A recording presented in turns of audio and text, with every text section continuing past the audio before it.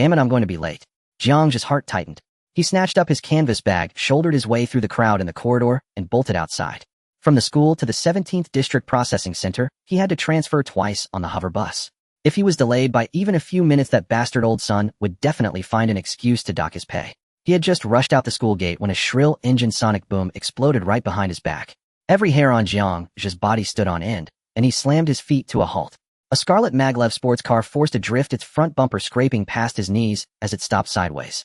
The blast of air kicked up dust from the ground and plastered it across Jiang Zhe's face. Squinting through the grit, he saw it was the same old trick again. The car window slid down. An arm wearing a limited edition mechanical wristwatch rested on the window frame. Chen Zixuan's face with its perpetually lifted chin leaned out. A class gene awakener, he was one of the two main school bullies at Chengnan High.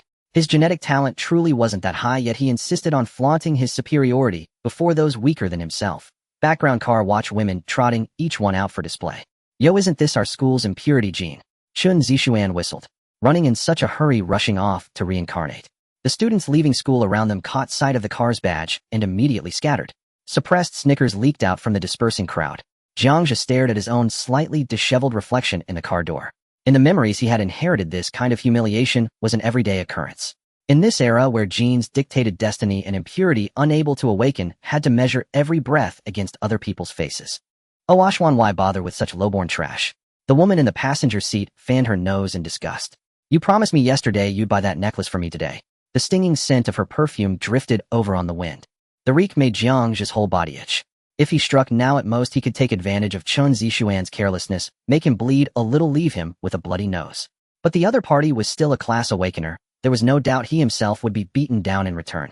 Let alone that with Chen Zixuan's personality he would definitely bite back, and the medical fees plus compensation would be so high that even 50 years of unpaid work at the processing center wouldn't be enough to fill the hole. Not worth it. Jiang Zhe lowered his eyelids and turned to leave. No need to rush off. Chen Zixuan chuckled softly, reaching back into the car's built-in cold box and pulling out a glass tube. A deep blue viscous liquid sloshed inside the tube. A primary gene inducer. Official price 8,000 star coins. Jiang Zhe's footsteps froze. This was something the original owner had dreamed of obtaining.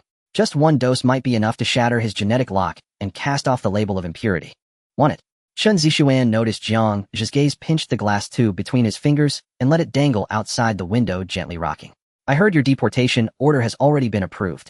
If you still can't awaken in a month, you'll be shipped off to a resource star to mine, won't you? He clicked his tongue. Tisk tisk, how pitiful. Jiang Zhe lowered his gaze, locking onto that sliver of blue. Instinctive desire made his throat go dry. But he knew Chen Zixuan would never truly give him the agent. After waiting a moment, and seeing that the person before him neither knelt nor begged, Chen Zixuan felt bored. His fingers relaxed one by one. Crack! The blue agent shattered at Jiang Zhe's feet. Shards of glass flew. The blue liquid mixed rapidly with grime on the ground, releasing a wisp of white smoke before turning into a puddle of worthless waste. Oops, slipped. Chen Zixuan feigned surprise, half his body leaning out the window, his eyes brimming with mockery. How about you lick it clean? Who knows, maybe a miracle will happen. Jiang Zhe kept his head lowered, staring at the bubbling filth at his feet. His hands hung at his sides, clenched into fists. His nails dug into his palms, threads of blood seeping out. It hurt, but that sharp pain barely managed to press down the murderous urge pounding in his skull. When you have no strength, anger is the most useless thing. All suffering springs from weakness. Jiang Zhe lifted his leg and stepped over the shattered debris on the ground. Leaving already? Chen Zixuan stared at Jiang Zhe's departing back. If you kneel and beg, maybe if I'm in a good mood, I'll reward you with another vial. The footsteps ahead remained steady, growing farther and farther away. The woman in the passenger seat leaned over, wrapping herself around Chen Zixuan's arm as she whined. Ashwan, don't bother with that lowborn anymore, let's go. Chen Zixuan flung her hand off and spat in the direction of that receding back. Trash. With a defective gene like yours, you're only fit to rot alongside those stinking alien corpses for the rest of your life. A violent blast of air overturned the trash can at the street corner as the sports car ignored the red light and shot off like a streak of light. Jiang Zhe paid it no mind. Striding forward, he glanced at the electronic clock flashing at the intersection. 1748. Damn, now I really won't make it. Jiang Zhe cursed under his breath, yanked his backpack strap tight, and sprinted toward the bus stop. An hour later, in the 17th District, 3rd Biological Processing Center, Jiang Zhe swiped his card with practiced ease and walked into the changing room. Biological Processing Technician Intern. It sounded decent. In truth, he was a corpse collector specializing in handling alien corpses shipped back from the front lines. High radiation, high contamination, and a constant risk of alien viral infection. No one was willing to do it. But the hourly wage of 30 star coins was still a high income envied by everyone in the slums, and more importantly, it was Jiang Zhe's only way to survive. Kid, you're here. Workshop supervisor Old Sun leaned against a cleaning robot and exhaled a ring of smoke. His single eye swept over. His gaze was unusually calm. Jiang Zhe's hand, which had been fastening the airtight valve on his suit, paused as he looked over warily. No insults. No mention of being late. Not even his trademark, Doc 50. Don't look at me like that. I'm in a good mood today. Old Sun flicked away his cigarette and crushed it underfoot. The military just sent over a big one. Cold storage 3, a kingworm. It must be fully dissected before midnight. Jiang Zhe frowned. A kingworm, 5th-tier unit of the insect swarm. A mobile fortress on the interstellar battlefield. The residual neurotoxins and parasitic spores in its corpse could kill an ordinary person in an instant. I'm not doing it, Jiang Zhe said, turning to grab his assignment sheet. Star coins were important, but his life was more so. Don't be hasty. Old Sun stepped sideways, blocking Jiang Zhe's path. Relax, those pampered brats in the military already did preliminary purification. It's dead as dead can be. Old Sun raised one finger. An extra 1,000 star coins. Cash on the spot. Jiang Zhe's hand reaching for the assignment sheet froze in midair. The official primary gene inducer was priced at a staggering 8,000 star coins. Even if he relied on this 35 star coin hourly wage working without food or rest until next month's mandatory deportation date, he still couldn't scrape enough together. But with this extra 1,000 and his savings, he might be able to gamble on a defective dose on the black market. Spend a lifetime as a miner waiting to die on a resource planet, or risk everything for one shot. Jiang Zhe turned his head and locked his gaze onto Old Sun's flickering electronic eye. A few seconds later, he stepped around. Old Sun yanked open the locker and grabbed the heavy cutting saw. I'll do. Cold storage 3. The heavy metal door slid open with a screech. White frosty mist laden with the stench of corpse billowed out. In the center of the cold room, a monster the size of a small hill lay motionless. Over 20 meters long, its black-violet carapace was riddled with shell craters and charred marks from energy blasts. Even dead as it was, the oppressive aura of a high-tier alien still made the monitors inside his protective suit beep incessantly. The cutting saw whirred to life. Jiang Zhe pressed the blade into the kingworm's relatively soft abdomen. The carapace split open with a crack. Dark green bodily fluids sprayed out, sizzling as they splattered onto his protective suit. He cut, separated, and used a liquid nitrogen gun to seal off the poison glands. The original owner had worked this job for a year. His muscle memory was far more reliable than a mind that had only been in this body for 3 days. Time trickled by. The temperature in the cold room sank to -30, yet inside Jiang Zhe's suit his body was soaked in sweat. 2 hours later, the massive abdominal incision was fully opened. Carrying the cutting saw dripping with slime, Jiang Zhe slipped through the wound into the kingworm's chest cavity. Inside was a vast, slick cavity. Strange organs hung all around, still contracting faintly as they exuded a nauseating heat. The beam of his searchlight cleaved through the darkness. Jiang Zhe stepped on the yielding, spongy flesh walls, carefully sidestepping a dissolving sac that was secreting strong acid, heading straight for the deepest part of the chest cavity. Within a coral reef-like cluster of neural tissue, a spherical mass 2 meters in diameter hovered, emitting a faint blue glow. The core brainstem, the most valuable part. As long as he cut it out, that extra 1,000 star coins would be his. Looks like it really has been inactivated. Jiang Zhe eyed the dim light and allowed himself a small breath of relief. That old fox Old Sun hadn't lied this time. He raised the cutting saw with both hands and edged it toward the neural bundle. At the instant before it touched, the once lifeless neural hub suddenly erupted with a bolt of electricity. Jiang Zhe's eyelids twitched violently. His brain screamed warnings, adrenaline surging. Retreat. Retreat now? But his body lagged behind his reaction. From that supposedly dead brainstem, a pitch-black shadow sprang forth. Silent. Soundless. A soft tearing noise. His protective suit was ripped apart as if it were paper. A black bone spur, a meter long, pierced straight through Jiang Zhe's chest. A chunk of his chest cavity vanished. There was no pain. An extreme, icy cold flooded his blood vessels along the spur. The cutting saw slipped from his hands and clanged to the ground. Jiang Zhe's knees buckled, and he collapsed onto the flesh wall. His vision started to blur, the world before him fading into shades of gray and white. Blood froth surged up his throat. Jiang Zhe opened his mouth, but not a single sound came out. 3 days after crossing over, his trial run had reached its end. What a pathetic way to die. His consciousness plummeted, darkness devouring everything. At the bottom of that endless darkness, something suddenly flared. Thump. The heart that had already been shattered gave a sudden beat. Hunger. Starving. A hunger rooted in the very depths of his genes swallowed all of Jiang Zhe's awareness in an instant. The flesh around the hole in his chest suddenly came alive. Countless fleshy tendrils began to wriggle and climb. That lethal neural spur was devoured inch by inch by his own flesh and blood. The gray in his pupils was gradually replaced by blood red. Energy. He needed more life mass. The vast nest of kingworm flesh around him suddenly exuded a scent impossible to resist. Driven purely by instinct, Jiang Zhe tore off the obstructing helmet, pressed himself against the kingworm's faintly pulsating tissue, opened his mouth, and bared his teeth. He bit down. No one knew how much time had passed before Jiang Zhe's consciousness rose up from a sea of chaos. The first sense to return was hearing. From afar came the faint gurgle of liquid coursing through pipes, and the pounding of his heart, like a war drum thump-thump. Every sound etched itself into his ears with exquisite clarity. Then his sight returned. His vision was no longer blurred, the entire world had become terrifyingly sharp. Within the beam of a searchlight, every mote of dust suspended in the air drifted past his eyes in slow motion, each tiny bump and hollow on their surfaces rendered crystal clear. I didn't die. Jiang Zhe lowered his head to look at his chest. On the thick protective suit yawned a vicious hole, the edges still bearing traces of corrosion. Beneath the hole, his skin was completely intact, not even a trace of a scar left behind. More than that, that patch of skin had become unnaturally resilient, a faint sheen glimmering upon it under the light. He tried clenching his fist. With a sharp crack, the air was instantly compressed, producing a crisp, explosive pop. An illusion that he could effortlessly crush steel surged up in Jiang Zhe's mind. Jiang Zhe shifted his gaze to the corpse of the war bug beneath him. Within its massive chest cavity, the once slick, pulsing tissues were shriveling away in great swathes. The gruesome scene instantly jolted awake the memories of his loss of control. Ripping off his helmet, frenzied gnawing. That hunger born from the depths of his genes, and the warm currents surging into his body as he devoured flesh and blood. Jiang Zhe's stomach churned. He gagged dryly once, then forced it down with sheer will. He had no time to be disgusted, and even less right to be afraid. Staying alive was what mattered most. Besides, he had clearly become different.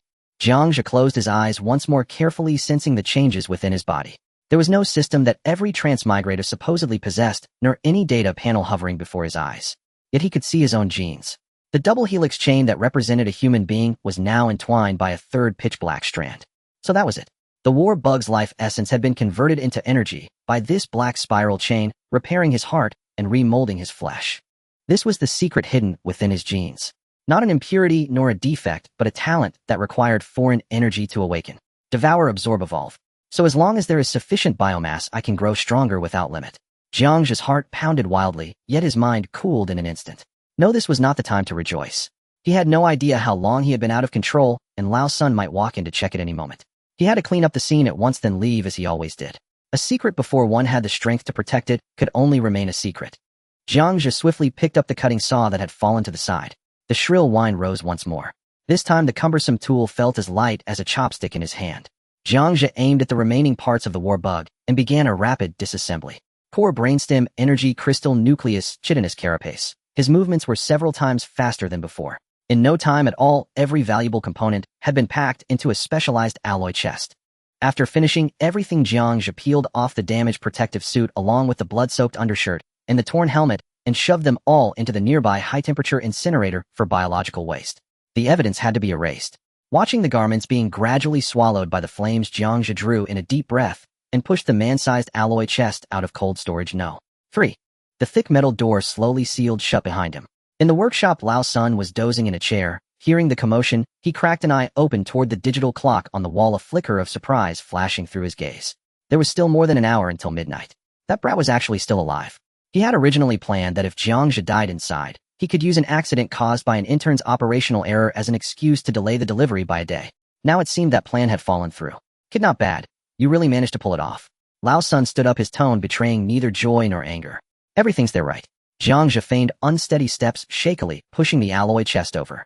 Lao Sun opened it, swept a detector over the contents, and nodded in satisfaction. Not bad. The core brainstem is still highly active. The military bigwigs will be pleased this time. Only then did his gaze leave the chest and fall upon Jiang Zhe's bare upper body, his brows knitting together. Where's your protective suit? Jiang Zhe's face was paper white, the terror of a narrow escape written all over it. Supervisor Sun, that war bug's neural spine still reacted.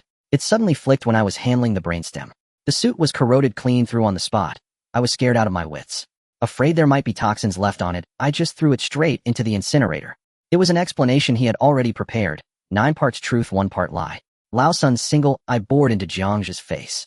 An ordinary person with a corroded protective suit, still walking out alive. Having scrabbled at the bottom all his life, Lao Sun understood one principle: well, benefits that did not belong to you were death warrants the moment you touched them. If anyone dug deeper and some military scandal was implicated, it would do him no good.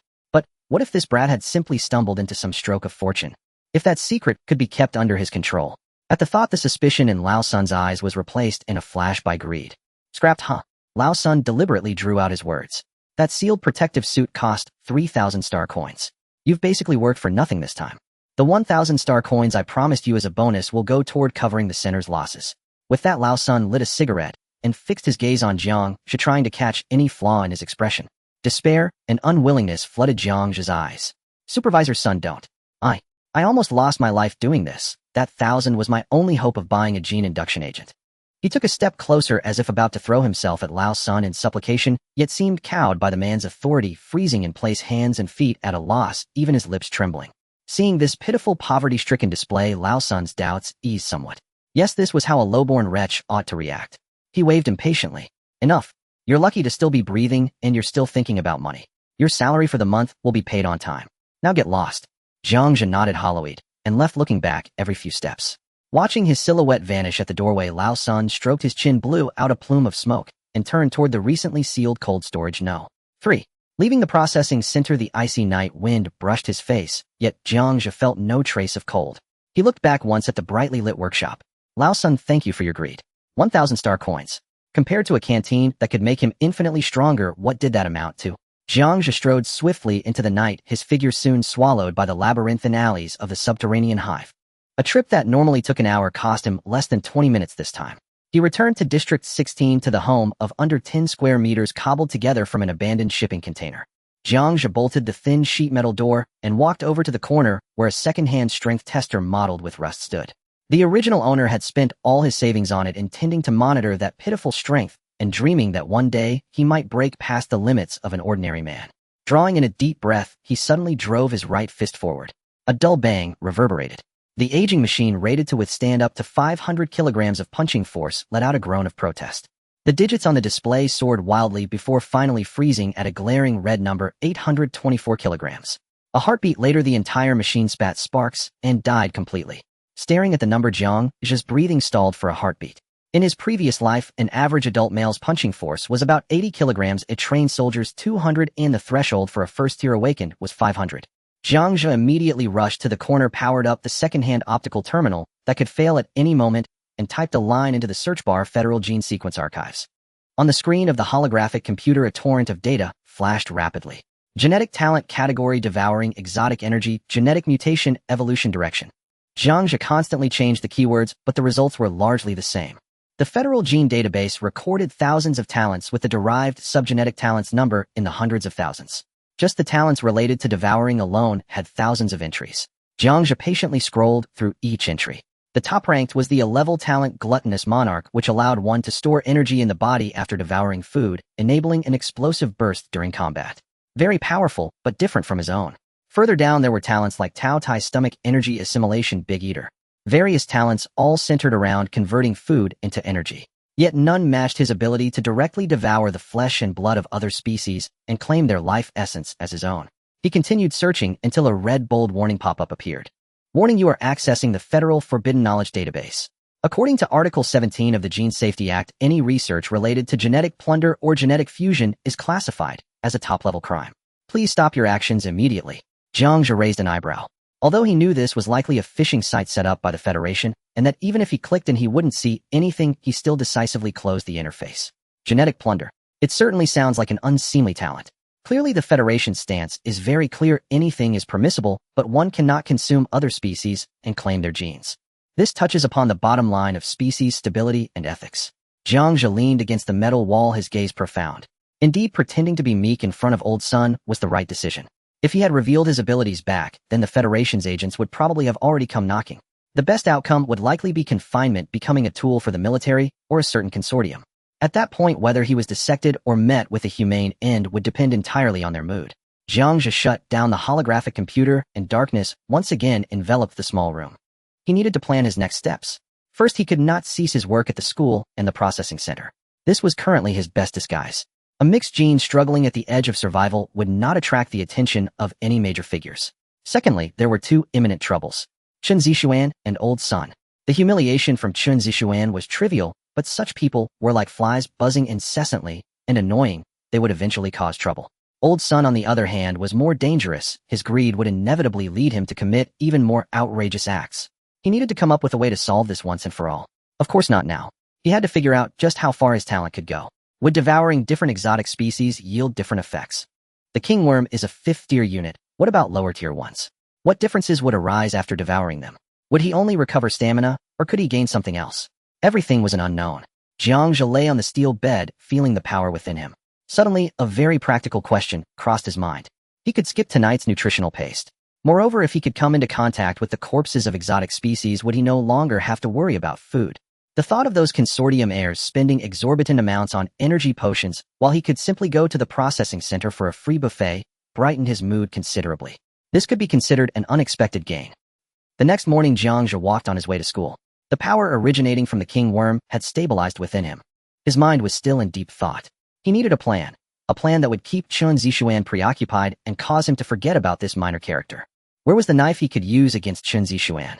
A name jumped out from the depths of the original owner's memory.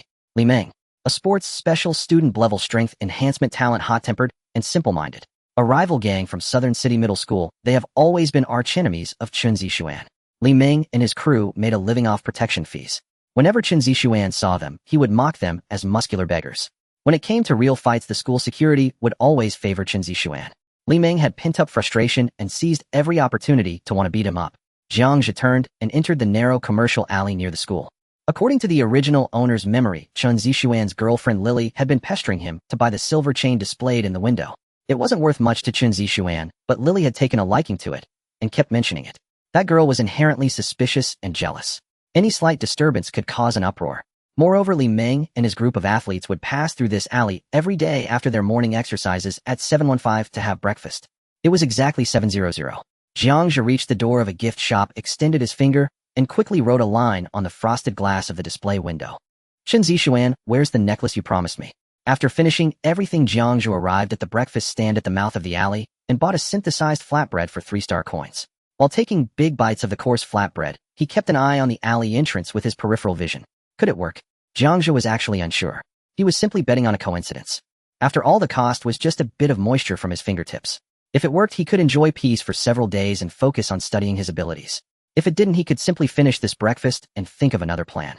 The weak have no right to choose the battlefield. All they can utilize are these uncertain coincidences. A few minutes later, the roar of engines grew louder. That flashy crimson sports car was deliberately driving slowly to show off. Inside the car, Lily was cuddling Chen Zixuan's arm, acting coy. "Ah, Xin, I really want that necklace in the window. You should buy it for me." Chen Zixuan glanced at the window and scoffed. "That piece of junk is obviously a fake. It can only fool someone like you who hasn't seen the world."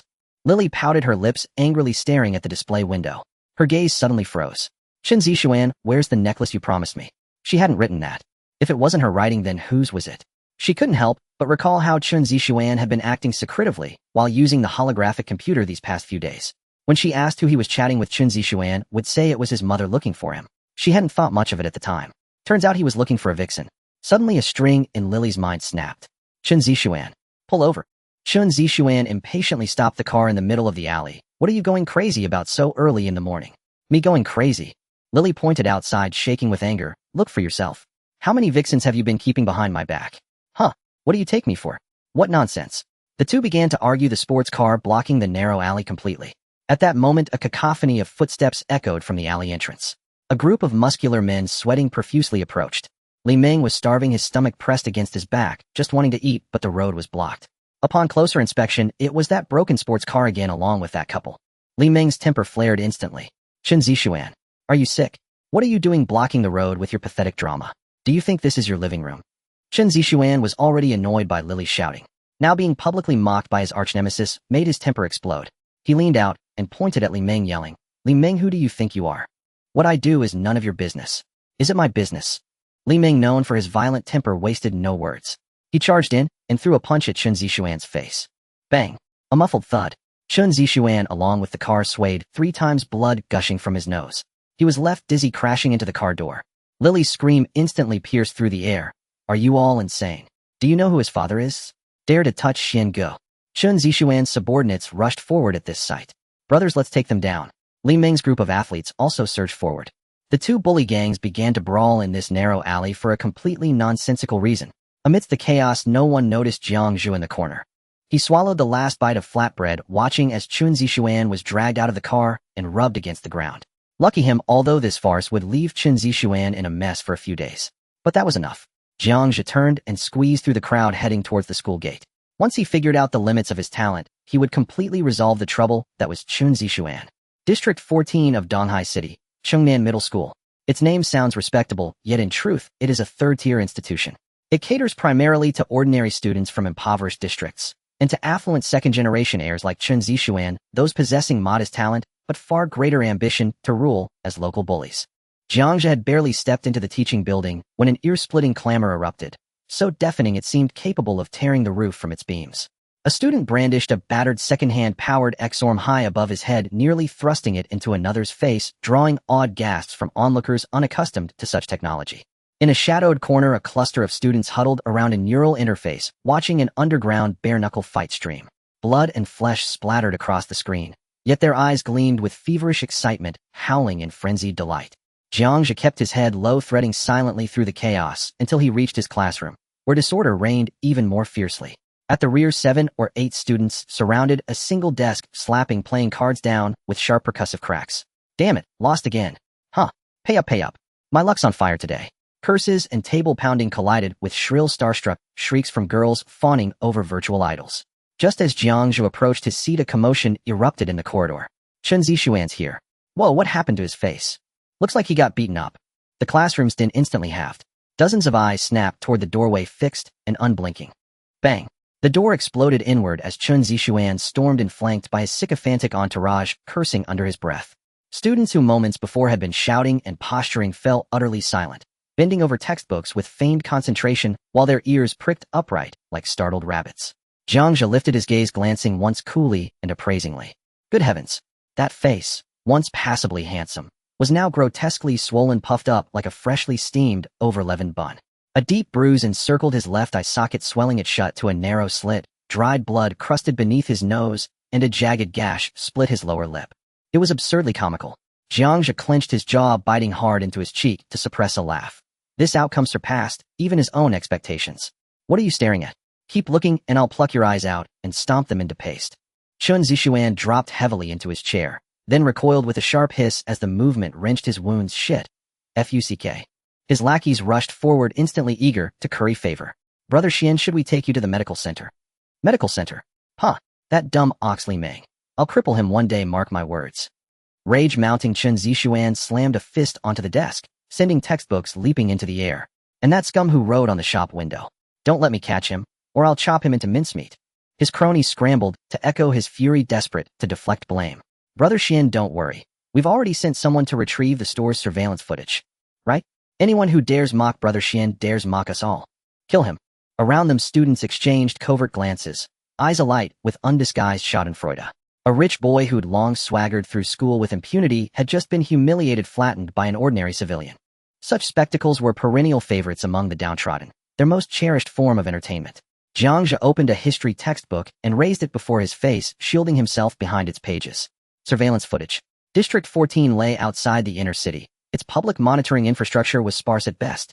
As for that gift shop, its owner had deliberately chosen a street corner location with 2 broad display windows maximizing visibility.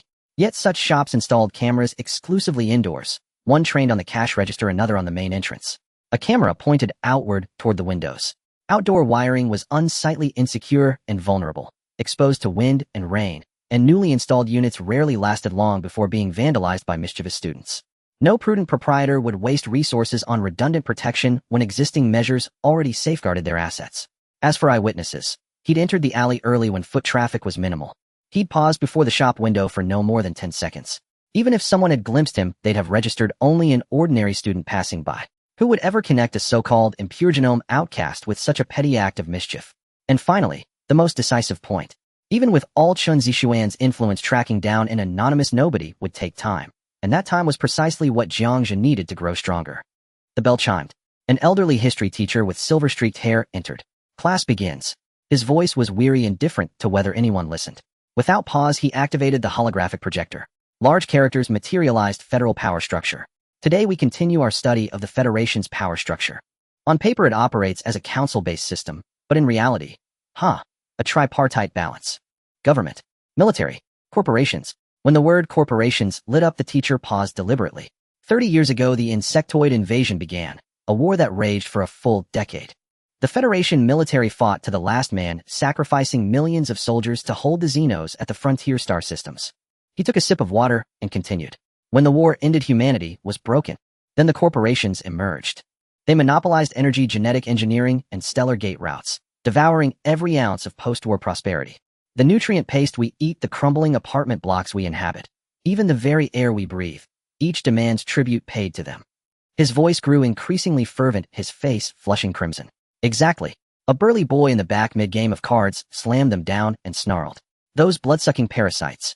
I spent my father's 6 months' wages yesterday buying gene optimization serum on the black market, and it did absolutely nothing. Pure diluted junk. Exactly. Those corporate bastards. My brother died mining on a resource asteroid, slaving away day after day, and couldn't even keep himself alive. At these words, Chen Zixuan, his face still bruised and swollen, flinched imperceptibly, then sneered with disdain. If you're too incompetent to afford legitimate treatments, whose fault is that? A pack of whining trash, deserving nothing more than to rot in the dirt forever. The card-slamming boy's fists clenched until tendons stood out like cables of veins bulged along his neck as he locked furious, unblinking eyes onto Chen Zixuan. Yet he dared not move. Everyone knew Chen Zixuan belonged to Kunlun Industrial Group. In this world, crossing a corporation was tantamount to suicide. Jiang Zhe watched the scene unfold, cold, detached, unmoved. What good was rage? The fury of the weak served only to irritate the powerful, nothing more. To escape this suffocating reality demanded absolute, unassailable strength. The elderly teacher surveyed his impassioned students, sorrow flickering deep in his eyes. He waved a hand wearily. Finished venting. Then let's resume class. Chaos swiftly returned. Most had merely sought catharsis. Within minutes, they resumed debating where to drink that night or how to earn credits in virtual arena matches. Afternoon dismissal. Jiang Zhe had just stepped out of the teaching building when a stir erupted near the school gate. Li Meng's here again. Is this round 2? Now this is worth watching. Jiang Zhe drifted casually toward the crowd. Li Meng stood at the gate backed by over 20 athletic students. The same burly boy who'd been branded trash in class stood among them, emboldened now by numbers, and pointed straight at Chen Zixuan as he emerged. Chen Zixuan. Say it again. Who's the trash? Chen Zixuan's face turned ashen. Already seething from the morning's humiliation, this public challenge ignited his fury like kindling to flame. I'm talking about you. Got a problem with that? With his puffed, bruised eyes, he sneered, your brother died on that asteroid because his life was cheap. You, genetically defective garbage, your whole family's filth. I'll kill you. The boy roared, eyes bloodshot, lunging forward like a berserker. Li Meng seized his shoulder, gripping hard, and fixed Chen Zixuan with a glacial stare. Chen Zixuan, watch your tongue. If you've got guts, come at me. Li Meng, you asked for this. Memories of this morning's beating surged forth. Chen Zixuan bellowed and gestured violently for his underlings to attack. Just as the two factions tensed for violence, several campus security officers in black uniforms charged in batons drawn. Their captain barked at Li Meng. Li Meng, again, you want another major disciplinary record and confinement. Disperse now. Li Meng tried to protest, only to be shoved hard backward by the captain. No excuses. Don't cause trouble here. Do you hear me? Li Meng staggered, knuckles white with suppressed rage. Having shoved Li Meng aside, the captain pivoted smoothly toward Chen Zixuan, his expression transforming instantly into obsequious deference. Young Master Chen, please don't lower yourself to their level. I'll have them cleared away immediately. Wouldn't want such filth to stain your vision. This blatant, unapologetic bias chilled every ordinary student in the crowd to the bone. Li Meng's fists clenched tighter still. Yet he held his ground. He was merely a commoner. Should he receive another major infraction, his status as a sports specialty student could be revoked at any moment. That scholarship was his sole lifeline, the only chance he had to transcend his fate. We're leaving. Li Meng shot Chen Zixuan one final venomous glare before turning and marching away with his group. The burly boy brought up the rear, pausing to cast one last look back at Chen Zixuan, his gaze burning with raw, undiluted hatred. Beyond the periphery of the crowd, Jiang Zhe observed it all, silent and calculating. Excellent. The seeds of hatred had taken root, and under the nourishment of injustice they had already sprouted and taken hold. The enmity between Li Meng and Chen Zixuan was now irrevocable. For the foreseeable future, Chen Zixuan's full attention would be consumed by his open conflict with Li Meng. As the architect of this rift, Jiang Zhe could now step cleanly off the board, unseen, uninvolved, unthreatened. Jiang Zhe turned and melted into the tide of departing students. Now it was time to go to the cafeteria. As Jiang Zhe stepped into the processing center, once more the familiar scent enveloped him, evoking a sense of return. Before he could even change into his work uniform, Lao Sun emerged from the manager's office. "Hey Xiao Jiang, you're here," he greeted. Jiang Zhe's heart sank. What was to come had finally arrived.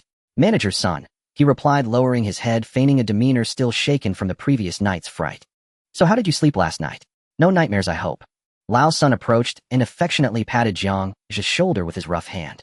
Jiang Zhe's gaze faltered, unable to meet Lao Sun's eyes. "It was all right. Just that whenever I close my eyes I think of that thing. It's fine, it's all in the past now. Surviving a great disaster surely brings blessings." Lao Sun offered a word of comfort, then abruptly changed the subject. "By the way, Xiao Jiang, I need to tell you something. This morning the technicians at the center conducted a routine check on the equipment and discovered an issue with the energy readings of incinerator No. 3 from last night." As Lao Sun spoke, he scrutinized Jiang Zhe's face, not missing any subtle shifts in expression. "Energy readings? What do you mean?" Jiang Zhe raised his head in confusion, his face reflecting youthful innocence and misunderstanding. "Xiao Jiang, the energy converted by the incinerator is less than half of what was expected. Where did that significant chunk of energy go? Think carefully. During the processing of the king worm last night, did you notice anything particularly unusual?"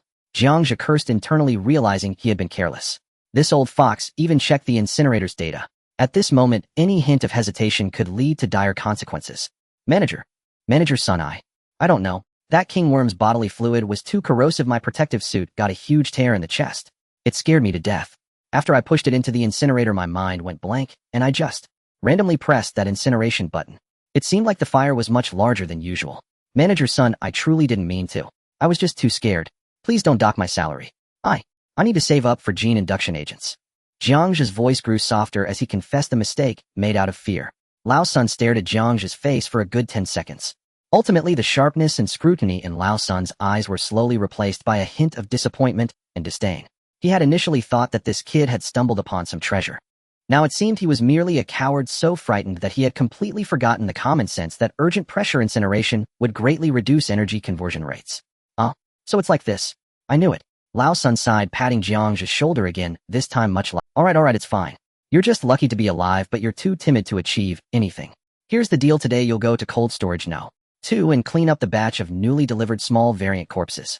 There aren't many people there, so you can have some peace and calm your nerves." Lao Sun waved his hand impatiently and turned back to his office. The moment the office door closed, the fear and anxiety in Jiang Zhe's lowered gaze instantly faded. Lao Sun probably wasn't giving up yet. Cold storage No. 2, not many people. Some peace. He likely wanted to observe him once more. Cold storage No. 2 was specifically for storing low-level variants of little value. Rows of variously shaped corpses hung from iron hooks on sliding tracks, crowded together like livestock in a slaughterhouse. There was a blade mantis that resembled a mantis, its forelimbs shaped like bone sides. There were burst worms covered in pus capable of spraying corrosive acid.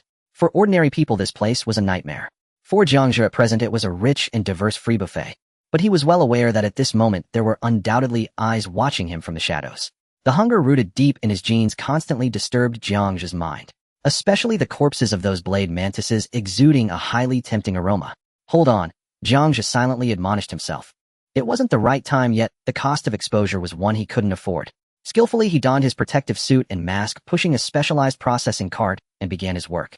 The first task was to dissect these corpses and classify the tissues of different materials.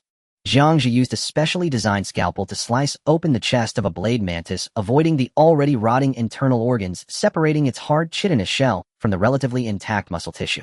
With each cut, the fascia separated, and there was not a single unnecessary motion. As he processed the fourth corpse, a jet worm with a damaged abdomen, he checked its venom sac for any residue, as per procedure.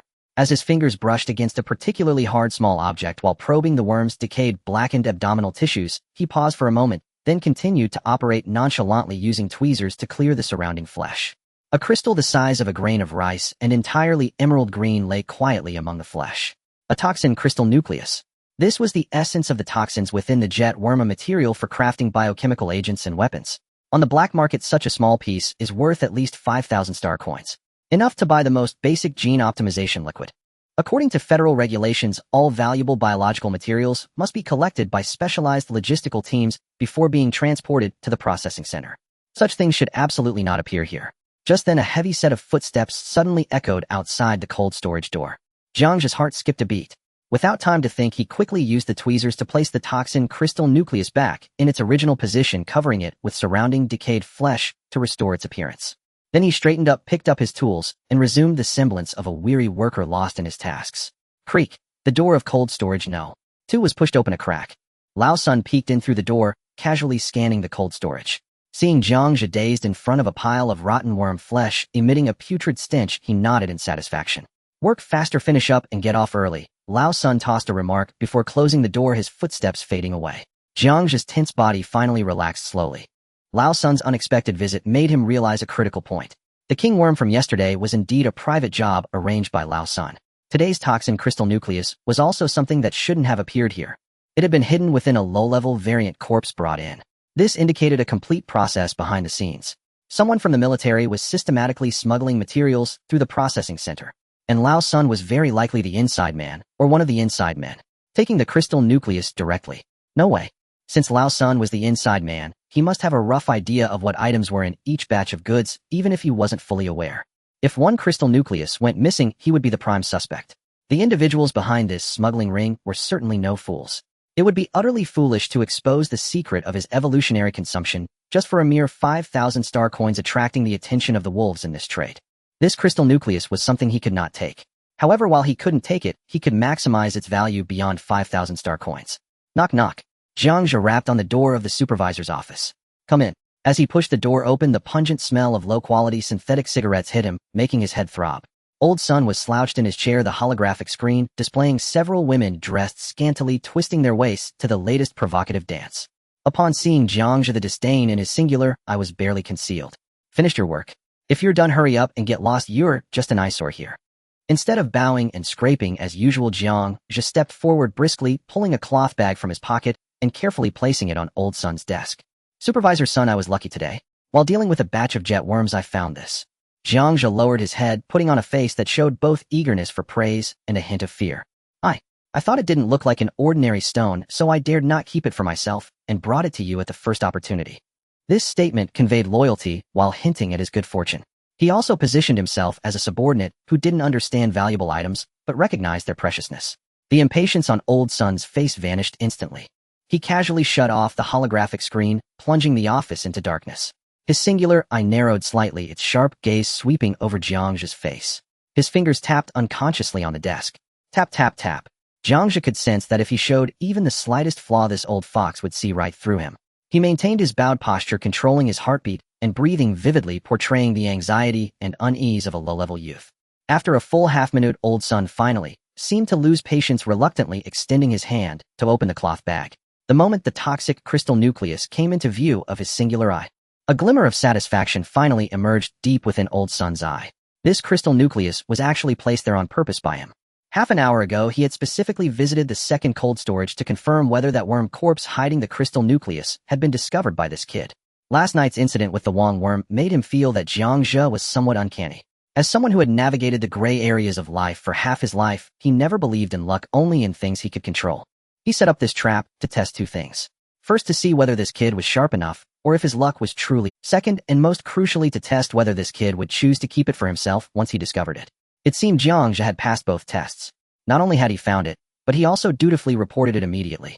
This indicated that while the kid had a bit of luck fundamentally, he was still a manageable, rule-abiding fool. Such people are the easiest to use and most suitable for taking the blame. Cough, cough.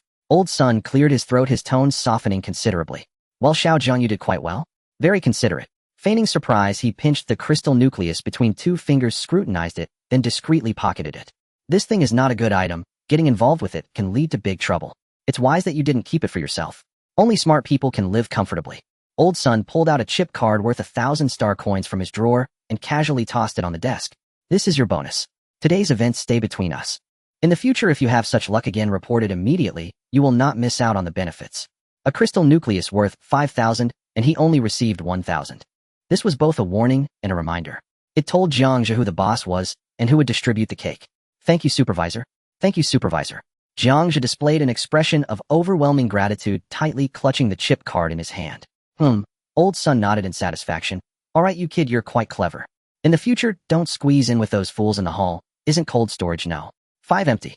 It will be yours from now on. Some hard bones will have someone send directly there. It's quiet there, and no one will disturb you. By the way, the surveillance lines in cold storage know. 5 are aging, pay attention these days. Old Sun's mind was racing with calculations. Let Jiang Zhe, this unknowledgeable blessing, handle those unsightly goods while he sits back and collects the money. As for giving Jiang Zhe a little sweetener, that was called an early investment. Thank you, supervisor. I will definitely work hard. I will not let you down. Go on. Old Sun waved his hand impatiently and reopened the holographic screen. Jiang Zhe nodded and bowed as he exited the office. It was not until the office door closed that the flattery on his face gradually faded. He had guessed correctly. Old Sun was indeed involved in smuggling. Even Old Sun's suddenly amiable reaction made Jiang Zhe suspect. This crystal nucleus must have been placed there by Old Sun, otherwise he wouldn't have passed so easily. And he had passed the test successfully, entering Old Sun's line of sight, becoming a part of this smuggling chain.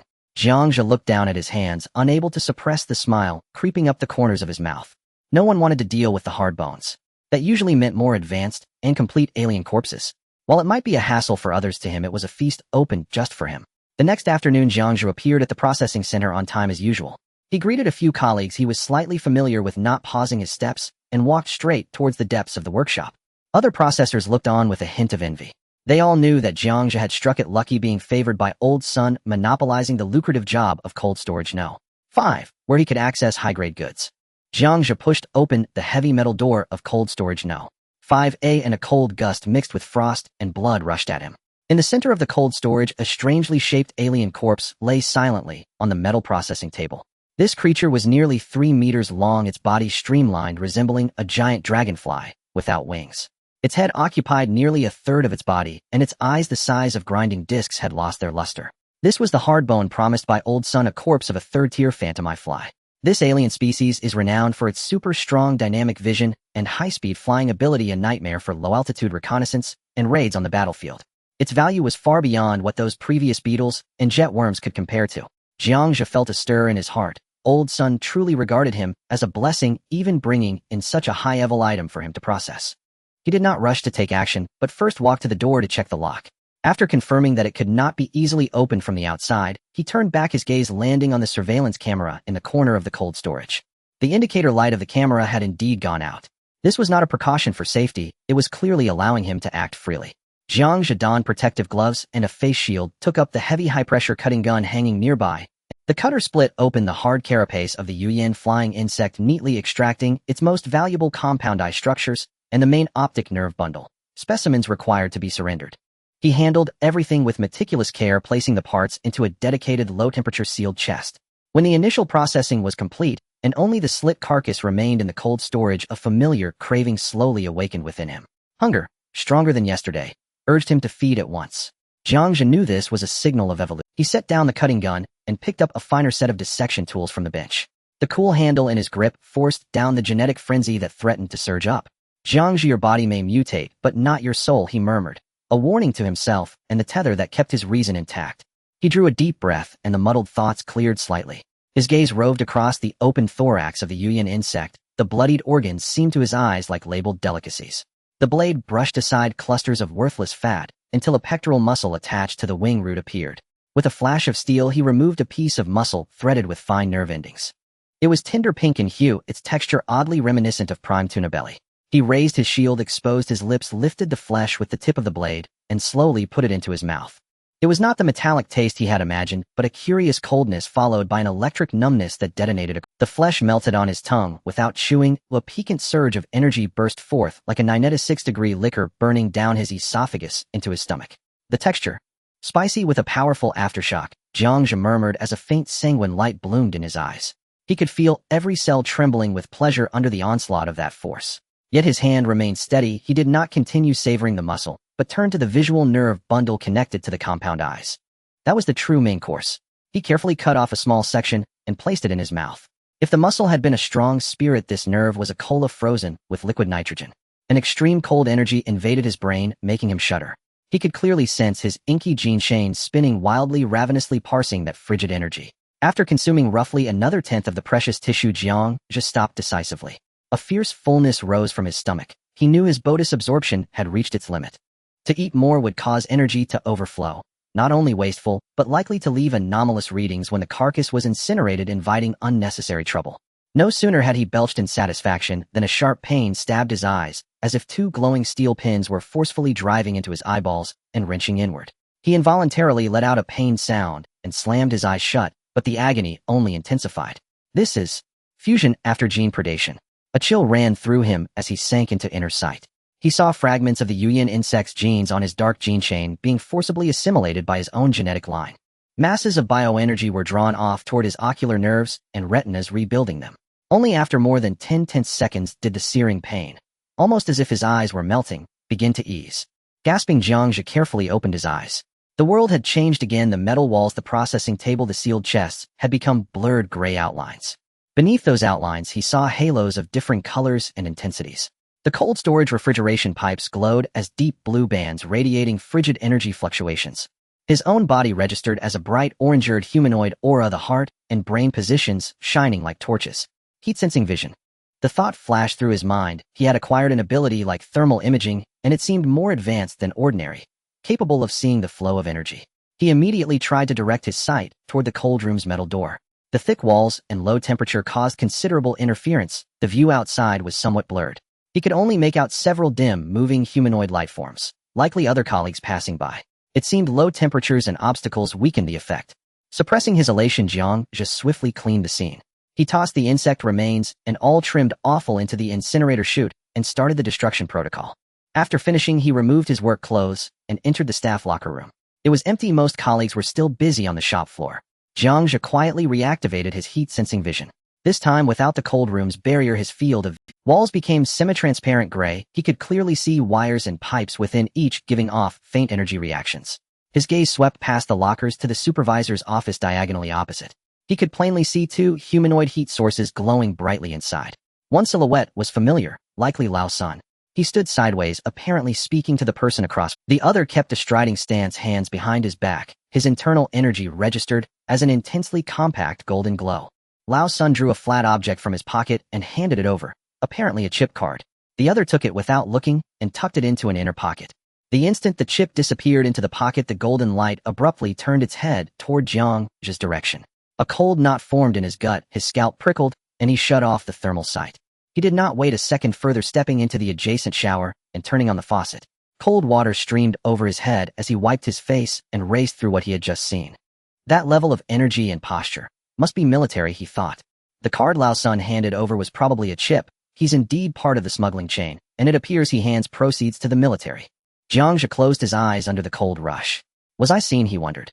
He couldn't be sure. Height-year awakened individuals possess razor-sharp perception. Perhaps the other had merely sensed a nearby presence and become instinctively alert. Or perhaps the other had discovered him. Jiang Zhe quickly cleaned up and changed into fresh clothes. Whether detected or not, he decided to behave as if he had not been. When he left the locker room, he almost bumped into Lao Sun emerging from the office. Xiao Zhang, finished your shift? Lao Sun asked, cigarette between his lips and eyes narrowed. Yes, supervisor. I've finished everything in Bay 5. My efficiency was decent, right? Jiang Zhe offered an eager, slightly awkward look, waiting for praise. Not bad, faster than I expected. Lao Sun nodded with satisfaction and blew out a smoke ring. Seems you've got a talent for this, kid. Keep it at I want short you, he added after a pause. I'll see about getting you a big piece of kit when I can. Thank you, supervisor. He'll treasure the chance. Jiang Zhe breathed, inwardly secretly relieved he had not been found. He continued to feign overwhelming gratitude, thanking Lao Sun repeatedly. Lao Sun waved him off, signaling he could clock out. All right, then, supervisor. Jiang Zhe replied, and left with a slightly lighter step. Watching Jiang Zhe's retreating back, Lao Sun curled his lip. You brat, work hard. My pension depends on you. In the following 3 days, Jiang Zhe's life seemed to return to a semblance of calm. Every day, Old Sun would deliver 1 or 2 low-value alien remains under the guise of clearing inventory. This, however, became Jiang Zhe's most stable and secure source of food. By the 3rd day, after devouring the blood and flesh essence of a clawed earth insect, once more a wave of heat surged from beneath his skin. He instinctively raised his arm, only to see patches of diamond-shaped carapace emerging on the surface of his forearm, shimmering with a dark luster. They were tightly interlocked, forming a small shield on his arm. Jiang Zhe extended his other hand and struck it forcefully. Knock, knock, knock. The crisp sound echoed in the cold storage. The hardness was astonishing, far surpassing that of human bones. He tried to dig into the gaps of those carapaces with his nails, but they remained unmoved. Then, with a thought, those diamond-shaped carapaces seemed to come alive, slowly sinking back into his skin, vanishing without a trace. His skin surface returned to smoothness, leaving not a single mark behind. Jiang Zhe stared at his arm, his heartbeat involuntarily quickening. The rapid regeneration obtained from devouring the king worms, genes, the thermal vision gained from consuming the phantom eye fly, and now the exoskeletal keratin from the earth insect. This infinite devouring talent brought him immense surprises each time. And a greater surprise came from as the third genetic spiral chain within him became increasingly solid, his thermal vision range had officially exceeded 10 meters. Within 10 meters, walls made of bricks and concrete appeared almost transparent like glass. He could even gauge emotional fluctuations in others by observing subtle changes in their body heat. For instance, when someone was nervous, their heartbeat accelerated and their surface temperature slightly increased. Moreover, when someone lied, their brain had to process complex information and suppress true thoughts. This would lead to an increase in blood flow to the nasal cavity, causing a slight rise in temperature around the nose. This was practically a human lie detection and X-ray device. With this powerful tool, Jiang Zhe's observation plan became far more adept. He was no longer satisfied with merely seeing whom Old Sun was trading with. He began to consciously eavesdrop. He hid in a storage room 10 meters from the supervisor's lounge, then activated his thermal vision, focusing on the two pulsing human heat sources. Though he couldn't hear their voices, he could see their lip movements. He mentally noted down the completely unintelligible terms like beacon water rat purification rate and black nest. In 3 days, he used this method to observe 3 secret transactions consecutively. Once it was that tall, he seemed to be there to provide supplies. Jiang Zhe only caught a glimpse of that blinding golden heat source before immediately shutting off his thermal vision. That near-discovery experience made Jiang Zhe wary of any probing thoughts. The second time, a middle-aged man dressed in a Kunlun Industries suit arrived, seemingly Old Sun's superior. Old Sun maintained a very low posture in front of him, always bending slightly. Kunlun Industries is involved too. Jiang Zhe's heart sank. Chen Zixuan's background was Kunlun Industries. Old Sun was connected to the military on one end and colluding with the consortium on the other. The third time, the trading party was even more mysterious. It was a figure entirely shrouded in a cloak. Even his thermal vision couldn't penetrate his shape, revealing only a vague human outline. This indicated that the other party was wearing clothing made of some heat-insulating or anti-detection material. They were trading a crystal core with an extremely high energy reaction intensity. Jiang Zhe's mind raced, piecing together fragments. The military provided raw materials, which were the modified alien corpses brought back from the front lines. Old Sun was responsible for processing and screening, separating out the valuable parts. A portion of the high-value materials flowed to Kunlun Industries for their secret projects. Another part was handed over to that mysterious third party in exchange for cash and other resources. And Old Sun was a crucial link in this black industrial chain.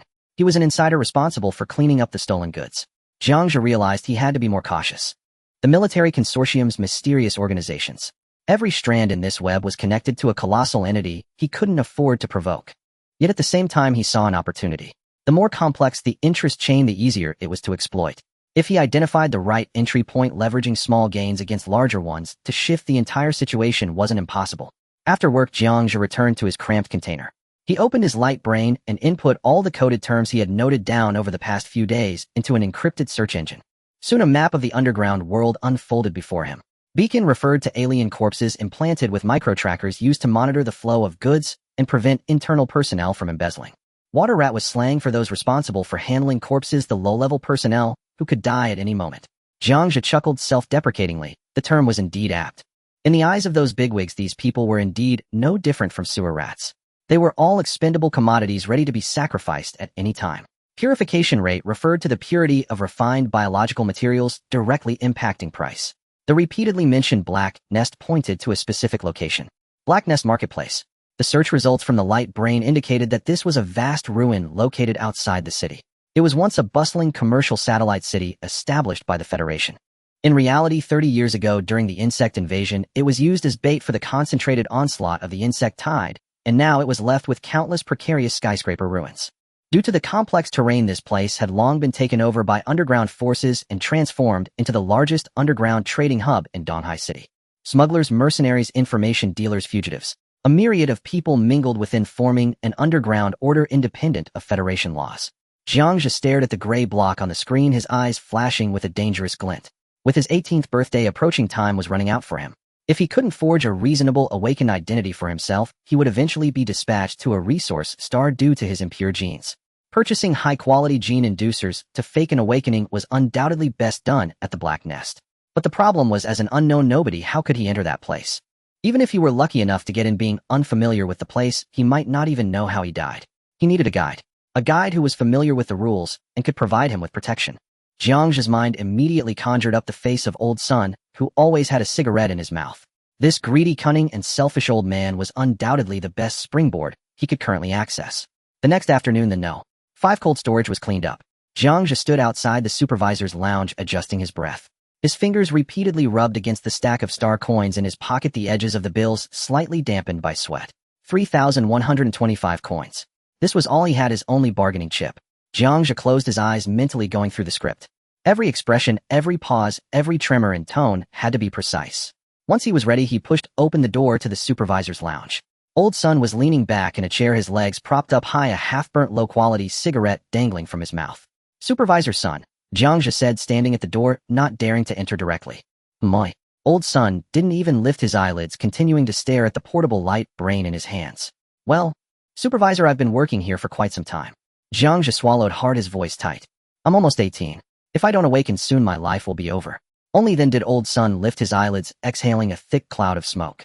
His single eye narrowed into a slit, scrutinizing Jiang Zhe from head to toe. "So, the light brain was casually tossed on the table as Old Sun leaned back, the chair creaking. "You want me to raise your salary? Or do you want me to write you a recommendation letter?" No, that's not it." Jiang Zhe hurriedly waved his hands, pulling out the stack of warm star coins. He stepped forward to the table, holding the money with both hands respectfully, placing it in front of Old Sun. "Supervisor, this is all my savings. 2,125 coins which I've saved over the past few months. And the 1,000 coins you rewarded me last time, I didn't spend a single one. In total, that's 3,125 coins." Jiang Zhe pushed the money forward, his fingertips brushing the table before retracting, as if shocked. Old Sun glanced down at the pile of money. The bills were wrinkled and still carried a faint scent of sweat. He did not reach out to touch it. I want to buy a better gene induction agent and take a gamble." Jiang Zhe's voice dropped even lower, his head bowed, not daring to meet Old Sun's gaze. "But the official channels are too expensive. The cheapest starts at 5,000, and those low-end products are useless for my impure genes. I've heard there are some special channels that can get better results, and the prices are more reasonable. Could you show a little mercy and point me in the right direction? I really don't want to go to the mining planet, Supervisor. I don't want my life to end like this." With the last word falling, Jiang Zhe's shoulders slumped, his head lowered even more, his hands tightly gripping the hem of his clothes.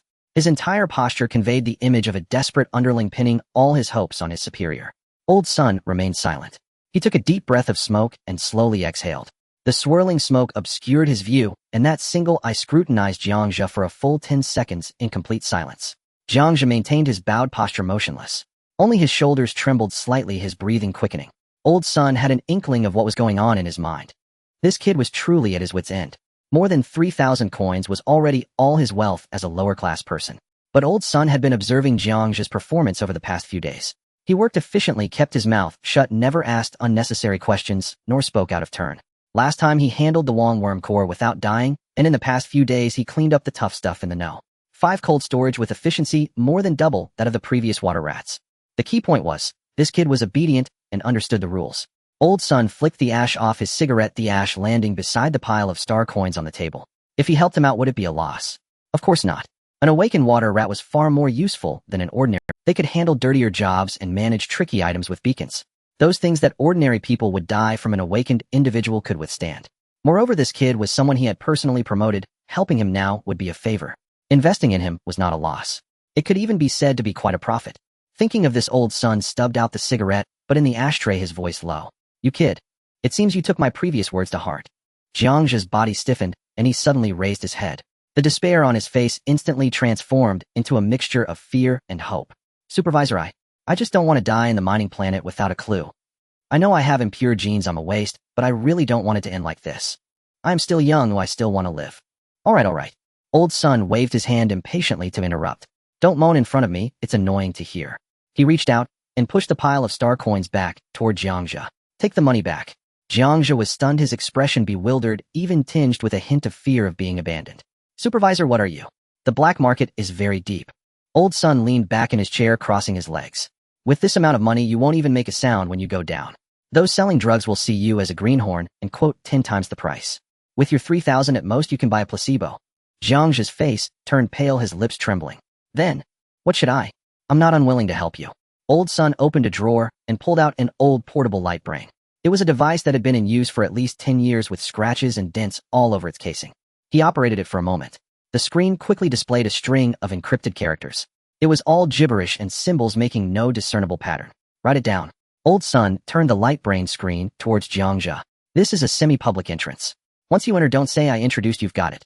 Jiang Zhe nodded, quickly, his eyes fixed on the string of characters on the screen. His brain raced, imprinting each symbol into his memory. Remembered. Remembered. Look at it again. Old Sun didn't retract the light brain, but continued to hold it up. Jiang Zhe stared at it again, confirming the sequence of each symbol. Got it. Only then did Old Sun retract the light brain and lock it back in the drawer. Just take a look at what's inside, don't ask too many questions. Find someone selling drugs, negotiate a good price, and get the items and leave. If you get into trouble, no one can save you. Jiang Zhe's face turned even paler, his neck retracting as he repeatedly bowed. I understand. I understand. He bowed continuously, nearly bending at a 90-degree angle. Thank you, Supervisor. Thank you, Supervisor. I truly appreciate it. I will definitely be careful and won't cause you any trouble. As he spoke, Jiang Zhe hurriedly grabbed the star coins on the table and stuffed them back into his pocket. His movements hurried, fearing Old Sun might change his mind. All right, get lost. Old Sun waved his hand. Come to work as usual tomorrow, don't delay your tasks. I won't. Jiang Zhe retreated out, bowing deeply at the door. Supervisor, I will never forget your great kindness for the rest. After saying that, he turned around and quickly left. The sound of his footsteps gradually faded in the corridor. Old Sun leaned back in his chair again, pulling out a new cigarette from his pocket and lighting it.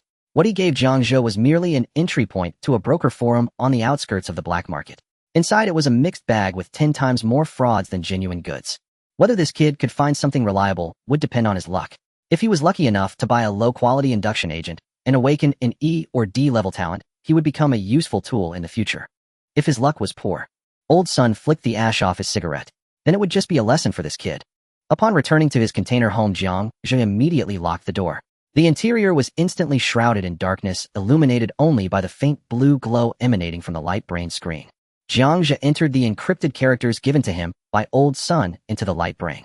After a few seconds, a crack appeared in the center of the data stream, revealing a simple input box. Jiang Zhe paused for a moment with his fingertips hovering over the virtual keyboard. He needed a code name, one that could represent him without exposing any real information. He thought of the insatiable desire hidden deep within his genes. A word naturally surfaced in his mind. He typed in this ID and clicked confirm. A user interface reminiscent of an old-fashioned online forum from ancient blue star appeared before him. The entire interface was set against a deep black background with various posts and information arranged in a chaotic and disorderly manner. Jiang Zhe did not rush to post his needs, but instead opened each post to browse through their contents. Wanted military-grade raging gene adjustment fluid, 3 vials, price negotiable, traceable batch number required.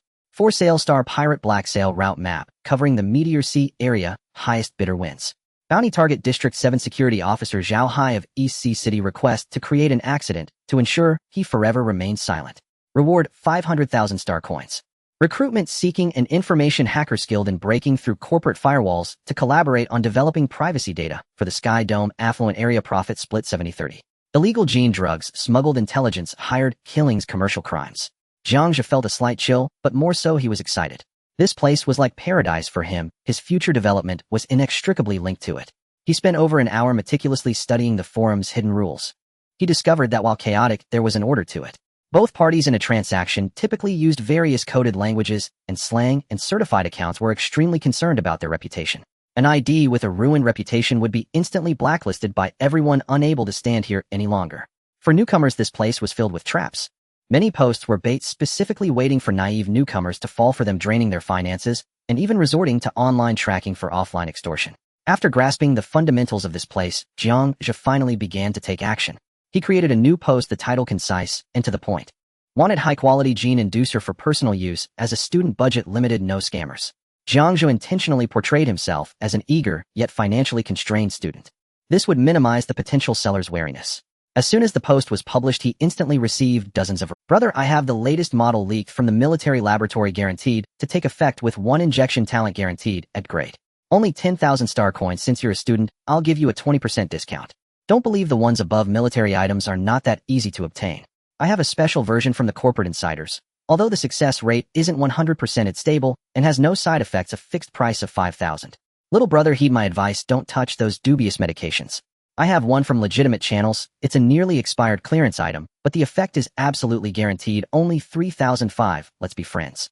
Jiang Zhe looked at these enthusiastic replies and couldn't help but smirk coldly. All scammers. Their pitches were riddled with holes. True quality goods would never be marketed so urgently, nor would they voluntarily lower the price. He ignored these jumping IDs and quietly waited. As expected, about 10 minutes later, when those scammers saw he was unresponsive and gradually dispersed, a brand new ID sent him a private message. The ID's name was peculiar, consisting of just one word: Phantom. The content of the private message was equally succinct. Goods available. Blue Moon, 3rd generation, batch number 77B4. 3005, no negotiation. Only supports shipping, send your address. Jiang Zhe narrowed his eyes. This Phantom was intriguing. Blue Moon is a well-known gene inducer brand renowned for its high success rate, but unpredictable side effects. While Jiang Zhe had no means to verify the authenticity of batch number 77B4, the mere presence of such professional terminology made it far more credible than the military special supply or corporate internal claims. However, the other party directly proposed a transactional method: shipping. Jiang Zhe knew very well that shipping was a trap. The other party could easily send a tube of glucose, and by the time he realized he'd been conned, the person would have vanished. What he sought was not just the drug, but also to use this transaction to probe a stable black market channel. Thus, an in-person transaction was imperative. He immediately replied, shipping is unsafe, there are too many fakes. How can I trust you? Must be an in-person transaction for verification and payment. Phantom almost instantaneously replied, my rule is no in-person meetings. Either ship or leave. Stunned, Jiang Zhe pondered for a moment without replying, instead acting like a frustrated young man rejected publicly, replying to the previous scammer who offered 3,005. 3,005 is too expensive, would 3,000 work? That's all I have. If possible, we can meet for the transaction. Oh, I'm free right now, and really in a hurry. He purposely let this reply display in the public area. This was for Phantom to see. Jiang Zhe was betting that this Phantom was eager for cash. A seller with channels wouldn't jump around like a scammer.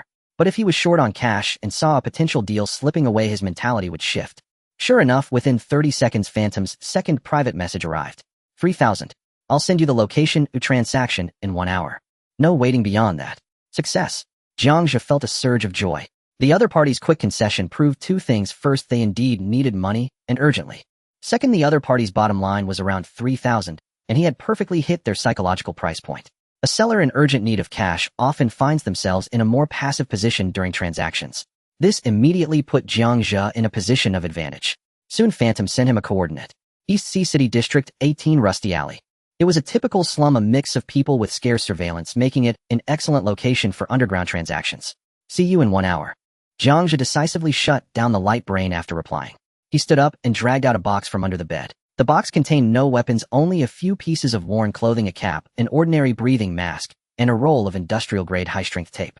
Industrial tape has far more uses than weapons. It can be used to bind people or create simple traps. He was going to meet an unidentified black market dealer. Although the other party seemed eager for money, he would never. In the dark world, even the slightest carelessness could cost one their life.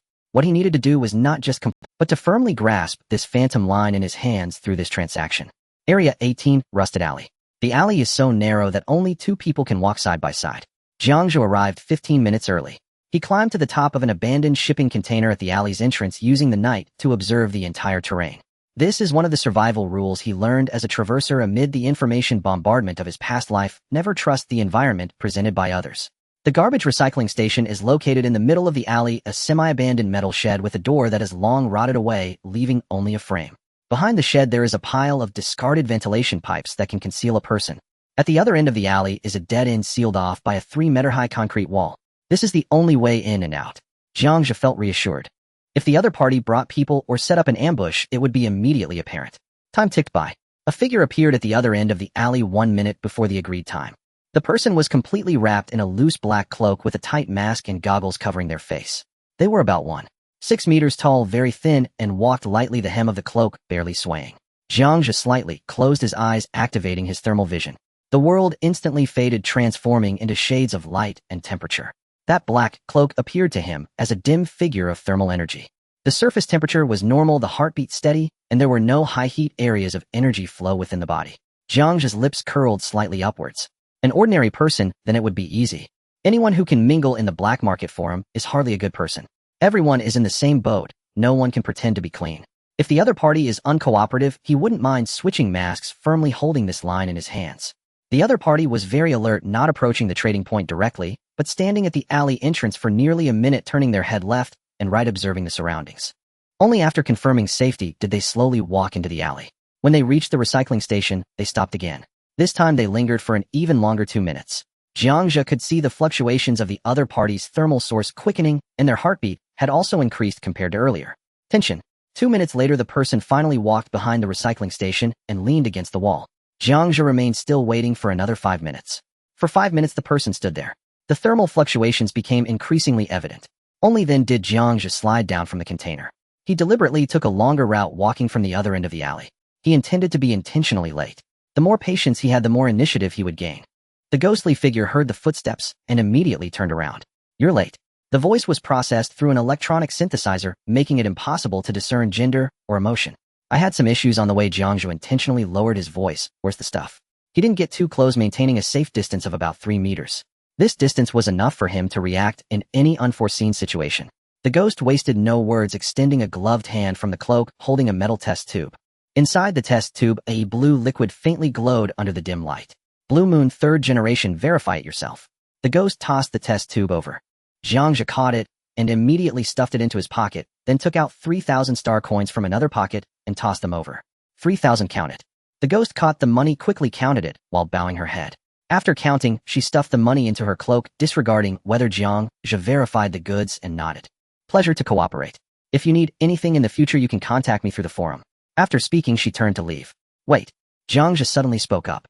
The ghost paused, turned around, her eyes behind the goggles now alert. "What else is there? How do I know this thing is real?" "The genetic inducer, you only know the effect after taking it. If it's fake or has issues, who do I go to?" The ghost was silent for a moment before saying, "I have a credibility record on the forum. You can come to me if there's a problem. After-sales service." Jiang Zhe laughed, the laughter echoing harshly in the empty alley. "By the time I find a problem, your ID would have been canceled, right? Who do you think you are? Just a person selling drugs on the forum, and you dare talk to me about credibility?" The ghost's voice turned cold. "Then what do you want?" "Simple." Jiang Zhe stepped forward, exerting pressure. "Give me a guarantee. A guarantee that allows me to find you anytime. For example, your real identity." "Impossible." The ghost immediately refused, taking a defensive stance. "You've broken the rules." "The rules?" Jiang Zhe stopped, his voice disturbingly calm. "The rules are set by the strong. Today in this alley, I am the rule." As soon as the words fell, Jiang Zhe pushed. He crossed the 3-meter distance in an instant, reaching out to grab the ghost's shoulder. The ghost reacted quickly, crouching down, while flipping her wrist, spraying a white mist toward Jiang Zhe's face. It was a wolf repellent spray. Jiang Zhe held his breath, letting the spray hit the mask. His hand didn't stop, fingers gripping the ghost's wrist. So thin. Just as this thought flashed by, the ghost's other hand had already pulled out a high-voltage stun gun, buzzing as it jabbed toward Jiang Zhe's ribs. Jiang Zhe's expression turned cold. With a sudden burst of strength in the hand gripping the wrist, the ghost felt a tremendous force surge toward her, her whole body lifted by one hand and slammed hard against a metal trash pile. Bang! A dull thud sounded, the metal debris dented significantly. The ghost let out a muffled groan. The high-voltage stun gun flew out of her hand, fizzing on the ground twice before going still. "Awakened." The ghost's voice finally betrayed fear.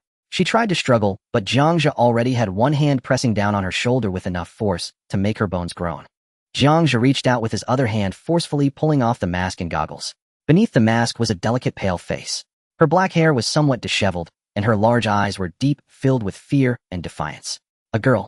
Jiang Zhe was taken aback for a moment. Yet the force in his hand actually increased. Under the thermal vision, the girl's surface temperature was rapidly rising. Her heartbeat rate exceeded 120 beats per minute. Every bone in her body was making sounds of unbearable strain under his pressure. "Let go of me." The girl's voice was no longer the hoarse, synthetic tone. It was clear and trembling, yet her tone remained defiant. Jiang Zhe ignored her, carefully examining her face. She looked about 17 or 18 years old, with delicate features, her skin appearing somewhat pale due to long exposure to darkness, but her foundation was exceptionally good. Her eyes were large, her nose straight, and her lips slightly thin. If she were in his past life, she would definitely be a campus beauty. Unfortunately, the more beautiful a woman is, the more likely she is to use her appearance as a weapon or disguise. "I will ask you one more time, your name, address, everything." "I don't know what you're talking about." And the girl clenched her teeth, searing pain beaded cold sweat along her temples and trickled down her jawline. Through Jiang Zhe's thermal vision, the girl's nasal wings warmed by 0.3°C, while her heart rate surged from 120 to 140 beats per minute. She was lying. Is that so?" With his other hand, Jiang Zhe began searching her body. What? What are you doing? You shameless wretch." Her body convulsed in violent resistance, her cheeks flushed crimson, her eyes blazing with humiliation and fury. Jiang Zhe's fingers swept swiftly over her pockets, belt, and boots. The pockets were empty. No hidden compartment in the belt. Inside her boots, 2 paper notes, likely spare change. No identification, no neural interface device. Nothing that could betray her identity. This girl had clearly navigated the black market's treacherous undercurrents, not without cunning.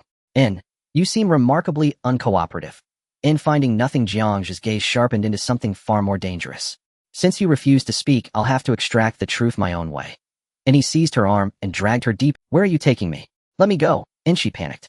And she had no idea what this enigmatic man intended. Her temperature and pulse soared, fear now eclipsing fury. And she thrashed wildly, kicking against the ground, desperate to wrench free from his iron grip. But his hand held fast, unyielding as forged steel. And, to a place where you'll finally talk. And from his pocket he withdrew a roll of industrial tape and dangled it before her eyes. Seems this thing has uses beyond securing cargo. And her pupils contracted sharply. She realized at last that this man would show no mercy for her gender or youth. Jiang Zhe halted beside a garbage compactor reeking of decay, then pinned her against its frigid metallic shell. The machine's thunderous roar echoed like a death knell, freezing her blood in her veins. And one final your name, your address. Ni's fingers hovered over the compactor's activation switch. And my patience is finite. Refuse again, and I won't hesitate to compress you alongside this refuse into a single seamless slab of metal. Feeling the compactor's icy vibration through her back, her last line of defense shattered. And she'd seen ruthless men before, but even in the black market a veneer of decorum remained. Yet this man truly meant to kill her. N. Su Xiaoya. N louder. N Su Xiaoya. N where do you live? District 18 West Street, Slum No. 3. NSU Xiaoya instinctively recited a false address. Na faint arch lifted Jiang Zhe's brow. Under thermal vision, Su Xiaoya's nasal temperature spiked once more, her heartbeat fractured into erratic arrhythmia. And still lying. And with a sharp right rip he peeled open the tape, ready to bind her. Oh, is that so? N, it seems you've chosen non-compliance. NSU Xiaoya turned bone white. She hadn't expected to be exposed so swiftly. How could this man detect her lie so instantly? N, was he a retrospectivist? N, wait, she cried urgently. I'll tell you. The truth. N. Jiang Zhe paused mid-motion. N. District 16 Container Settlement Unit B7. And this time her thermal signature stabilized. Jiang Zhe knew this was truth. In District 16. Ni's own residence lay in District 16. And they lived perilously close. And having secured his answer, Jiang Zhe finally released her. Su Xiaoya scrambled off the machine, massaging her reddened wrist while eyeing him warily. And, let's go, Jiang Zhe commanded. Where? Su Xiaoya asked reflexively. Into your home. Jiang Zhe left no room for objection. I must verify your honesty and assess your worth. Su Xiaoya trembled with rage. Yet she knew resistance was futile before this man. And clamping her lips shut, she stepped forward to lead, already plotting escape in silence. Alas, no plan emerged. And the two walked single file through narrow passageways formed by stacked shipping containers. A few drunken men slumped against walls, spotting Su Xiaoya's face they whistled, then fell silent the moment their eyes met Jiang Zhe's shadowed gaze. The sheer oppressive aura radiating from Jiang Zhe triggered primal avoidance in these gutter dwellers. NSU Xiaoya guided him through winding alleys for over half an hour, stopping finally before a dilapidated container. We're here. Na flicker of fragile hope lit Su Xiaoya's eyes. Perhaps this man witnessing her hardship would relent. And Jiang Zhe scanned the interior with thermal vision, only one faint heat source, no ambush. That source ran nearly 2 degrees below human norm, its energy fluctuations alarmingly weak. Not patient. And gravely ill. He gestured for Su Xiaoya to open the door. As it creaked inward, a faint medicinal scent spilled out, mingled with the unmistakable odor of chronic, untreatable illness. Inside austerity reigned a bed, a table, a rudimentary nutrient paste synthesizer. And upon the bed lay a gaunt, middle-aged woman. Her eyes stared blankly at the ceiling, clouded beneath a milky, opaque film. And blind. At that instant Jiang Zhe understood why this ghost had been scrambling for money. Not for herself, but for this dying mother. And excellent. A vulnerability had surfaced. And vulnerability. The most perfect chain in existence. Su Xiaoya's assessed value in his mind rose accordingly. And, what do you want? And she planted herself before the bed, like a lioness guarding her cubs, even as her own limbs quaked. Jiang Zhe said nothing, merely pulled up a chair and sat. And Xiaoya. Who are you speaking with? Na frail voice drifted from the bed. Su Xiaoya whirled around, whispering soothingly, Mom, it's fine. It's just a classmate stopping by to ask something. And she dared not raise her voice, afraid her mother would sense the anomaly. Her black market identity, and everything she did, must remain buried from her mother's knowledge. A classmate, and her mother extended a skeletal hand, fumbling until she grasped her daughter's. Xiaoya, you're out so late. Have you been? No, Mom. I'm just chatting with my classmate. Su Xiaoya squeezed her mother's hand tightly. Rest well, I'll send him off soon. Her mother sighed, silent but understanding. And she knew the weight her daughter bore, and the secrets she kept, yet she could do nothing. only lie there a burden upon her daughter's shoulders. And Jiang Zhe observed in stillness. Nsu Xiaoya, a girl who ventured into the black market's abyss. Not for greed, but to save a blind, terminally ill mother. She possessed refined counter-surveillance instincts, intimate knowledge of black market mechanics, and even operated anonymously online under the alias Ghost. And she was no ordinary girl. She likely wielded rare, unspoken skills. She might become a reliable black market conduit, or far more. Just then, a sharp, forceful pounding shook the container door. Thud, thud, thud. In Su Xiaoya, this month's interest is overdue, and don't think slamming the door makes debts vanish. Open up, or we'll tear it off its hinges. Jiang Zhe glanced at Su Xiaoya nodding toward the door, and then he melted into the corner's deepest shadow, leaving only his eyes gleaming watchfully from the dark. The pounding intensified, threatening to splinter the door. Nsu Xiaoya paled. She gritted her teeth, knowing evasion was impossible, and strode forward, resolve hardening like tempered steel. The container doorway was completely blocked. At the front stood a bald man, his face thick with coarse flesh, an intricately animated mechanical centipede coiling and writhing across his forearm. Where's the interest? He growled, flicking away his cigarette, but before rolling his bloodshot eyes over Su Xiaoya's trembling frame. Or, are you planning to settle your debt with yourself? He called himself Brother Biao, a debt collector for the Blackwater gang assigned to this sector. Su Xiaoya leaned against the doorframe, her face ashen, yet she refused to collapse. Brother Biao, the money. I'll have it soon. Just give me 2 more days. 2 days. Last week you said the exact same thing, and farted just as loud. Brother Biao bared his teeth in a vicious grin and stepped forward, lunging toward the threshold. 20,000 star credits. Do you think that's candy money? With compound interest, it's now 30,000. Fail to pay, and by our rules, you and your blind mother will be converted into automatons to work off your debt. At the word automaton, Su Xiaoya's pupils contracted violently. She flung her arms wide, barring the entrance. No, please, don't touch my mother. Brother Biao shoved her hard. She staggered backward, slamming into the wall, the fresh wound on her back still raw from Jiang Zhe's earlier blow, flaring with searing pain. Yet she ignored it, gritting her teeth and surging forward again to shield the doorway. Then let's see how well you know how to please, he sneered, seizing her wrist and yanking her close, his voice dripping with lewd intent. Spend tonight entertaining us, and I might just extend your deadline, just for fun. His 2 underlings snickered in unison, closing in from behind, cutting off every possible escape. Jiang Zhe remained motionless in the shadows, watching coldly. Should he intervene? The thought flickered, then vanished, dismissed outright. To provoke the Blackwater gang, the entrenched territorial serpent of Sector 16, for an unproven black market conduit ran counter to his interests. He also wanted to observe, would this girl who called herself a ghost crumble under pressure, or reveal the kind of resilience worth investing in. If she couldn't endure even this, he'd simply find another path into the black market. Su Xiaoya bit her lip, his calloused palm slid over her wrist, a greasy, nauseating sensation. She knew if she offered nothing tangible today, both she and her mother would fall irrevocably into the abyss. Let go. I have money. She wrenched free and pulled out the 3,000 star credits Jiang Zhe had given her moments earlier, trembling as she thrust them forward. This is payment I just received. Take it first. Brother Biao snatched the notes, weighing them contemptuously in his palm. 3,000. Are you mocking us? This won't even cover a single puff of cheap scent smoke. It's all I have. Her voice cracked with tears. 3 days. Just 3 more days, and I'll gather the rest. 3 days. He held the thin stack of credits, his gaze dark and calculating as he studied her for several long seconds, then scoffed. Fine. Since you're so obedient, I'll grant you 3 days. But if the credits aren't in my account by then, you and your mother will both be turned into automatons. Mark my words.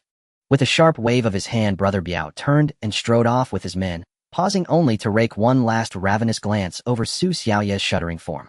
Only when their footsteps faded did Su Xiaoya slump down the corrugated metal wall, boneless and breathless, clutching her knees tightly, too terrified to sob aloud, gulping air like a drowning girl. Xiaoya, are you crying? Her mother's frail voice drifted from inside. Were those people here again? Su Xiaoya froze. She wiped her face hastily, forcing a smile, so ghastly it resembled a grimace. Nothing, Mom. Just a small matter, already settled. She hurried to the bedside and gently clasped her mother's withered hand. I'm fine, Mom. Rest now. Her mother sighed softly, asking no further questions. Only then did Jiang Zhe resume his seat. How does an ordinary person survive in the black market? A young woman, powerless, penniless, yet navigating the black market and possessing gene induction serum. That defied logic. Unless she possessed another advantage. Su Xiaoya lifted her tear-streaked face to meet his gaze. You're still here? Who are you? Jiang Zhe folded his hands, his expression impassive. Answer my question. You're intelligent. Don't waste my time. Su Xiaoya clenched her jaw, gazing into his eyes that seemed to pierce straight through illusion and lie alike, before finally yielding. I awaken. But I drew a poor lot, and a rank data sensing talent. I can perceive nearby signal fluctuations and data streams, but possess zero combat capability. She gave a hollow laugh. In official rankings, that's little better than being disabled. Data sensing. Jiang Zhe's eyes sharpened. Activating thermal vision, he scanned her energy flow, confirming her claim was genuine. For frontline soldiers, this ability was worthless. For the Federation's vast populace, equally so. Yet for someone like him, whose survival depended on intelligence infiltration and network penetration, it was indispensable. How valuable. At his current level, he had no luxury to be selective. Very well. Where did you acquire your Blue Moon 3? I have a handler, codenamed Alchemist. I've never seen him. All transactions occur via encrypted frequency bands and dead-drop mailboxes. He handles not only pharmaceuticals, but also numerous contraband materials. Single-line contact. Encrypted channels. A spark ignited in Jiang Zhe's mind. This deal was growing far more promising. When is your next exchange? Su Xiaoya fell silent. This was her final lifeline. If surrendered, she'd be utterly stripped bare. Watching the turmoil in her eyes, Jiang Zhe knew the moment had arrived. I'll resolve the 30,000 credit debt. Su Xiaoya jerked upright disbelief flooding her features. One condition only. His voice dropped icy and absolute. From this moment onward, all your black market channels, and every scrap of intelligence you gather, are mine. Su Xiaoya opened her mouth, then instinctively glanced at her mother lying on the bed. She didn't know whether the man was deceiving her, but she knew unequivocally she had no choice. I accept your terms. But he contacts me unidirectionally. I don't know how to reach him. In Jiang Zhe's thermal vision, her heartbeat spiked, briefly, then steadied. She was concealing the access method. It didn't matter. Once the 30,000 credit matter was resolved, she'd speak, willingly or otherwise. Seeing Jiang Zhe remain silent, Su Xiaoya summoned her courage. But 30,000 credits, that's an enormous sum. Where will you get it? That is my concern. He rose to leave. What's the monthly interest? 2,000. Jiang Zhe calculated silently. Substantial, yes, but within reach. Stay here these 3 days. As he vanished beyond the doorway, only silence remained, until her mother's voice broke it. Xiaoya, who was that man? Worry trembled in her tone. Well, will he harm you? Su Xiaoya approached the bed gently, taking her mother's hand, tears spilling anew though she choked back every sob. Mom, don't worry. He'll help us. Her voice was soft, tender, and laced with profound uncertainty. Who was that man? Having thrown her brutally onto a waste compactor, then watched him passively as she endured humiliation, only to offer salvation. What truly did he intend? In the processing center, the supervisor's office, Lao Sun was slumped in a genuine leather chair, his legs carelessly propped up on the desk, a cigarette dangling from his mouth as he leisurely exhaled smoke. Watching the light blue smoke rings slowly expand in the air, he felt a sense of bliss in his heart. Life had been quite enjoyable lately, with less scrutiny from above and no troubles from below, resulting in a 10% increase in his benefits. At this rate, in another 5 years, he could buy a spacious apartment with floor-to-ceiling windows in District 3 and start living a retirement life ahead of schedule. Knock knock. The dull sound of knocking interrupted his beautiful dream. Come in, Lao Sun grunted irritably. The door was pushed open slightly, revealing a face that wore a fawning expression. It was Jiang Zhe. Supervisor, I hope I'm not disturbing your rest. After stepping inside, Jiang Zhe casually closed the door. Recently, this kid had been coming to see him more often, which had begun to feel somewhat habitual. He was just preparing to brush him off with some casual words as usual. But what Jiang Zhe said next made his fingers freeze around the cigarette. Supervisor, I succeeded. Lao Sun slowly raised his head, a glint of sharp light flashing in his half-closed eyes. Succeeded? What did you succeed in? It's the thing you mentioned last time. Jiang Zhe scratched his head, looking unsure how to explain. I used all my savings to buy a gene inducer. I never expected it would really awaken me. Lao Sun extinguished the cigarette, but in the ashtray his expression obscure among the swirling smoke. At the time he thought the kid was daydreaming and promptly forgot about it. To him, Jiang Zhe's meager savings would be considered fortunate if they weren't completely lost. Yet unexpectedly, he really awakened. Oh, Lao Sun leaned back in his chair. You really managed to win this bet, huh? What kind of talent did you awaken? Tell me about it. Oh, it's nothing special, just a useless shell. Jiang Zhe looked embarrassed, seemingly feeling a bit ashamed. It's just a bit tougher, can take a few hits, but has no attacking power at all. As he spoke, he rolled up his left sleeve. The skin on his forearm undulated as a layer of dark gray keratin slowly surfaced, looking rough and stiff. A defensive talent. Hearing this, Lao Sun's brows relaxed somewhat as the flicker of caution that had just risen in his heart dissipated instantly. This was more like it. The success rate of gene inducers was already low, and most talents produced were often of little value, being F or E grade. A purely defensive talent would barely be rated D grade, and it might even be E grade. Such a talent might be okay as a meat shield, but relying on it to stand out was sheer folly. Lao Sun leaned forward and tapped his finger on the keratin layer on Jiang Zhe's arm. Thud thud. The sound was dull, lacking any clarity. He applied more force, scratching with his nail, leaving only a shallow white mark. The hardness was decent, but that was about it. However, Lao Sun thought for a moment, a playful gleam in his eyes. A kid in dire need of money with a talent that posed no threat, wasn't he the perfect resource? Seeing Lao Sun's silent, Jiang Zhe seemed anxious and stepped forward eagerly. Supervisor, I spent all my money on the potion and am even in debt. Could you arrange some other work for me? As long as it pays, I'm willing to do any dirty or strenuous job. This sincere appeal made Lao Sun unable to suppress a chuckle. What he feared most was that his subordinates lacked ambition. Ambition meant they had weaknesses that he could manipulate. Kid wanting to make money is a good thing. Lao Sun lit another cigarette, taking a leisurely puff. Just be careful, you have a life to earn it and a life to spend it with. He raised his wrist and activated his holographic communicator. Clear out storage unit 5 and send that rock-armored beast over. Yes, that big guy. Let Xiao Zhang practice a bit. After ending the communication, Lao Sun walked over and patted Jiang Zhe on the shoulder, his words laden with double meaning. Let's go, the opportunity is yours, whether you can seize it depends on your fortune. Thank you, Supervisor. Thank you, Supervisor. Jiang Zhe immediately nodded and bowed, his face filled with gratitude. Seeing Jiang Zhe's impoverished appearance, as if he wanted to kneel and kowtow, Lao Sun's vanity was greatly satisfied. All right, straighten up. You're an awakened one now, after all. Lao Sun walked out with his hands behind his back, a smile of superiority hanging at the corner of his mouth. Follow me, let's see if your shell is tough enough. The two walked in single file through the corridor, arriving at the familiar cold storage unit 5. In the center of the cold storage, a massive corpse lay quietly. It was a giant beast over 7 meters long, entirely black, as if carved from a single piece of obsidian. Layers of heavy armor covered its body, each piece glimmering with a cold metallic sheen. Even though it was already a corpse, the savage and ferocious aura still made one's breath hitch. Lao Sun pointed at the corpse and said, a 4th-grade aberration, the rock-armored beast. The shell of this creature is a top-tier material for crafting heavy mechs. Just this skin alone could fetch 700,000 star coins on the black market. However, its blood is highly concentrated acid. If you slip while dissecting it, and the acid splashes on the shell, that tens of thousands will go down the drain. Moreover, if that acid splashes on someone, well, there won't even be bone scraps left. As he spoke, he held up 3 fingers and waved them in front of Jiang Zhe. Kid, before you were an ordinary person working yourself to death for just a few thousand a month. Now that you're an awakened one, I won't shortchange you. If you do this job, well, keeping the material's integrity above 70%, it'll give you 10,000. Make half a year's worth of money in a day. Do you want to take this deal? In reality, according to industry standards, handling such high-risk 4th-grade aberrations would start at a price of at least 100,000. But Lao Sun was confident that Jiang Zhe was inexperienced and, more importantly, broke. Sure enough, Jiang Zhe's breathing became heavy, his eyes bulging wide, his face clearly showing he had never seen such a deal. 10,000. What? Is it too little? Lao Sun said with a smirk. No. I want to do it. I've dreamed of doing this. Jiang Zhe nodded vigorously, afraid Lao Sun might change his mind. Lao Sun grinned, revealing a mouth full of yellowed teeth. Xiao Zhang, let me make one thing clear. The last poor soul who ruined my goods is still in the nutrient recovery pool of the nest, acting as a filter. You understand what I mean, right? I understand. Jiang Zhe replied, repeatedly, beads of sweat forming on his forehead.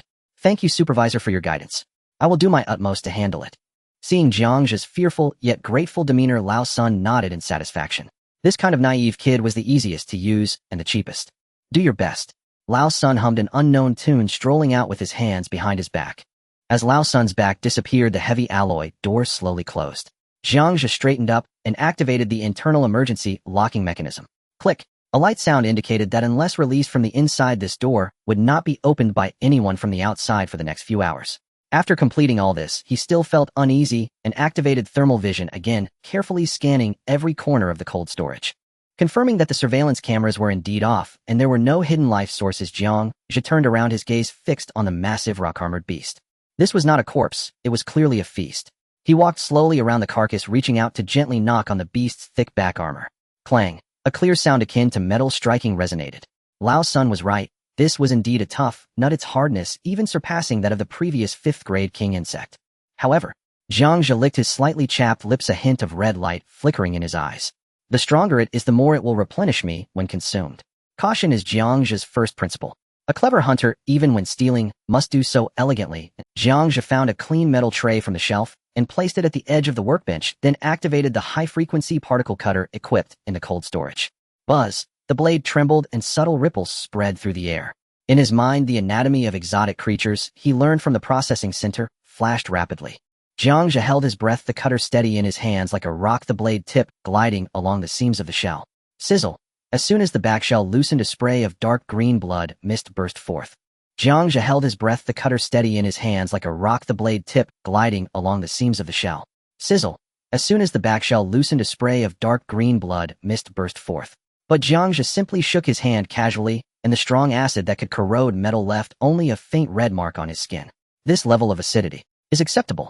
Jiang Zhe remained unfazed, his movements becoming even quicker. The obsidian-like shell plates were peeled away piece by piece, categorized by Jiang Zhe and tossed into labeled material boxes. Back shell, abdominal, shell joint, shell, crown shell. These were treasures in Lao Sun's eyes. Each piece could be exchanged for thousands of star coins in the black market. But they held no allure for Jiang Zhe. His target was the vital essence hidden beneath the shell. As the shell was completely removed, dark red flesh marbled with patterns was exposed to the air. But this was the most troublesome part. The flesh of the rock-armored beast was filled with lightning, densely packed with high-pressure acidic blood vessels hidden deep within, invisible to the naked eye. A single wrong cut could cause the high-pressure acid to explode, ruining the entire piece of meat and possibly losing a pair of eyes in the process. This is also why no one wants to handle rock-armored beasts. The risks are high, the rewards are low. A slight tremor of the hand means all efforts are in vain. Jiang Zhe stopped the cutter. This tool was not suitable for the delicate work ahead. He turned and took a ceramic scalpel from the tool rack. The ceramic is acid-resistant but extremely brittle, and he must avoid all hard bones. Jiang Zhe squinted slightly, activating his thermal vision. In an instant, the originally pitch-black corpse transformed in his eyes. The cold corpse presented a gray-blue hue, but the acidic blood vessels, still undergoing a slow chemical reaction, transformed into clear fluorescent green lines.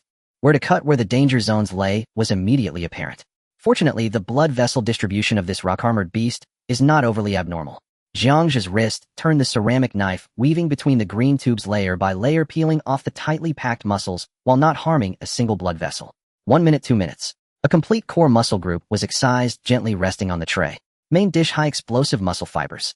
Next came the nervous system. Utilizing his visual advantage, Jiang Zhe avoided the acidic cysts enveloping the nerves and carefully extracted the translucent amber-colored nerve bundle intact. Side dish, high conductivity nerve bundle. Finally, there's the most dangerous part, the secondary heart. This thing connects to 5 high-pressure arteries and serves as the pump for the entire acidic fluid circulation system. A slight mistake could cause an explosion. Jiang Zhe held his breath, the ceramic knife lightly puncturing the ligaments at the connection, gradually peeling away the blood vessels. 10 minutes later. Pop. A fist-sized heart, still twitching, slightly rolled into the tray, perfectly intact. Dessert, secondary heart. Spinal cord, visual, nerves, digestive glands. 3 hours later, only a stark white skeleton of the rock-armored beast remained, while the tray was filled with tempting food. From left to right, from dark red to emerald green, from solid to semi-liquid, each represented a core function of the rock-armored beast. Jiang Zhe quickly tidied up the scene, stacking the dozen or so processing boxes in a corner before turning back to the workbench. He extended his right hand, pinching the core muscle group between 2 fingers, placing it in his mouth. His teeth gently bit down. The firm fibers instantly disintegrated under the pressure. A scalding liquid exploded from the tip of his tongue. As it surged down the esophagus, the moment it hit his stomach, a burning sensation swept over his entire body. Jiang Zhe gritted his teeth, feeling the frenzied heat coursing through his limbs and bones. That was the savage power contained in the rock-armored beast's genes, capable of propelling a body weighing dozens of tons into a charge within 0.1 seconds. Before the heat wave could settle, he grabbed the second dish, the amber-colored nerve bundle. Crunch. The texture was crisp, like biting into a juicy, crunchy bone. A wave of icy numbness exploded from the tip, refreshing. The third dish, the secondary heart. Gulp. This thing had remarkable resilience. Jiang Zhe was too lazy to chew and swallowed it whole. Thud, thud, thud. The moment the heart entered his abdomen, Jiang Zhe's heart rate skyrocketed to 120 beats per minute, and it continued to accelerate. Each beat felt like drums pounding in his chest, the blood pumped out, roaring against the walls of his vessels. It hurt, but it also sent tingles through his scalp. With just 3 types of tissue, his body had already sent signals of overstuffed. But there were still 3 types. A fierce glint flashed in Jiang Zhe's eyes as he grabbed the remaining energy glands, spinal cord, and digestive glands, stuffing them all into his mouth in one go. Warmth, sharp pain, bitterness. 3 entirely different energies exploded in his stomach, clashing wildly. Just as his body was about to burst, that dark third gene chain within him trembled violently. Buzz. It was like a slumbering abyssal beast awakening, opening its mouth wide and swallowing these 6 chaotic, violent energies whole. Then the transformation began. The bones throughout Jiang Zhe's body creaked as they ground against each other. Deep within the marrow, a piercing pain surged, as if someone was pouring molten steel into his bones. Density surged, hardness soared. The muscle fibers beneath his skin were violently torn apart, and then brutally restructured a layer of hard material, attempting to break through from deep within the flesh. Ugh! Jiang Zhe could no longer hold back, letting out a suppressed roar. He knelt on one knee, his body arching like a shrimp, the veins beneath his skin bulging out. Rolling heat steamed from his body, forming thick white mist in the cold storage. This process lasted a full 10 minutes. When that violent energy was finally digested completely, Jiang Zhe slowly stood upright, exhaling a breath of scorching white vapor. He looked down at his hands. With a thought, a layer of gray-black keratin with rock-like patterns instantly appeared on the surface of his skin. It spread rapidly along his arms, torso, and legs. In the blink of an eye, a full-body bioweapon armor was generated out of thin air. The armor plates on his chest were arranged in a hexagonal pattern, gently rising and falling with each breath. The outer armor plates on his arms and shins were even thicker, their edges sharp with barbs. The helmet extended automatically from his neck, with the faceplate even bearing the fierce contours of the rock-armored beast. The narrow observation slit, slightly protruding brow bone, and shoulder plates stood erect like blades. Jiang Zhe raised his right hand, forming a fist. Boom! With a loud bang, the air in front of him was violently compressed. His strength had more than doubled. But what concerned him more was not the strength, but rather in his thermal vision he had disappeared. To be precise, the heat source emitted by his body was firmly locked inside by this layer of bioweapon armor. Jiang Zhe immediately raised his left arm. In thermal vision, it appeared empty, with only a temperature identical to that of the surrounding metallic wall. With a thought, he retracted the armor, and the heat source in his arm immediately became visible. Regenerating it, the heat source vanished once more. The heat source is concealed. This armor could completely lock down all thermal fluctuations within him, preventing them from radiating outward in the slightest. This ability evolved from the rock-armored beast deep underground to evade those predators that relied on thermal sensing to hunt. And now this ability was perfectly inherited by him. This meant that as long as he wore this armor, any reconnaissance methods based on thermal sensing would be ineffective against him. Just then, bang bang bang. The alloy door of the cold storage was suddenly knocked forcefully. Jiang Zhe's pupils constricted sharply. Outside the door, Lao Sun's voice, filled with suspicion and impatience, came through. Kid, what are you doing? Why did you lock the door? Are you slacking off in there? Jiang Zhe's heart tightened, and the biological armor immediately concealed itself beneath his skin. He then quickly walked to the door and disabled the internal lock. Supervisor, I am afraid someone might accidentally barge in and disturb my work. The door slowly slid open, and Jiang Zhe lowered his head, his voice tinged with tension. This thing is too precious. I fear that a moment's distraction might ruin it, and then I wouldn't even be able to afford the compensation. Old Sun stood at the door, smoking a cigarette, eyeing Jiang Zhe suspiciously. Seeing the young man looking utterly terrified, Old Sun let out a puff of smoke from his nostrils, snorted coldly, and stepped into the cold storage. Quite a bit of nonsense here. He did not dwell on the locked door issue, but instead gazed over Jiang Zhe directly at the center of the cold storage. When he saw the neatly stacked materials boxes and the rock-armored beast that had only a clean skeleton left, he was momentarily stunned. This? You even removed the meat? Old Sun's tone shifted dramatically. His request was merely to strip the shell after all, as the rock-armored beast's muscles were filled with high-pressure acidic liquid, a hazardous area even seasoned hands would avoid. This kid managed to handle everything. Old Sun stepped forward, quickly tossed aside his cigarette, but donned white gloves and opened a box, picking up a core muscle group for a careful inspection. Not a single drop of acidic liquid leaked. Perfect. Simply perfect. Old Sun swallowed hard, opened another box containing a bundle of core nerves, and was nearly wide-eyed at the well-preserved materials inside. Holy! I struck gold. He trembled as he pulled out a light brain and began scanning the boxes of materials. Jiang Zhe stood beside him, head lowered, hands neatly at his sides. Out of the corner of his eye, he observed every action of Old Sun. The blue scanning beam from the light brain swept back and forth over each box. The data began to fluctuate. 73, 79, 82, 85. Material integrity, 85%. Old Sun gazed at the final statistics on the light brain in astonishment. A skilled worker on the market would consider it a blessing to achieve 75. This kid managed to hit 85. The extra is all profit. With this premium, let alone trading for a hover car, even getting a little lover would be more than enough. Old Sun turned and stared at Jiang Zhe with one eye. Jiang Zhe pretended to be frightened by that gaze and took a half step back. Supervisor, is it that I did something wrong? Wrong? What nonsense? Old Sun changed his previously harsh tone and excitedly slapped Jiang Zhe's shoulder. Good kid. I thought you were just a laborer stripping shells, but I didn't expect you to be an artisan. This work is absolutely splendid. Jiang Zhe scratched his head. Thank you for the compliment, Supervisor. I just wanted to earn some extra money, so I was particularly careful. Careful is good. In this line of work, being careful is how you survive long. No wonder you locked the door. You did well. Lock it again next time. Don't let anyone disturb you. Old Sun now looked at Jiang Zhe as if he were a money tree. In a good mood, he rummaged through his pocket and without a word stuffed a chip card into Jiang Zhe's hand. Take this. It's 30,000. Jiang Zhe received the chip card, his hand trembling. Supervisor, this. We agreed on 10,000. This is too much, I can't. Take it, just take it. Old Sun waved his hand grandly. Good craftsmanship is worth this price. Stick with me, Old Sun, and you'll have plenty of good food and drink. In fact, the premium on this batch alone exceeded 100,000. Giving 30,000 was just a drop in the bucket. Also, hurry to the official center to get your talent certified. There will be more good jobs like this in the future. It'll save them for you. Jiang Zhe nodded repeatedly. Yes, yes, yes, it'll go tomorrow. Old Sun nodded, humming an unknown tune, hands behind his back, striding away with a swagger. He needed to hurry and contact the buyer. This batch could definitely be sold for a high price. As the footsteps faded away, Jiang Zhe looked at the chip card in his hand, but couldn't feel happy at all. Go get the talent certified. This was indeed a necessary step. But according to the original owner's memory, the awakening certification had an unavoidable step. Gene wave deep scanning. This was a technology that could peel away the human gene sequence like layers of an onion. His 3-spiral gene would definitely be exposed upon testing. Once exposed, what awaited him was not generous treatment, but a federal wanted order and a fate of being sent to the dissection table for slice research. He had to think of a way. Either bypass the gene scan or, in the instant of scanning, make the instrument see what it was supposed to see. But that depended on how good the sight of that instrument was. If it was the kind of top-grade equipment in the central city that could even decipher gene locks, he would have to flee EC City overnight.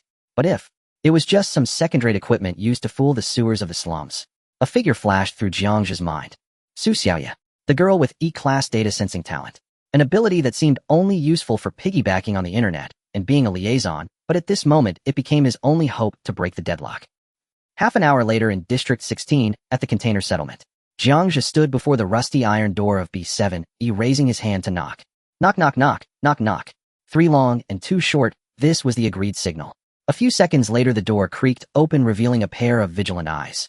Seeing it was Jiang Zhe, Su Xiaoya breathed a sigh of relief and quickly stepped aside to let him in. Did you gather the money? Jiang Zhe said, nothing directly, pulling out a chip card and waving it in front of her.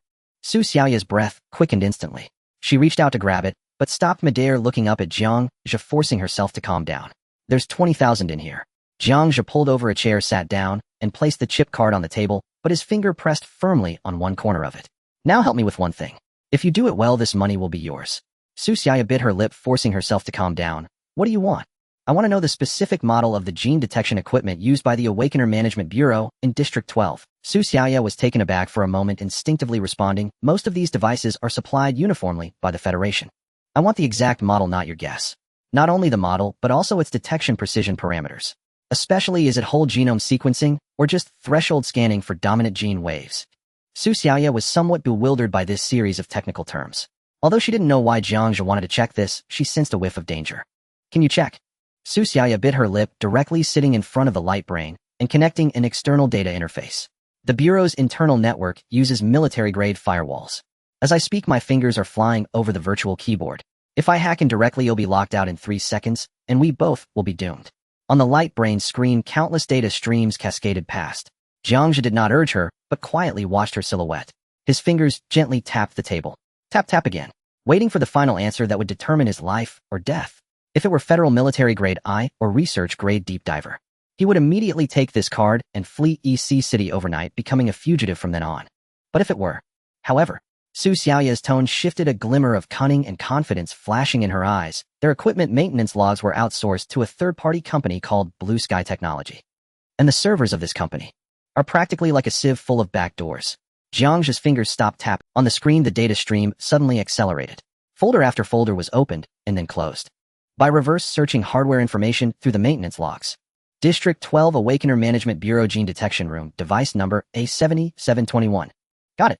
A complete device dossier appeared on the screen. Device model Gaia 3 version, Civilian Basic Edition, scanning precision dominant gene, waves, error rate 7. 3 last system update 10 years ago. Early the next morning, Jiang Zhe took the maglev Sky train to the Gene Talent Certification Center in District 12. Leaning against the window, he appeared to admire the scenery below, yet in reality, he was repeatedly reviewing his plans for the day in his mind. The equipment is crucial, but even more important is the personnel. According to the information obtained by Su Xiaoya, the average time employees at the District 12 certification branch spend slacking off is 2.7 hours a day, always looking forward to clocking out. It is a typical retirement department. Moreover, the combination of those outdated devices from 10 years ago gave him the confidence to come here. The Gene Talent Certification Center, constructed entirely of a special silver-white alloy, sparkled under the sunlight. Upon entering the hall, one could only hear the faint humming of various instruments. Several employees dressed in white uniforms moved leisurely, with some even leaning in corners watching live broadcasts of sports matches on their light brains. A few young people waiting for testing sat upright, their nervousness clashing with the relaxed atmosphere. Jiang Zhe took a deep breath and adjusted his facial muscles to appear just like them, a slightly anxious ordinary. He approached the registration window and handed over his ID card. Hello. I would like to undergo the initial awakening certification. Behind the counter, a staff member took the card, casually tapped a few times on the light brain, and tossed the card along with an electronic wristband back to him. Go to area B3 and wait. Following the instructions, Jiang Zhe arrived at the testing waiting room. After waiting for about half an hour, the wristband vibrated, and an electronic synthesized voice announced number A734, please enter testing room 1. Jiang Zhe stood up, adjusted his cheap collar, and pushed open the door to testing room 1. The room was quite warm. A middle-aged man wearing gold-rimmed glasses and with a receding hairline was slumped in a chair, idly spinning a pen. His appearance matched exactly with the photo of Su Xiaoya's schedule from last night. Ma Wen, 37 years old, an 8-year veteran employee with no hope of promotion, clocked out on time every day. Place the wristband on the sensor, the certification officer Ma Wen said without looking up. Jiang Zhe complied. The screen immediately displayed his basic information. Jiang Zhe, 17 years old, original gene assessment impurity. Ma Wen lifted his head, his gaze behind the lens revealing an undisguised disdain. Used a gene inducer. Yes. How lucky you, Ma Wen chuckled lightly, seemingly unfond of such individuals. So what talent have you awakened? I think it's defensive type. Jiang Zhe hesitated as if he himself wasn't sure. Defensive type. Ma Wen raised an eyebrow, wondering how a person with impurity genes could manifest a practical talent. Alright, let's first test the basic data. Go up to that testing pillar and punch it with all your strength. Jiang Zhe slowly walked up to the metallic pillar. He knew very well that a full-strength blow from him could easily exceed 1,500 kilograms. However, that would attract unnecessary attention. Hiding his true strength was the core of his plan today. Taking a deep breath, his right arm's muscles slightly bulged as he delivered a punch to the metallic pillar using only 30% of his strength. Bang! A dull sound echoed. The display screen above the metallic pillar rapidly flashed numbers before finally stabilizing at 561 kilograms. Not bad, barely passing. Ma Wen glanced at the screen, nodded, his attitude still calm. Next, the talent verification. Stand in that ready. As soon as Jiang Zhe stood still, the wall opposite him immediately rotated, extending a dark cannon. First stage, energy ray intensity increasing. Ma Wen yawned. If you can't hold it, shout. Don't die on me here. Writing a death report is troublesome. To understand. Before his words faded, a red light flashed. Z. An energy ray shot out, instantly striking Jiang. In truth, this slight pain was nothing more than a tickle to Jiang Zhe. Yet he exaggeratedly contorted his features and let out a scream. Ah! Jiang Zhe growled, seemingly pushed to his limits. In the next moment, a grayish-black keratin layer like a living creature erupted from beneath his skin, rapidly covering his right arm and transforming into an arm armor covered in rough rock patterns. He struggled to raise his arm, placing it in front of him. The ray struck the arm armor, causing sparks to fly, yet it could not penetrate further. Ma Wen's previously dull eyes instantly lit up. Leaning forward, his previously slumped posture straightened in an instant. External armor materialization, or instantaneous activation. This kid has some potential. His fingers flew across the control panel. Let's increase the intensity peak of the first stage. The cannon's red light surged dramatically, and the beam instantly thickened. Jiang Zhe felt a surge of force from the arm armor. He instinctively took half a step back, gritting his teeth, veins bulging on his neck. I can't take it. Alright, test over. Ma Wen cut off the energy supply, nodding in satisfaction. Talent, biological armor.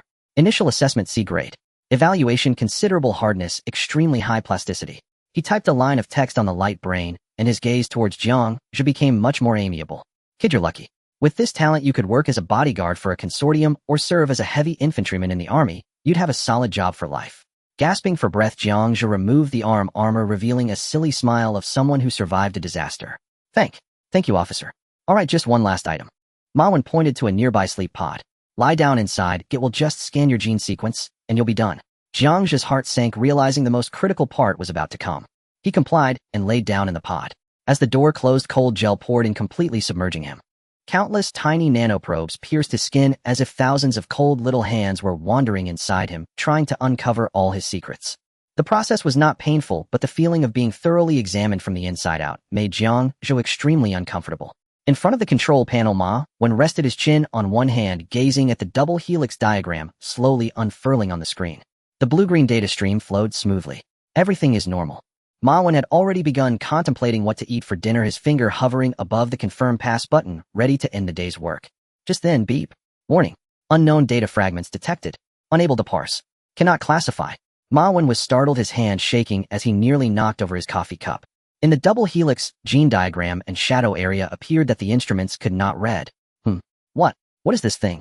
Ma Wen had been muddling through his certification position for over a decade, encountering all sorts of bizarre genetic talents. He had even dealt with a few cases of mutated forms before the collapse of their genes, but he had never seen anything like this on the screen. The instrument scanned the black spots, but the feedback was all garbled. Was it a malignant mutation? Or some kind of illegal modification that had been banned? Ma Wen's fingertips danced repeatedly over the red alarm button. Once pressed, the entire certification center would sound the alarm, and the agents from the Heavenly Surveillance Department could seal off the area within 5 minutes. However, just as he was about to touch the button, he caught a glimpse of Jiang Zhe's original file, which read Original Gene Assessment Impurity. Ma Wen's outstretched hand abruptly halted in midair. He recalled a class mutation report he had dealt with last year. For that matter, he had written over a dozen documents and was interrogated by his superiors for a whole week, causing him to lose his monthly bonus. To go through the trouble again for a kid from a slum with an impure gene. Ma Wen chuckled self-deprecatingly. Writing reports was the nemesis of human nature. Better to avoid trouble. He still had a date with his lover in District 10 that afternoon. If the alarm went off, he wouldn't be getting off work this week. Ma Wen's brain raced, and he quickly concocted a perfect excuse to let himself lie flat. What was this but an unknown black spot? This was clearly a slight benign mutation induced by the forced activation of the impure gene under the influence of the agent. Just like overeating causing indigestion, leaving a bit of residue is quite reasonable, isn't it? In any case, the instrument only indicated that the data was unknown and did not trigger any biochemical contamination alerts. With that in mind, Ma Wen's fingers flew over the remark field. Typing the gene sequence contains a small amount of redundancy, presenting shadowy patches. A preliminary assessment indicates it is a side effect of the awakening of the impure gene with no obvious harm. Suggest classifying it as an observation sample. After typing the last character, Ma Wen swiftly clicked a green save approved. Done. Time to get off work. The sleep chamber door slowly opened, and Jiang Zhe walked out. If it were an ordinary person, they might think they were lucky. However, Jiang Zhe's thermal vision was always on. Ma Wen's heartbeat had just soared from 70 to 105. It hesitated for a few seconds, and then plummeted back to 75. He had won the gamble. The outdated Gaia 3 model couldn't analyze the third helical chain within him. Ma Wen's workplace survival strategy of the more you do, the more mistakes you make, the less you do, the fewer mistakes you make, had become his best protective shield. Ma Wen stood up and clapped twice in a pretentious manner. Young man, you are indeed quite lucky. It's rare to see an impure gene awaken a class talent in the entire Donghai city. Work hard and don't waste this stroke of good fortune. He patted Jiang Zhe on the shoulder, adopting a mentor's posture. When you have time, go register at the big hospital in the Tianxiong area. With your rare sample, perhaps some research lab will take notice and invite you to be a guinea pig, earning money just by lying there every day. Thank you for your suggestion. Oh, I will remember that. Jiang Zhe acted like a poor student who had never seen the world, his face showing surprise. Yet in his heart, he thought, go to the hospital. Does he want to live long? Exiting the certification center, it was already noon. Jiang Zhe raised his wrist, and the identity marker on his light brain had turned a bright blue. C-Class awakened. From that moment on, the fate of being sent to a resource star to mine until death at the age of 18 was finally severed. He turned into a deserted alley, confirming that no one was following, and dialed Su Xiaoya's communication. It's me. Tonight at 8 o'clock on the rooftop of the canning factory in District 14. Bring that card. Also, I have a new task for you. As night fell, the city's neon lights dyed the sky a dreamy purple. District 14 belonged to the old city, surrounded by aged residential buildings. By the time Jiang Zhe arrived, Su Xiaoya was already huddled in a corner of the rooftop. She was dressed the same way, with a large hood covering most of her face, her frail figure appearing particularly thin in the night wind. Upon seeing Jiang Zhe appear, she visibly tensed, instinctively shrinking back. Jiang Zhe had no time to play the sentimental game with her. You will go meet someone from the Blackwater gang to pay back this month's interest. The location is set at Rusty Alley. Okay, so what's the task you mentioned? Help me keep an eye on someone. Who? Chen Zixuan from South City High School. Hearing this name, Su Xiaoya, Chen Zixuan, the rich young master who flaunted his power at school, looking down on everyone because of his wealthy and influential family. Although she spent most of her time taking leave to care for her mother, Chen Zixuan's fame was known by everyone at school. She had witnessed Chen Zixuan knock a poor student's lunch to the ground over a trivial matter, laughing as he stepped on it a few times. She just couldn't understand why this enigmatic man in front of her wanted to keep an eye on a high school student. Why do you want to monitor him? As soon as the words left her mouth, she regretted it, for Jiang Zhe's gaze carried no. That is not something you need to ask. Jiang Zhe stepped closer, his tall shadow instantly engulfing the girl. In the thermal vision, her heartbeat raced like a drum. What he needed was a tool that obeyed, absolutely not a partner who asked too many questions. I want to know what time he wakes up, who he meets, and what he says. What he has searched online, what he has downloaded, even his browsing history I want to know. Especially any mention of Kunlun Industries, not a single word can be missed. Jiang Zhe's voice was soft, yet it held a bloody aura. Remember what I want are results. If you cannot do it, or if I find you hiding something, I won't mind changing to another pair of eyes. As for you and your mother. Jiang Zhe didn't finish his sentence, but the threatening implication was clear to Su Xiaoya. Su Xiaoya's face turned pale, her frail body trembling violently in the night wind. She had no doubt that if she uttered a no, 2 corpses would appear in tomorrow's landfill. I understand. Good, don't let me down. Satisfied with her response, Jiang Zhe turned and vanished into the night. On the rooftop, only Su Xiaoya was left alone. As the evening breeze blew, she shivered, realizing that her back was already soaked with cold sweat.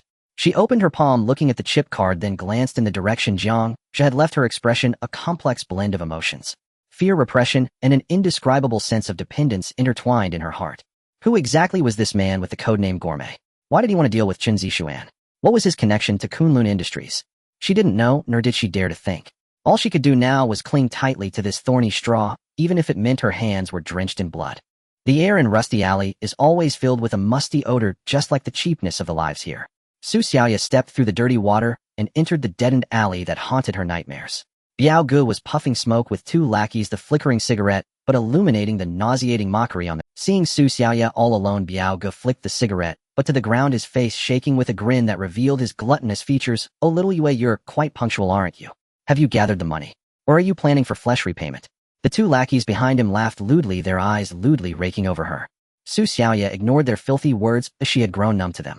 She pulled a chip card from her pocket, pinching it between 2 fingers, and held it up. 20,000, that's the interest for this month. The laughter in the alley abruptly ceased. Biao Gu was stunned for a moment, his murky, triangular eyes widening in shock. He snatched the chip card and inserted it into the light brain on his wrist. Beep. The balance displayed 20000 star coins. Is there really money? Biao Gu stared at the string of zeros, his lustful gaze instantly replaced by greed. According to his script, this little sheep should have been drained dry by now, eventually ending up sold with that blind mother in the black market to recoup losses. But unexpectedly, this girl could gather 20,000 in just 3 days. What about in a month? A year?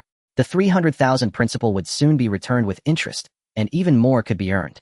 A fierce glint flashed in Biao Gu's eyes, and when he raised his head again, he wore a nauseatingly friendly smile. Oh, little you. I knew you had it in you. Those harsh words before were just to motivate you. See, it has brought out your potential. Biao Gu reached out to pat Su Xiaoya's shoulder, but she sidestepped away.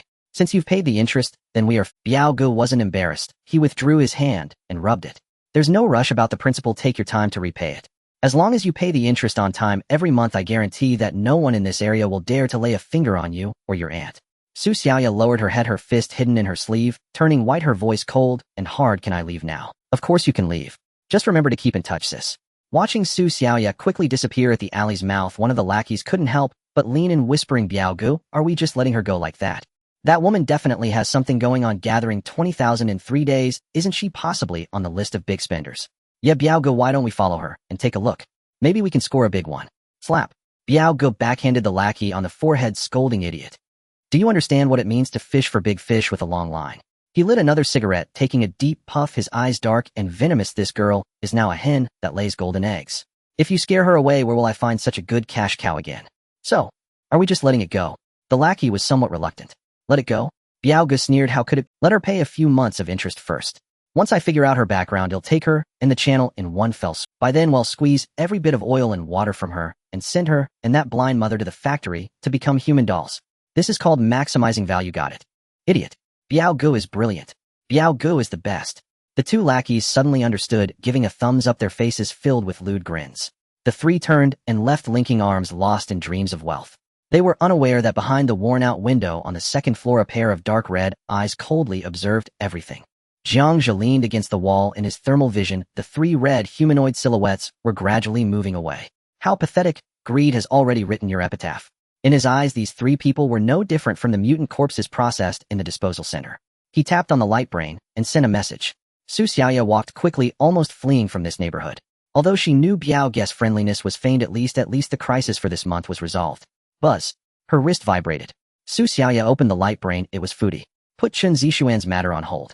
I need all the details on the Heishui gang and that Biao Ge. Also find out the location of that factory they mentioned. Su Xiaoya suddenly halted her steps abruptly, turning to look at the empty street behind her. He's watching me. Everything that just happened, that man was present. A chill crawled up her spine, but immediately a second message popped up, instantly dispelling all the cold. Well done. You don't have to repay the 30,000. Su Xiaoya stared at the words, her breath halted for half a second. No need to repay? What does this mean? Could it be? She took a deep breath, forcibly suppressing the mist rising in her eyes. Her gaze sharpened again. Since she had sold her soul to the devil, she would become a person useful to the devil. Returning to the home, transformed from a container, her mother was still asleep. Su Xiaoya quietly lifted the corner of the floor, revealing her secret base. A light brain mainframe pieced together from countless discarded parts was humming away. Su Xiaoya donned the homemade neural connector, and her A-grade talent data sensing exploded instantly. The world transformed before her eyes. No longer cold metal and walls, but countless streams of flowing green data. She was like a fish swimming into the sea, silently slipping through the sieve-like firewall of the Heishui gang, following those faint signal wave bands. In this network world, she was no longer that timid slum girl. She was a true ghost. Hours later, as the eastern sky began to brighten with a hint of dawn, Su Xia finally pulled out the suction cups and leaned back in her chair, exhausted. A detailed and encrypted report was sent to Jiang Zhe's light brain. Jiang Zhe replied almost instantly. Well done. Looking at these simple 4 words, Su Xiaoya, she knew that from this moment on, her and her mother's fates were tightly bound to this man. In District 14, in a 2-bedroom apartment. This was Jiang Zhe's new stronghold. With a legitimate Crate awakened identity, living in a container seemed deliberately out of place. He sat on a worn-out sofa that had seen countless years the light screen, before him scrolling through the report sent by Su Xiaoya. One had to admit that girl was a genius in intelligence gathering. She had stripped the Heishui gang down to its underwear. Organizational structure, cash flow from the underground casino's accounts of protection fees, and that so-called factory. That was an abandoned biochemical processing station on the edge of District 16. The photos were blurry, but one could still make out the semi-finished products hanging on the production line. Living people had their limbs severed, fitted with cheap mechanical prosthetics, and even had control chips implanted in their brains, turning them into dolls that only obey commands. These dolls were either sold to shoot underground super dream films, or became playthings for certain powerful figures. It's truly disgusting. Jiang Zhe looked at the disassembled and reorganized flesh on the screen, his brows furrowing. Such treatment of one's kind, as if they were mutants, stirred a physiological aversion within him. But there was no time to pity anyone, nor was there any intention to play the savior. He closed his eyes, forcibly suppressing the feeling of nausea, his gaze shifting to the complex flowchart of funds. The Heishui gang's largest continuous income was not from usury, but from a high-end club in District 7 called Brilliant Star. Remarks indicated special waste disposal fee. And shockingly, the name of Kunlun Industries appeared in the list of investors behind Brilliant Star. Coincidentally, in the VIP client list for that club, Jiang Zhe saw a familiar name. Chen Zixuan. So that's how it is. Jiang Zhe turned off the light screen, his fingertips gently tapping the table, producing a soft sound. All clues had come full circle. Chen Zixuan, Kunlun Industries, Heishui gang, human modification factory. Very well. Jiang Zhe stood up, walking to the window, watching the sun rise in the distance, a hint of brutal red flashing deep within his pupils. Since they're all in the same net, it saves me the trouble of searching one by one. 2 nights later, in the dead of night. District 16, an abandoned biochemical processing station. Jiang Zhe slipped silently over the rusted perimeter wall and melted into the station's heavy shadows. According to intelligence intercepted by Su Xiaoya, tonight Biao Ge and his crew would bring 2 unlucky debtors here to be processed into mannequins. Jiang Zhe moved with practiced ease, avoiding several long-dead surveillance nodes as he infiltrated the heart of the facility. Before the vast waste compression and decomposition chamber, his fingers danced across the console.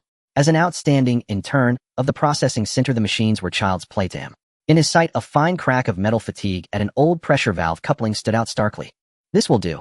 He plucked a shard of high-strength alloy from the scrap heap and wedged it into the pressure relief port. Now, if internal pressure rose too high, the valve could not vent as intended. That tiny fissure would become a perfect bursting point once the pressure crossed its critical threshold. Then he altered a line of low-level logic code. He redirected the triggers for pressure anomaly and emergency drain entirely to the airlock dead. In other words, if a pipeline ruptured and set off a pressure alarm, the safety program would not open the drain. It would prioritize locking the hatch instead. The Tinsoftens alloy hatch would be sealed shut. A simple trap complete. After finishing, Jiang Zhe climbed to the roof of a nearby derelict building and activated his light brain. An anonymously composed message had already been queued and was sent to the private inbox of the Dusha gang leader in District 17, tonight at 1 a.m. District 16, abandoned processing station. Blackwater Gang, trading high-purity crystal cores cargo worth $1 million. Black and black theft is the eternal refrain of the underworld. He trusted that faced with such temptation, those desperados would arrive on schedule. Time ticked away. Midnight approached. The roar of a battered truck engine tore the night. Jiang Zhe, flanked by 5 or 6 thugs, dragged 2 men with rags stuffed in their mouths and cursed as they entered the plant. Hurry up. Get these 2 pieces of trash processed. Boss is waiting for us at Suizanji Xing. Jiang Zhe kicked one man in the rear impatient. The henchman grinned and hauled the men toward the decomposition chamber. At the very moment the chamber door swung, a staccato burst of pulse fire lit the night like a flare. A dozen dark shapes stormed through the entrance and swept indiscriminately at Jiang Zhe's group. Shit, it's the Dusha gang. What the hell are they doing here? Jiang Zhe's bravado collapsed. He scrambled behind a rusting machine. Return fire. Give me return fire. Since this was black and black, the Dusha gang clearly meant to leave no witnesses. One of Jiang Zhe's men reacted too slowly. A pulse beam tore through his chest, and he fell without a cry. Bullets flew chaotically inside the chamber, ricocheting off pipes and walls, scattering sparks. Grenades detonated, their flashes revealing faces twisted by greed and fear. The firefight escalated. Both sides were blind with bloodlust. In the confusion, a grenade landed near the pressure valve Jiang Zhe had tampered with. Boom! The blast shockwave upended nearby debris. The explosion slammed into already decayed pipelines with terrible force. A crisp metallic snap echoed. The jammed relief valve could no longer bear the rapidly rising intern. With a thunderous rupture, the thick pipe connected to the valve exploded. A gush of pitch-green, highly corrosive industrial waste spewed from the breach. Sizzling, the waste splashed across floors and machines, vomiting clouds of white vapor. Hardened metal was eaten away into pitted holes. A Dusha gang member's weapon was doused, and the pulse rifle melted into a puddle of molten iron. A Blackwater thug was drenched before he could dodge. His scream warped into a different sound as his flesh dissolved like wax. Within seconds, he was little more than a smoking skeleton. The grotesque instant sobered both sides. The firefight stopped in a heartbeat. Only one thought occupied every mind: flee. Beep. Pressure anomaly detected. Initiating emergency lockdown. A shrill alarm detonated through the station. Accompanied by cold electronic tones, the massive alloy hatch began to descend, and under the shocked, desperate gazes of those inside, it slowly sealed shut. No. Jiang Zhe went mad, lunging for the exit, one step from salvation. Bang! The door closed, perfectly sealed. Jiang Zhe watched the last sliver of escape vanish. He hammered at the heavy metal with frantic hands, nails splintering, blood streaming. Open the door. Open it, damn you. Let me out. I don't want to die. Only the chamber's blood-red warning lights and the grinding growl of the shredder answered. The great metal gears began to turn, shredding the living, the dead, the waste, and with them the greed and sin, into an indistinguishable rotten pulp. On a rooftop, wind lifted Jiang Zhe's coat. He stood with one hand in his pocket, watching the farce below. A faint red glint flickered deep in his eyes. Through thermal vision, the tiny red dots that signified life blinked out one by one. In less than 5 minutes, the world fell silent. When every heat source in the chamber had been extinguished, Jiang Zhe turned and left. The next morning, abrasive heavy metal rock roused the slums. Good morning, I'm your old friend Xiangni. On the light brain screen, Xiangni wore his trademark chipped sunglasses, spittle flying, as he ranted like a madman. Whether you slept in a dumpster or on some executive's bed, open your eyes and hear what this fucked up world has. First, a brief official joke. No, a bulletin. Our beloved District 16, that godforsaken place, hosted a grand barbecue party last night. Xiangni slammed back a swig of cheap whiskey and belched. What did the official media call it? Oh, malicious gas explosion. Do those suited fools think our brains were swapped for mash? According to Qiangni's exclusive tip, that place was hopping last night. The idiots from Heishui gang and Dusha gang held a grand exchange meeting there. They partied so hard they delivered themselves straight into the decomposition chamber. Even their DNA got mixed, expecting to divide an inheritance. Tell the bereaved to bring a microscope. They did the city's environmental services a favor. Applaud this organic fertilizer. As for the security department's stern crackdown on violence, how that may be the funniest joke this week. Alright folks, remember to check your armor plating before you go out. Don't count on those worthless bastards. Inside a shipping container shack, Su Xiaoya stared fixedly at the charred rubble on the screen, unaware that her nutrient drip had spilled from her hand. They're all dead. Jiang Zhe, the one who drove her to the brink, the arrogant Heishui gang, vanished overnight. At that moment, her wrist vibrated. Sender Gourmet. The message contained only 2 words: move. District 14, the Edge Zone. Although it still belongs to the lower urban area compared to the container settlement in District 16, this place is simply paradise. Su Xiaoya helped her blind mother enter the apartment rented by Jiang Zhe. The 60-square-meter 2-bedroom unit wasn't spacious, but the synthetic wooden floor beneath their feet was smooth, unlike the rusted iron plates. There was also no lingering musty smell in the air. Xiaoya, it's so quiet here. Her mother nervously grasped her daughter's arm, instinctively uneasy about the overly smooth feel under her feet. Mom, we will live here from now on. Su Xiaoya held back the moisture in her eyes as she helped her mother sit down on the slightly sunken old sofa. The landlord is a good person. He saw our difficulties and rented it to us at half price. Just as the words fell, the door lock of the master bedroom clicked open. A tall figure emerged. Su Xiaoya's heart leapt into her throat, and she instinctively shielded her mother. This was her first time seeing the true face of the gourmet. He looked like a boy of her age. With a handsome face, even somewhat scholarly in appearance, he wore a faded synthetic fiber jacket. Strange. Why does this face look so familiar? A flicker of doubt crossed Su Xiaoya's mind, feeling as if she had seen him somewhere, but she couldn't recall where. Jiang Zhe held a cup in his hand, glancing at the mother and daughter. The second bedroom is yours. Settle your mom in, and once that's done, come to my room.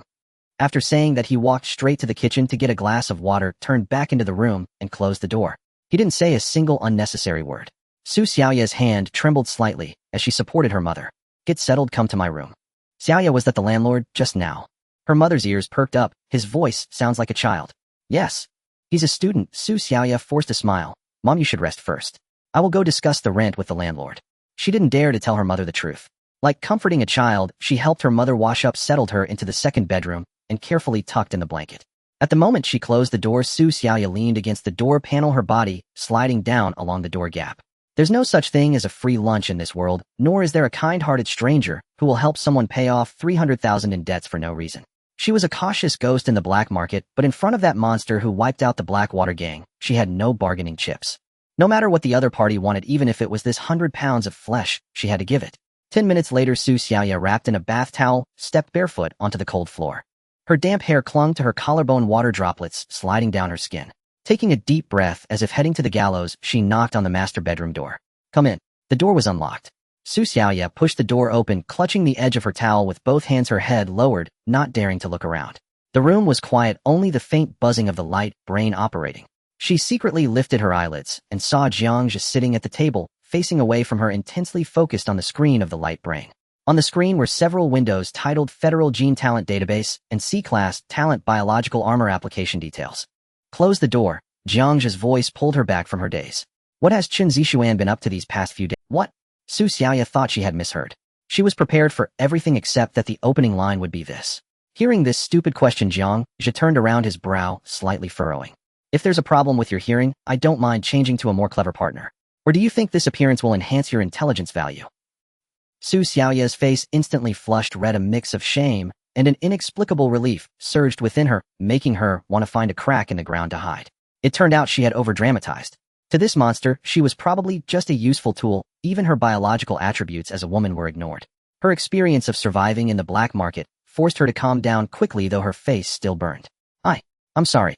Su Xiaoya anxiously tightened her towel, stammering as she reported, Chen Zixuan. Chen Zixuan has been very well behaved these past few days. Aside from going to class, he just goes home and hasn't even been to Brilliant Star. To monitor him, I also returned to Shurjiu Middle School. She quickly got into the rhythm, reporting in detail the observations from the past 2 days, including Chen Zixuan's social circle and remarks at school, and the key information she found. Chen Zixuan is the illegitimate son of a Kunlun industrial shareholder. Jiang Zhe said nothing, just quietly listened, unconsciously tapping his fingers on the table. The dim light from the desk lamp cast shadows on his side profile. The originally vague outline gradually overlapped with the transparent figure Su Xiaoya remembered, who always kept his head down and slept in the corner of the classroom. Su Xiaoya's pupils suddenly constricted to pinpoints, her voice trembling. You are Jiang Zhe. No wonder she found him familiar. But how is this possible? The Jiang Zhe who was timid in school, who didn't even dare to breathe loudly, is actually the gourmet who left dozens of gangsters without a trace. The massive contrast made Su Xiaoya feel dizzy. Jiang Zhe's fingers that were tapping on the table stopped. His deep gaze locked onto Su Xiaoya, the corners of his mouth curling into a smile that was neither a smile nor a frown. Since you've recognized me, then some rules need to be established now. No denial, no panic. That calmness that permeated from his bones made Su Xiaoya feel as if she had fallen into an ice cave. Jiang Zhe's voice was light, yet carried a chill. Remember this. Jiang Zhe leaned slightly forward, an oppressive aura enveloping her. In school you don't know me, and don't try to get close to me. Su Xiaoya nodded vigorously. She was a smart person who knew when to play dumb and when to keep quiet. Put on some clothes. I'm not used to discussing serious matters with someone wrapped in a towel. Jiang Zhe casually grabbed a large shirt from the back of the chair and tossed it over, showing some disdain. Next, I want you to do 2 things. Su Xiaya hurriedly put on the shirt, the oppressive feeling of being scrutinized finally dissipating somewhat. The oversized shirt hung on her, making her appear even more petite. First, continue to investigate Chen Zixuan, especially his activity trajectory, at Brilliant Star. Just as Su Xiaya was about to nod, her personal light brain on her wrist suddenly vibrated.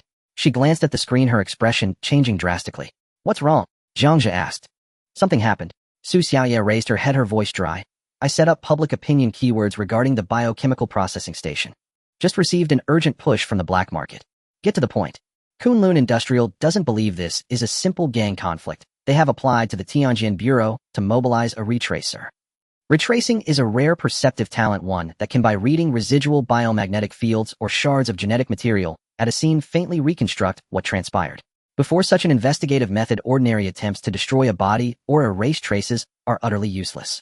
Su Xiaoya's palms were slick with cold sweat. If a scene retracer traced Jiang Zhe, she as an accomplice would fare no better. Why panic? Compared with Su Xiaoya's fear, Jiang Zhe was unnervingly calm. Let them investigate. But that's a scene retracer. What if? There is no what if. Jiang Zhe cut her off, his tone decisive. The scene retracer works by reconstructing from material residues. Like a jigsaw, you need the pieces. But what if even the pieces have been completely dissolved by strong acid? The decomposition vats were filled with high-concentration industrial acids mixed with a decade of toxic waste. Such a concoction can annihilate organic matter at the molecular level. When the material basis is utterly erased, the so-called retracing can only yield a meaningless acid haze. Seeing Jiang Zhe's unwavering confidence, Su Xiaoya's anxious heart inexplicably calmed. The second, Jiang Zhe rose and went to the window, looking toward the direction of Chengnan Middle School. Since the consortium is hunting for a murderer, give them a little surprise to divert their attention. A surprise? Su Xiaoya frowned. Chen Zixuan. Su Xiaoya gasped. You want to kill him? If he dies, this will become a huge scandal. That's too risky. Jiang Zhe shook his head, traced a circle on the fogged glass with his finger, and then pierced it. Murder is the crudest method, especially killing fools with connections. Chen Zixuan may be a bastard, but he is the consortium's face. If he were assassinated, the consortium would retaliate without restraint. That would only bring trouble to us. Jiang Zhe turned a faint red light in his eyes. But what if he becomes not merely incompetent, but a disgrace to the consortium? District 16, an abandoned biochemical processing station. The once dead ruins were now brightly lit. 3 layers of cordons ringed the site, red and blue lights flickering across the crumbling factory walls. 24 hours had passed since the accident. The factory sealed gates had long been breached, and a dozen special vehicles from the biochemical crisis response teams were slowly withdrawing. The air still held the acrid sting of acid vapor. Even with the ventilation running, the smell pierced the lungs. This truly was a vile mess. Yi Hong, clad in heavy white protective gear, removed her gas mask and revealed a delicate face marked by exhaustion. She was the captain of the Tianjin Intelligence Division, accustomed to handling thorny cases, yet at this moment, she looked somewhat disheveled. To neutralize the acid inside, 3 entire hazmat squads poured in a ton of neutralizer. Only after a full day of toil could we set foot inside. How much hatred must the killer harbor for these people? Beside her stood a man in a gray trench coat, about 30, wearing gold-rimmed glasses. He was Gu Qing, a senior analyst at Tianjin, notorious for his eccentricity. A mess. Gu Qing inhaled from his e-cigarette, staring dreamily at the pockmarked, corroded ground. No, Yihong, your phrasing is wrong. This is a work of art. A work of art. Yihong frowned in disgust. At least 30 died here. You cannot even find a whole bone. The floor is covered with that stuff. You call this art? It is precisely because nothing can be found that it is art. Gu Qing spread his hands as if embracing the air. Heishui Bang's Biaozi and Dusha Bang's third. 2 mortal enemies who fought for 5 years. In their final moments have been fused, thus you within me, I within you, forever inseparable. Isn't that ultimate reconciliation romantic? Ugh, Yihong nearly retched. Spare me your pervert. The old men at Kunlun Shiria are pressuring us. You're the person in charge, get on with it. Gu Qing shrugged and made a surrendering gesture. The 2 of them approached the enormous decomposition vat at the plant center. Yihong closed her eyes and held her hands in the air. Her talent seemed retrace activated. Invisible ripples radiated from her as she sought to capture residual biomagnetic traces in the air and rebuild the horror of 24 hours before. Even a single scream, even one human silhouette would suffice. Minutes later, Yihong opened her eyes, her body swayed, and she nearly fell. How is it? Gu Qing steadied her, his expression unreadable, as if he had expected this. It's all noise, Yihong ground out. I can't see any coherent images. This place is too clean. Every trace has been erased, even the magnetic fields have been shredded. As expected, Gu Qing withdrew his hand, crouched, and with his gloved right hand plucked a warped metal fragment from the unrecognizable pile of residue. This acid formula mixes industrial aqua regia with highly active bioenzymes. It not only dissolves flesh, but can sever DNA chains and even neutralize biomagnetic fields. More importantly, this acid fermented all day inside the sealed decomposition vat. In such an environment, forget your retracing, even a god would have to hold his nose. Guqing rose and scanned the ruined factory, his gaze settling on a pressure valve atop the decomposition. The piping there had burst, but Guqing's focus was on the valve junction. Let's go up and inspect that relief valve. Moments later, they reached the maintenance platform. Guqing leaned over the derelict valve, probed it with a pick, and his eyes lit up. Just as I thought. He pointed to a metal mass inside the valve that had nearly fused into one. Look here. This alloy was deliberately wedged in. It is jammed precisely at the spring's rebound point. In other words, when pressure rose, the valve would not vent, but lock completely. Guqing produced a data cable, forced a connection to the half-charred control panel, and typed rapidly. Seconds later, a strand of remaining code appeared on the screen. Brilliant. Truly brilliant, Guqing applauded. The killer not only jammed the physical valve, but rewrote the underlying logic. He altered the pressure anomaly, emergency discharge command, into pressure anomaly, hatch lockdown. What does that imply? Although Yihong was not technical, she could hear the abnormality. It means this was not the work of some gang's thugs. Guqing inhaled his e-cigarette, smoke curled as a fever for deduction gleamed in his eyes. The killer understood this old machine intimately. He exploited the machine's safety mechanisms, turning pressure relief into lockdown and agitation into strain. That requires mechanical engineering skill, familiarity with biochemical processing, and even some computational ability to calculate critical pressure points. Guqing paced through the devastated factory as if sketching the unseen opponent. Gang warfare? No. This was a carefully orchestrated massacre. Whoever set this up has steady nerves, professional technical means, and a ruthlessly cold operating style. Guqing turned to Yihong, who was taking notes, and delivered his confident conclusion. The suspect profile is clear. Write it down. Male, age between 35 and 50, reclusive by nature, meticulous in thought. Focus on two categories. First, senior engineers who worked at this plant for over 10 years and may harbor resentments after being dismissed. Second, former military mechanics or demolition experts retired due to injury and drifting into the lower districts. Only they possess the skill to turn industrial facilities into killing machines and the cold heart to do it. Guqing pushed up his glasses. A flash of shrewdness crossed the lenses. Go investigate. Search within this scope. The killer cannot get away. While you investigate, keep an eye on Kunlun Shirya. They may not want us to continue, but under the pretext of inquiry, we can probe their depths. In District 14, Jiang Zhe's modest apartment. The curtains were drawn tightly, and the dimly lit living room was illuminated only by the cold glow of the holographic screen. On the screen, a subterranean media figure named Johnny was passionately ranting. Hey, guys, I take back what I said yesterday. Damn gangland shootouts. The abandoned factory in District 16 is nothing short of a hell on earth. The cleanup crew from the Heavenly Justice Department spent a whole day inside. It is said that not even a single intact bone fragment could be found. Everyone turned into a puddle of green sludge. Do you understand that feeling? Johnny took a deep swig of strong liquor, his expression wild. There are insider reports claiming that not a single complete corpse could be found. Everyone turned into a puddle of water. A puddle of water. Do you get it? Rumor has it that the murderer is a sociopathic mechanic, or perhaps it's the legendary Phantom Squad doing the deed. Now District 16 has opened up a big piece of cake. Who will become the new? Jiang Zhe casually turned off the holographic screen. A mechanic? A Phantom Squad? Heh. The imagination of the Federation can be quite amusing at times. Since they had already locked their suspicions onto the non-existent hidden master, this little transparent figure could still hide for a while. Boss. The door was gently pushed open, and Su Xiaoya stepped out. She handed over her holographic device, her eyes reflecting a mix of nervousness and anticipation for praise. I've completed the forged records.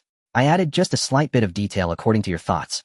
Su Xiaoya swallowed hard and added, I added some spice to the part about Li Meng. As for Lily's side, I found that I didn't even need to forge anything. Oh, Jiang Zhe raised an eyebrow and quickly scanned the holographic device. He first glanced at the video segment of Li Meng that had been spiced up, a glint of satisfaction flickering in his eyes. Su Xiaoya's creative touch was more ruthless than he had anticipated. Then he opened the folder named Lily. The shaky image and dim lighting clearly indicated it was a clandestine recording from someone sitting beside Chen Zixuan. It seemed that Chen Zixuan's brothers were not good people either. They had long been waiting to see him make a fool of himself. Jiang Zhe handed back the holographic device to Su Xiaoya, his tone calm. Well done, your value is even higher than I imagined. Just a simple affirmation made Su Xiaoya's tense shoulders immediately relax. Having witnessed Jiang Zhe's methods of taking down the Blackwater gang, this statement was the greatest talisman for her. Jiang Zhe walked to the window, his fingers gently tracing the foggy glass, his gaze directed towards the direction of South City High. The gang's troubles had been temporarily resolved. Next, it was time for that rich second-generation heir. Let's go to school and see how they play this act. At the strength training gym of South City High, clang.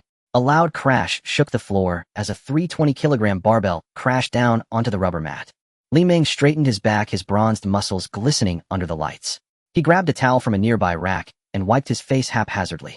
In the corner, two scrawny boys waited until he finished his set before daring to approach. "And Ming Gu, this is for this week." The two boys trembled as they handed over a few banknotes. Li Ming snatched the money, not even counting it, and stuffed it directly into his pocket. He patted one of the boy's face with considerable force, causing the boy's cheek to flush instantly. "Well done. If anyone bullies you at school in the future, just report my name." The two boys felt as if they had been pardoned, bowing repeatedly to thank him before scurrying away. Li Ming watched their retreating figures, snorting disdainfully as he grabbed the large water bottle on the ground and chugged it down. He was a child of the poor, lacking money and power. How could he maintain his physique and training without collecting some money? Just then the gym door was suddenly slammed open. A burly man rushed in holding a holographic device, nearly stumbling headfirst into the barbell from running too fast. Li Ming shot him an impatient glare. "Who can you be a bit steadier? Is the sky falling?" "It's not the sky falling, Bits. It's that bastard Chen Zixuan." Who thrust the holographic device in front of Li Ming, opening a video file. "Look at this.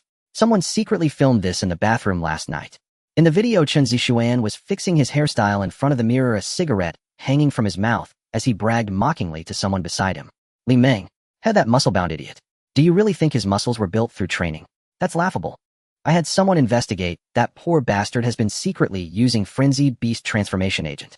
Do you know what that stuff is?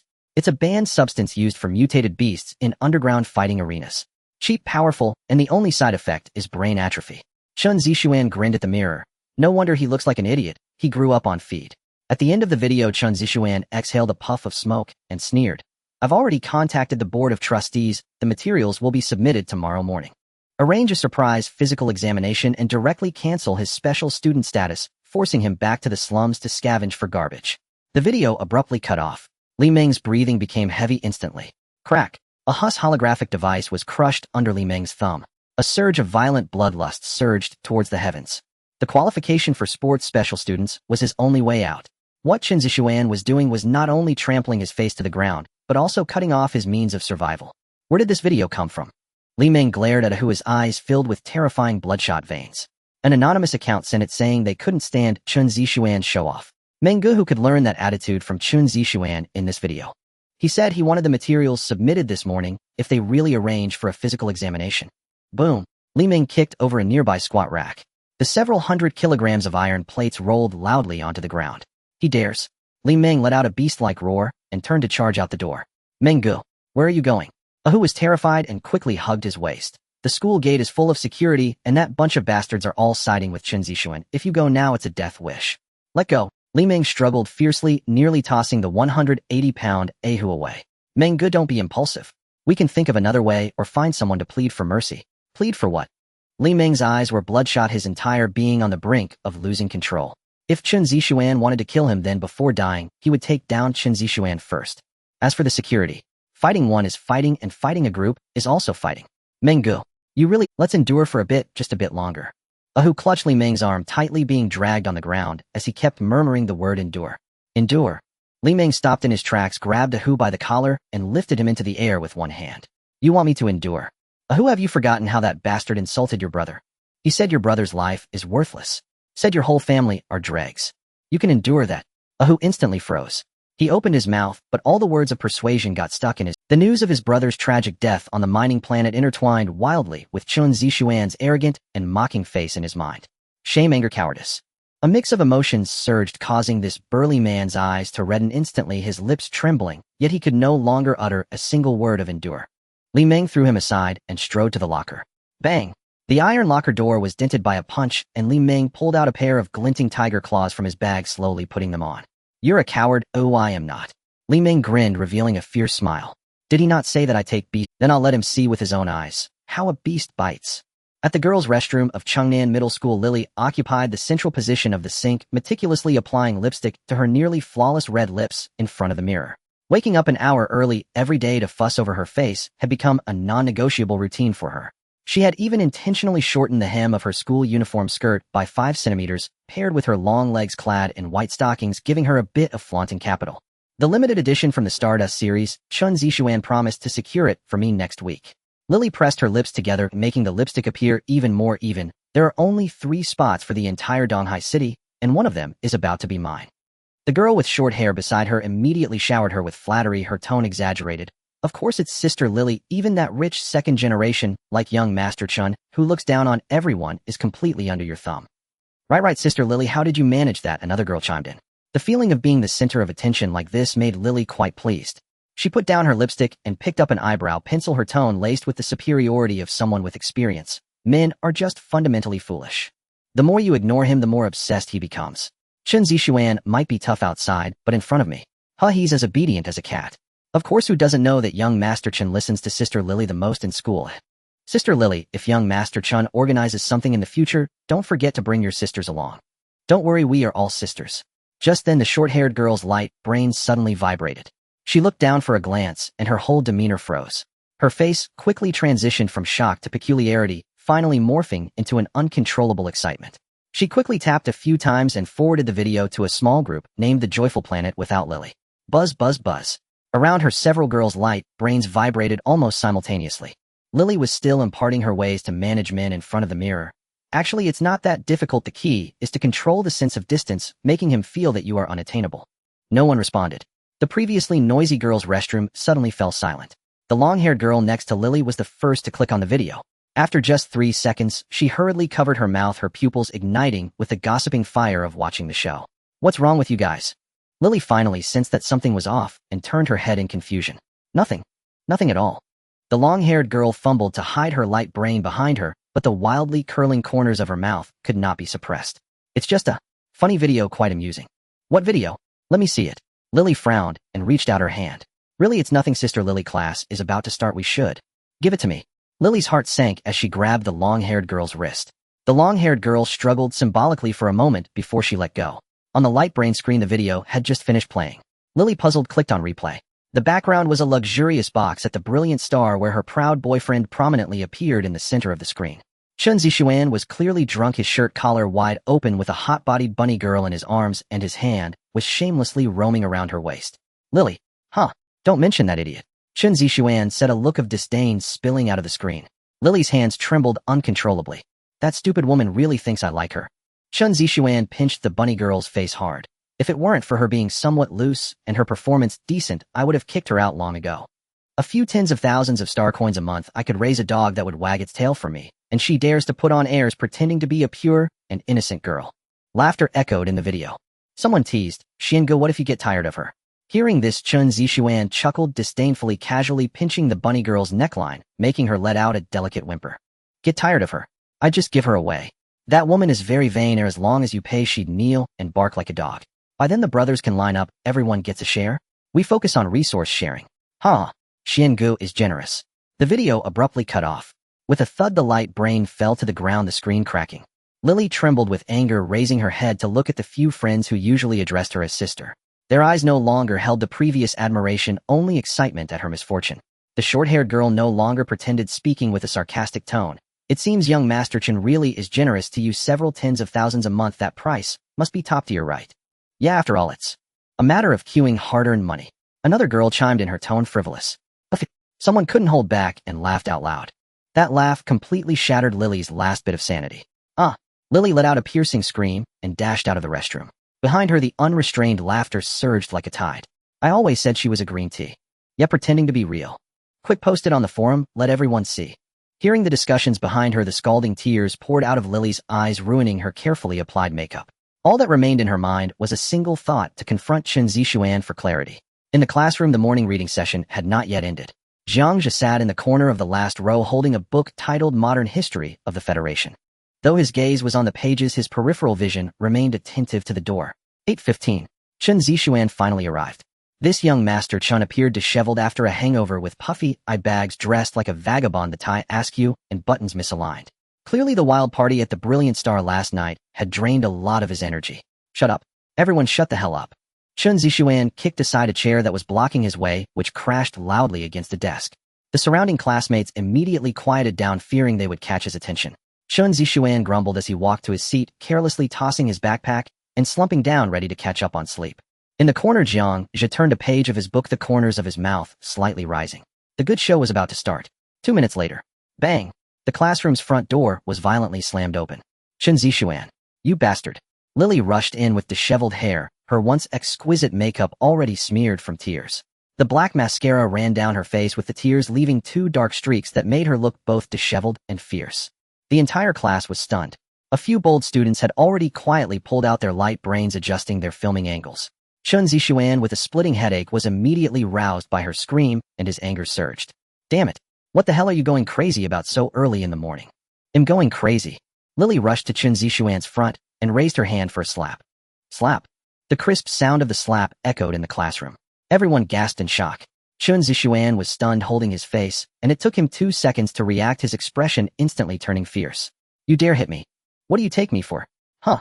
Lily screamed hysterically, her nails clawing wildly at Chen Zixuan's face. Are you planning to hand me over to your brothers? Let them queue up. Get lost. Crazy woman. Chen Zixuan snapped back to his senses and pushed Lily away. After all, he was an awakened one. Even if his body was drained from indulgence, his strength was not something an ordinary girl could compare to. Lily flew out her back, crashing heavily against the podium, producing a dull thud, and her forehead struck a sharp corner, blood gushing instantly. What are you looking at? Turn around. Chen Zixuan shouted at the onlookers, his predatory gaze making several students who were secretly recording hurriedly hide their light brains. He turned to point at Lily, his eyes filled with disgust. You ungrateful wretch. Do you believe I can make your whole family disappear in Donghai City right now? Lily lay on the ground, blood dripping steadily onto the floor. Her whole body trembled violently, fear and despair tightening her throat, leaving her unable to utter another word. Just then a loud crash came from the back door of the classroom. Boom. The solid wooden door was kicked into splinters with chips flying everywhere, even the door frame cracking. Amidst the smoke and dust, a figure as robust as a bear stood at the doorway. Li Meng. His eyes were bloodshot, veins bulging on his neck, and he was wearing a pair of tiger claws. Chen Zixuan. This roar was even more terrifying than Lily's scream, shaking the glass windows as they vibrated. All the students froze, a few girls turning pale with fear. Just after dealing with Lily, Chen Zixuan turned to see Li Meng's fierce demeanor. He was startled, but still forced a hard expression. Li Meng. What the hell are you doing here, you idiot? Today I'm going to Li Meng took 2 quick strides, his massive frame surging forward with seething fury, barreling straight toward Chen Zixuan. Desks and chairs along his path exploded outward. Several students who stood in his way hadn't even registered the threat before being lifted clean off their feet, hurled 3 or 4 meters through the air, crashing hard onto the floor, too dazed to rise. Shit. What are you waiting for? Stop him. Chen Zixuan's face paled as he stumbled backward in terror, shouting wildly at those around him, double this month's living allowance. Get after him now. At the promise of doubled funds, the fear trembling in the legs of Chen Zixuan's usual sycophants vanished, replaced instantly by avaricious resolve. Brother Meng, don't act rashly. Get lost. Get lost. Li Meng roared, his vision narrowing until only Chen Zixuan's revolting face remained. When arms reached out to seize him, he didn't flinch. His right fist, sheathed in tempered steel knuckle dusters, cut through the air with a sharp whistling force and struck true. Crack. A sickening snap echoed as the first lackey's zygomatic bone caved inward. He spun violently midair, slamming into a row of desks and toppling them like dominoes. The second henchman lunged low, aiming to grapple and throw. Li Meng didn't even glance. His counterhook swung backward in one brutal arc. Spurt. A spray of bloodied molars struck the blackboard. The man rolled his eyes upward and slumped lifelessly to the floor. The third. The fourth. No flourishes. No feints. Only raw, unrelenting power. Within 10 seconds, 7 or 8 lackeys lay groaning on the ground. Chaos erupted across the classroom. Girls shrieked and huddled into corners. Boys turned ghost white and scrambled atop desks, desperate to avoid Li Meng's wrath. He's gone mad. Li Meng's completely lost it. Call security. Call them now. Amid the pandemonium, Li Meng stood directly before Chen Zixuan. His shadow fell over Chen Zixuan's terrified face. What do you think you're? Chen Zixuan raised a hand to block, but even as he tried to muster his source energy, there was no time. Li Meng seized Chen Zixuan's uniform collar in one enormous fist, and with a single explosive motion, hoisted the 140-pound youth clear off the ground. Downward slam. Boom. The entire floor shuddered. Chen Zixuan's skull cracked against concrete. The violent concussion blanking his mind, scattering the fragile spark of source energy he'd just gathered. Before he could draw breath, Li Meng straddled him, his blood-smeared knuckle duster raised high. So, you reported me. The blow landed. VVVVRRR. A pale cerulean energy barrier flared across Chen Zixuan's chest, absorbing the full impact of the strike. A Tier 2 kinetic deflection shield. Ever since Li Meng had dragged him from his car and beaten him senseless outside the school gate, Chen Zixuan had learned his lesson, procuring this shield as a discreet body-worn safeguard against another close-range assault. Yet before Li Meng's white-hot rage, the barrier lasted barely a second. Crack. Fractures spider-webbed across its surface, then shattered into countless shimmering motes. You ruined my future. The second blow followed without pause, cold metallic knuckles biting deep into Chen Zixuan's right cheek. Spurt. Flesh tore. Blood sprayed. His right cheek collapsed into a ruinous pulp, his mouth split open to his earlobes gushing crimson mixed with frothing saliva. You slandered me. Called me a beast drug addict. The third strike crashed squarely into his face. Snap. His nasal bone shattered into fragments. His features warped beyond recognition. Where once stood a handsome visage now lay only mangled, unrecognizable flesh. Whoa.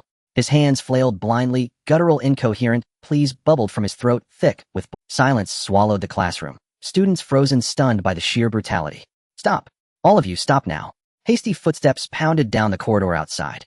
7 or 8 campus security officers in riot gear burst into the room. Now pull him off.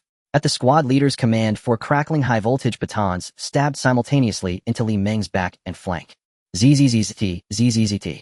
Blue arcs danced wildly across his skin. The surge convulsed every muscle. Foam flecked his lips. Yet still he remained astride Chen Zixuan, his fist descending again and again in mechanical rhythm. Thud.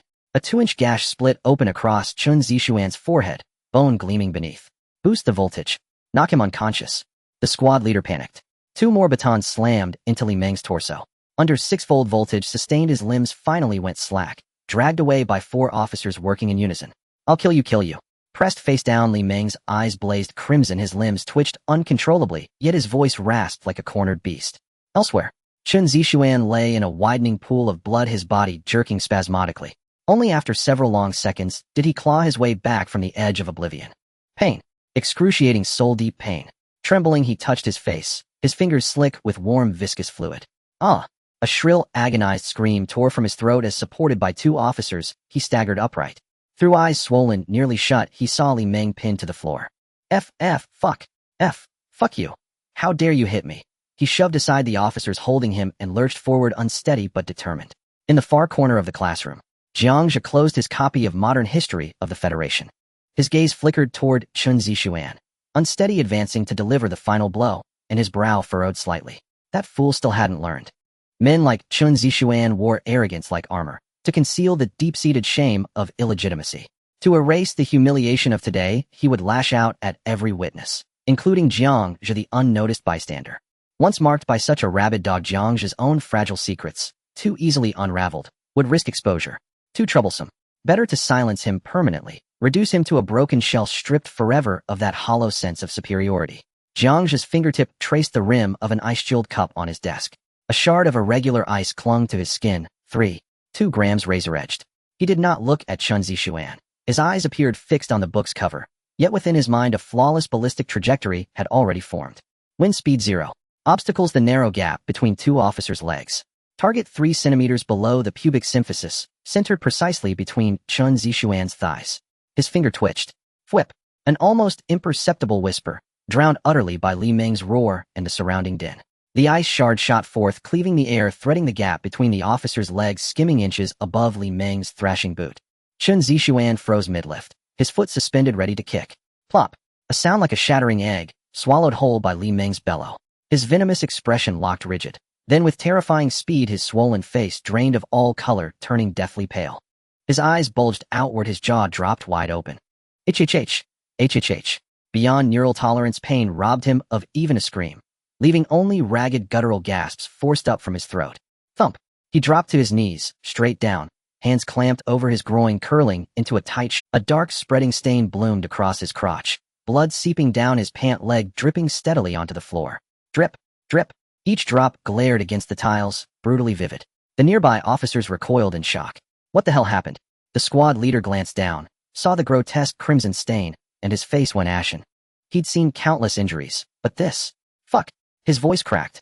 He swung his baton hard across Li Meng's back, roaring, "Hold still. Do you have any idea what you've done? You've crippled him." Li Meng, half conscious from the shocks, lay dazed on the floor. Me? Did I kick him? Did I actually land? It seemed he had. No one questioned it. No one could.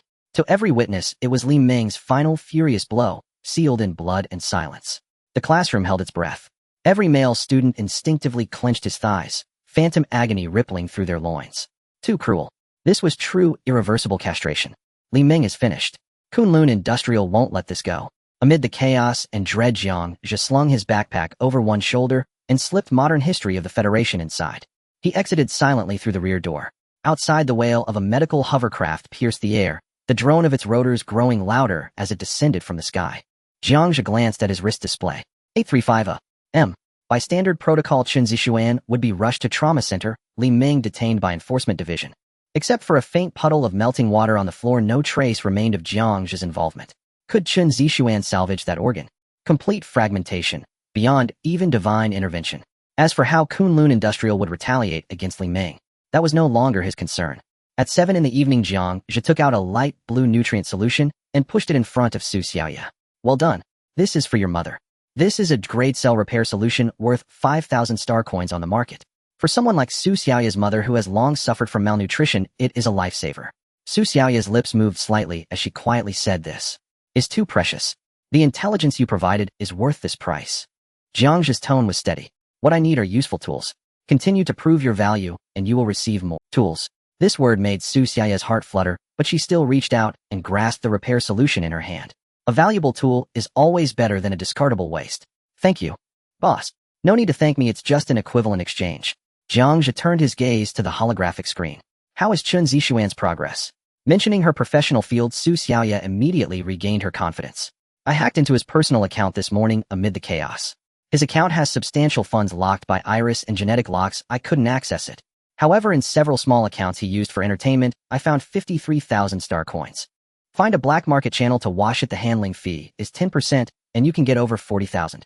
Su Xiaoya looked at Jiang Zhe expectantly, hoping for a compliment, but Jiang Zhe merely shook his head. "Don't move." Su Xiaoya was stunned. "But," I said, "don't move." Jiang Zhe's tone was indifferent. "It's not worth getting burned for this amount of star coins." Su Xiaoya bit her lip, ultimately nodding. "Understood." Jiang Zhe continued to ask, "Besides star coins, is there anything else? For example, his connection with Kunlun Industries?" "Yes." Su Xiaoya immediately brought up another document. "There are regular transfer records in the account marked as living expenses, and the transfer person is named Chen Ru, who should be Chen Zixuan's mother. After Chen Zixuan's incident, she talked to someone named Lu Lao, and I intercepted the audio." The audio played amidst the chaotic electrical noise. A woman's panicked voice came through. "Lu Lao, what should we do about that matter?" "Zixuan is now in the emergency room. The doctor said he was critically injured." "Chen Ru, stay calm." A steady and deep voice of an elderly man echoed. "As long as he is still in Donghai, there is no injury that cannot be resolved. This little matter is not worth losing composure over. More importantly, I'm concerned that the item went smoothly right. You know I don't engage in losing deals." "No, absolutely not. It will definitely arrive within 2 days. As long as you can." "That's more like it." The old man chuckled softly, his tone becoming warm and assured. "The rest I will arrange. Put your heart at ease, sleep well, and wait for your son to be discharged." The audio ended. Jiang Zhe narrowed his eyes. "Thanks. It can arrive in 2 days. Investigate who this Lu Lao is, and what the item he mentioned is." Before Su Xiaoya finished speaking, a graphic of an alchemy flask suddenly popped up in the lower right corner of the holographic screen. "What's wrong?" "It's an alchemist." Su Xiaoya looked a bit nervous. "He sent a message saying that at 10 o'clock tonight, he will organize an online trading session. After you enter, you will still be a ghost. I am your newcomer, codename Gourmet. Unless I signal, you must not say a word." "But," Su Xiaoya was almost in tears, "the alchemist's rule is that no living person is allowed. He will really kill people." Jiang Zhe did not answer immediately. A black market trader killing someone is indeed not a big deal. But compared to being targeted by the alchemist, he feared another matter more. Fearing that one day old son might be in a bad mood and casually throw over a 4th-grade mutant, Xiao Jiang finish up tonight before leaving. Fearing that one day the military might check the accounts and old son would throw him out to take the blame. Fearing that this seemingly stable life was actually one where every meal was a gift from others. Those who reward him can take it back at any moment. He did not want to continue living like this. So he had to go. He had to squeeze into that card table, even if it meant risking his life on his first time at the table. Of course, there was no need to say these words to Su Xiaoya. "Rest assured, I know what I'm doing. He won't harm me."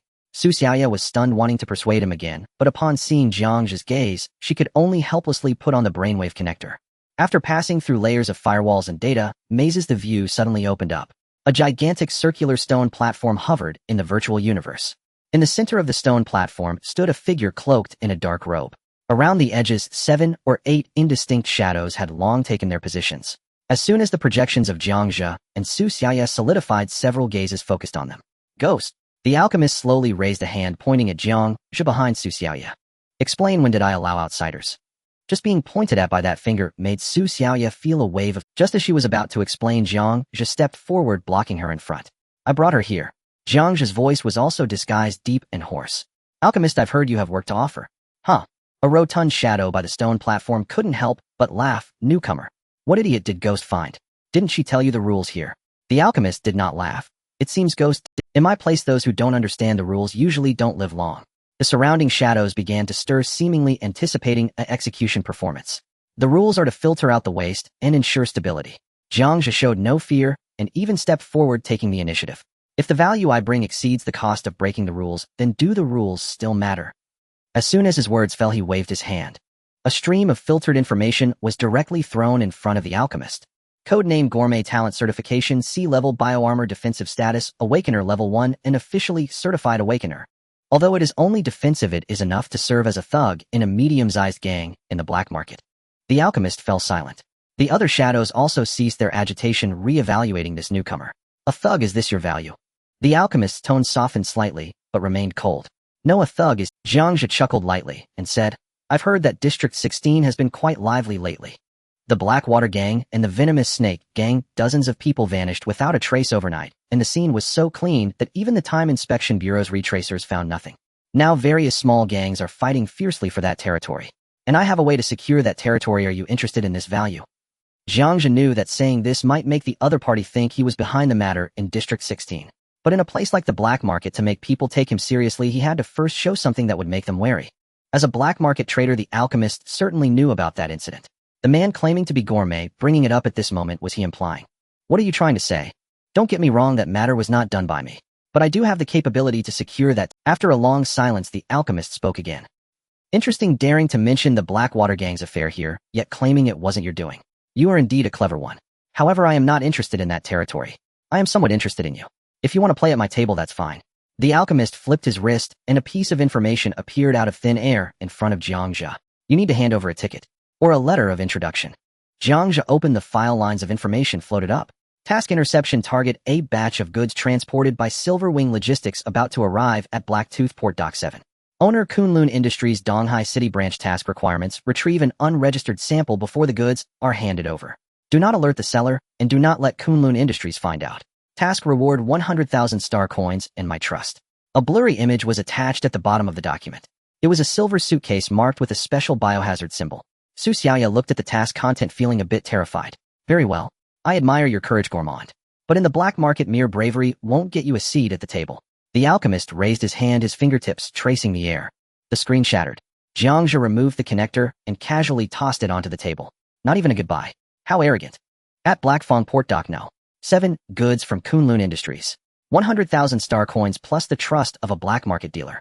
The risk is immense, but so is the temptation of the reward. Breaking into the port is a death wish. A different approach must be found. He turned to the still-dazed Su Xiaoya. The intelligence work for Blackfang Port is up to you. Is that okay? Oh, no problem. Su Xiaoya jolted awake and quickly nodded. 2 days later, at the processing center. In Old Sun's office, the pungent smell of low-quality tobacco was overwhelming. Little Jiang has arrived. Sit down, don't be shy. Today, Old Sun's face was all smiles, and a glimmer of appreciation shone in his single eye. Jiang Zhe sat down submissively, lowering his posture. There's no such thing as free kindness. Old Sun must have a dangerous task for him. You've been performing well lately. You have the makings of a capable worker. Old Sun opened the drawer and pushed a stack of star coins towards Jiang Zhe, estimating it to be around 20,000. This is the bonus for that rock-armored beast from last time. In this world, there are plenty of people who can work, but few like you who are both capable and sensible. Jiang Zhe looked at the pile of money, his throat bobbing as he deliberately intensified his breathing. He reached out to grab it, but as soon as his fingertips brushed the edge, he recoiled, as if electrocuted, his face filled with conflict. This. Supervisor, you already gave me an extra 20,000 last time. Why? This doesn't seem right. Take it. Old Sun firmly shoved the money into Jiang Zhe's arms. This is what you deserve. I'm not hiding anything either. I have a lucrative job here with profits that are shocking. Are you brave enough to take it? Jiang Zhe's heart leaped with joy. A lucrative job means there's another exotic creature to devour. Of course. As long as you give the order, I can handle any task. Good. I like your enthusiasm. Old Sun laughed heartily and led Jiang Zhe straight to cold storage No. 5. The interior of the cold storage was vast and pristine, with the processing table completely bare. Supervisor, where is the thing? Jiang Zhe asked, puzzled. Old Sun grinned, revealing his yellowed teeth, pointing at the empty air above the operation table. The thing? Isn't it lying right there? Jiang Zhe followed the finger, but still saw nothing but air. Little Jiang, you're still too young. Old Sun, with his hands behind his back, began to show off. This is a fourth-tier mimetic predator. The skin of this creature is made of highly active crystals capable of bending light, even when dead. To the naked eye, it is invisible. Wait. Jiang Zhe's heart raced. Optical camouflage. This ability for survival and assassination must be acquired. Yet he feigned terror, retreating 2 steps. Fourth tier. Supervisor, is this thing dangerous? Fortune favors the bold. Old Sun laughed heartily, patting Jiang Zhe on the shoulder. Even when this thing is dead, its neural reflexes remain. Just yesterday, 2 fools, one got impaled by a bone spur, while the other had his finger crushed. But I have faith in you. You are a defense-type awakener, tough-skinned and solid, perfect for dealing with this creature. This job is meant for you. If you do well, this job starts at 30,000. If you sell the core and the optical gland, I'll give you a 10% share. 30,000 plus commission. Has this old vampire turned a new leaf today? No, this is a bait. He is testing the limits of Jiang Zhe's biological armor. Jiang Zhe sneered inwardly. Externally, he displayed a struggle and hesitation. Supervisor, I'm only a clever what if. What are you afraid of? Aren't you short on money? This opportunity isn't for everyone. Old Sun's expression turned serious, continuing, I've given you the chance. If you prove to be useless, many will be lining up behind you to take over the job. At that point, your position. Jiang Zhe hesitated for half a minute until Old Sun's expression was about to crack before he gritted his teeth and nodded. Fine. I'll take this job. That's more like it. Old Sun quickly changed his demeanor, replacing his serious expression with a smile. Work hard. I have faith in you. Remember, the core and those 2 fangs are the most valuable. You must extract them intact. As for the scraps, you can handle that yourself. Just don't break them too much. Once Old Sun closed the door and left, Jiang Zhe immediately locked the cold storage door. The world around him instantly changed its hue. Within the intertwining red and blue thermal lines, a slender silhouette began to emerge clearly on the operation table. It was a chameleon-like creature devoid of fur, its entire body covered in transparent crystalline scales. Its back arched slightly with semi-transparent claws at the ends of its limbs, and its tail was long and whip-like. A fourth-tier mimetic predator, truly a perfect ingredient. Jiang Zhe murmured softly, his thoughts shifting. A gray-black chitinous layer seeped from beneath his skin, rapidly covering his entire body, forming a set of menacing rocky armor in an instant. Jiang Zhe moved to the tool table, picked up a high-frequency vibrating cutting knife, and steadily approached the operation table. As soon as his hand touched the edge of the table, the corpse jolted violently. An invisible gale rushed towards Jiang Zhe's throat. The sharp bone blade struck his throat armor, leaving only a white mark. It took at least a week to get this back from the front lines. Jiang Zhe gazed at the still slightly trembling bone blade. Such strength. It must have been quite a handful while alive. Jiang Zhe extended his left hand, grasping the bone blade and squeezing it tightly. A violent tremor coursed from the point of contact. The creature's jaw suddenly snapped open, launching a bone spike filled with ghostly blue venom straight at his face. This time Jiang Zhe was prepared, slightly tilting his head. Swish! The bone spike zipped past his faceplate, embedding itself into the alloy wall behind him, releasing a wave of acrid smoke. Jiang Zhe ignored this final act of resistance. The high-frequency knife emitted a low hum, slicing precisely along the deep red neural nodes marked in his thermal vision. As the neural center was destroyed, the exotic creature collapsed on the table, no longer moving. The next 3 hours were spent extracting materials. He skillfully removed the core and fangs that Old Sun wanted, tossing them into the material box. Then he used the knife tip to lift a jelly-like tissue radiating faint light from below the neck. This is the optical invisibility gland. Jiang Zhe cut off a small piece with the scalpel, leaving most of it intact for later. Next to it lay rows of secondary neural nodes resembling black caviar. Indeed, fine ingredients. Jiang Zhe picked up a piece of the gland and, like tasting sashimi, elegantly placed it in his mouth. It melted instantly, cool and slippery. Then a refreshing sensation surged straight to the crown of his head, as if icy water flooded into his cranial cavity, clarifying his thoughts. He picked up a secondary neural node with the knife tip and popped it into his mouth. With a gentle bite, pop! The explosive texture burst on his tongue, sending a tingling bioelectric current coursing through his entire body. Every muscle, every tendon quivered and activated under the stimulation of this current. As the last mouthful of ingredient went down, Jiang Zhe felt his genetic chains begin to thrash wildly. The once coarse rock-like biological armor began to writhe and soften, rippling like water across its surface. On the outer sides of his arms, 2 elongated bone blades silently sprung forth, glimmering cold light, yet instantly blending into the surrounding environment. Jiang Zhe approached the smooth metallic wall inside the cold storage. The flawless surface reflected no images. Only the warped ripples in the air confirmed his presence. Kunlun Industries. No matter how luxurious your security system is, can it defend against someone who doesn't exist? As Jiang Zhe pushed the processing cart out of cold storage now, 5-8-old son was pacing at the door with his hands behind his back. Upon seeing the complete core in the cart and the two main teeth, a broad smile instantly filled old son's face. Good lad. Your skills are truly exceptional. Old son clapped Jiang Zhe on the shoulder, appearing genuinely heartfelt. 30,000 star coins will be transferred to you immediately. As for the 10% bonus, you know the rules. Oh, once the goods are sold, you'll get your share. Thank you, supervisor. I will definitely work twice as hard. At that moment, old son's wrist communicator buzzed. He glanced down, and his expression suddenly turned serious. All right, you've registered the items. Now go do what you need to do. After speaking, old son waved his hand impatiently and quickly turned to head towards the office. All right then. Jiang Zhe obediently replied as he pushed the cart away. Something was amiss. This reaction was definitely not just about handling ordinary private work. Jiang Zhe stopped the cart in a blind spot at the end of the corridor, confirming that no one was around. As his thoughts shifted, Jiang Zhe merged with the surrounding environment, disappearing into thin air. He retraced his steps, pressing against the wall outside the supervisor's office. The colors in his vision quickly faded, transforming the entire world into a dynamic map made of temperature. Inside the office, the orange-eared silhouette of old son was clearly visible. At this moment, old son was bending at a 90-degree angle towards his desk, maintaining an extremely servile posture. Through the thick door, the sounds were muffled, but with his superhuman hearing, Jiang Zhe could clearly hear the conversation. Yes, you can rest assured. Understood. Once the items arrive here, I will definitely handle it well. 10 o'clock tonight. No problem. Cold storage now. 5 has been emptied, and I have also disabled the surveillance. They're using a separate passage. The communication was cut off. Old son's silhouette straightened up, slowly exhaling a breath of hot air. Outside the wall, Jiang Zhe pondered. Old son mentioned the items, and 10 o'clock. Su Xiaoya's intel indicated that the goods from Kunlun Industries would also arrive at Blacktooth Port tonight. Meanwhile, the task issued by the alchemist was to intercept a biological sample from this batch of corporate goods. Now old son was set to receive a special cargo that needed to be cleaned up at 10 o'clock. The timing was very tight. Is it a coincidence? A hint of doubt rose in Jiang Zhe's heart. If it was the same batch of goods, why wouldn't the corporation handle it themselves and insist on sending it to this processing station? Unless this item was something that couldn't be exposed, even the regular internal processes of the corporation couldn't be applied. Of course, it could also be just old son's private business. But in any case, he would know for sure if he went to the port. Jiang Zhe retreated silently, returning to the blind spot of the surveillance to deactivate his invisibility. As usual, he pushed the cart towards the material storage.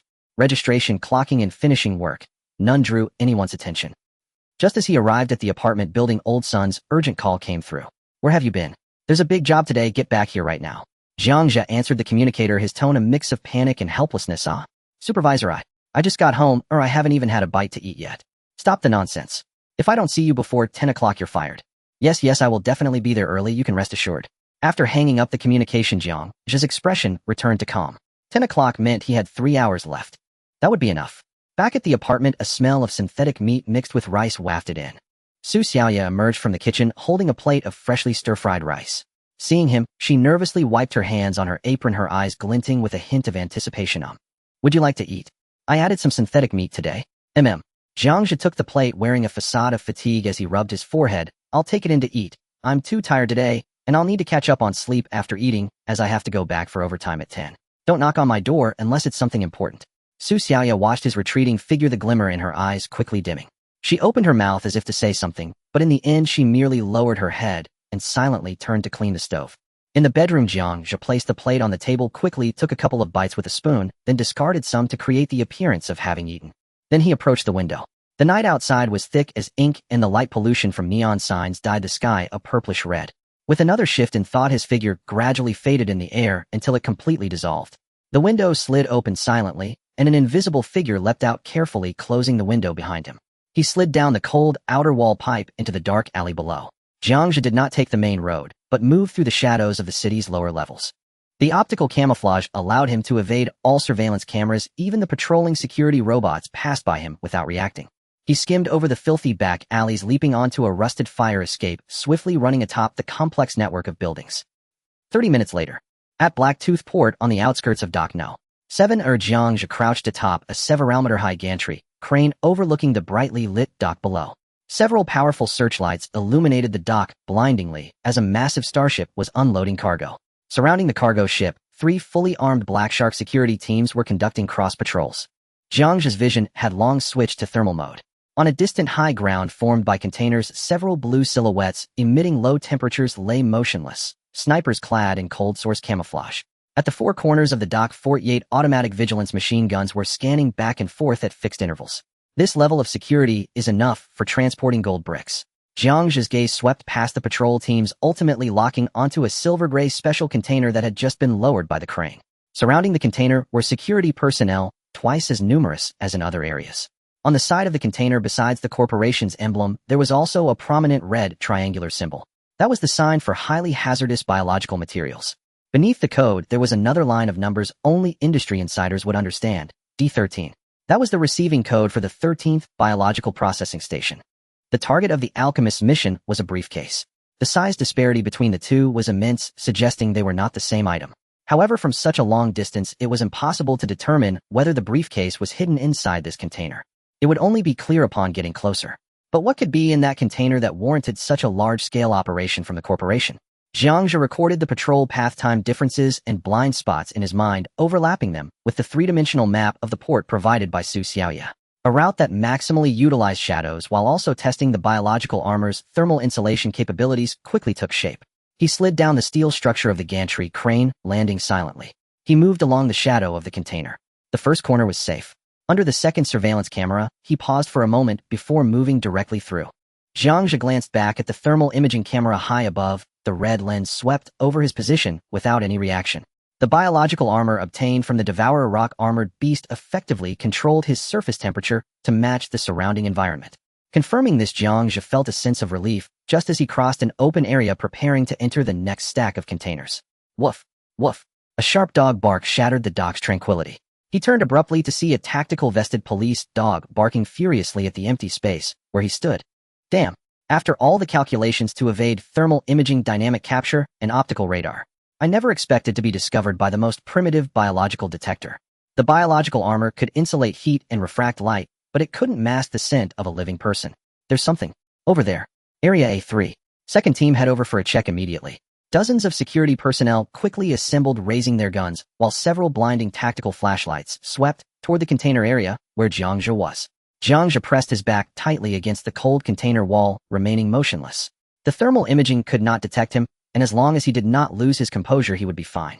A few meters away, a security guard wielded a detection device, swinging it back and forth over the shadowy area. The screen displayed only a blue color representing low temperature with no signs of life. Captain, there are no anomalies. The security captain glanced skeptically at the device, then looked down at the black dog that continued to bark frantically, irritably tugging at its leash. What are you barking about? Are you seeing ghosts or missing your mother? Don't be so jumpy, you nearly scared me into a heart attack. The black dog whimpered unwillingly, lying down on the ground, but its nose kept twitching. It could clearly smell a strange scent. Everyone stay alert. The security captain barked. The higher-ups have ordered that this batch of goods is being watched, so be careful. Don't let me take the blame. Jiang Zhe watched the patrol team move further away, quietly taking note of them in his mind. In the future, he needed to find a way to acquire a scent lock or pheromone disguise ability, otherwise encountering someone with a keen sense of smell would make him a living target. However, the captain's earlier words were intriguing. Is there someone else targeting this batch of goods besides me? Interesting. I wonder if I can find an opportunity to take advantage of it. Once the patrol team had completely disappeared, Jiang Zhe merged back into the darkness. He maneuvered around a series of surveillance cameras and finally arrived near the D13 container. In the unloading area ahead, several dock workers were operating mechanical arms to load goods into heavy hover trucks. What the hell is this precious item? A young worker complained while wiping sweat. The overtime pay is only enough for a few packs of cigarettes. You talk too much. Just get it done. The sooner we finish, the sooner we can leave. An older worker shot a sidelong glance at the nearby security and warned, if you want to die, don't drag me down with you. Tasks like this, once completed, should be forgotten. The more you know, the more careful you have to be. You never know when a body might turn up in the sewers. The young worker shrank his neck, not daring to speak further. Although the workers' complaints were quiet, they still reached Jiang Zhe's ears. Was the cargo the security captain mentioned the same batch meant for Old Sun? After a brief contemplation, Jiang Zhe decided to abandon any pointless speculation.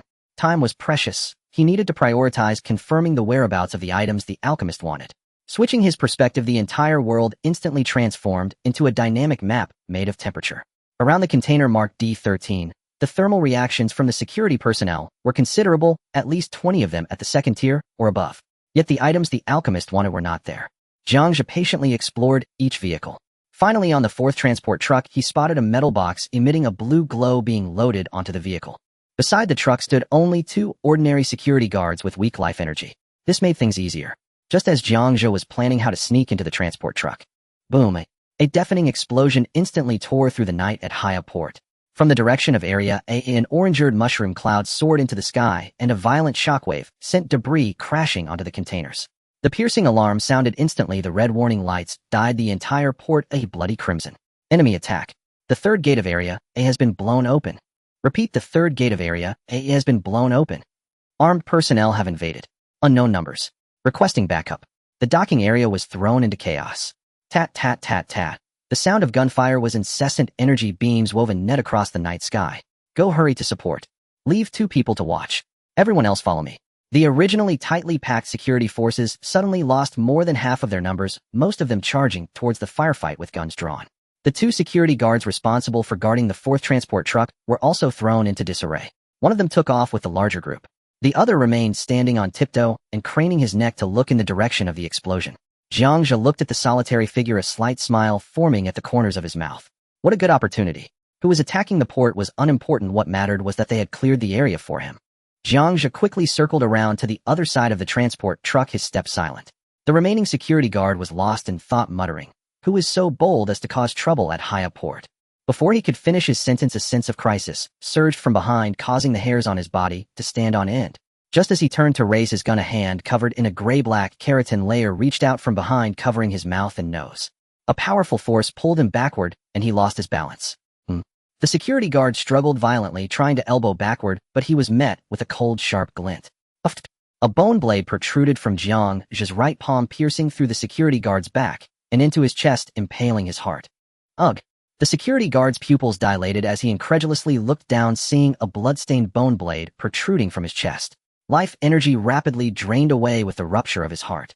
Jiang Zhe felt the body in his hand stop struggling and finally released his grip. He withdrew the bone blade and casually tossed the corpse under the truck. With a flip, he silently leaped into the cargo truck. Inside, various supplies were haphazardly piled, including boxes labeled mechanical parts and sealed metal cans. Soon he spotted the silver metal briefcase. The surface of the case was imprinted with a red biological hazard symbol and a string of codes SB 7749X. Just as Jiang Zhe approached the metal case, reaching out to take it, boom! The side wall of the warehouse suddenly collapsed inward. Bricks and stones mixed with twisted steel bars flew everywhere, and thick smoke filled the entire unloading area. A heavy truck with a welded ram broke through the wall, charging into the unloading area. That's the truck. Seize the truck directly. Before the truck had even come to a stop, a nearly 3-meter-tall giant leaped down from the passenger seat. Thud! The ground cracked, and dust rose. Equal society. You bold rats really dare to come. A security captain who had been guarding the D-13 truck roared as he charged forward. His skin instantly hardened, electric arcs crackling around his fists, emitting a sizzling sound. Do the lapdogs of Kunlun Industrial still think they can stop me? The giant sneered, crossing his arms over his chest as a layer of rock armor instantly enveloped him. The next second, thunder and rock clashed violently. Bang! A violent white shockwave expanded in a ring instantly, sending several empty cargo containers flying. The security captain was knocked back 3 steps, the cement ground beneath him plowing 2 deep grooves. The rock-armored giant merely shook his body, brushed off the stone debris on his chest, and looked on with mockery. Is that all you've got? Are you just tickling me? The thermal vision was suddenly occupied by 2 glaring patches of high-temperature red. 2 figures detached from the ground, hovering 3 meters high in the air. The rock-armored giant shot forth a stream of bright particles from his feet, charging forward like a human cannonball.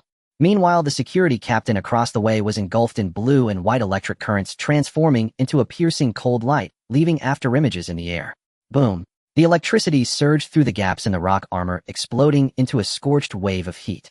Jiang Zhe's gaze pierced through the skin of the 2 figures, clearly seeing their hearts, where liquid energy was swirling madly around a solid core. Energy solidification, aerial flight.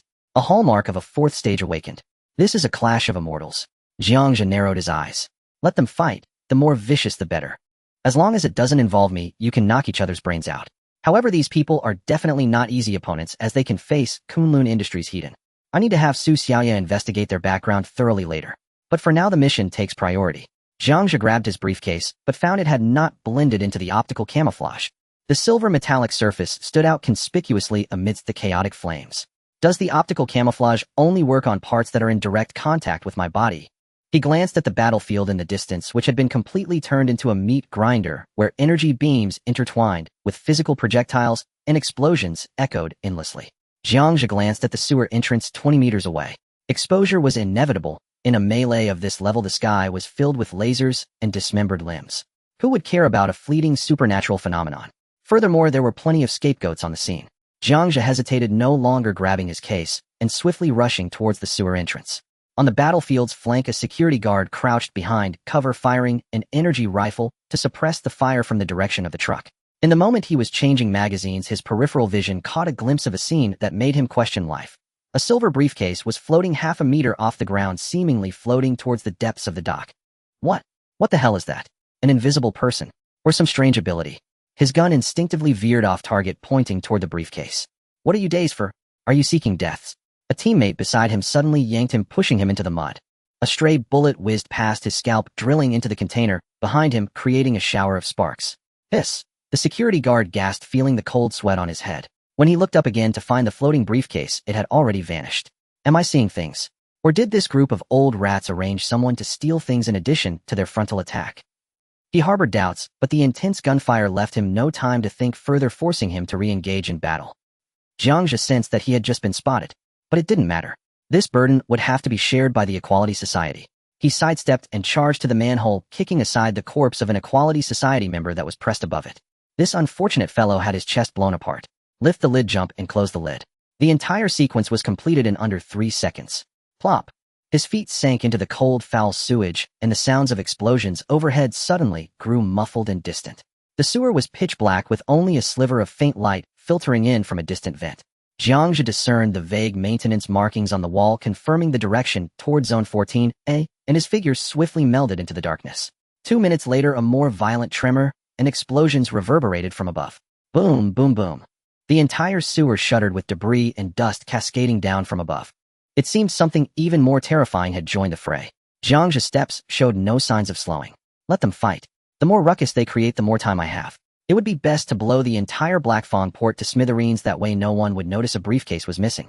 When he emerged from a dilapidated sewage outlet in Zone 14, Jiang Zhe's biological armor had already faded away. He hid in a blind spot of surveillance, using the moonlight to survey his spoils. The case was a military-grade alloy box with a very intricate combination lock. Jiang Zhe attempted to pry it open with a piece of wire, but the lock cylinder remained unmoved. Troublesome. He decided not to waste any more time. A diamond-shaped shell suddenly sprang forth from beneath the skin of his palm, transforming into a sharp bone blade. He thrust the tip of the bone blade into the gap of the combination lock's dial. Accompanied by a sound of metal scraping, the bone blade directly severed the internal linkage mechanism of the lock cylinder.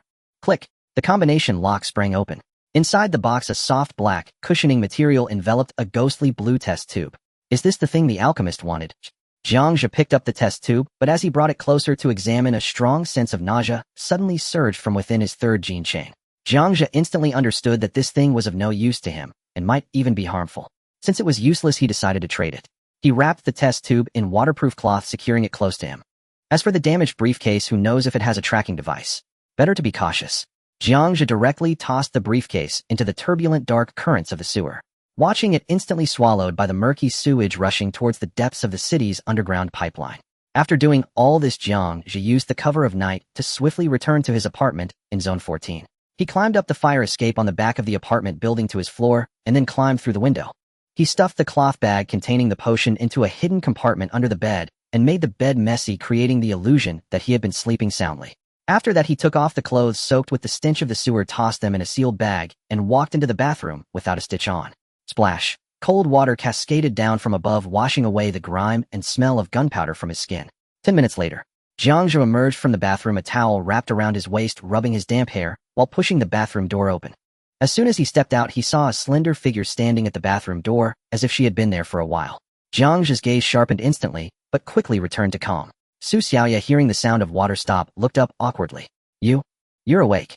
You had a nightmare, sweated a lot taking a shower. Jiang Zhe spoke casually. Why are you still awake?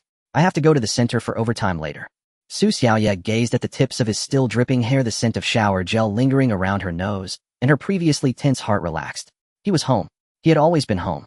Oh, then I'll heat you a cup of milk, Su Xiaoya said, lowering her head and stepping aside to make way.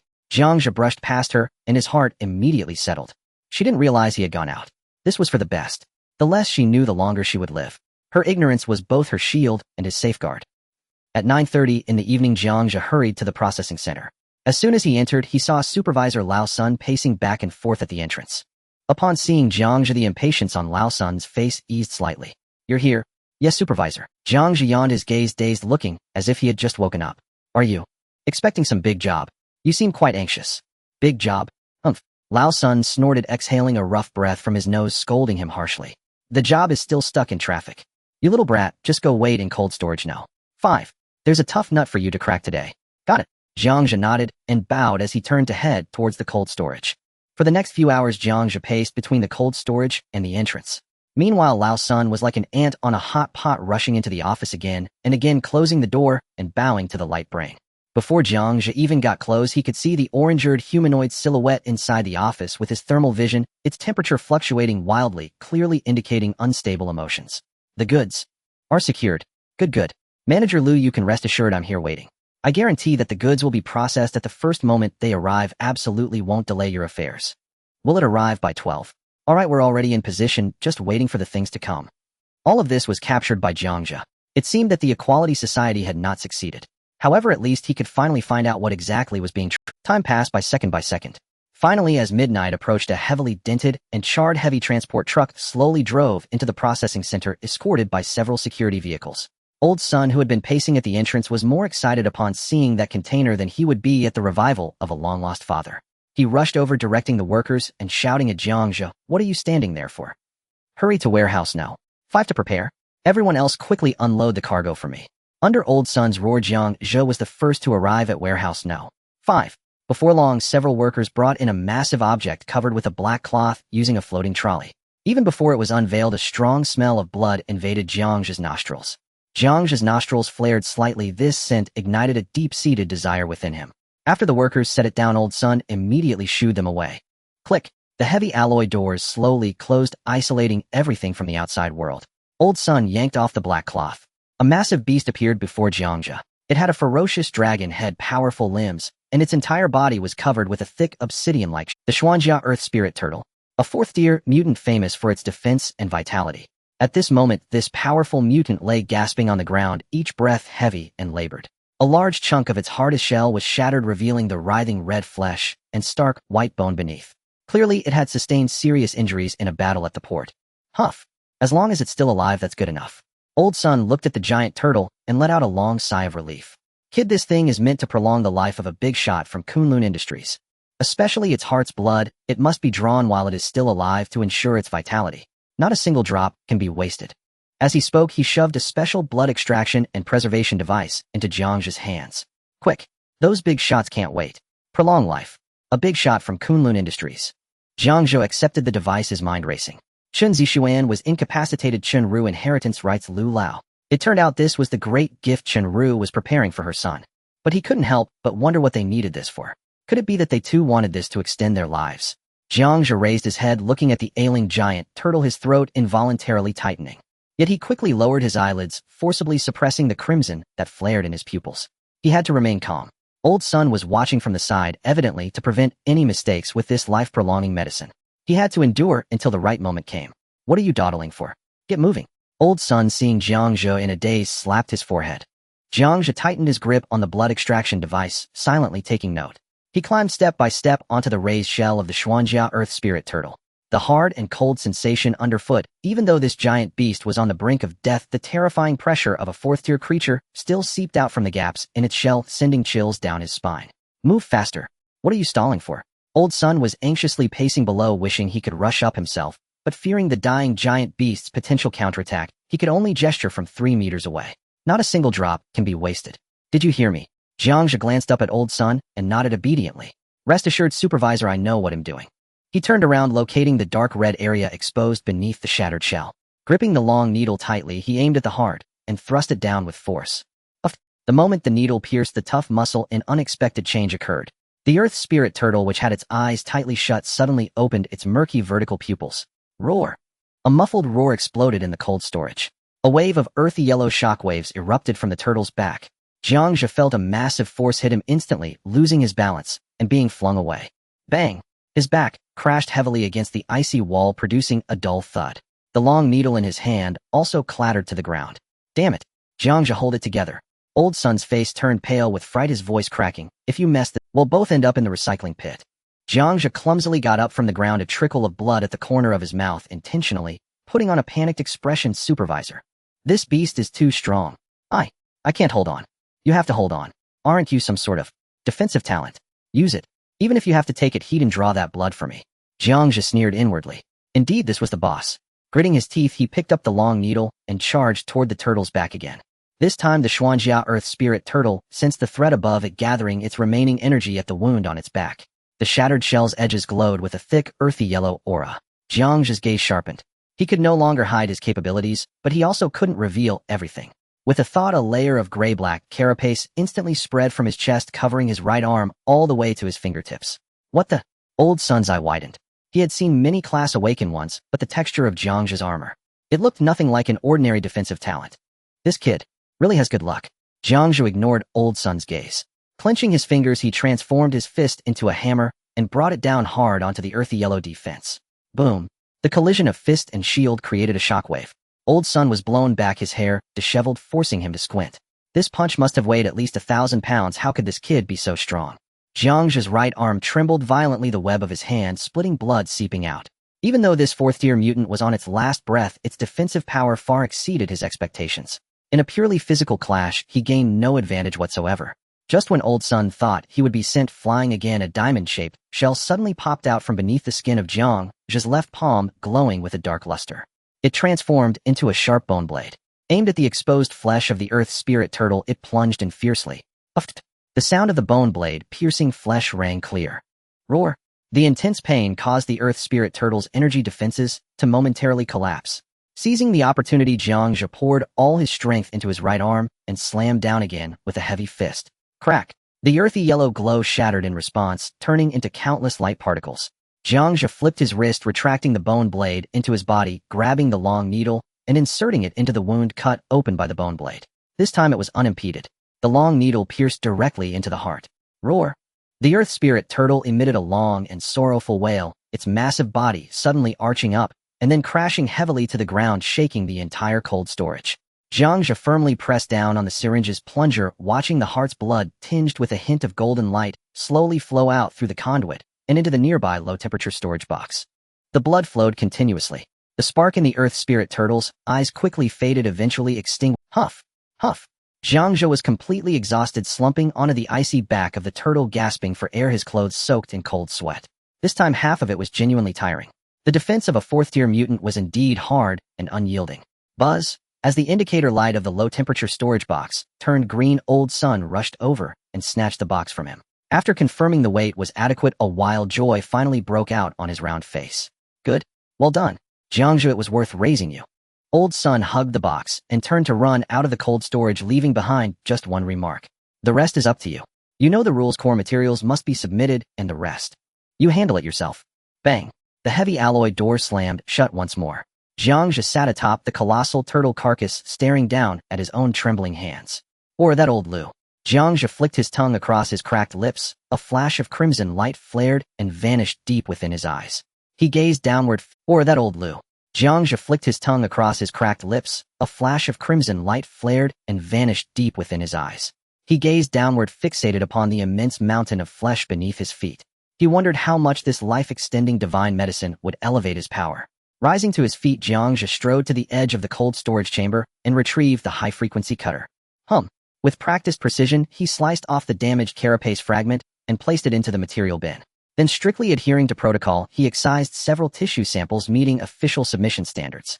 After completing these routine cover procedures, he powered down the machine, and with his bone blade slit open the heart of the Earth Spirit Tortoise, carefully draining the remaining half portion of vital heart blood into a beaker. He lifted the beaker to his nose and inhaled gently. An aroma of fresh herbs and an overwhelming surge of vital energy flooded his senses, utterly devoid of any trace of blood. Merely breathing it in sent ripples of cellular yearning through his body. Jiang Zhe closed his eyes and took a cautious sip. Warm liquid glided smoothly down his throat. Sweet. Crisp. A soothing warmth bloomed in his abdomen. then surged outward, flooding every limb and extremity. His genetic helix greedily devoured this pure, concentrated essence of life. Crack, crack, crack. A dense cascade of bone creaking echoed from within. His skeletal structure was being dissolved by high-energy forces, only to be instantly reconstituted with intensified density. Muscle fibers were violently torn apart by raw, chaotic energy, then forcibly repaired in the next instant, denser, tougher, and tauter than before. Jiang Zhe could even hear the thunderous rush of his own blood surging through his veins, like a great river breaching its dam. Each heartbeat pounded like a war drum. HSS. Jiang Zhe drew in a sharp, ragged breath. This intoxicating fusion of agony and ecstasy made his entire body tremble uncontrollably. He swiftly drank down the remaining heart blood. A thick, turbid breath escaped his lips. Exhilarating, but still insufficient to sate the ravenous hunger of his genetic chain. Without hesitation, Jiang Zhe transformed into an emotionless engine of consumption. His bone blade flashed. Massive slabs of high-energy flesh were severed and swallowed whole. 10 minutes passed. As the final drop of spinal fluid vanished into his belly, quantitative accumulation finally ignited qualitative transcendence. Boom. The colossal reservoir of pent-up energy within him shattered its threshold. The mist-like gaseous energy that had long filled his source energy core now collapsed violently under this terrifying external pressure, condensing, compressing, coalescing. Its volume shrank relentlessly while its density soared beyond measure. Then, suddenly, drip! A crystalline droplet sound resonated deep within his soul. The last wisp of gaseous source energy vanished, fully transmuted into a deep, serene, and stable pool of sapphire blue liquid energy. Instantly, this liquid source energy surged forth along his meridians, flowing unimpeded, completing a flawless grand circulation throughout his body. All lingering stiffness dissolved entirely, replaced by seamless instinctive control. Simultaneously, his physical transformation reached its crescendo. Crack, crack, crack. A rapid barrage of bone cracking resounded, his skeleton remade under high-energy refinement. Muscle fibers tore and regenerated in an instant, denser, harder, more resilient. Jiang Zhe's eyes snapped open, blazing with incandescent light. Source energy liquefied. Grand circulation perfected. Second tier achieved. Slowly, deliberately, he clenched his fist, feeling the ceaseless torrent of liquid energy coursing within, then allowed the faintest trace of a smile to curl his lips. His gaze fell upon the giant turtle corpse beneath him. He inhaled deeply, bent low, and gripped the thick hind leg with both hands. Another deep breath. Bent lower, hands locked around the leg. He heaved, with explosive force. Up! A low guttural cry erupted as the massive limb, weighing dozens of tons, shifted half a meter under sheer brute strength. Jiang Zhe studied his bare hands, satisfaction flickering in his eyes. Not a shred of source energy employed. Pure physical power, already second tier. And this was only a fraction consumed. What if he absorbed it all? Suppressing the surge of greed, Jiang Zhe swiftly cleaned the scene and loaded the remains onto the transport cart. Just as he prepared to feed the discarded waste into the incinerator, a vast expanse of orange-eared thermal signatures, intense and fast-moving, poured into the processing center through the main entrance. Over 20 individuals, their movements synchronized with military precision, each radiated potent internal energy. At their head stood a woman, her energy signature blazing hotter than the rest. Jiang Zhe's pulse tightened. What did they want? An inspection of cargo? No, that couldn't be. The shipment had already been delivered safely. Old Sun had bolted away, clutching the crate, clearly rushing to report. The Equalist Society. Impossible. If they'd stormed in, Old Sun would have been cowering in terror, not cooperating so readily. Then what? Jiang Zhe's mind raced. Until Su Xiaoya's earlier intelligence surfaced, the Celestial Mirror Bureau was investigating leads on the Blackwater Gang massacre. They'd traced it all the way here, to the processing center. Still, luck remained. So long as they weren't targeting him directly, room for maneuver existed. Jiang Zhe inhaled deeply. His gaze instantly turned clear, vacant, foolish. His shoulders slumped, his posture collapsing into that of a meek, overworked office drone. Pushing the cart, he shuffled slowly out of Cold Storage Unit 5. No sooner had he stepped into the corridor than two men in black uniforms blocked his path. Halt. Celestial Mirror Bureau, official investigation. Nearby, Old Sun stood drenched in sweat, bowing and scraping as he explained himself to a woman. Investigator Yi, please listen. I swear we're just a corpse disposal facility. That gang shootout weeks ago, what on earth could it possibly have to do with us? She stood tall, her figure draped in a sharply tailored black trench coat, her long wine-red hair shimmering under the overhead lights. A slender, unlit cigarette rested between her lips, her hands were buried deep in her coat pockets. Bloodshot, yet piercing eyes swept coldly across the entire processing center. Investigator Yihong paid no heed to Old Sun's fawning. Her gaze locked instead on Jiang Zhe, emerging just then from Unit 5. Her eyes narrowed slightly, and she tilted her head toward a subordinate. Bring him here. Two investigators seized Jiang Zhe by either arm and shoved him roughly into the supervisor's office. As he passed Old Sun, the older man's eyes flashed a silent plea and a stark warning. Don't speak a word you shouldn't. Jiang Zhe lowered his head slightly, a gesture of quiet compliance. Yi Hong observed it all without blinking. She settled herself boldly into Old Sun's executive chair, legs crossed, tapping the slender cigarette against her palm as she pointed it toward Jiang Zhe. An investigator stepped forward immediately and fastened a wrist-mounted polygraph onto Jiang Zhe's arm. Name, age, position. Jiang Zhe. 18 next month. Currently, an intern, technical assistant. Yi Hong watched the polygraph's steady green waveform and leaned forward slightly. Awakened. Eyes, Jiang Zhe nodded, voice hushed. Crank. Defensive affinity. Registered with the Federation. The 16th District Abandoned Biohazard Processing Station case. You've heard of it. I have. Jiang Zhe swallowed hard. Johnny's broadcast said it was a gas explosion. Gas explosion. Yi Hong let out a dry, mirthless laugh. Can gas melt dozens of living humans, bone, flesh, and all, into indistinguishable sludge, leaving zero viable DNA? Jiang Zhe flinched violently, burying his face deeper. I don't know. I'm just a corpse processor. The polygraph remained unwavering. Yi Hong's brow furrowed tighter. She'd spent 3 consecutive days chasing dead ends. No useful leads whatsoever. Gu Qing's short list of suspects. Either dead for a decade, or nowhere near Donghai City. And her true objective, the search for Kunlun, had yielded nothing at all. Now even a low-level intern proved flawlessly unassailable. She withdrew a flat metallic case from her pocket and opened it. Inside lay a row of silver vials, each pulsing with a soft, eerie luminescence. Do you know what these are? Jiang Zhe glanced up, then shook his head, bewildered. Neural inhibitors. They leave consciousness intact, but strip away all voluntary motor control. Under their influence, your body answers every question before your mind can intervene. Typically used in conjunction with memory retroaction to extract target recollections. Yi Hong held Jiang Zhe's gaze steadily, voice low and deliberate. Kid, you wouldn't want to try this, would you? So she is the recaller from the Tianjin division that Su Xiaoya mentioned.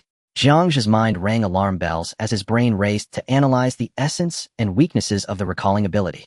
Based on memory, it pertains to the spiritual level. The neural suppressants are merely physical aids. He forcibly suppressed all analytical thoughts, dedicating his entire focus to portraying a terrified youth. Why, ye investigator? I really don't know. I'm just an intern. Really? Yi Hong stood up and walked in front of Jiang Zhe, looking down at him. Then explain why an intern would still be here at 2 in the morning. Jiang Zhe trembled as if startled, quickly replying. It was Supervisor Sun. It was arranged by Supervisor Sun. He said this batch of goods was particularly important, urgently reminding me to handle it properly. I'm just an intern, I can't afford to disobey. Jiang Zhe pointed towards the door, urgently defending. I was just following the procedure. The core materials have been boxed and sealed there, right at the cold storage entrance. Yi Hong tilted her head, throwing a glance at her colleague beside her. A fellow investigator immediately understood and stepped out to check. In less than a minute, the investigator returned and nodded at her. Report to Team Yi, the material box is intact, and all the materials are compliant. Yi Hong frowned, staring at Jiang Zhe for a few seconds before suddenly reaching out and pressing her hand on Jiang Zhe's shoulder. Don't move. A surge of energy poured out from her palm, instantly enveloping Jiang Zhe. He could clearly see that energy scanning his body structure, probing his energy fluctuations.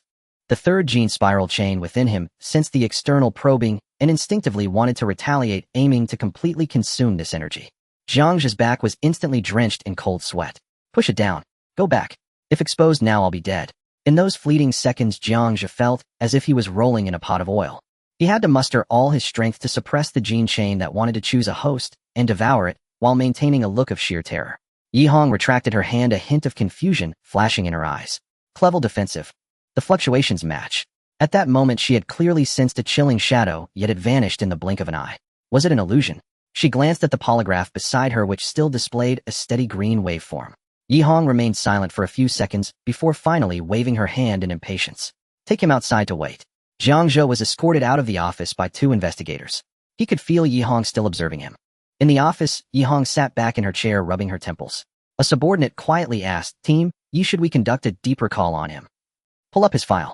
The subordinate immediately called up the file and projected it into the air. Yi Hong glanced over, her gaze fixing on a particular note.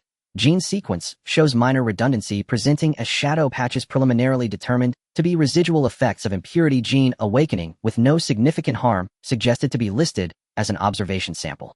Upon seeing this line, Yi Hong suddenly understood and her doubts faded completely. So he is a genetic defective.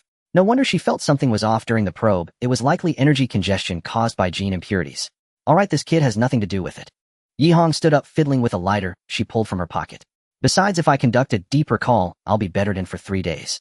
Since this case has no direction, I don't want to waste my energy. Prepare to withdraw, there are no valuable clues here.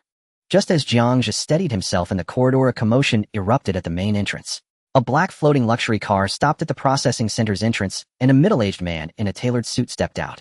Old Sun rushed over holding the low-temperature storage box. Manager Liu, the items you wanted are all here, not a... Manager Liu opened the box, glancing at the tube of golden glowing blood, his tense expression finally relaxed. Not bad. But what's going on with the investigators from the Tianjin division? Old Sun lowered his voice, hastily explaining. Manager Liu, they're investigating the case at the abandoned factory in Zone 16. I don't know what got into them, they came to us. Tianjin division. Manager Liu's expression darkened instantly. He handed the storage box to the bodyguard behind him, adjusted his tie, and strode towards the office. Old Sun quickly followed, shooting a quick glance at Jiang Zhe as he passed by. You didn't say anything out of line, did you? No. Jiang Zhe shook his head. Supervisor, I just said you had me work overtime, didn't mention anything else. Good, well done. Old Sun patted Jiang Zhe's shoulder approvingly before hastily following Manager Liu into the office. Jiang Zhe stood outside, peering through the crack in the door at the side profile of the middle-aged man. Arrogant, a Kunlun industrial employee running to the processing center at midnight to collect goods, and so anxious. The Lu Lao mentioned in the phone call with Chun Ru should not be the same person. Not high enough in rank. But showing up at this time indicates he is either the executor responsible for transporting this batch of goods or a subordinate of Chun Ru.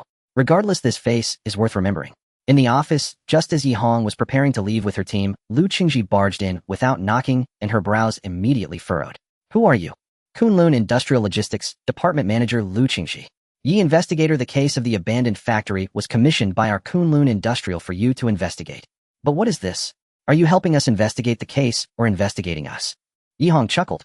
She removed the cigarette from her mouth and played with it between her fingers. Manager Lu, you better understand this. I took this case because of your pressure. I had no choice but to run around this godforsaken place for 3 days straight. Now, wherever the clues lead, I will investigate there.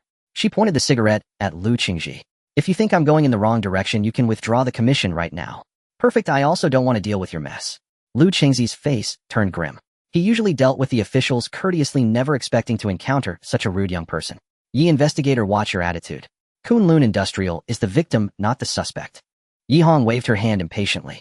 Whether you are the victim or not isn't something you can just say, it depends on the evidence. She turned to leave, tossing a parting remark. By the way, Manager Liu, I heard you lost something small at Blacktooth Port tonight. Hope the loss isn't significant. Lu Qingzi's pupils constricted, followed by a cold laugh.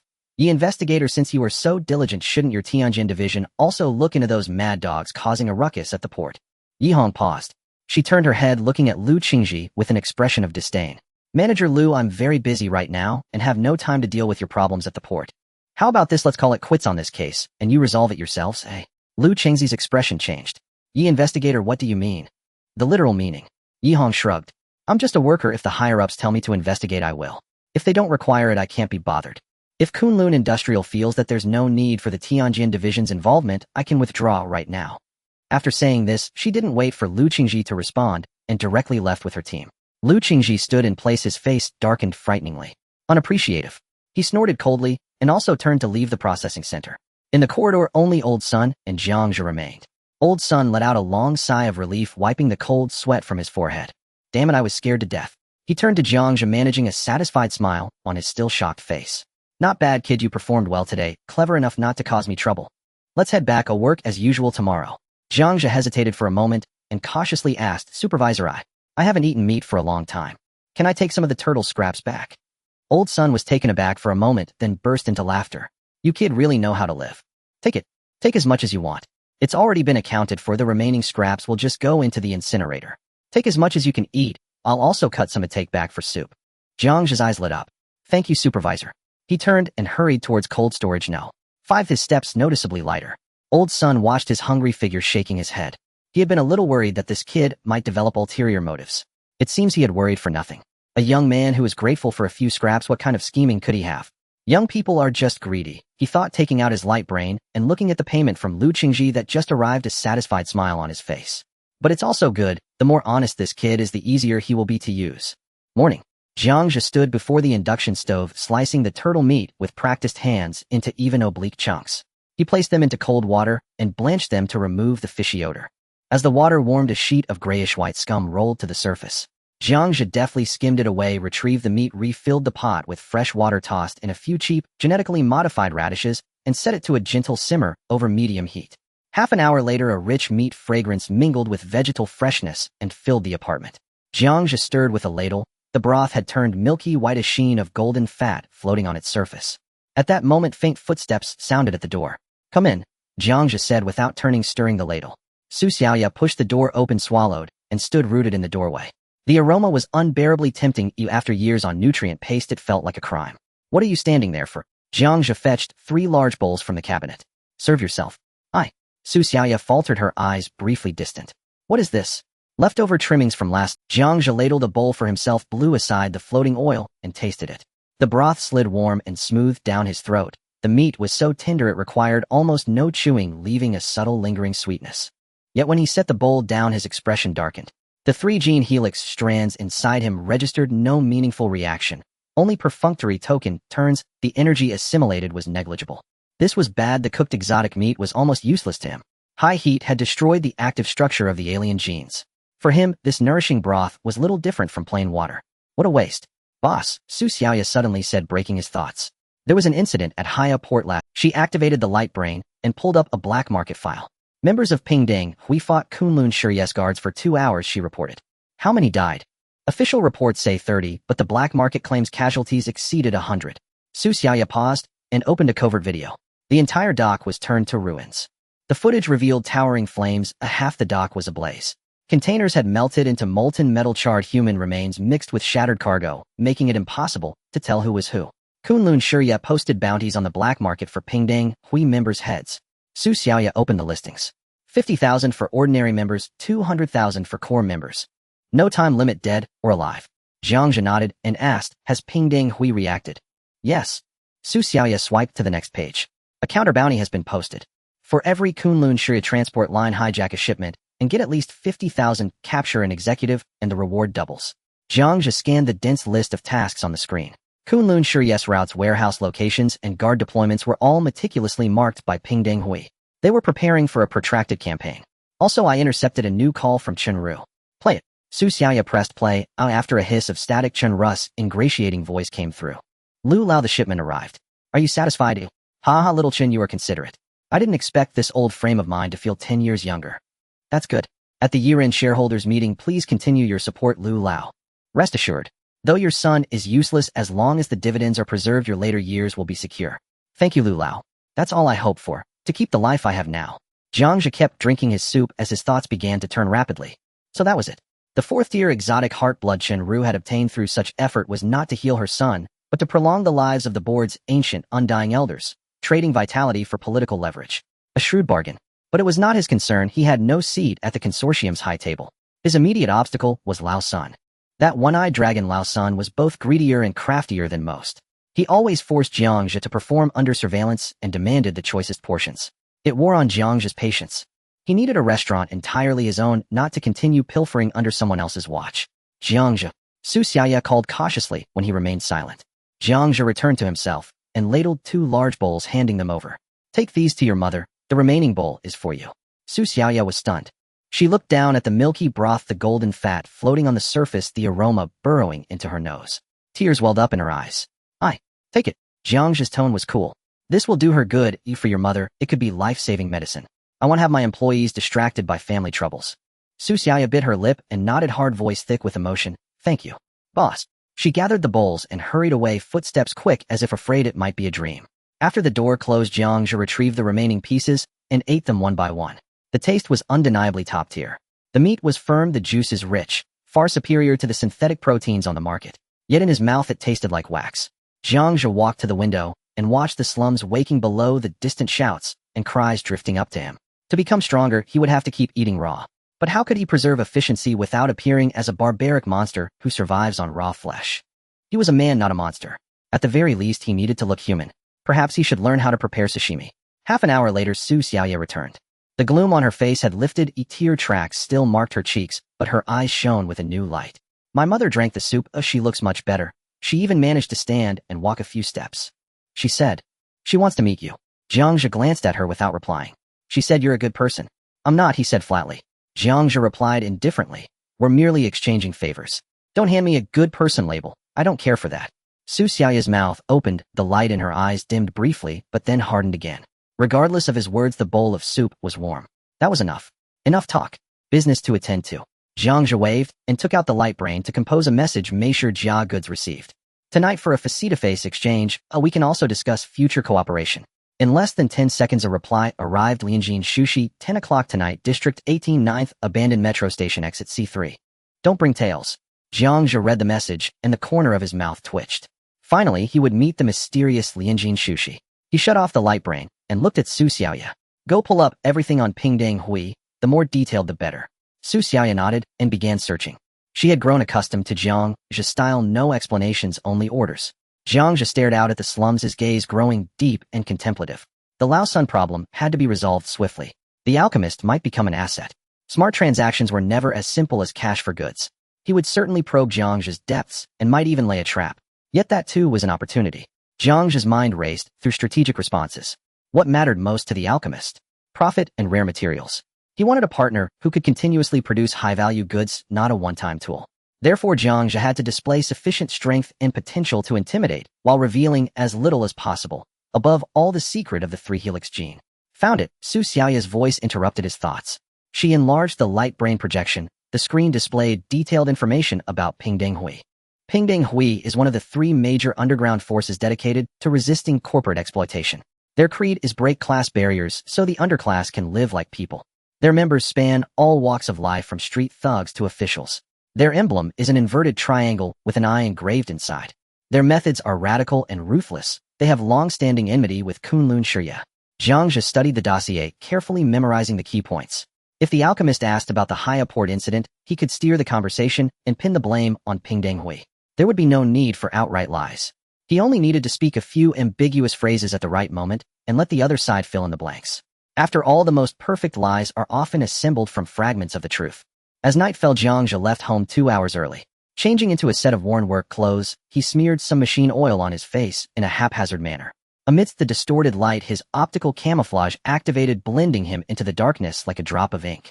He stealthily made his way to District 18, cautiously circling around 3 large turns to confirm that he wasn't being followed before slipping into the abandoned subway station number 9. With thermal vision fully activated, he found himself surrounded by darkness with no suspicious high-temperature sources detected. Jiang Zhe stepped down on the gravel, noticing several rusted steel bars hanging from the partially collapsed ceiling. Next to a discarded ticket machine leaned a tall, thin figure. Wearing a gas mask and holding a portable detection device in his arms, Jiang Zhe scanned the area with thermal vision.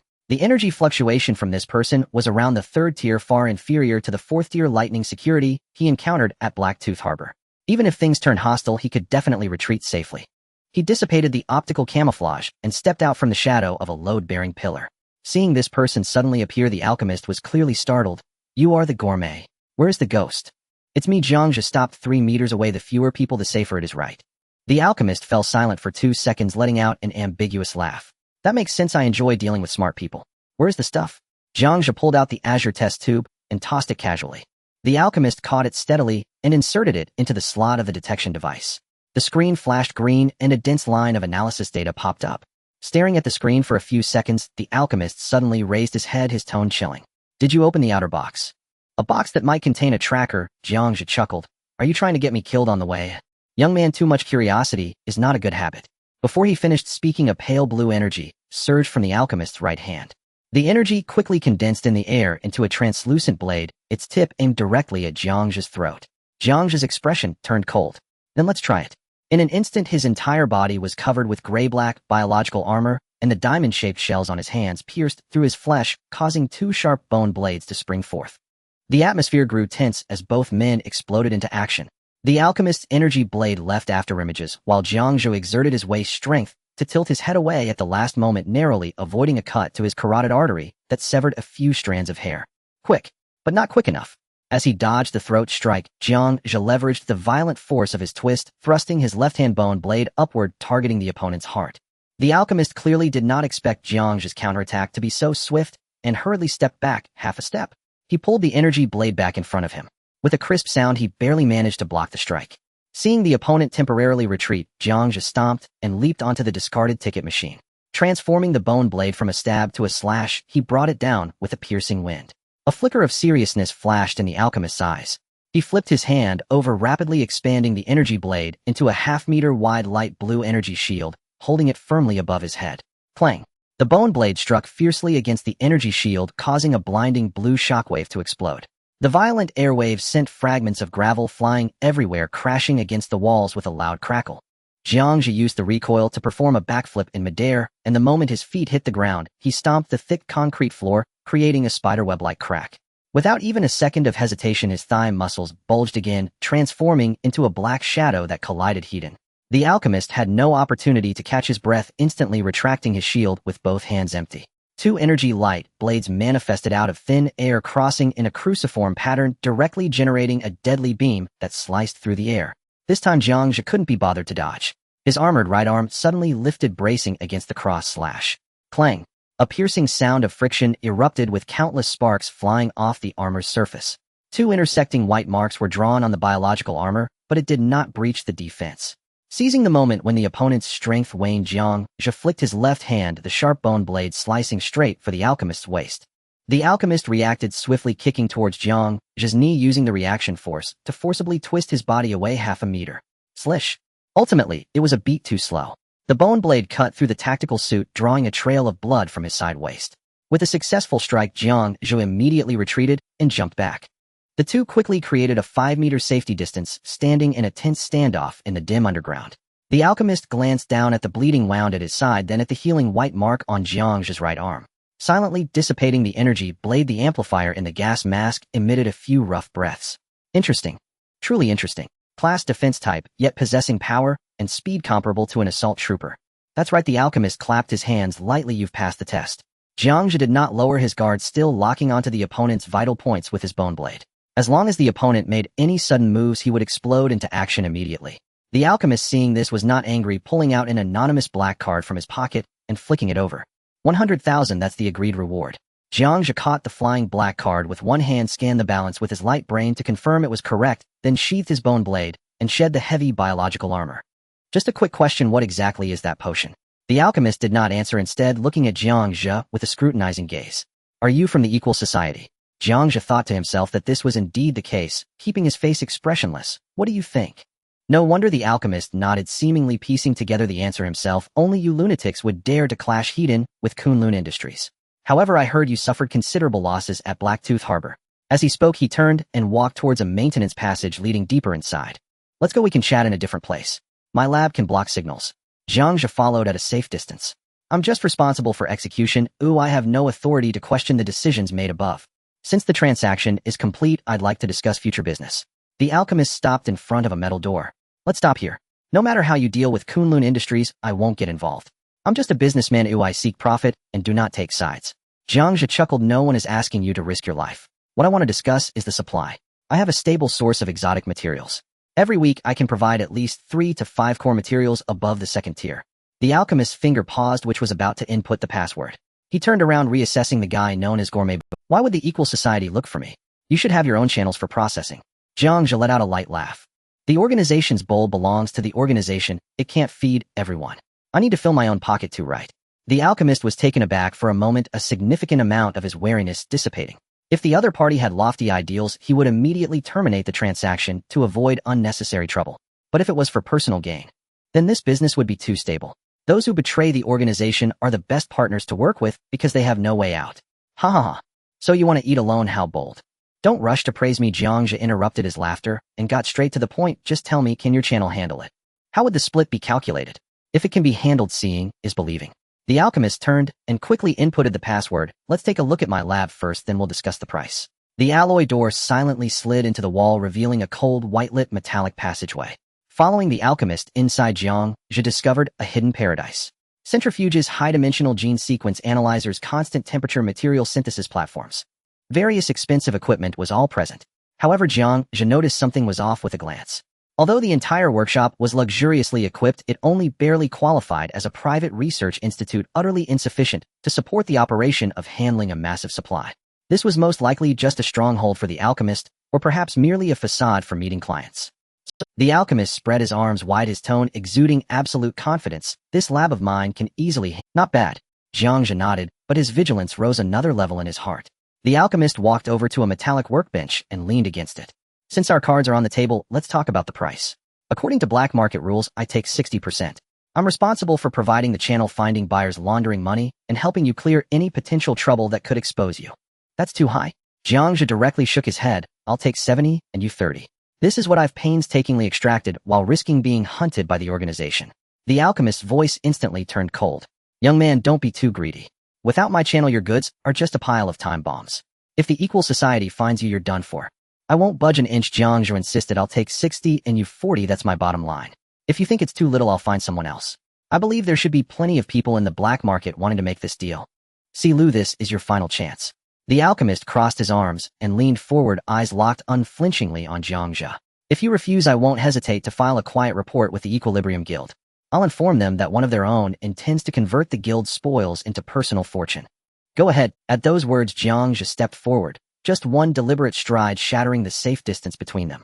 The alchemist flinched instinctively. A blade of shimmering cerulean energy snapped forth from his hand, its razor-sharp tip aimed unwaveringly at Jiang Zhe's brow. Jiang Zhe didn't even glance at the lethal edge. With a casual flick of his finger, he deflected the energy blade aside, as if brushing away dust. Ghost is your subordinate. I don't doubt you could trace her all the way back to me. But I guarantee before you contact the Equilibrium Guild, you'll be dead, utterly, irrevocably dead.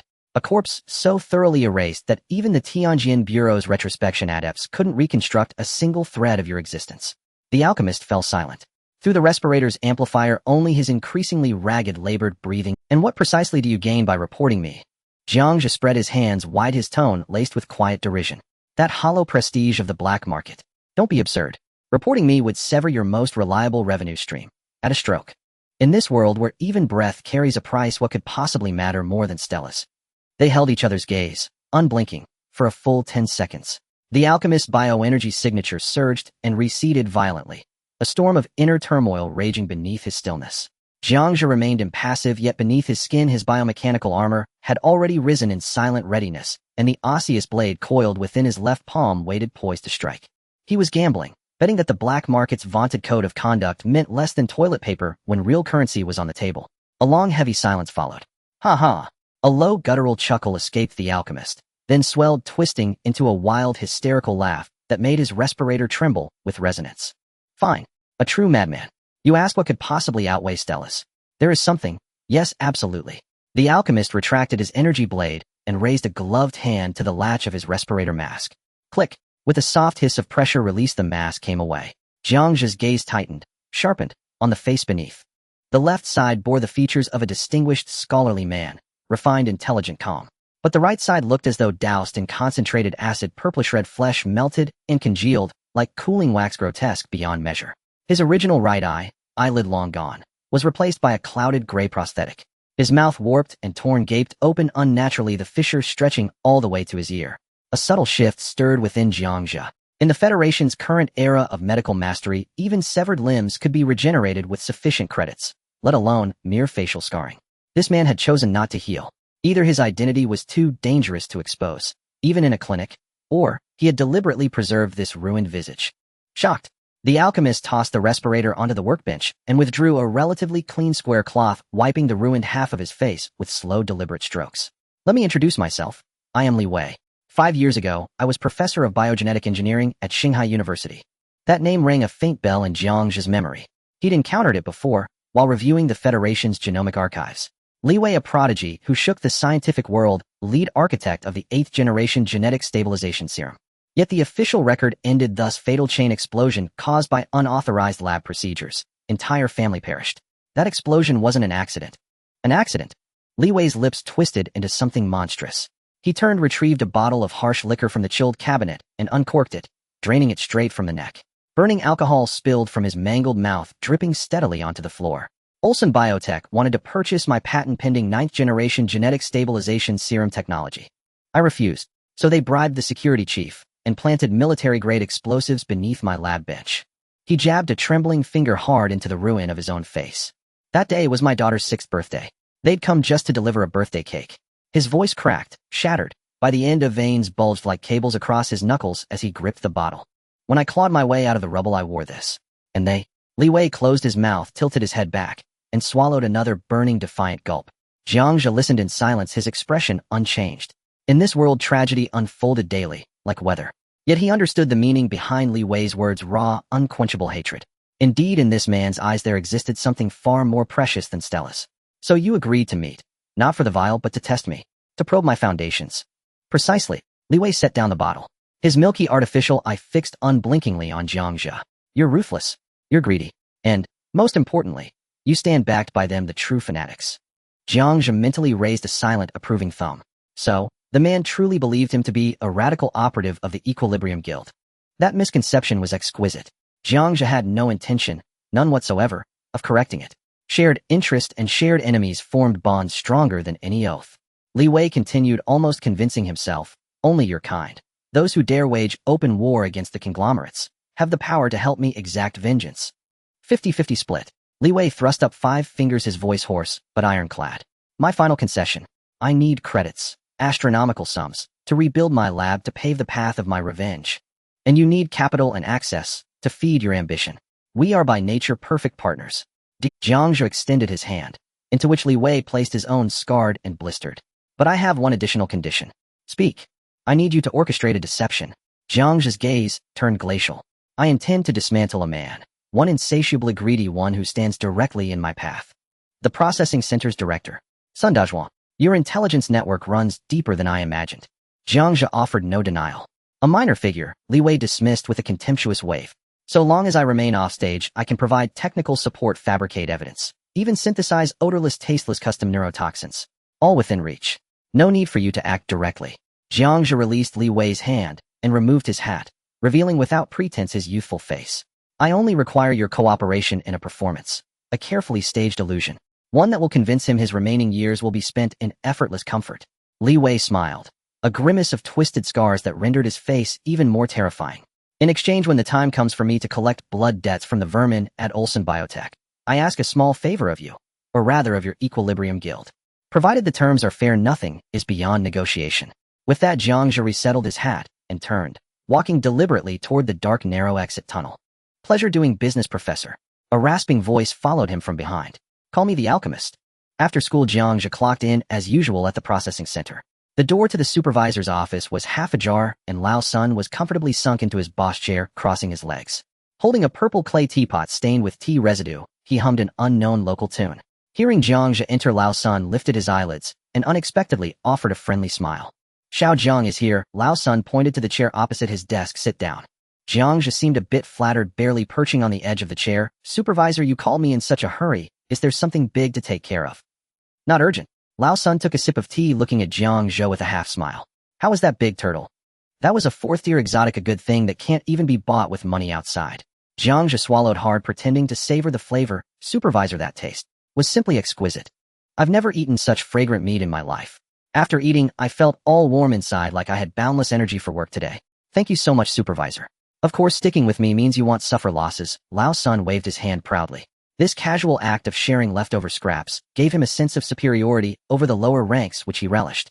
As long as you work hard, there will be more good things coming your way in the future. Yes. I will definitely work hard. They'll listen to you, Supervisor. The atmosphere had been set nicely.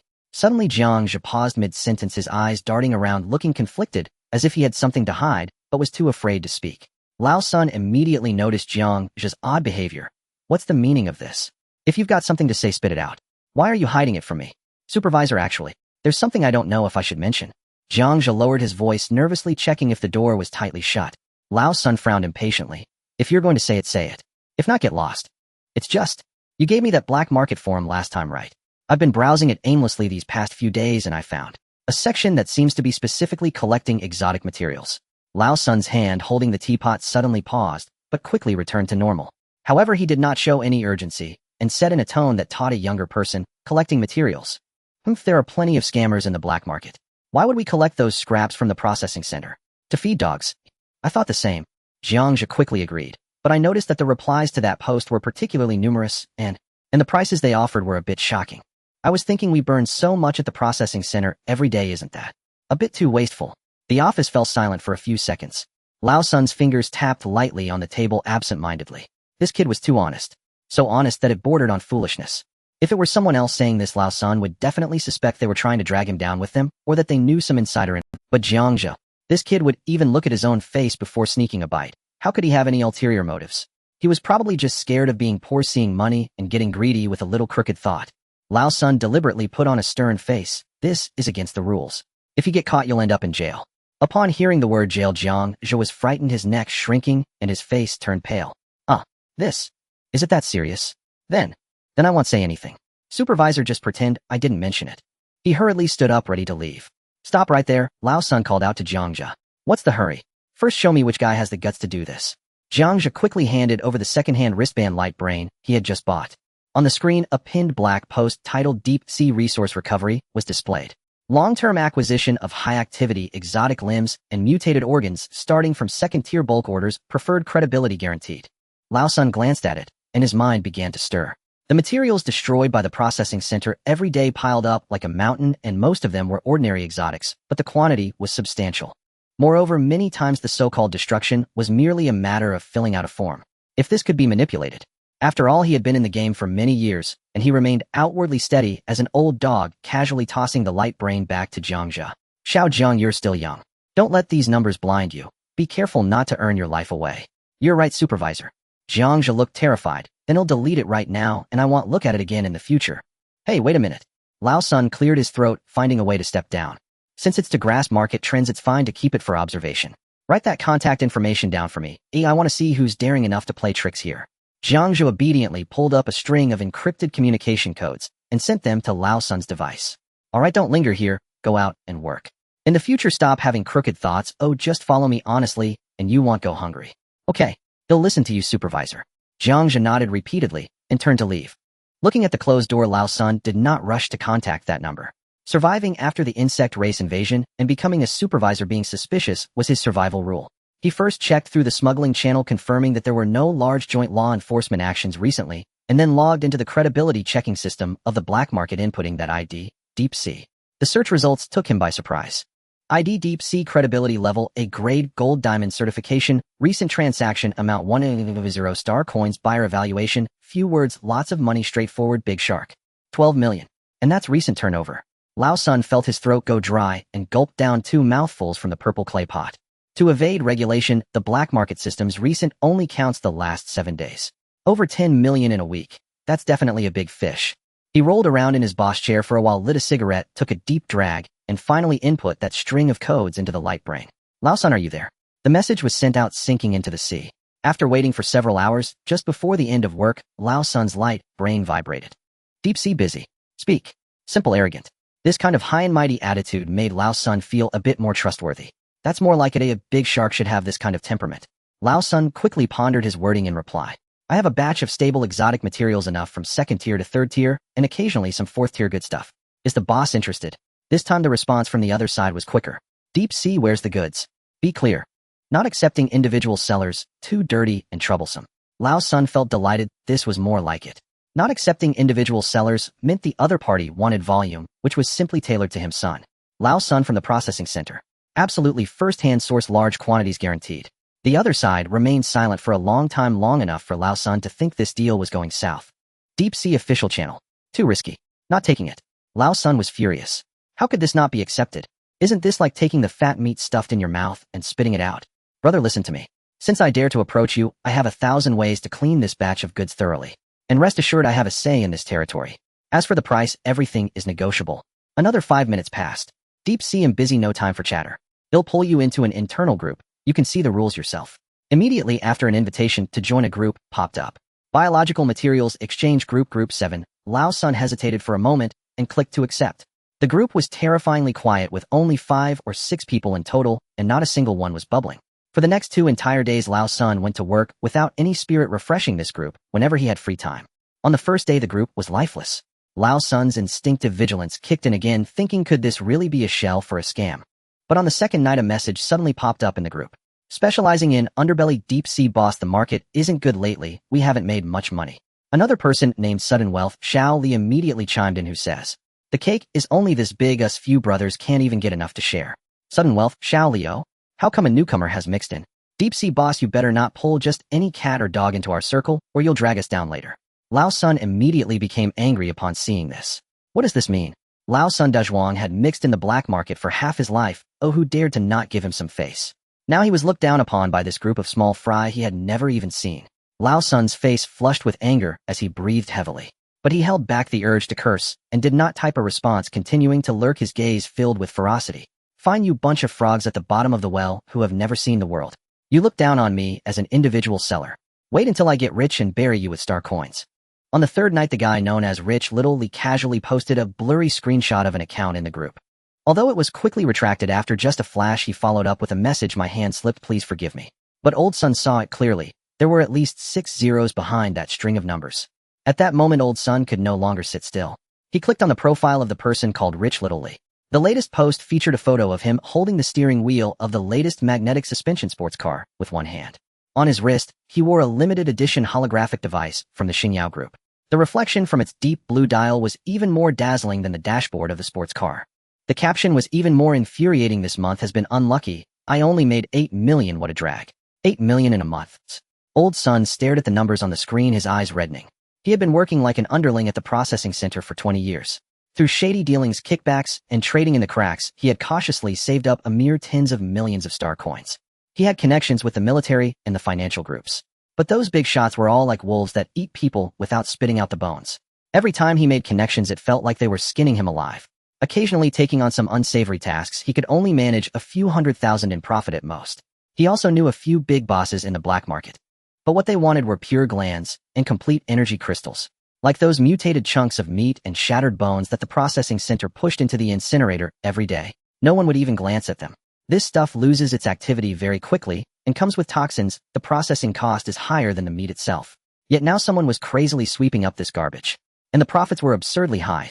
Why? Why could these young kids casually type on their keyboards and earn hundreds of thousands a month? Why did Sun Dezhuang have to guard a stinking landfill every day, watching tons of star coins burn to ashes in the... This isn't fair. Jealousy grew like a weed in his heart, instantly drowning out Old Sun's prideful reason and vigilance. He immediately opened the private chat interface, his fingers typing forcefully. "Boss, let's not beat around the bush. I have something solid here. Tomorrow night, I can directly deliver you a complete corpse of a third-tier lava giant lizard. Name your price. As long as the offer is right, I will supply you exclusively with goods from now on." The notification sound for sending the message was crisp and pleasant.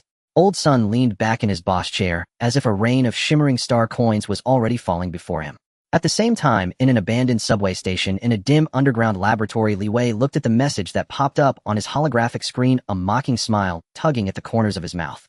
Finally baited him in. He turned his swivel chair to look at the person sitting beside him. Jiang Zhe was leisurely eating a can of synthetic beef. He ate slowly. Even though it was just low-quality minced meat, he chewed each bite with extreme care, and only after swallowing the last bit of meat did Jiang Zhe lick the corner of his mouth in satisfaction and toss the empty tin can into the trash bin in the corner. Faster than I expected, Jiang Zhe stood up. "The few pawns in the group are good actors." Li Wei took off his goggles and gently wiped the lenses with a cloth. "Those are my subordinates used for distributing goods in the black market. Having them play the role of nouveau riche is nothing difficult, just a guest appearance.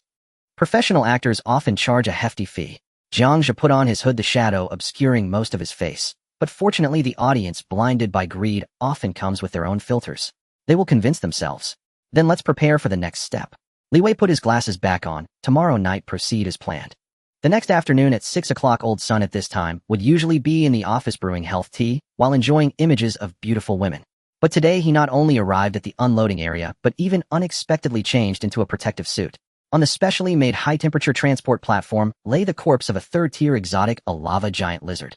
Although it had been dead for over 72 hours, its dark red thick scales were still exuding scorching heat waves. Even the air within a few meters around it distorted and warped due to the high temperature. "Boss. Supervisor, this thing is too hot." Jiang Zhe, dressed in a heavy heat-resistant suit, pretended to be dizzy from the heat, holding a mechanical arm control terminal. "Do we really have to transport this directly? If we follow our center's destruction regulations." "Stop talk," Old Sun shouted angrily. "A key laboratory above urgently needs this giant lizard for genetic research. This is an expedited special approval task. Just do what you're told. Why all the extra chatter?" Yes, I spoke out of turn. Please don't be angry, Supervisor." Jiang Zhe shrank his neck, looking terrified. He operated the mechanical arm, slowly lifting the threatened giant lizard's corpse and moving it into the cargo hold of a cold chain transport vehicle. "Be careful. Take it easy. If you knock off a scale, I'd sell you by the pound to cover the loss."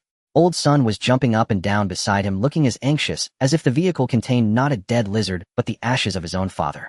Once the loading was complete, Jiang Zhe pretended to wipe sweat and lifted his leg to climb into the passenger seat. Old Sun grabbed him by the collar and pulled him down. All right, you're done here. This transport is classified. I'll go personally. Jiang Zhe was taken aback, scratching his head and asking, Supervisor, don't you need my help with the driving? No need. Old Sun glanced at him warily. You stay here and go to the back and to alter the incinerators. If anyone asks, just say this corpse has already completed the process and turn to ash. Got it. Jiang Zhe coldly laughed in his heart, but immediately put on a fawning expression. Okay, Supervisor, I'll go right away. You're clever for once. Old Sun nodded in satisfaction, patting Jiang Zhe's shoulder. Work hard. Once this task is done, you won't miss your bonus. After saying that, Old Sun climbed into the driver's seat. With one press of the gas pedal, the cold chain vehicle kicked up a cloud of dust and hurriedly drove out of the processing center's gates. Watching the taillights disappear from view, Jiang Zhe raised his wrist and quietly said to the holographic device, come out. A few minutes later, a petite figure emerged from the shadows. Su Xiaoya was dressed in a baggy sweatshirt, her hood pulled over her head, and she was holding a portable holographic device. Jiang Zhe led her to avoid colleagues and several surveillance cameras, heading straight to Old Sun's office door. The office door lock required both iris and fingerprint authentication. However, it barely held for 30 seconds in front of Su Xiaoya. Ding! The electronic lock made a faint sound, and the door opened. Jiang Zhe slipped inside, pulling the curtains shut behind him. There's a hidden holographic device in his cabinet. Search the encrypted partitions and hidden folders thoroughly. Leave it to me. Su Xiaoya immediately cracked the cabinet, connecting the terminal to Old Sun's holographic device, her fingers flying over the virtual keyboard. This old thing has quite a strong defense using the military's firewall shell. Su Xiaoya pouted, her eyes sparkling with excitement. But it's just an outdated version. Give me 3 minutes. 2 minutes and 40 seconds later, got it. Su Xiaoya exclaimed softly, and a hidden folder disguised as system logs popped up on the screen. Upon opening it, Jiang Zhe's pupils slightly contracted. It was an electronic ledger. Not only did it record Old Sun's dealings in discarded materials over the years, but it also detailed every transaction with the black market and the station military logistics. Time, location, amount, and handler were all clear. Jiang Zhe saw the name Kunlun Industry among the latest records. This old dog is indeed mixed up in all sorts of things. District 18, an abandoned factory. Lao Sun parked the refrigerated truck at the entrance of the crumbling warehouse, his heart pounding fiercely. This place was utterly desolate, not a soul in sight. Truly an ideal spot for a clandestine exchange. Moments later, an unlicensed gray SUV kicked up dust as it sped toward them. A middle-aged man in a black leather jacket stepped out. Stocky built and cropped, his face was so unremarkable he would vanish instantly into any crowd. You're from deep sea, boss. Lao Sun rubbed his palms together nervously as he climbed down and cautiously approached. Just call me Alpha. Where's the cargo? All aboard, absolutely fresh. Lao Sun hurried to the rear, yanking open the heavy insulated door of the refrigerated truck. A scorching wave laced with the coppery stench of blood slammed into him. Unfazed by the heat, Alpha leapt straight into the cargo bay and plunged a custom-made probe deep into the crevice between the giant lizard scales. After glancing at the probe's crimson readout, Alpha jumped back down and withdrew a palm-sized fund transfer device from his coat. Quality solid. The core energy remains perfectly intact. Without looking up, Alpha added, 800,000, exactly as agreed. You know the rules, anonymous account, instant settlement. 800,000. Lao Sun stared at the transfer device, his breath catching mid-inhale. Through official channels, this grotesque lizard might fetch a mere 150,000 credits, if that, and even then half would vanish under bureaucratic deductions. Yet flipping it privately netted him over 5 times that sum. Understood. Absolutely understood. Lao Sun hastily fumbled out his own anonymous card and thrust it forward. Beep. A crisp electronic chime rang out. On the screen bloomed a long, gleaming string of zeros. Lao Sun gazed at the balance, his greasy round face crinkling into a grin like a steamed bun folded tight with joy. Alpha pocketed his equipment and tossed Lao Sun a cigarette with practiced ease. Any future shipments of this caliber, we'll take all you've got. Our boss's appetite has grown remarkably sharp lately. Lao Sun accepted the cigarette but didn't light it, instead scanning left and right warily before lowering his voice. Brother Fa, I don't mean to pry, but I'm genuinely curious. What on earth do you do with this whole beast, skin and bone included? I get the gland extraction, serum harvesting, pharmaceutical applications. That makes sense. But this toxin-saturated carrion? Alpha fixed him with a glance, then offered a slow, knowing smile. Brother, are you truly ignorant? Or just pretending? 3 words: health supplement. Premium grade, exclusively reserved for corporate tycoons. Lao Sun froze. Those corporate hounds live hedonistic lives, day after day, until their bodies are hollowed out. Yet what they lack in vitality, they possess in obscene wealth. and above all they feared death more than anything. Off a bit down on the cigarette tip and exhaled a perfect smoke ring. Our boss has connections. We grind these mutant carcasses, extract select compounds, slap on flashy packaging, rebrand them. And suddenly each capsule sells for a king's ransom. Longevity vitality capsules. So long as it doesn't kill anyone outright, who cares whether it works? Offa shrugged. If those corporate hounds believe it does, it does. Lao Sun's eyes widened in sudden crystalline comprehension. No wonder the buyer had been so eager, accepting every scrap, bones and rot alike. In such a hyper-profitable trade, marginal cost simply ceased to matter. Brilliant. Utterly brilliant, brother Fa. Lao Sun raised a thumb high, the last shred of hesitation dissolving like mist. After all, health supplements only needed to avoid killing people. Even if exposed, the worst penalty would be fraud or counterfeit charges. Keep your mouth sealed. Only then does fortune endure. Offa flicked his cigarette, but aside clapped Lao Sun firmly on the shoulder and climbed back into the SUV. Watching the SUV recede into the distance, Lao Sun hummed a tuneless ditty, fingers tracing the warm bulk of his newly minted Stellar credit card. At last, he held the key to the upper echelons of society. Jiang Zhe lifted the palm-sized slab of raw meat between two fingers. Its surface bore a deep, dusky violet red hue veiled by a translucent pearly white fascia. Though severed from its source, this living tissue, harvested from the hind-thigh root of a Tier 2 spine-armored beast, still pulsed faintly, twitching ever so slightly beneath his fingertips. He tilted his head back and slipped it into his mouth. The moment his teeth sheared through the fascia, an explosion of intense savor flooded his palate, followed instantly by a tingling, numbing sensation sharp as crushed Sichuan peppercorns. That singular fiery pungency danced across his taste buds, then slid smoothly down his throat into his stomach. Texture slightly fibrous, finish faintly sour, barely passing grade. Jiang Zhe narrowed his eyes, savoring the warmth blooming in his abdomen. Within him, his genetic helix churned once, a silent, voracious whirl, before swallowing the surge of energy whole, then settling back into serene stillness, quietly unsatisfied. He extended his tongue, delicately licking away a trace of blood at the corner of his lips. Then, with a casual sweep of his hand, he brushed the remaining bone fragments and residue into the incinerator and pressed the activation switch. Flames roared upward, erasing all evidence in ash. Jiang Zhe cast a fleeting glance toward the tightly shut door of the supervisor's office. This week alone, Lao Sun had already departed on official errands 4 times. Ever since linking up with the deep-sea network, that greedy, corpulent old man had plunged headlong into the maelstrom of wealth, rushing off to traffic in forbidden mutant limbs, obsessively watching his account balance climb. Jiang Zhe had already mapped every node of Lao Sun's supply chain, upline and downline alike. Now all pieces were aligned. Only one thing remained: the perfect catalyst, the precise moment to topple Lao Sun and step seamlessly into his position. A sharp screech of brakes shattered the silence at the unloading zone. 3 hovering SUVs emblazoned with the Kunlun Industrial logo halted at the gate. Lu Qingji, logistics department manager, stepped out. Employees froze mid-motion, breaths held. Lu Qingji swept his gaze across the yard, brows knitting faintly. Where is Supervisor Sun? No one dared answer. Supervisor absent without leave. Corporate executive conducting an unannounced inspection. In that charged silence, speaking meant inviting disaster. Lu Qingji's expression darkened. I'll ask once more. Where is Supervisor Sun? A few junior clerks trembled visibly. Just then Jiang Zhe emerged from Cold Storage Unit 5, arriving precisely at that tense tableau. He broke into a quick, respectful jog, halting 3 meters from Lu Qingji and bowing slightly. MMR. Lu. Supervisor Sun received urgent notification moments ago. Apparently, a suspected mutant residue blockage was detected at Drainage Outlet 7. Fearing complications, he rushed there personally to clear it. Lu Qingji arched an eyebrow, skeptical. He's that diligent, personally unclogging sewers. Indeed, sir, Jiang Zhe replied evenly. He often says corporate affairs are paramount. Every potential hazard must be strangled at birth. Lu Qingji snorted, though his sternness softened marginally. He waved a dismissive hand. Tell him to return immediately. If he's not here within 10 minutes, his position ceases to exist. Yes, sir. I'll contact him at once. Jiang Zhe promptly retrieved his optical comm device and dialed Lao Sun's number, right there under Lu Qingji's watchful gaze. The device rang for a long, tense stretch before connecting. Xiao Jiang. Don't you know I'm handling something critical right now? Before Lao Sun could utter another word, Jiang Zhe cut in loudly. Supervisor, are you still at the drainage outlet? Mister, Lu needs you urgently. Please return immediately. There was a stunned pause on the line. Oh, right, yes. Ugh, this stench is unbearable. Tell Mr. Lu, I'm on my way back now. As the call ended, Jiang Zhe turned to Lu Qingji with an apologetic, deferential smile. Mr. Lu, the supervisor is en route. He'll arrive momentarily. Enough acting. Lu Qingji waved him off impatiently. He'd seen this charade too many times, but today he lacked the time or inclination to dwell on it. Turning, he strode directly toward the supervisor's office. Bring me water. Everyone else, back to work. Right away, sir. Please wait a moment.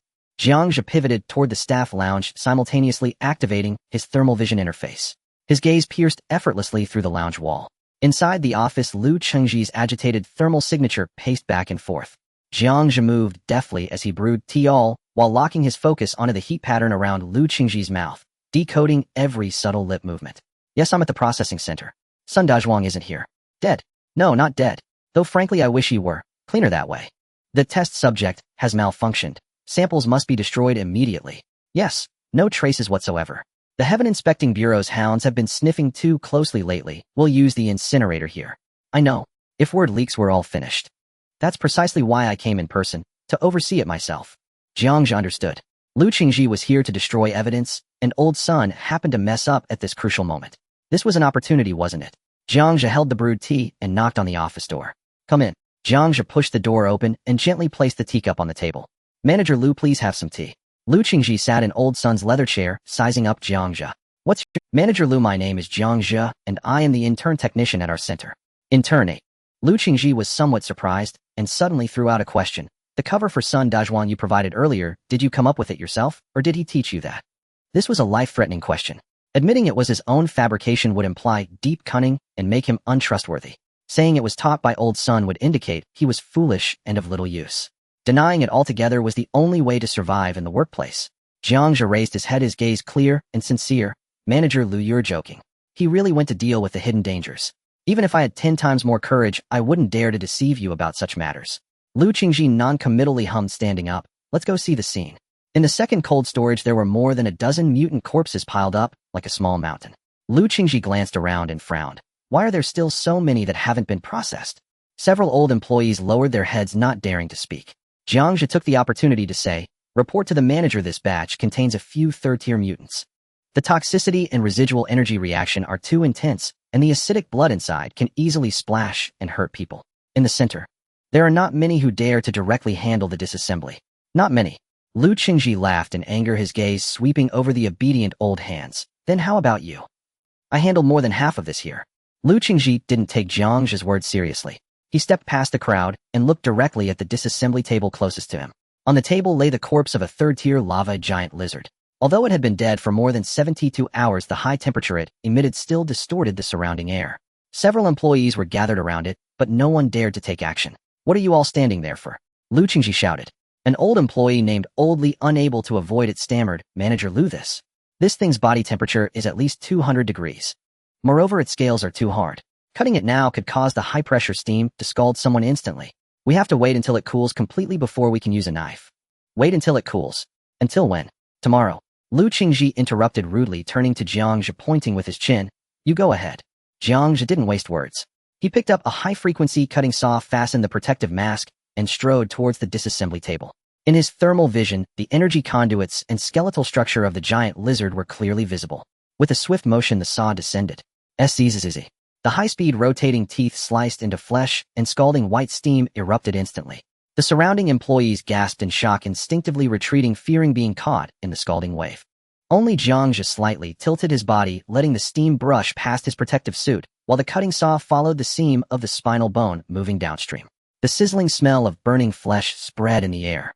In just 10 minutes, a complete energy core was extracted cleanly and dropped steadily into the processing box. Lu Qingji looked at the old employees, who were dumbfounded, and coldly said, If he can do it, what about you?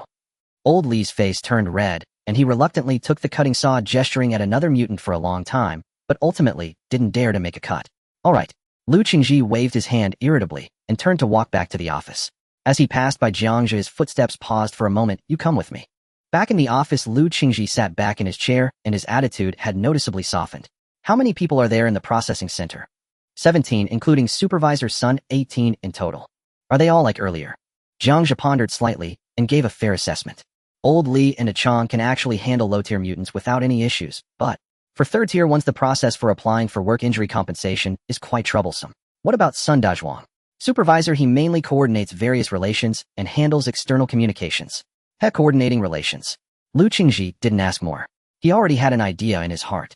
In the entire processing center, only 3 or 4 people truly did the work. And this young man before him was the most capable among them. What is your current internship salary? 35 star coins per hour working 4 hours a day. 4,000 a month. Lu Qingji was taken aback for a moment, then shook his head. Sun Dazhuang indeed has a way with cost control. He stood up and walked in front of Jiang Zhe, patting Jiang Zhe on the shoulder.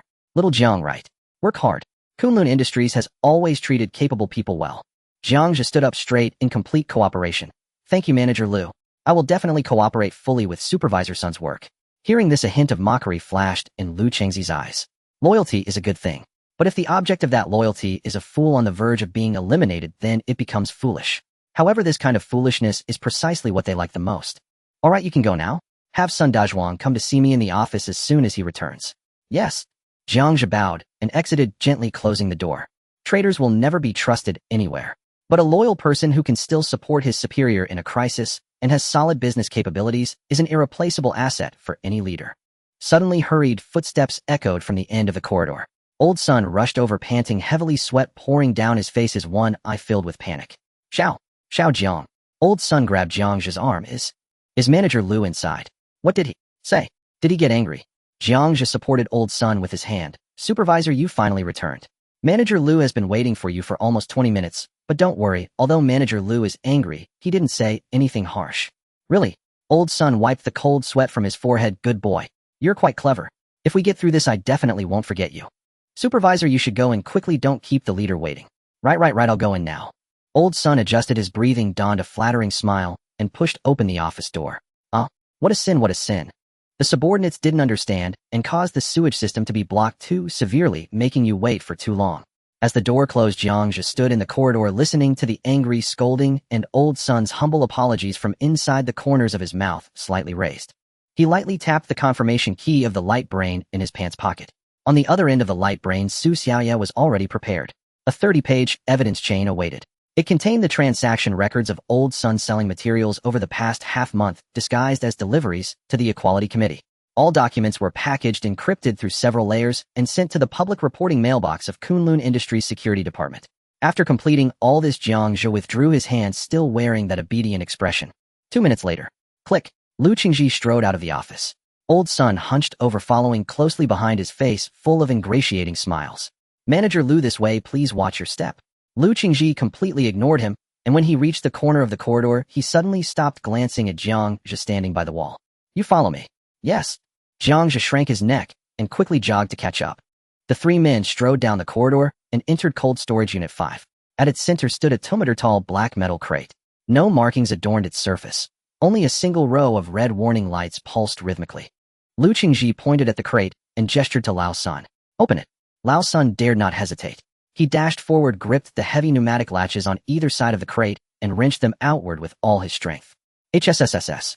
A burst of pressurized gas escaped as the valve released, unleashing a torrent of white liquid nitrogen fog that instantly swallowed Lao Sun's lower body. Waving the mist aside, Lao Sun froze the moment his gaze fell upon the crate's contents. His fleshy frame shuddering violently, his limbs locking in place. Thighs, this is... Jiang Zhe stood slightly behind and to the side, his eyes pierced through the cold vapor, taking in the full horror within. Even he, who had long since grown accustomed to devouring raw Xeno's flesh, felt a wave of nausea rise in his gut. That had once been a human being. Or rather, this hollow shell had once belonged to a man. The left half of the corpse had been brutally excised and crudely grafted with the forelimb of a chitinous arthropod studded with backward curving barbs. Where flesh met exoskeleton, dark crimson fascia curled outward in grotesque exposure. The thoracic cavity had been fully split open, where the heart should have been now lay an empty void, replaced instead by a tangled nest of crimson crystalline conduits. The entire mandible had been surgically removed and replaced with a rusted metallic breathing valve. Jiang Zhe lowered his lashes, concealing the glacial chill rising deep within his eyes. What precisely was Kunlun Industrial conducting? Wasn't genetic modification strictly forbidden under Federation law? That question jolted him into razor-sharp clarity. If his own secret, the infinite devouring, were ever exposed, his fate would likely be no better than this corpse's. Dispose of it immediately. Lu Qingji withdrew a handkerchief and held it over his nose and mouth, as though even glancing at the sight would sully his vision. Lao Sun broke out in icy sweat, his legs trembled uncontrollably. He had spent half his life in this trade, and knew the rules all too well. To witness a conglomerate's deepest secret meant one thing only: demonstrate absolute canine loyalty, or never walk out of this cold storage bay alive. Lao Sun whirled and kicked Jiang Zhe hard in the thigh, shouting, "What are you standing there for? Didn't you hear Manager Lu? Get this thing into the incinerator, now. Jiang Zhe staggered from the blow and bowed his head meekly. Yes, supervisor. He shuffled forward, hunched low, and reached for the corpse's icy ankle. Its texture was rigid, unyielding, yet the transplanted Xeno's limb twitched faintly against his arm, sending a sharp stinging pain up his forearm. With a grunt, Jiang Zhe hoisted the mutilated body onto his shoulder and limped toward the high-output incinerator nestled in the corner. The furnace door swung open, bathing Jiang Zhe's expressionless face in flickering orange light. If this was the inevitable end for the weak, then he would never be weak again. Whoosh! The corpse tumbled into the furnace chamber. Ignition fluid sprayed forth, flames erupted violently, swallowing the pitiful remains whole. For a moment, only the crackling pop of burning fat echoed through the cold vault. Then, a sharp, urgent chime shattered the silence. Lu Qingji frowned and raised his wrist. His expression hardened the instant he saw the caller ID. Security Division's dedicated line. He accepted the call without uttering a word, listening in absolute stillness to the voice in his earpiece. Lao Sun stood frozen beside him, sweat tracing paths down his temples. He longed to wipe it away, but dared not move. Instead, he strained to force a smile, so ghastly it resembled a grimace. Half a minute passed. Confirmed. Understood. Lu Qingji severed the connection and turned slowly, his gaze settling on Lao Sun with chilling neutrality. Lao Sun felt his scalp prickle under that stare. He laughed nervously, testing the air. Manager Lu, what is it? Is there further instruction from above? Today's matter, neither I nor Xiao Jiang will. Sun Dazhuang. Lu Qingji's voice was soft, so soft it sent frost crawling down the spine. Yes, right here. You've got quite the nerve. Huh. Lao Sun blinked, bewildered. Manager Lu, utter devotion to the conglomerate. Devotion? Lu Qingji sneered. Devotion enough to supply material to equalist terrorists. What a... His lone eye bulged wide, so wide the corners threatened to tear. The equalists? Impossible. I'm innocent. How could I possibly deal with the equalists? I only sold scrap to the black market. I didn't know. I swear I didn't know. Lu Qingji studied Lao Sun's panic and understood the old man had almost certainly been duped by black market dealers who concealed their true affiliation. But did it matter? No. The denunciation dossier had already landed in Security Division, as Lao Sun's direct superior Lu Qingji would inevitably face scrutiny and investigation. Moreover, this old fool had grown increasingly greedy of late, his hands growing ever less clean. Keeping him around was only a matter of time before trouble erupted. Save that explanation for Yama when you reach hell. Lu Qingji lifted his right-hand finger splayed. From a nearby equipment rack, a slender, sharpened metal rail tore free, drawn by magnetic force, and shot forward like a silver comet. Thwipped. The rail pierced Lao Sun's throat, bursting out through the nape of his neck and embedding itself in the wall with a spray of warm blood. GHK. Lao Sun clutched his neck with both hands. Blood mixed with froth welled between his fingers. His single eye remained fixed on Lu Qingji, wide with disbelief. Then, with agonizing slowness, his gaze shifted sideways, to Jiang Zhe standing motionless beside the control console, seemingly oblivious to the slaughter behind him. Jiang Zhe stood with his back turned, focused intently on the incinerator's thermal control panel. Lao Sun stretched out a trembling, blood-slicked hand, fingers scrabbling weakly in midair, as if grasping for something just beyond reach. He tried to speak. Something clicked in his mind. The black market dealer, the deep sea. But it was already too late. His body toppled backward, striking the floor with a heavy, hollow thud. His massive frame convulsed twice, then lay utterly still. His solitary eye remained open, its dull, ashen pupil reflecting the cold, pale ceiling of the cold storage unit. Only then did Jiang Zhe turn around. At the sight of the corpse, his knees buckled. He collapsed backward, scrambling frantically, until his spine pressed hard against the scorching outer casing of the incinerator. And Manager Lu, this. Lu Qingji withdrew his handkerchief and wiped his hands meticulously. Traitor. He stepped over to Lao Sun's body and gave it a casual kick, confirming death, before turning his gaze to Jiang Zhe. He watched the intern tremble violently, teeth chattering, eyes brimming with raw animal terror. Lu Qingji narrowed his eyes, appraising the cowering intern. Lao Sun was dead, but operations at the processing center could not halt. Someone had to take over. The veteran staff were all seasoned loafers, thick with deceit and hidden agendas. This intern, however, no connections, no influence, was obedient, timid, and efficient. Most importantly, his loyalty bordered on foolishness. Effective today, you are acting supervisor. Lu Qingji looked down at Jiang Zhe and spoke slowly. Sun Dazhuang committed suicide after embezzling corporate funds. Understood. Jiang Zhe blinked, mouth agape, stunned as if the words hadn't yet registered. Not clear enough. Lu Qingji's brow furrowed, impatience flickered in his eyes. Jiang Zhe jolted upright, nodding wildly. Understood. Understood. Supervisor. No, Sun Dazhuang killed himself. He took his own life. Lu Qingji nodded, satisfied. Clean up this mess. One last glance at the roaring incinerator, and Lu Qingji strode out the heavy cold storage door sealing shut behind him with a muffled resonant boom. Only the low, steady hum of the incinerator's fan remained. Jiang Zhe brushed dust from his trousers and knelt beside Lao Sun's corpse. Lao Sun's unblinking single eye stared straight up at him. Jiang Zhe reached out and gently closed the eyelid. Don't look at me like that, supervisor's son. I'd planned to let you live a few days longer, but Manager Lu moves faster than expected. Next lifetime, don't be so greedy. Heaven drops traps, not pies. He searched Lao Sun's body thoroughly. Within moments, an anonymous stellar credit card and a black magnetic access card, the mark of a supervisor, lay in his palm. Inside the card accounts rested over 3 million credits, payment from the deep sea for this week's shipments, along with Lao Sun's accumulated life savings. Now they bore Jiang Zhe's name. Jiang Zhe tucked the cards into his pocket and seized Lao Sun's thick, lifeless ankle. Though nearly 200 gene in weight, the corpse lifted effortlessly, light as straw in his grip. That kick earlier. I knew you were warning me not to speak out of turn. But it came too late. You stood squarely, and I haven't forgotten how you tricked me into handling that kingworm incident. You spent years watching me work. Today, it's your turn to step inside. Thud. Lao Sun's body slammed into the furnace chamber, the same chamber that had just consumed the modified specimen. Fuel ignited, flames roared anew. Intense heat erased every trace of evidence and consumed the soul of that avaricious man. Jiang Zhe stood before the blaze, firelight dancing across the obsidian depths of his pupils. He pulled out his portable data slate, typed a single line, and transmitted it to Li Wei. Channel secured. Meet the central processing hall. A dozen workers crouched haphazardly beside the machinery, some smoking, others bantering idly. Tap tap. A measured, unhurried rhythm of footsteps echoed. The men lazily lifted their eyelids.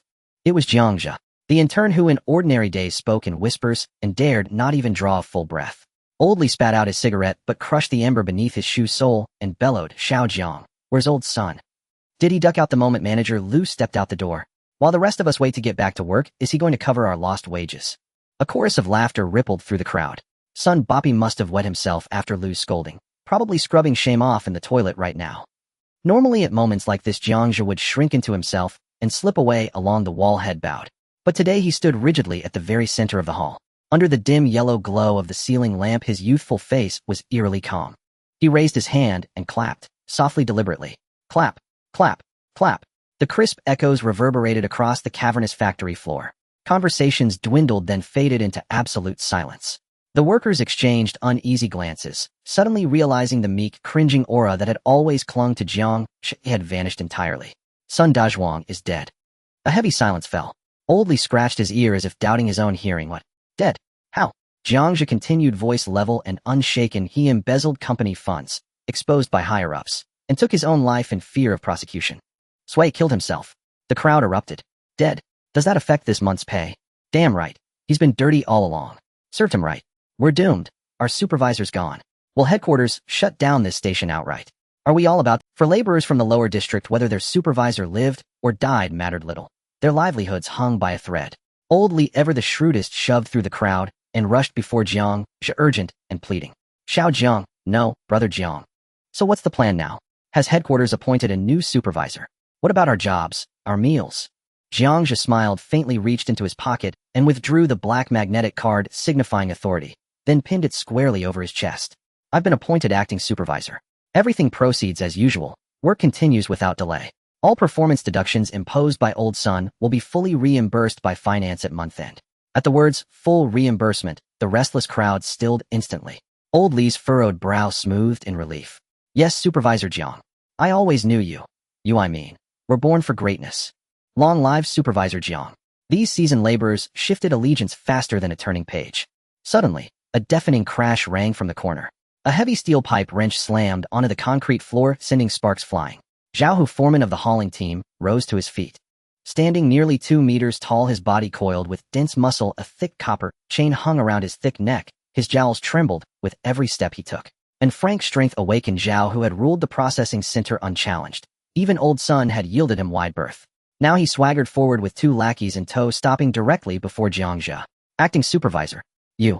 Pak. He spat a thick globule of phlegm beside Jiang Zhe's boot. What fool left his fly unzipped and let you slip out? Exactly. Why doesn't he take a piss and look in the mirror first? See what kind of worm he really is. Brother, who's still standing here. Since when did you get to give orders? Jiang Zhe glanced down at the phlegm beside his boot. Then lifting his gaze, he locked eyes with Zhao Hu's bloodshot, furious stare. Zhao Hu, what do you intend to do? What do I intend? Zhao Hu stepped forward, his pectorals nearly brushing Jiang Zhe's nose. Old son's gone. This seat belongs to me.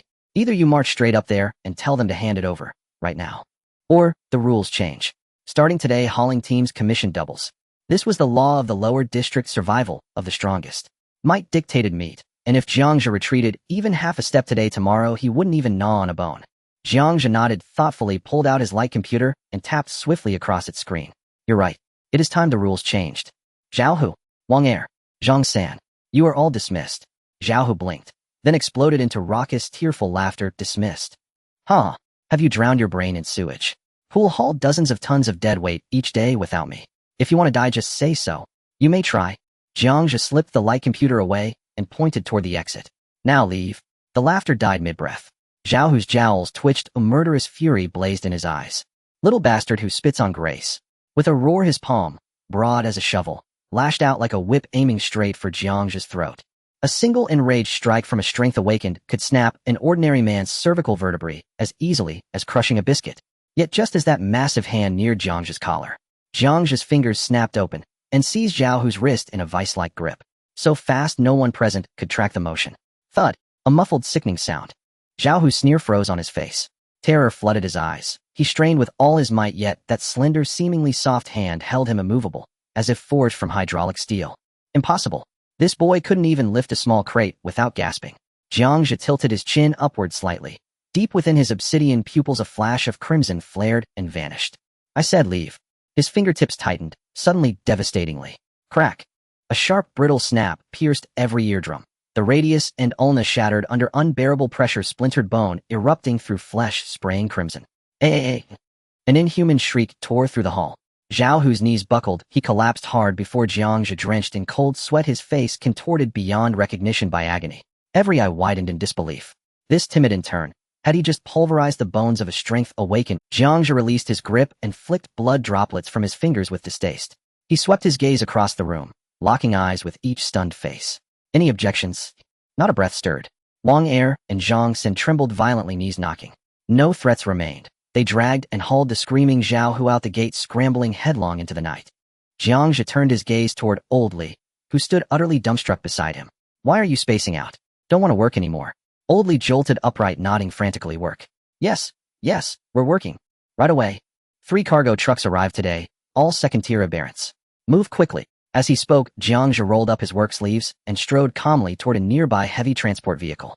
With one hand, he hoisted a second-tier aberrant weighing hundreds of kilograms and tossed it effortlessly aside. Thump! It landed perfectly on a hovering pallet cart.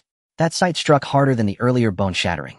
Visceral, undeniable. Instantly, the entire processing center roared to life. Every worker bent low to their tasks. Even breathing grew hushed and subdued. Nightfall.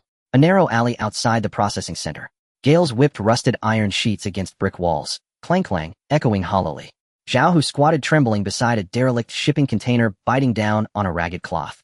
Wang Er fumbled, desperately wrapping crude bandages around his arm. The broken bones had been roughly stabilized, but agony still racked Zhao Hu's frame in violent spasms. Brother Hu, will that kid really pass through here tonight? Wang Er tied the knot while whispering low. Of course. Zhao Hu spat out the rag, venom burning in his eye. This is the only path to his rat hole. Tonight, I will kill him. Go, bring the incendiary accelerant. He meant to burn the little bastard alive. Suddenly, a chill breeze brushed the nape of Zhao Hu's neck. Then, his body ceased obeying him. He tried to curse, but his jaw refused to open. He tried to turn his head, but the world spun violently. He saw the ink-black sky above, the skeletal branches of dead trees in the distance, the gravel-strewn ground beneath him. His vision kept rotating. He saw 2 familiar faces, Wang Er and Zhang San. Their mouths gaped wide, not at him, but behind him. No, behind him. His line of sight dropped lower. He saw a pair of familiar work boots, and rising from the dust, a headless, powerfully built torso standing upright. Around its neck hung the same thick copper chain, its severed stump gushing a crimson fountain. Whose thud? His vision hit the dusty earth and rolled twice. Only then did the agony arrive, delayed, inevitable, overwhelming. With frantic rolling eyes, he saw Wang Er and Zhang San lying in pools of blood, their chests pierced by gaping holes, hearts ripped clean from their chests. They were already dead. Jiang Zhe held a plastic bucket in his hand, the incendiary agent Zhao Hu had specially prepared for him before his death. Now it had returned to its rightful owner. Pale yellow liquid splashed onto shredded flesh and broken bones, sizzling violently. Click! A magnesium rod sparked then tumbled into the oil-soaked ruin. Boom! A searing wave of heat erupted, slamming against his face. Flickering firelight danced wildly within Jiang Zhe's deep obsidian pupils. He felt no sorrow, no triumph. Only silent, unblinking observation, until the corpse crumbled entirely into blackened ash. Then he turned and vanished into boundless darkness. 1 hour later, deep inside the 9th abandoned metro station, Li Wei sat before a centrifuge. Hearing footsteps, he did not turn, only gently swirled a vial glowing with faint green fluorescence in his palm. Already resolved. Yes, Sun Dazhuang was executed directly by his superior, an unexpected twist. We didn't need the contingency plan, but the objective was achieved. No matter. This saves trouble. Jiang Zhe strode to the lab bench and withdrew an anonymous stellar coin card from his coat, sliding it across the table. 3.2 million credits. The principal you fronted earlier, to set the trap for old Sun. Li Wei glanced at the card, then swept it aside with one broad hand. Keep it. Your faction suffered heavy losses in Blackfang Harbor. Consider this my contribution to the Equalist Society. Jiang Zhe arched a brow. Here we go again. The man always overinterpreted. Yet sometimes misconception proved more useful than truth. And if someone insisted on handing over money, Jiang Zhe saw no reason to refuse. Since you're so generous, I'll accept without hesitation. Jiang Zhe smoothly reclaimed the card. This week's shipment, I'll have Ghost compile and send you the manifest. As for that Tier 3 core from last time, it's yours. Li Wei waved dismissively. Compared to such trifling gain, I value your worth, or rather your potential, far more. Sun Dazhuang is dead. What now? Will you spend your life as manager of that processing center? I doubt you'd settle for that. Jiang Zhe pulled up a chair, sat, and crossed his legs. Steady pay, quiet days. What's unsatisfying about that? Don't pretend. Li Wei sneered, the movement twisting his scarred, half-ruined face into something chillingly grotesque. You and I both know, the manager's post is just a dog's collar. They can strangle you anytime they please. Sun Dazhuang was proof enough. You want far more than this. Jiang Zhe offered no reply. Who doesn't desire power and status? Excellent. Li Wei tapped the air, and a holographic projection bloomed instantly, a vast, majestic architectural complex suspended beneath the clouds. Silver spires pierced the heavens. Emblazoned across them, Stellar Sea Biological Academy. If you wish to ascend, enroll here. Jiang Zhe glanced at the name. Irrelevant data surfaced instantly in his mind. Stellar Sea Academy, ranked among the Federation's top 10 institutions, hallowed ground for biogenetic engineering. You seem even more eager than I am to climb. Give me a reason I must go. Jiang Zhe leaned back lazily. I'm already a manager. Why waste time playing house with spoiled heirs and heiresses? Li Wei smiled, a cold, jagged thing that pulled at his ruined features. Playing house. Don't mistake the academy for a schoolhouse. In the Federation, academies are aristocracies, the sole sanctioned ladder to power, legitimate instruments of force.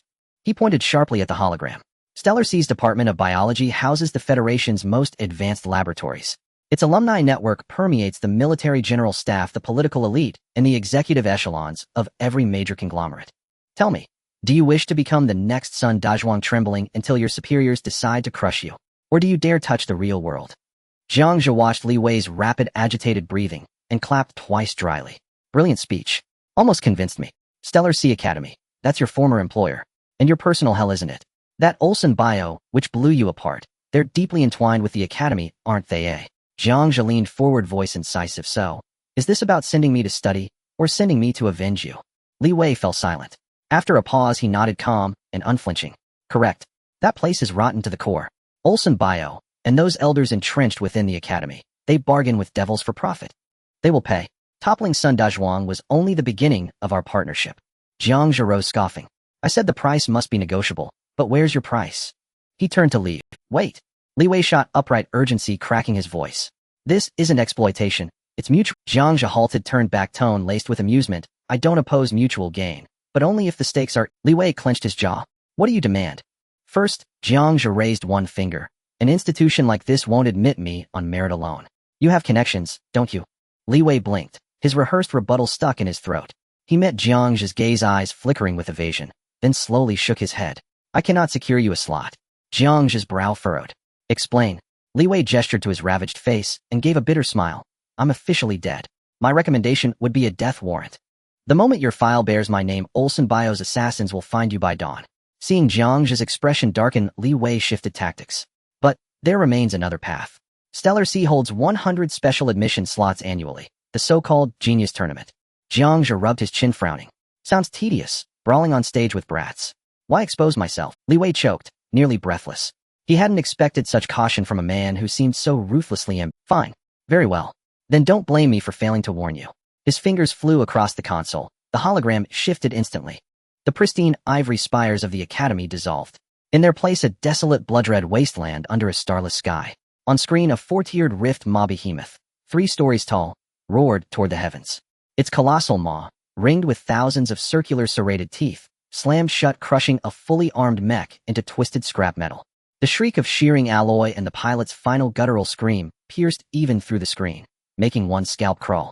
In the distance, caustic acid corroded the earth itself. Awakened humans fought desperately in mud-choked trenches, limbs and shrapnel flying viscera, and crimson blood staining rivers iridescent. The Federation's outer rim, the Crimson Star hunting zone. Li Wei's voice dropped low-edged with menace. There are no laws there, no rules.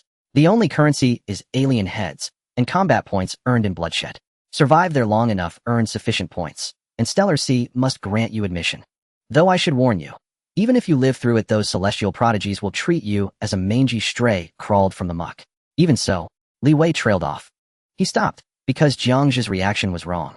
A faint crimson haze shimmered in Jiang Zhe's eyes, his throat moved, swallowing instinctively. There, may I eat freely? I mean, kill freely. Li Wei was momentarily taken aback. Although he found Jiang Zhe's focus somewhat peculiar, he nodded in agreement. As long as you have the ability, no one will bother you if you wipe out the aberrants. Very well. Jiang Zhe sat back in his chair, the unusual hue in his pupils fading away. This reason has convinced me. Do you have a way to get to the Scarlet Star? Li Wei tapped a few times on the control panel, bringing up a holographic navigation chart. There are routes. There is a flight to the hunting zone every month. Getting a slot is not difficult. But are you sure you want to take the path of heavy criminals? With your current strength, you'll just be a dessert for the aberrants.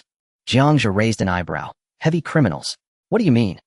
Li Wei thought he was afraid, and coldly explained. After the invasion of the insect race was repelled, the Federal Front has been lacking troops, so these heavy criminals were given a chance to redeem themselves in the hunting zone.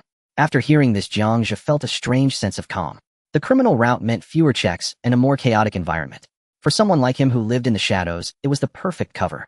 Moreover, it was a hunting ground that would allow him to devour and evolve freely. You needn't worry about that. As long as it's not restricted to criminals, it's fine. As for strength, there are still 6 months until the special recruitment test, and that time is sufficient. Li Wei saw that he couldn't convince Jiang Zhe otherwise, and stopped wasting words. Suit yourself. When you think your life is tough enough, come find me for the ticket anytime. The two reached a consensus. Just as Li Wei sighed in relief, Jiang Zhe raised a second finger. Secondly, regarding your personal vendetta with Ausen Biotech, I can provide intelligence to help you deal with some troubles, but I am not your hitman. Don't expect me to risk my life for you. His words were extremely straightforward and unyielding. However, Li Wei responded resolutely. You can rest assured. My vengeance must be taken by my own hands. If I let you do it, what meaning would my suffering have? He turned and opened the temperature-controlled storage cabinet, pulling out a sealed cryogenic box and tossing it over. Inside was the core of a third-grade lava giant lizard. You just need to supply it regularly and keep an eye on the movements of the Star Sea Academy in the meantime. In exchange, I will provide you with gene agents and everything I know. Jiang Zhe steadily caught the box and stashed it in his backpack. Fair and reasonable. Since the other party had opened the door, Jiang Zhe naturally wouldn't be polite. Su Xiaoya had recently done a lot of work hacking into the processing center, so it was time to reward that little girl with some material bonuses. Jiang Zhe slipped to the experimental platform, his fingers gliding over a row of test tubes, before finally stopping at a few pale green potions: Crade Cell Repair Solution, Optic Nerve Regeneration Enzyme, Targeted Immunoglobulin. He unceremoniously swept these potions into his backpack. Are these prepared for Phantom? Li Wei couldn't help but ask upon seeing Jiang Zhe's purchasing spree. Yes, she has been performing well lately. Jiang Zhe casually took a few more source energy supplements. What's the matter, you reluctant? Li Wei lowered his eyes and murmured, just a few vials of medicine, take them if you want. It's just that I feel that girl is quite lucky. If my daughter hadn't died, she'd be about the same age as her. Jiang Zhe tilted his head intrigued and asked, is that why you took her in as a pawn? Why didn't you help when she was being pursued by the Blackwater gang? Li Wei sighed. I could help for a moment, but can I help for a lifetime? Some paths, after all, must be walked by oneself. Jiang Zhe nodded, saying nothing further, and casually pocketed a laser scalpel used for dissection. This tool should be quite handy for cutting fascia. Li Wei stared at his experimental platform, which was being stripped bare, and twitched his eye slightly, but ultimately said nothing. After stuffing his backpack until it was bulging, Jiang Zhe finally stopped and raised a third finger, waving it in front of Li Wei. As for the third point, Li Wei immediately sat up straight, mentally preparing himself for a severe cut. However, Jiang Zhe flipped his wrist and withdrew his hand. Let's leave it unsettled for now. I haven't thought of it yet. When the day comes when you take your revenge, or when I die and need someone to collect my body, then we'll settle this point. Li Wei stared into Jiang Zhe's eyes for a long time before finally extending his hand. Deal. The two hands clasped together under the dim light. An unholy contract was thus formed. Having finished discussing business, Jiang Zhe lifted the heavy backpack and walked toward the iron door. Just before exiting, he paused. Since I've taken so much from you, let me throw in a free piece of information. The manager of Kunlun Industries named Lu Qingji came to the cold storage today and burned a failed modified human specimen right in front of me. The left half of the body was implanted with arthropod alien limbs, and the heart was replaced with a transistor. Jiang Zhe recalled that scene. Before he finished speaking, Li Wei knocked over a beaker on the table. Jiang Zhe turned back in confusion to see Li Wei muttering to himself. Arthropod alien. Transistor heart. That's the Babel Tower project. It was a taboo sealed by the Federation 10 years ago. I never expected Kunlun Industries would pick it up. They are trying to modify human genes. Jiang Zhe walked back in front of Li Wei, frowning slightly. Modify human genes. What do you mean? It means exactly what it says. Li Wei's emotions became somewhat uncontrolled. They want to forcibly modify human genes and create a new humanity. Allow everyone to awaken a level or even level talents. Jiang Zhe shrugged and probed along. Gene ascension, isn't that a good thing for society? A good thing, Li Wei sneered, slamming his palm on the experimental table. You think too simply. Back then, the previous giant Russell Biotech fooled the entire Federation like this. And what happened? The new humanity was never created, but it triggered a disaster. At first, only a few experimental subjects escaped. Russell Biotech attempted to contain the news, falsely claiming it was a regional flu secretly surrounding those few blocks. But the contamination from the aberrant genes could not be suppressed. Infected individuals' skin turned black and hardened, sprouting exoskeletons and bone spurs able to tear apart riot control armored vehicles with their bare hands. In the later stages, flesh fungi completely infested the buildings. A megacity with a population of tens of millions turned into a complete monster den. The federal military, driven mad with bloodlust, could not hold out and ultimately dropped antimatter annihilation bombs, vaporizing the entire city until not even ashes remained to prevent the contamination from spreading further. Li Wei was panting heavily, staring intently at Jiang Zhe. From that day on, any experiment attempting to modify the fundamental genes of humanity is a death penalty with zero tolerance by the Federation. And even if they are lucky enough to succeed, once the altered genes enter the human gene pool, the resulting contamination is irreversible. The collapse of genes in future generations is inevitable. Too professional, I'll put it simply. Jiang Zhe felt somewhat bewildered and quickly interrupted. To put it simply, Li Wei took a deep breath, suppressing his anger as he explained, the first generation may become superhumans, but their offspring could also become those genetically disordered, twisted monsters. This contamination will be passed down through generations, ultimately destroying all of humanity. Gene contamination. Gene collapse. Monstrosity. Is Li Wei talking about himself? A great wave surged in Jiang Zhe's heart, but he maintained a calm exterior and asked, if the risks are so high, why is Kunlun Industries risking the death penalty to restart the project? What are they after? Li Wei slumped back into his chair, forcing a bitter smile. If I could understand, I wouldn't have fallen to this state today. Jiang Zhe deeply agreed. Expecting a tech geek who had been ruined and lost everything to understand Kunlun Industries' strategic goals was indeed a tall order. However, he was now more convinced than ever that the secret of his triplex helix genes must not be exposed. Once discovered, the Federation would regard him as a source of gene contamination and eliminate him. And Kunlun Industries and other consortiums would probably want to capture him alive to experiment on him. Li Wei observed the unusually silent Jiang Zhe, his brows furrowing in suspicion. Wait, you guys from the Equality Society are always shouting about resisting consortiums. Haven't you ever learned about the famous history of Babel Tower? You know my grades, how could I care about such things? Jiang Zhe noticeably wised out and quickly changed this. Isn't your goal revenge? Why are you so concerned about this major issue for all of humanity? Li Wei choked momentarily. But after considering Jiang Zhe's recent request for a direct admission, spotted indeed seemed inconsistent with someone who would care about history. My revenge doesn't mean I want to see all of humanity perish together, Li Wei scoffed. Understood, Jiang Zhe gave Li Wei a reassuring look. I will report this information to the organization and they will act at the appropriate time. Only then did Li Wei feel somewhat relieved, falling into deep thought. Jiang Zhe did not linger, turning to pull open the iron door and stepping outside. He had no interest in saving the world. However, if he could take advantage of the Equality Society or the Federation to see Kunlun Industries fall into misfortune while reaping some benefits, he would be more than willing. Stepping out of the abandoned subway station, it was already deep into the night. As the cold wind of early winter blew, Jiang Zhe tightened the straps of his backpack. The secrets of the Tower of Babel project and gene ascension, thrown out by Li Wei, still spun in his mind. However, this oppressive mood lasted only a few seconds before he forcibly suppressed it. With no connections to the equal society at present, worrying about the consortium's grand scheme to destroy humanity was simply a luxury. Strength was the only hard currency. Since the channels on Li Wei's side had been opened, he didn't have to worry about potions and money for the time being. What really troubled him now was dealing with the mess at the processing center. Old Sun was dead, and the troublemakers under Zhao who had turned to ash. He was nominally the acting supervisor, but in reality he had no employees, even to move corpses. I need to recruit a few people. Jiang Zhe stroked his chin, contemplating whether to check out the labor market. He stopped in front of a repair shop. A heavy truck carrying scrap or had broken down on the shoulder of the road with its loaded cabin nearly crushing the rear shock absorbers. Several mechanics were gathered around a small table, engrossed in a game. One of them held a card and gestured towards the back of the truck. Is that big idiot still holding it up? What a beast! Is his spine made of titanium alloy? If he wants to hold it, let him. Wang the Lame is always bragging that this idiot has endless strength. It's just for show. Tisk, what a loss. We have to give Wang the Lame a discount. What's so interesting about a fool exerting strength? Why don't we let him go and fix the truck? Are you out of your mind? If we fix it, what if Wang the Lame runs off without paying? No payment, no repair?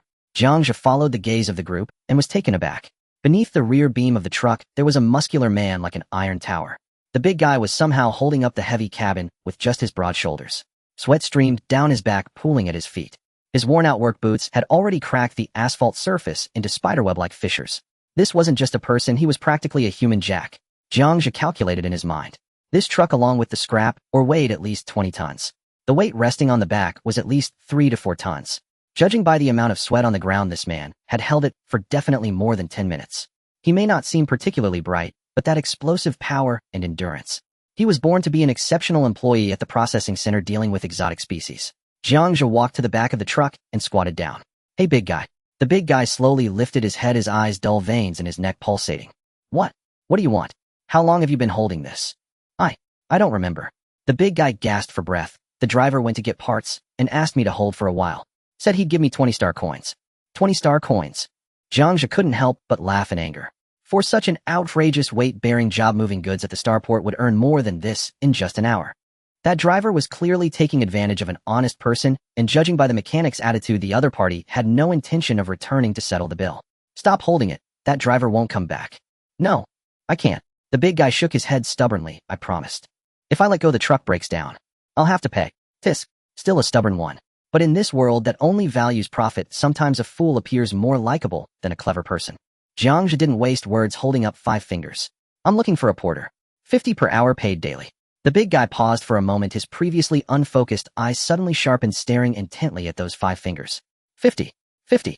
Working a whole day at the dock, even if the foreman deducted some pay, he would still earn only over 100 star coins. This person in front of him, starting with 50 an hour. Does that include meals? The big guy asked, his voice so low it was barely audible, and his stomach growled. Jiang Zhe glanced at the massive figure, estimating that he was a super eater. But so what?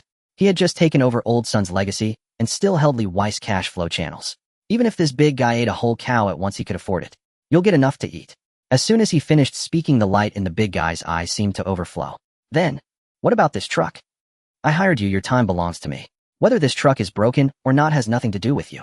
The big guy tilted his head and thought for 3 seconds. It seemed to make sense. The new boss paid more and provided meals, so he should definitely listen to the new boss. Boom. The big guy released his shoulders and rolled to the side. The unsupported truck cabin crashed heavily to the ground, creating a deafening sound. The ground shook violently, and dust flew everywhere. The mechanics playing cards were startled, dropping their cards everywhere as they looked over in terror. Let's go, boss. The big guy got up from the ground and dusted off his hands. His towering height cast a large shadow over Jiang Zhe. Jiang Zhe nodded in satisfaction. What's your name? Shigandang. Good name. Keep up.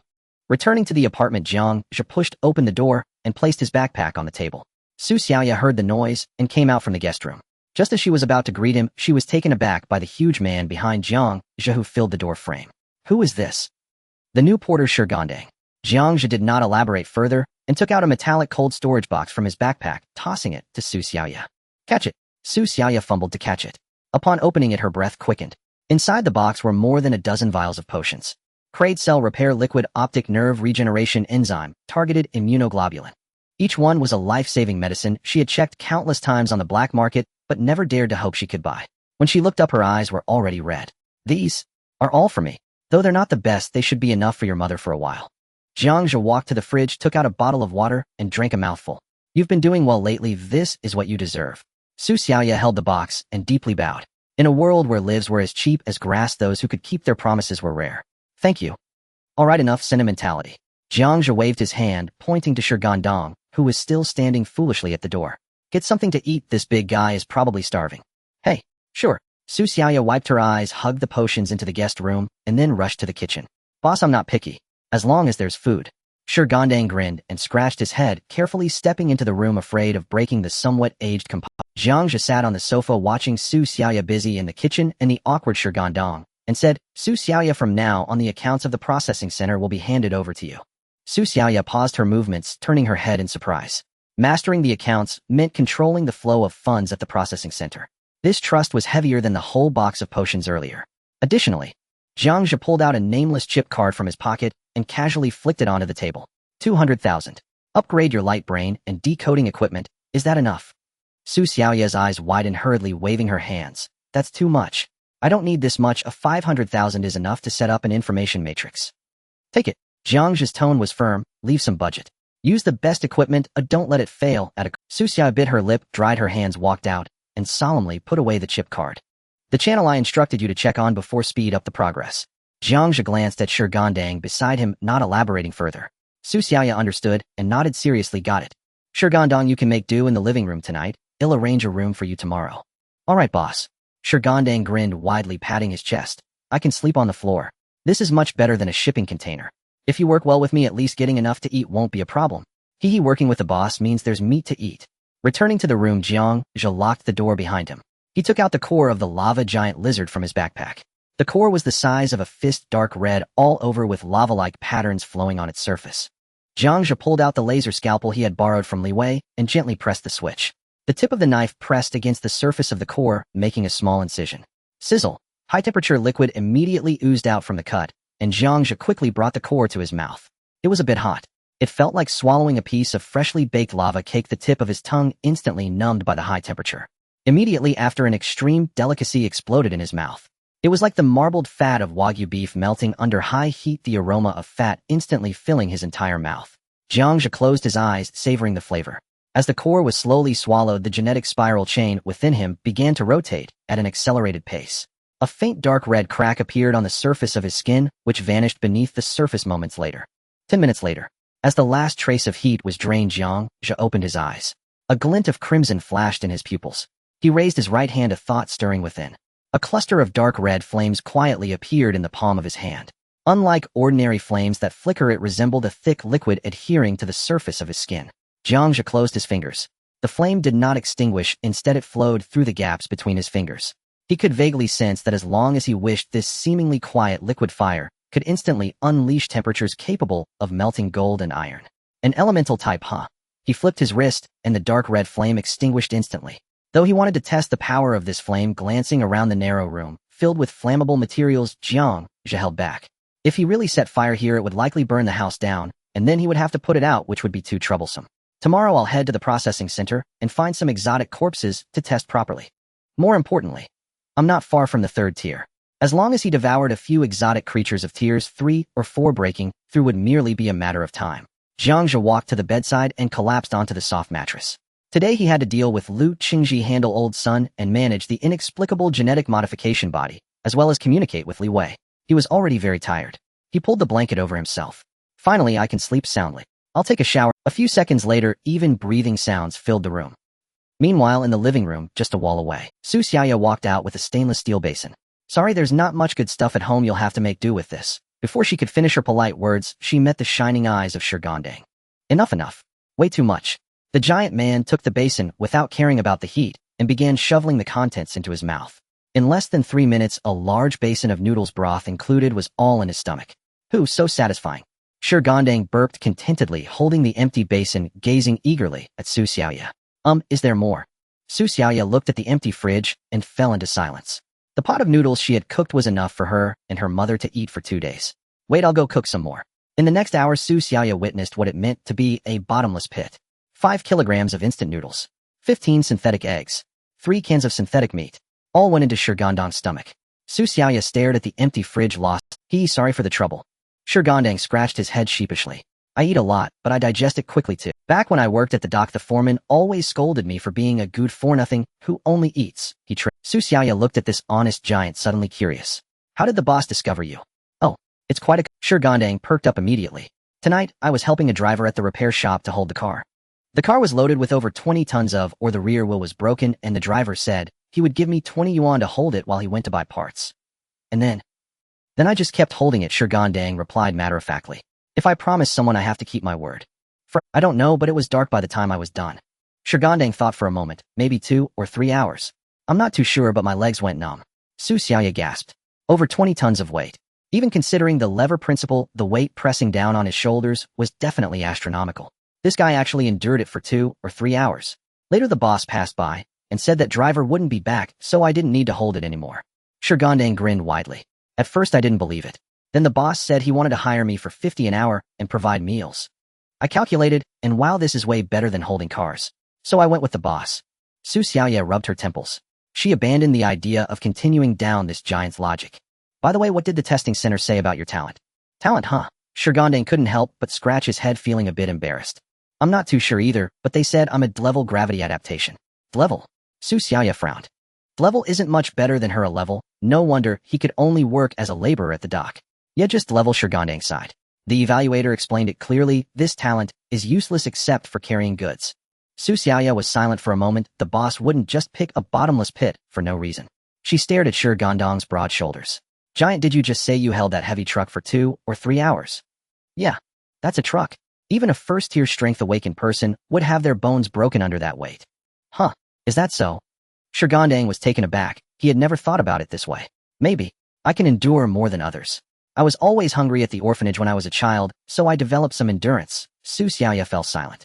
She suddenly understood why Jiang Zhe valued this honest giant. This big guy's physical potential was definitely an undiscovered treasure. Giant, think carefully. When you're carrying heavy objects, doesn't it feel like the longer you endure, the more your body adapts to the pressure? Shirgandang scratched the back of his head, thinking seriously. It seems there is indeed that feeling. At first I struggled to breathe under the pressure. But after a while it felt like it wasn't that heavy anymore. I used to think I was just getting used to it now that you mention it. Could it be that I'm not useless? Su Xiaoya shook her head. If I'm not mistaken, your gravity adaptation isn't just a passive endurance. It can continuously strengthen itself under persistent pressure. The longer you endure, the stronger you become. This is definitely not the effect of a D-level talent. Shirgandang's eyes widened, and he was completely stunned. Throughout his life, everyone had told him he was useless. He had gotten used to accepting what others said. But now, someone was telling him he wasn't useless. I really am not useless. Looking at the tears welling up in the eyes of this tall giant, Su Xiaoya felt a pang in her heart. She remembered the despair she felt when she first met Jiang Zhe. Remembered the pain of being powerless in front of her mother's sickbed. Keep your heart in your belly. You are definitely not useless. Su Xiaoya's tone was surprisingly gentle.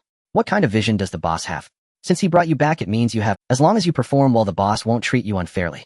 Shirgandang nodded vigorously, his 2 large hands tightly clenched into fists. I will definitely work hard. Absolutely. He had never felt this way in his life. Being recognized. Being treated as a person.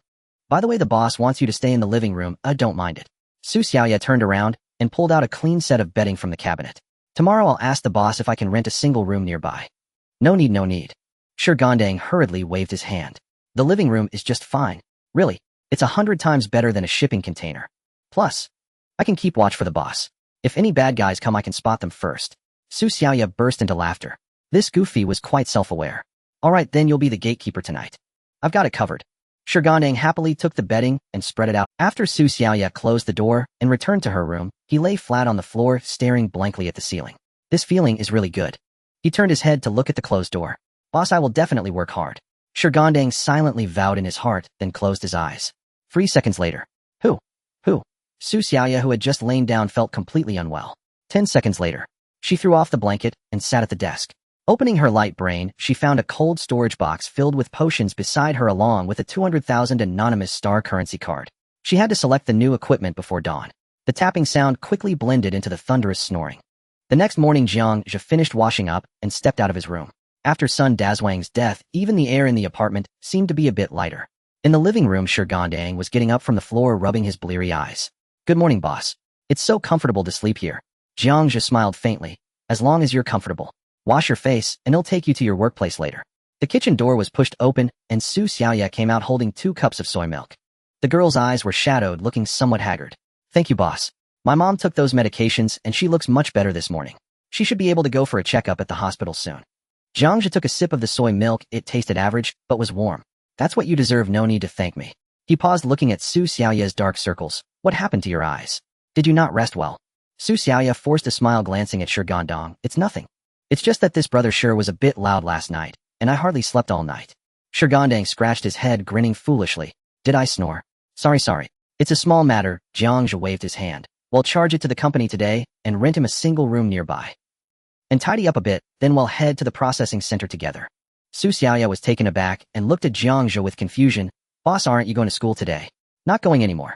After becoming the acting supervisor, there was no longer a need to maintain the disguise of a high school student. As for the academy, the channels Li Wei provided were sufficient. Su Xiaoya nodded, wisely refraining from pressing further. Get ready, and let's set off. Jiang Zhe looked at Shi Gandong. When we arrive at the place, try not to talk, keep your face tight, understood? Oh, okay, boss. Although Shi Gandong didn't quite understand, he decided to comply. An hour later at the processing center, Jiang Zhe stood in the center of the hall, surveying the sparsely gathered workers. Is everyone here? Old Li counted the number of people and hurried over with a beaming smile. Everyone's here? Supervisor Jiang, they're all waiting for your speech. Dozens of seasoned workers looked up in unison, secretly sizing up this high school student who had risen to power overnight. Jiang Zhe activated his light brain, projecting a list. Starting today, there will be some adjustments to the staffing at the processing center. He stepped aside, pointing to Su Xiaoya behind him. Su Xiaoya, the new administrative assistant. From now on, all accounts and materials entering and exiting the center must have her electronic signature to be valid. Anyone who dares to smuggle or sell. Jiang Zhe's gaze swept over the front row of workers. Sun Dazhuang serves as an example for you all. Su Xiaoya stepped forward, scanning the crowd below with a blank expression. Today she wore a fitted black work uniform, her hair pulled up high, and with her cold gaze, she resembled a stern inspector. The workers below quickly avoided her gaze, and several old employees who usually had sticky fingers shrank back quietly. This is bad. They've hired a strict accountant, and it seems it will be hard to profit from now on. Not done yet. Jiang Zhe raised his hand, pointing at the door. The originally bright door was suddenly blocked by a large shadow. Shi Gandong, the new leader of the transportation group. Shi Gandong strode in as, standing in the hall with his towering thermometer to frame the crowd, fell silent instantly. No one dared to look at his imposing muscular silhouette. The fate of Zhao, who was still fresh in their minds, and no one wanted to become the second target of the new officer's wrath. From now on, he will be in charge of heavy cargo dispatch. Assistant Su, go recruit 2 more employees to assist him. Understood. Su Xiaoya lowered her head, quickly recording on her light brain. All right, everyone, let's get to work. With the rules set, Jiang Zhe waved his hand and headed straight for the cold storage area. Old Li hurriedly followed him, grinning. Supervisor Jiang, the goods have already arrived today. Jiang Zhe stopped, turning his head to look at Old Li. Is there anything big? Old Li glanced around to confirm no one was watching before speaking. Yes. A perfectly intact lava giant lizard. Jiang Zhe's heart stirred. Another lava giant lizard. Just the right opportunity to test the fire abilities he gained last night. Which cold storage is it in?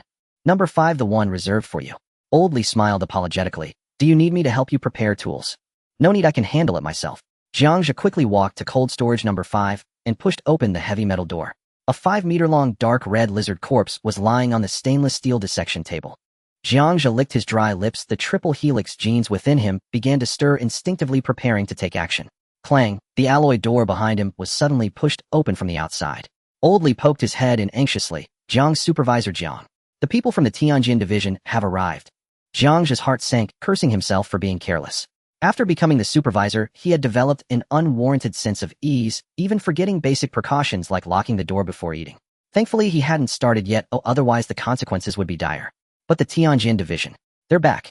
Jiang Zhe suppressed his appetite and turned to follow Old Li out of the cold storage.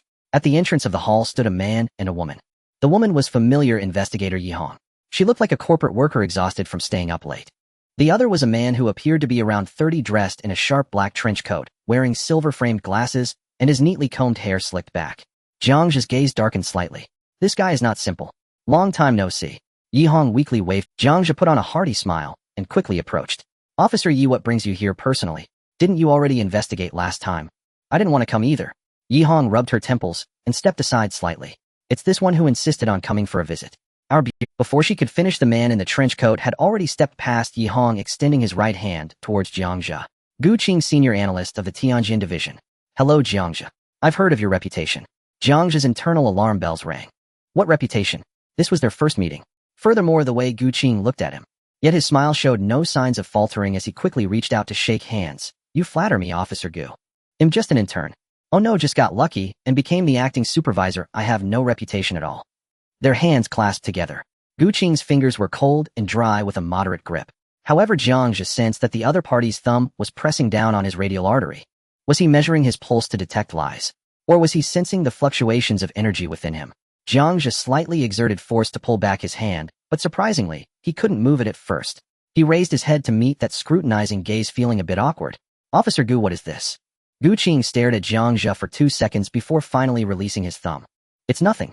Jiang Zhe moved his wrist, feeling somewhat uneasy. It's all thanks to Manager Liu's promotion. I'm still young, and I'll have to rely on all of you officers for guidance in the future. Why is this guy here? Yi Hong had already confirmed that he had no relation to the factory case last time. Could it be because of that genetic modification body? Or was it because Old Sun's death was too coincidental?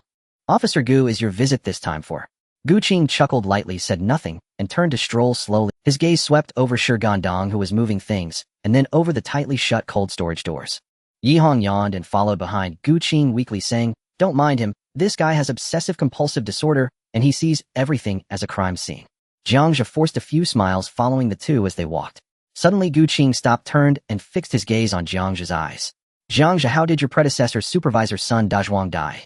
Jiang Zhe met Gu Qing's scrutinizing gaze with a simple, affable smile. Senior manager's son. He was caught embezzling corporate funds during the conglomerate's internal audit.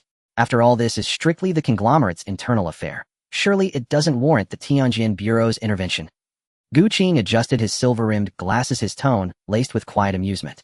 I have no authority over the conglomerate's internal affairs, but I am deeply curious about who carried out the disposal.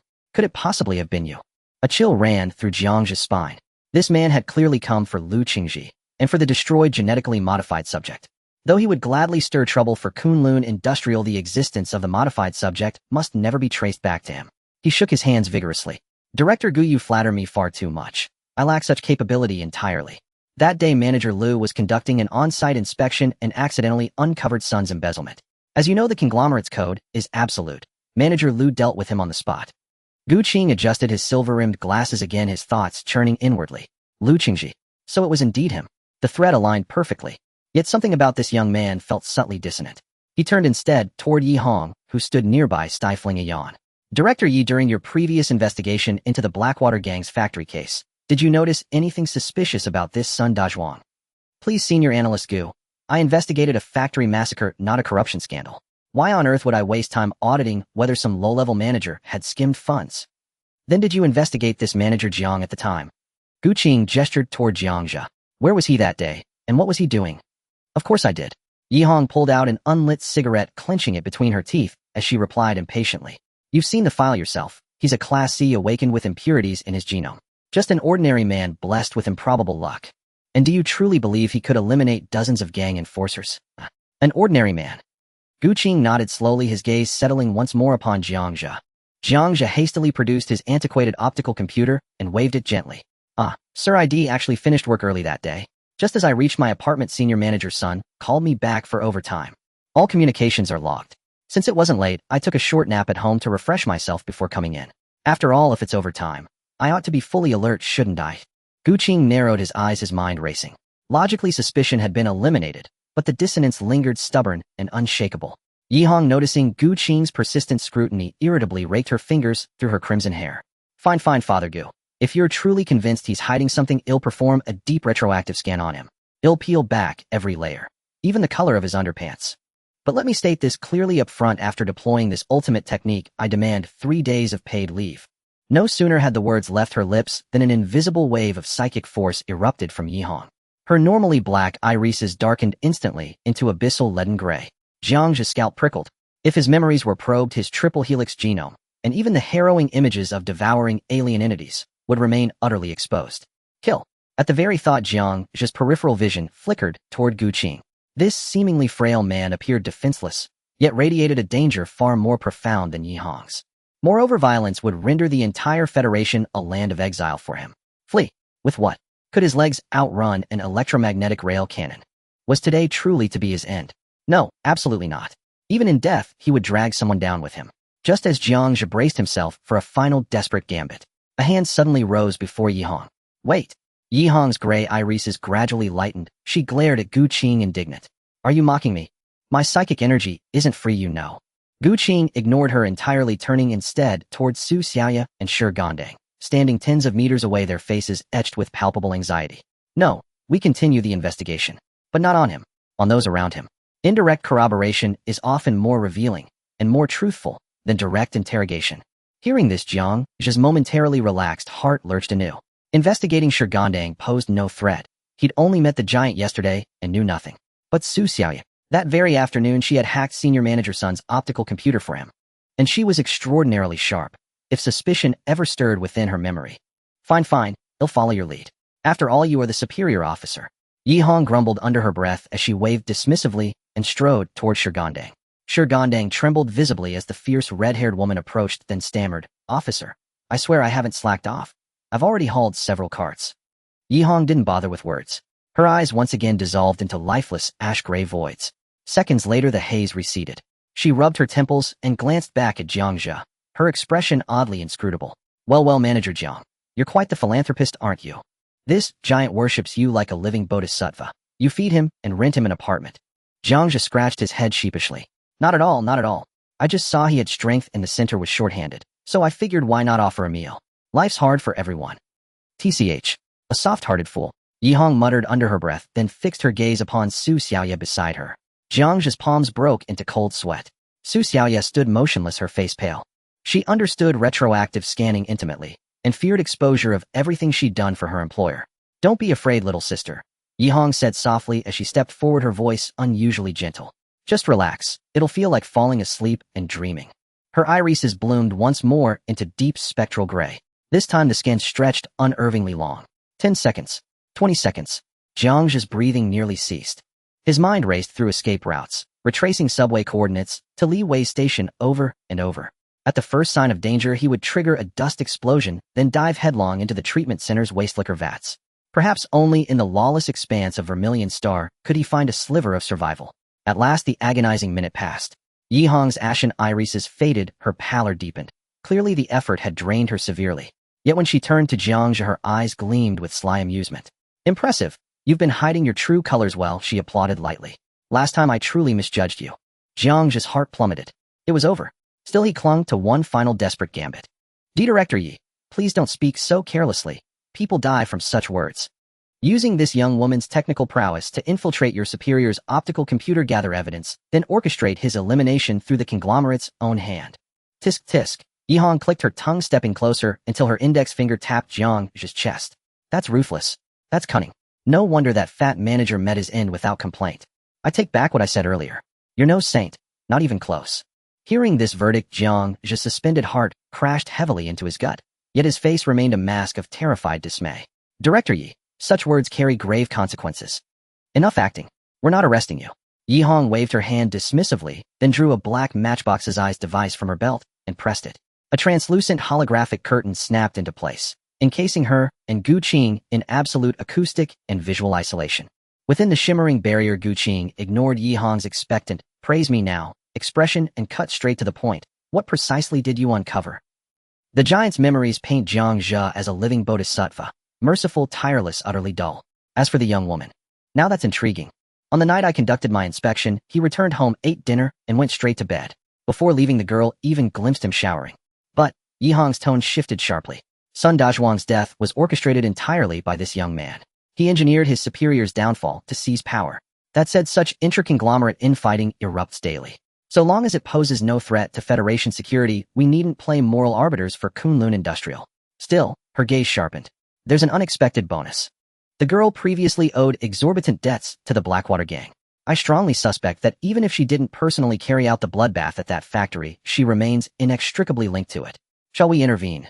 Gu Qing paused in silence, observing Jiang Zhe beyond the curtain, his expression fraught with nervous tension. From the moment Yihang initiated retroactive scanning, Gu Qing had studied Jiang Zhe's microexpressions. That terror, the trembling, the cowering. It was textbook perfect. Too perfect. Perfection itself betrayed artifice. No ordinary human could embody such flawless vulnerability. At its zenith, perfection becomes camouflage. Bring him in. Unnecessary. A faint knowing curve lifted Gu Qing's lips.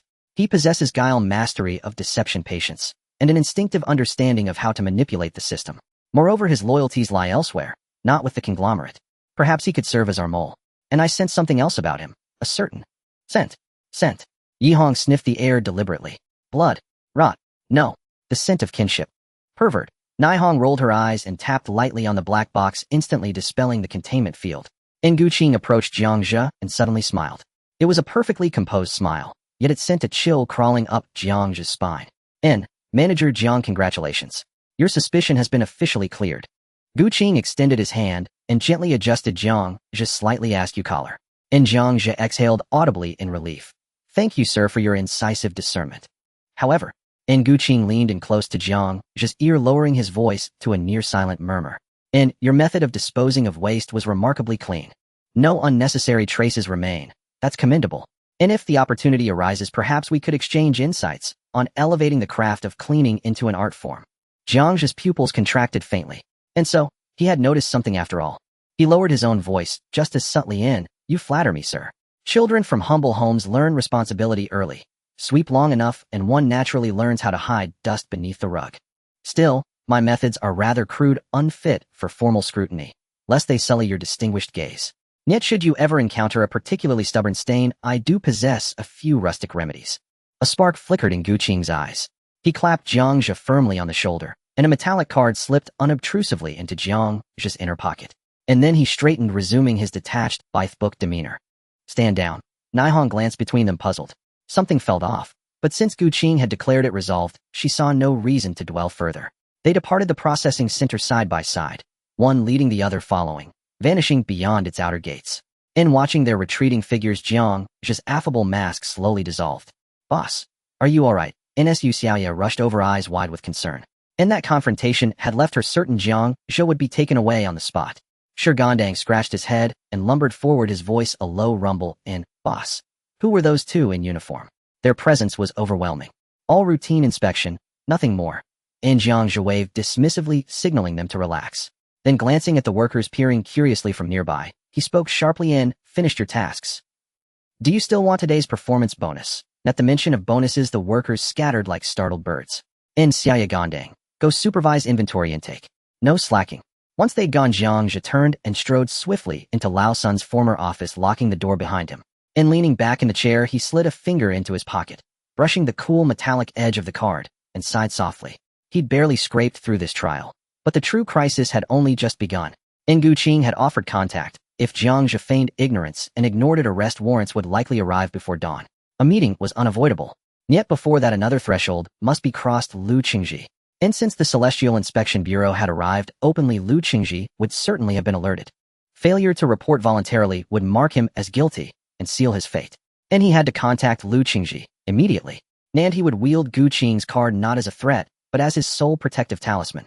Jiang Zhe picked up the outdated optical terminal, formerly Sun Dazhuang's, and dialed Lu Qingji's secure beep, beep. And across the city in Kunlun Industrial Group's headquarters, Lu Qingji held a glass of red wine, gazing at the incoming call, Idaho, glowing on the holo-display Sun Dazhuang. His pupils contracted instantly. His fingers tightened around the stem of the glass, knuckles widening. Nah, dead man. Nah, preset time transmission. Nor some fool who'd found the corpse's device and dared try extortion. Humph. You think you can threaten me? Fine. If you wish to play, then let us play. With a flick of his finger in midair, he accepted the call. The holo display shimmered open, revealing instead a young, anxious face. Lu Qingji's murderous intent evaporated. The rigid line of his mouth softened. Manager Lu, it's me, Xiao Jiang. You promoted me yesterday at the processing center. Why use Sun Dazhuang's terminal to reach me? I don't have your contact details, and the Celestial Inspectors just arrived. It's urgent. I had no choice but to use Supervisor Sun's device. Worse, they weren't ordinary agents. A senior analyst named Gu Qing. They're investigating Lao Sun. What a... Lu Qingji froze mid-gesture, the crimson wine trembling in his glass, droplets spilling onto the priceless carpet. What did they ask? Did they inspect that cargo? No, they didn't. Jiang Zhe shook his head vigorously. But they reviewed every incident at the center over the past few days. Don't worry, I insisted Lao Sun was executed internally for embezzlement. Everything else, I know. They combed through everything. Even Yi Hong, the team leader, used her ability to scan 2 staff members. Found nothing. Jiang Zhe paused deliberately. But I sensed it. They're not truly investigating Lao Sun's death. They're after yesterday's cargo. Gu Qing kept circling the cold storage vault. Lu Qingji set down his glass fingertips, drumming absently on the desk. In those rabid hounds of the Celestial Inspection Bureau, how tenaciously they clung. He'd deliberately leaked the 16-district factory case to divert their attention. Yet barely days had passed before their focus snapped back here. Lu Qingji's gaze pierced the screen, lingering on Jiang Zhe's tense, earnest face. And this junior manager knew far too much. And clever yesterday, capable with aberrance, but still an outsider. As long as he lived, he remained a liability. And kill him. Na flash of lethal intent crossed Lu Qingji's eyes, then vanished. No, not now. And if the boy died moments after the inspectors left, Gu Qing would instantly suspect foul play. And not yet. Not while the storm raged. Execution would wait, until calm returned, until an accident could be arranged. And Jiang Zhe had seen that fleeting venomous glint in Lu Qingji's eyes. He thought grimly, exactly as expected. Lu Qingji trusts no one. His first instinct is always silence, through death. And Manager Lu, there's something else. I'm not sure whether I should mention it. Speak. Lu Qingji barked, cutting off Jiang Zhe's hesitant act. Yes, sir. And Jiang Zhe jerked upright, fumbling the metallic card from his pocket and holding it up before the holo display. Senior analyst Gu Qing slipped this to me privately before leaving. And he wants to meet. Sir, should I go? Could this be a trap? And Lu Qingji frowned at the card. And why would Gu Qing arrange a clandestine rendezvous with Jiang Zhe? What game was he playing? Recruitment? Interrogation? Neither way, it confirmed the Celestial Inspection Bureau had fixed its sights squarely on the processing center. And refusal would breed suspicion, perhaps provoke even harsher measures. But compliance might present a rare opportunity. If this junior manager could glean precisely how much evidence they held in risk. Jiang Zhe had only glimpsed the modified specimen, and it had been cremated. No body, no proof. Manageable. Lu Qingji's expression shifted, clouds lifting, replaced by a warm, avuncular smile. And Xiao Jiang, this is excellent news. And if senior analyst Gu takes interest in you, accept the invitation. Jiang Zhe paled. Sir, this is terribly dangerous. What if he intends to detain and interrogate me under torture? And nonsense. Lu Qingji's voice surged, commanding and unassailable. You stand under Kunlun Industrial Group, NGO, and ascertain exactly how far their investigation has progressed. Remember, listen more, speak less. Play the fool, and keep the conglomerate entirely insulated. Understood? And report back the moment you return. His tone softened, offering bait. Should you handle this impeccably, the word acting will vanish from now on. The processing center answers solely to you, Manager Jiang. And Jiang Zhe shot upright, bowing deeply toward the holo display. And thank you, sir. Thank you for your trust and mentorship. Rest assured, I will execute this flawlessly and never betray your confidence. The light curtain extinguished. The office was once again plunged into darkness. Jiang Zhe leaned back against the chair, feeling a moment of slackness. This path is indeed not easy to tread. Less than 24 hours into his new position, he was forced to play a game of deception. A slight misstep could lead to complete destruction. However, since he chose this path, he must forge ahead, even if it leads through mountains of blades and seas of fire. He took out a card, and facing his holographic computer carefully, composed a message. Leader, regarding the cleaning issue we discussed earlier, I suddenly remembered an interesting detail that was overlooked. I wonder if you would be interested in learning more. Above District 14, in the dedicated hovercar lane, a sleek black hovercar was in autopilot mode, smoothly weaving through the neon light trails. In the spacious back seat, Gu Qing elegantly crossed her legs, busily cleaning her glasses with a silk scarf. Meanwhile, Yihong was slouched beside her, absent-mindedly playing with a crumpled energy bar wrapper, looking quite displeased. I just don't get it. Since it's obvious that kid has issues, why not just capture and interrogate him? Why go through all this trouble and leave him with communication? Gu Qing put on her clean glasses. Do you think a newly appointed acting factory director could know much about the secrets of Kunlun Industries? For you so sure he dares to contact you? Oh really? Gu Qing smirked. How about a bet? Are you trying to swindle me? Yihong sat up straighter, wary. It's simple. If he contacts me within half an hour, you owe me 500 star coins. Who would give you money, you weirdo? I'm not betting a single coin. Yihong rolled her eyes, preparing to slump back down. If he doesn't contact me, Gu Qing leisurely added, he'll help you request a year of paid leave from the director, full salary and performance rated at a... Yihong sat up straight, her eyes widening in disbelief. A year. Paid. A performance. The combination of these three phrases was as devastating to her, a frontline worker, as a tactical nuclear bomb. You're not lying to me, are you? I never lie, I just occasionally take advantage of the facts. Yihong stared at Gu Qing, her mind racing. On one hand was a nearly unattainable year-long vacation, and on the other was the high probability of losing her late-night snack money. That kid seemed so anxious. How could he dare to contact the weirdo Gu Qing? I'm in. Yi Hong slapped her thigh, her eyes sparkling with the desire for a vacation. Gu Qing, you're done for today? I can almost see the sun on the Mediterranean beach. Before she finished speaking, a crisp notification sound suddenly rang from Gu Qing's wrist terminal. Yi Hong's smile instantly froze. Gu Qing opened the light curtain, displaying the message sent by Jiang Zhe in front of Yi Hong, a smile on her face that made one want to punch her. It seems you won't be able to go to the Mediterranean this year. Damn it. Yi Hong looked at the words fuming and pulled out a few crumpled star coins from her pocket, slamming them into Gu Qing's hand. Gu Qing, you bastard. Did you set him up beforehand? This is called a stratagem, team leader Yi. Gu Qing leisurely put away the money. If he doesn't contact me or tries to contact me secretly while hiding it from Lu Qingji, Kunlun Industries won't tolerate him. And once he hands my message to Lu Qingji will want to know what we have, thus forcing Jiang Zhe to meet with me. It's a deadlock, he has no choice. Yi Hong felt a headache coming on, waving her hand to interrupt his lengthy explanation. Alright, but playing tactics is a dirty game. I just want to ask you, what if that kid messes up? Don't worry, he and I are cut from the same cloth. Even if I misjudge him, I can just look for other leads to investigate. Gu Qing smiled after speaking casually, sending the coordinates and meeting time located in District 3 to Jiang Zhe. At the processing center in the office, Jiang Zhe looked at the reply message. Tonight at 7 District 3 Cloud Garden Restaurant, Box 12 of the Sky Dome. He immediately searched for Cloud Garden on his holographic computer. The information displayed that it was a hovering restaurant located on the top floor of the skyscrapers in District 3. Renowned for its 360-degree panoramic Sky Dome and expensive rare ingredients, it was a true social venue for the elite of the Sky Dome area. The average spending reached 6 figures, and it was only open to citizens of Class B or above or VIPs with special invitations. Cloud Garden. This is quite extravagant. Jiang Zhe put away the holographic computer and glanced at the time. It was only 10 in the morning, still early. Interacting with these high-ranking individuals made Jiang Zhe realize that while schemes and plots were auxiliary, one's own strength was the essence. It was time to enjoy an appetizer. Jiang Zhe stood up and pushed the door open. In the hall, Su Xiaoya saw Jiang Zhe come out and immediately approached him. Boss, the accounts have been preliminarily tallied, and also the workers. You handle it. Ooh, I trust your ability. Jiang Zhe interrupted her. I'm going to the No. 5 cold storage to deal with something. Until I come out, no one is allowed to approach. After saying that, he walked straight towards the cold storage.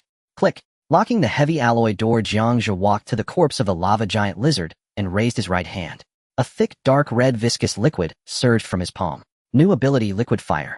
Go. With a flick of his wrist, the liquid fire shot out like a venomous snake, sticking to the scales on the giant lizard's abdomen. Sizzle.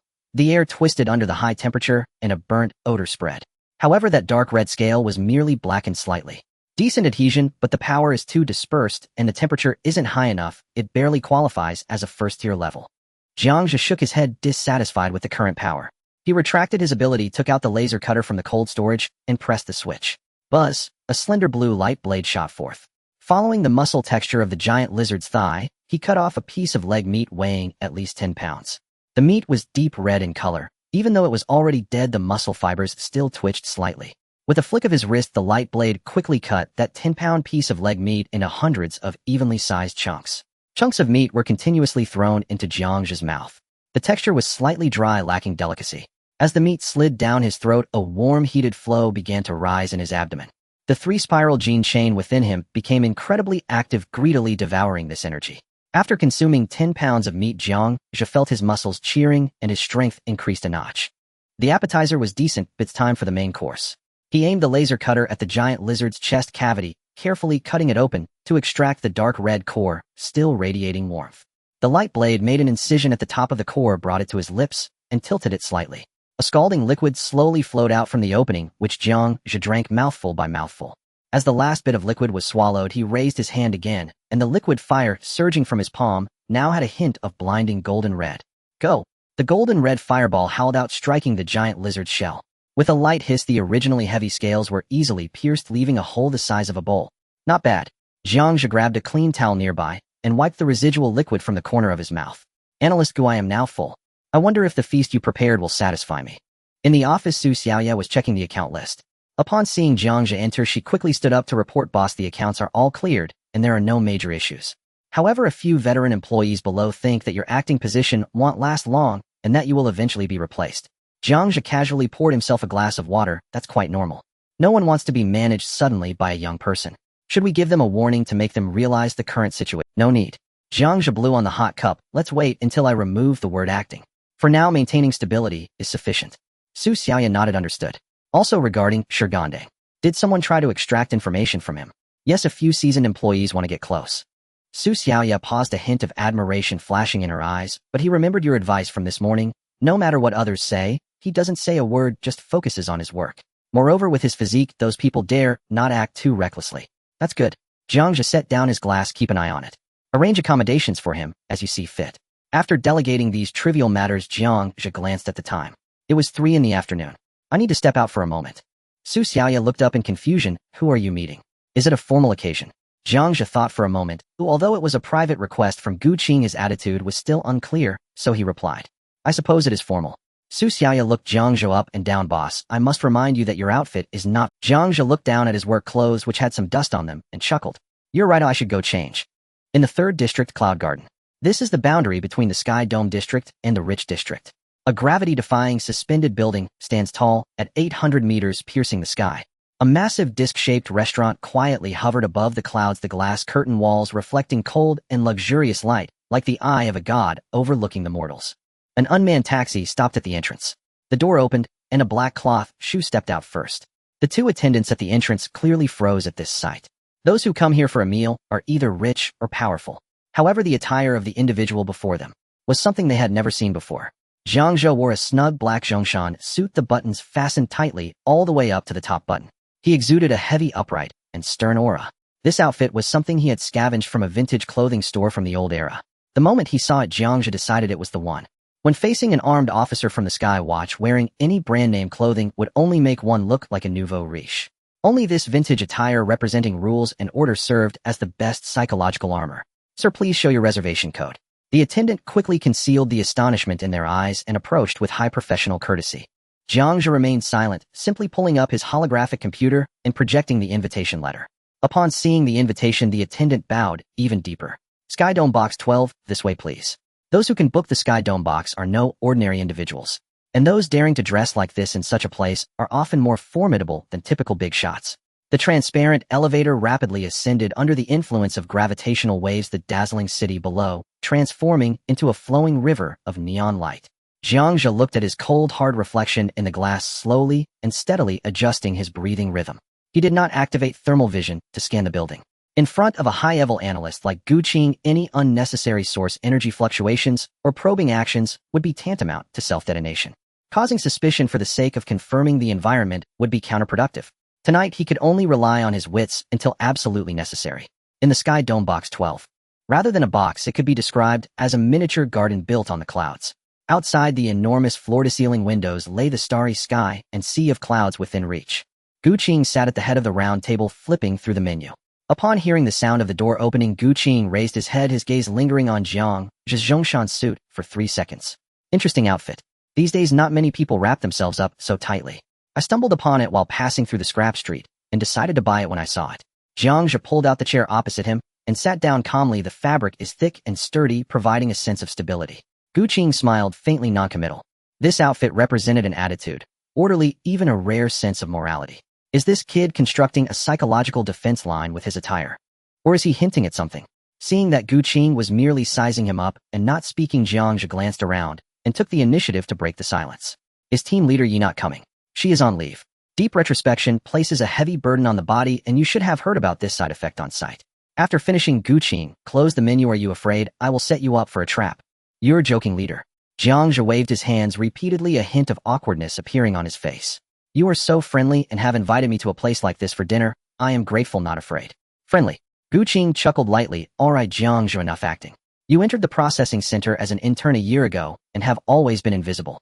Suddenly this month you became Sun Dazhuang's confidant, and right after Sun Dazhuang passed away, and you took advantage of that to ascend to power. Using a knife to kill someone and seizing power 1 level up. This series of combos has been executed so beautifully your ambition does not match your current obsequious demeanor. Jiang Zhe's awkwardness and fear gradually faded away. He leaned back in his chair, resting his hands casually on his knees, meeting Gu Qing's gaze with neither humility nor arrogance. Officer Gu, everything needs evidence and procedure, right? Supervisor Sun was dealt with by Manager Liu because of his dirty hands. What does that have to do with me as an acting supervisor? Evidence. Gu Qing smiled as if he had heard a joke, the corners of his mouth curling upward. Jiang Zhe, you might have some misconceptions about the Skywatch. He lightly tapped the polished table with his finger, his tone turning cold. In the Federation, the Security Bureau speaks of evidence, and the court speaks of procedure. But we are the Skywatch. As long as we determine that there is a risk, we can initiate the elimination procedure. Jiang Zhe's hands resting on his knees tightened slightly, creating panic through an imbalance of identities, then using power to crush psychological defenses. However, the more you flaunt your power so blatantly, the more it proves that you have no intention of using it. Seeing Jiang Zhe fall silent, Gu Qing pressed the service bell by the table. Don't be nervous, let's eat and chat. Soon a team of attendants filed in, placing exquisite dishes on the table. Gu Qing pointed to the dish in the center, exuding a peculiar fragrance, deliberately introducing it. Try this red, braised void ray fish liver. This ray fish lives in the 10,000-meter deep sea of Paradise No. 70 and is extremely rare, just transported over this morning through the hyperspace route. Jiang Zhe picked up a piece and placed it in his mouth. The fish liver melted in his mouth without a hint of fishy taste. A burst of deliciousness mingling with the rich aroma of oil erupted on his tongue. For a dish, this was undoubtedly a top-notch experience. However, after swallowing, the 3 gene spiral chains within him remained lifeless, not even a ripple. As expected, such processed cooked food, no matter how delicious, would be of no use to him. Jiang Zhe put down his chopsticks, feeling unappetized, and picked up a napkin to wipe his mouth. Leader, just say what you have to say. I'm young and haven't read many books, I don't understand riddles. Also, sometimes I forget that you are only 18. Then it'll be straightforward. What was Lu Qingji really doing at the processing center that day? Jiang Zhe lowered his gaze. At that time, I was just an intern. I truly don't know about this matter. Gu Qing frowned slightly, appearing somewhat disappointed. Jiang Zhe, I am here having dinner with you, not bringing you back to the interrogation room. This shows sincerity. If you continue to play dumb, this meal cannot proceed. Jiang Zhe fell silent for a moment, a bitter smile appearing. Leader, you've threatened me plenty, but you haven't given a single promise. I said Lu Qingji can make me disappear at any moment. If I don't say anything, you could make me disappear right now as well.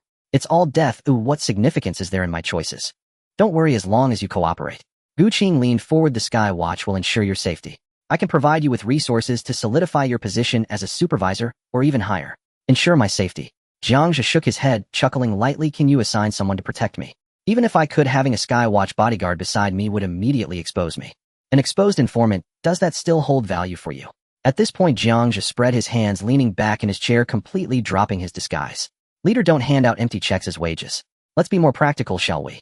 Gu Qing looked at the 18-year-old boy before him, the admiration in his eyes growing stronger. He reached for a bottle of warmed, old yellow wine at the edge of the table and personally filled Jiang Zhe's glass. The wine was rich and thick, steam rising. Since you don't want to be a pawn, then drink this cup of wine. Gu Qing raised his glass. Let's change our mode of cooperation. Jiang Zhe gazed at the cup of steaming huangjiao, its amber liquid crystal clear, reflecting his own still unfathomable face, and across the table, Gu Qing's eyes glinting with quiet amusement. Sir, your words come out of nowhere. If I drink this wine, I fear I may never walk out of Cloudtop Garden. Jiang Zhe met Gu Qing's gaze squarely, his tone neither deferential nor defiant. I have a weak stomach. I can't handle strong liquor. Gu Qing held Jiang Zhe's eyes for 2 silent seconds, then suddenly raised his own cup and drained it in one smooth motion. I know you filed a report on me with Lu Qingji. Setting the empty cup down, Gu Qing's fingertips traced the rim with deliberate calm. Was it also his idea to send you here, to test my stance? Jiang Zhe's pupils contracted faintly. He covered it with a dry, hollow chuckle. Nothing escapes your notice, sir. And since you've laid it bare, I'm even less inclined to drink this wine. When immortals clash, spare this humble ghost from becoming their sacrificial banner. Rest easy, I won't press you. Gu Qing settled back into his chair, his gaze piercing, incisive, narrowing slightly, as if peeling away illusion. I'll ask you 3 questions. Answer only yes or no. Get them right, and this is yours. He slid a matte black metallic case across the table toward Jiang Zhe. A tactical neural interface issued by the Celestial Oversight Bureau, NOAA 3 chipset. Its processing power exceeds commercial-grade units 50-fold, embedded with military-grade quantum encryption, undetectable, untraceable. Jiang Zhe glanced at the box, didn't touch it, and shook his head vigorously. Sir, please spare me. How do I explain that to Manager Liu when I get back? And if you've installed the backdoor, then I become a live-streamed reality star, 24 hours a day. Gu Qing let out a soft, genuine laugh. This young man was indeed sharp. You may take it to your administrative assistant, Xiao Yu. Her technical skills are quite formidable, aren't they? I know Xiao Yu's capabilities, but yours, sir, that remains uncertain. Gu Qing smiled faintly, withdrew the device, and with a subtle twist of his wrist revealed a silver-white ring resting between his fingers. The ring bore an antique design, its inner band inscribed with a serial number. A spatial fold storage unit, commonly known as a spatial ring. Gu Qing turned it idly in his palm. 100 cubic meters of internal volume. Bloodbound activation. Such items are priceless on the black market. Surely useful to you. Jiang Zhe's pupils tightened imperceptibly. A spatial artifact. Indeed, it was exactly what he needed. With it, he could package and store alien carcasses, consuming them anytime, anywhere. Should he ever deploy to battlefronts like the Crimson Star, 100 cubic reserve would be nothing short of a second life. This has no tracker, does it? Relax, it's my personal property. Cleaner than your entire network of contacts. Gu Qing placed the ring on the table and slid it to the center of the circular surface. Now, shall we begin? Jiang Zhe looked at the ring, but did not reach for it. Ask away, sir.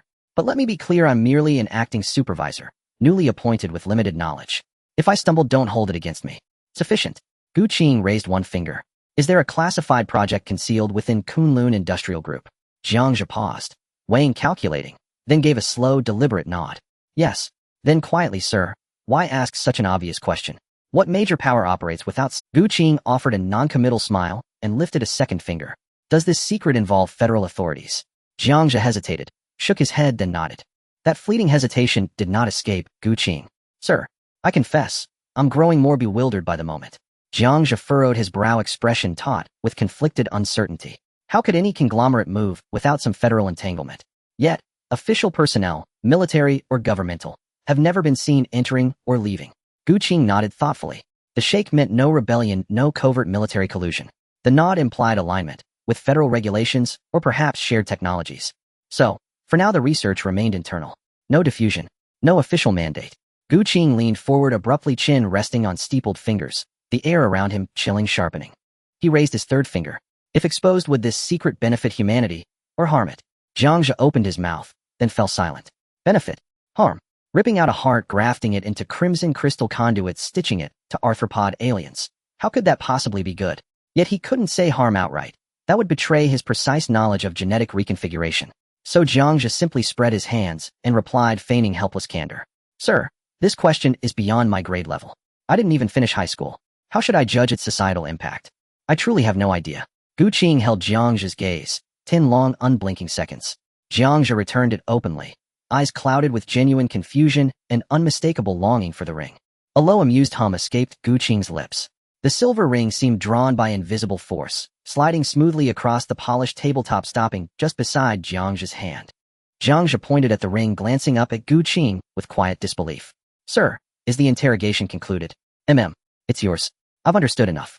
Gu Qing reclined once more, lifting a finger toward the cooling Huangjiu. So, may I offer you this cup now? Jiang Zhe said nothing, lifted the cup and drank it down in one swift draught. The fiery liquor burned its way down his throat, igniting warmth in his belly, yet paled beside the raw, visceral thrill of consuming alien flesh. How is it? It's excellent. Truly fine liquor, Jiang Zhe mused, setting the cup down. But far too potent for someone like me, still growing. No matter. Drink it often, and you'll acclimate. Gu Qing picked up his chopsticks, gesturing toward the untouched delicacies spread across the table. More? This meal cost half my monthly stipend. No thank you. Jiang Zhe rose, slipping the ring into his front. These ingredients are too refined for someone of my station. My constitution rebels at luxury. Please enjoy at your leisure. Back at Central, a mountain of chaos awaits me. Gu Qing made no attempt to detain him. As Jiang Zhe turned to leave, he spoke softly. Upon returning, report to Lu Qingji exactly as things transpired. No embellishment. Just the truth. Jiang Zhe paused mid-step, then nodded. Understood. He pushed open the heavy wooden door and strode out without looking back. Only after his footsteps faded into silence at the corridor's end did Gu Qing's lips curl, just slightly, into a knowing, enigmatic smile. So its societal impact is inevitable. He plucked a translucent sliver of fish from his plate, savoring it slowly. If not greed-driven, nor power-hungry, then Kunlun Industrial is treading dangerously close to the red line. Artificial sentience, genetic reconstruction, or full-scale bioexperimentation. What monstrous creation are you forging? Truly, I am eager to witness it. Inside the hovering taxi, Jiang Zhe sank into the rear seat and opened his palm, the cool silvery ring resting quietly upon his skin. 100 cubic meters. With focused will, he coaxed a single drop of crimson blood from a fingertip, letting it fall onto the ring's surface. The blood vanished instantly. Ancient engravings flared, brief, brilliant, then dimmed. In that instant, Jiang Zhe's consciousness surged outward, forcibly breaching into a separate dimensional plane. Before his mind's eye stretched a perfect cube, each side measuring precisely 4.6 meters. Jiang Zhe reached for a complimentary water bottle resting beside the seat. Store. The bottle dissolved into thin air. Within the dimensional space, it hung motionless, centered in the void. Release. It reappeared solid and cool in his waiting hand. Jiang Zhe closed his fingers tightly around the bottle, Tension held all night, finally easing just a fraction. With this artifact, his operational latitude would expand geometrically. Yet the ring remained dangerously hot. Gu Qing had surrendered it too readily, certainly not for 3 trivial yes or no answers. Accepting it was tantamount to branding himself, forever, as a Celestial Oversight Bureau informant. For now, Gu Qing hasn't linked the secret to projects like Babel Initiative or Human-Beast Fusion. Jiang Zhe closed his eyes, knuckles tapping rhythmically against his knee. But once a secret develops a fissure, collapse is only a matter of time. In this duel of titans, the pawn caught between them is always the first to be sacrificed. A third party must be brought in to balance the scales. The Equilibrium Society might serve well. But before that, there remained one final threshold to cross. Jiang Zhe adjusted his sitting posture and dialed Lu Chengxi's communication. In just a second, a holographic screen popped up revealing Lu Chengxi's somewhat gloomy face in the carriage. Just as Jiang Zhe was about to report, Lu Chengxi's voice preemptively cut in. "Not bad, it seems you haven't spoken out of turn." Jiang Zhe was taken aback. "Manager, what do you mean?"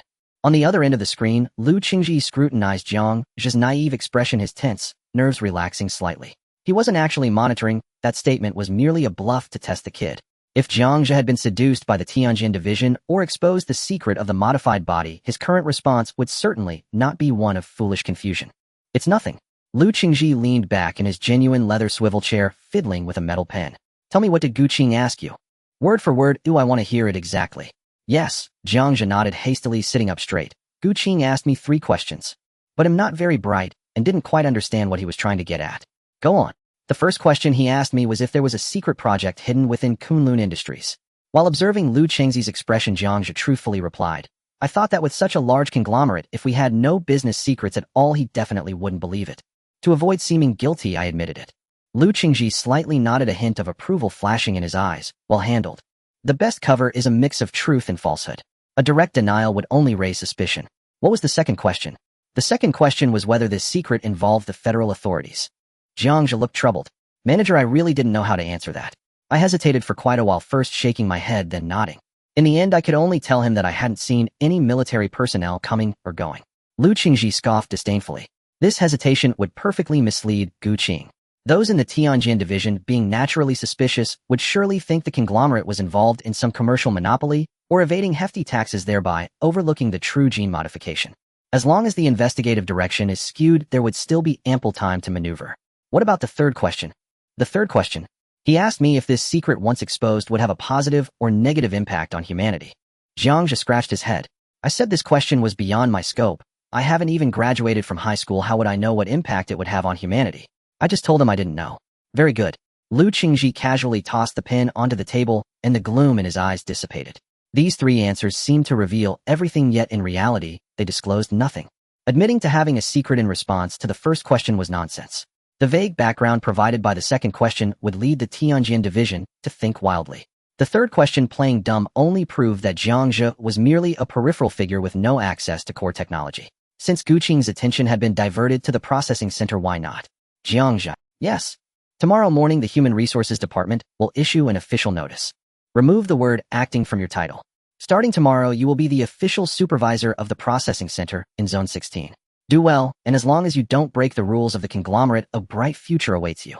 Jiang Zhe's pupils dilated, and the joy on his face was almost overflowing from the screen, his voice taking on an eager tremor. Thank you, manager. Thank you for nurturing me. I will definitely work hard and live up to your expectations. Goodbye." The holographic screen cut off, and the carriage returned to its dim state. Jiang Zhe leaned back in his chair and sighed lightly. Lu Chengxi's intentions were crystal clear to him. Official supervisor. It's merely a promotion in name only. However, this was exactly what he wanted. What he needed was a place that could consistently provide growth resources, and it would be best if those bothersome matters could be minimized. He only needed to continue lurking, utilizing the resources of the processing center to grow stronger, and when his strength was sufficient, he could step into the spotlight.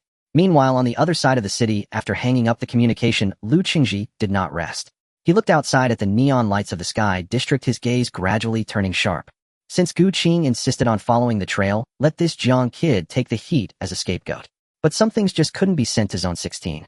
Thinking of this, he immediately dialed another communication. "Housekeeper Chun. It's Lu from the logistics department. I'm sorry to disturb you at this late hour. There's something urgent I need to report." "Yes, it's about the Tianjin division."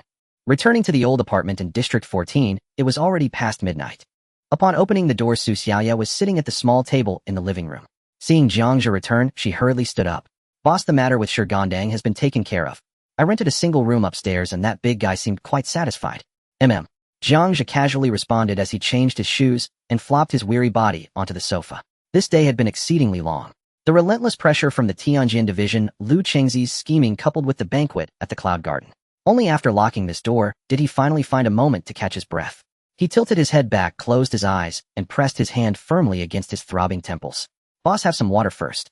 A cup of warm pure water was gently placed on the coffee table. Su Xiaoya stood to the side assessing Jiang Zhe's fatigued expression and cautiously ventured, "Is it because of the troubles with the Tianjin division today?" Jiang Zhe kept his eyes closed and said nothing more. Su Xiaoya bit her lip, hesitated for 2 seconds, and stepped forward half a pace. "How about I give you a head massage? I learned acupressure specifically to take care of my mom. Although I'm not exactly a professional, it should help relieve some tension." As she spoke, the girl's cool fingertips reached toward Jiang Zhe's forehead. "No need." Jiang Zhe suddenly opened his eyes. At the moment his head turned, he avoided Su Xiaoya's hand, and his gaze instantly turned cold. Su Xiaoya's hand froze in midair, a look of surprise flashing across her face. Then she retracted her hand dejectedly, like a puppy that had done something wrong. "I'm sorry, I just wanted to repay you. If it weren't for you." Jiang Zhe stared at her retracted hand, the alarm bells in his mind ringing loudly. Massage. Physical contact. This had already crossed the boundaries expected between superior and subordinate. Did she think that because he saved her and gave her some preferential treatment, she could gain a position similar to that of family? Such thoughts were dangerous. Once a subordinate began to feel they could rely on emotions rather than abilities to maintain their relationship, they would no longer be useful. This tendency must be completely crushed. "Xiaoya." Jiang Zhe straightened up, leaning slightly forward, looking at the girl with an imposing presence. "Right now you feel grateful towards me because I saved you and provided a stable life for you and your mother.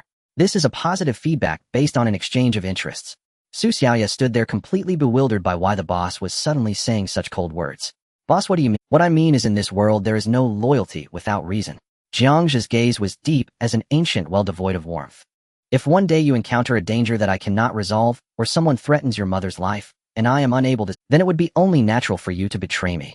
Su Xiaoya's face turned pale, and she hurriedly retorted loudly. "I want. Boss, how could you think that of me? I would never betray you even if it meant death." Seeing her trembling with anger, Jiang Zhe simply shook his head without comment. Too young.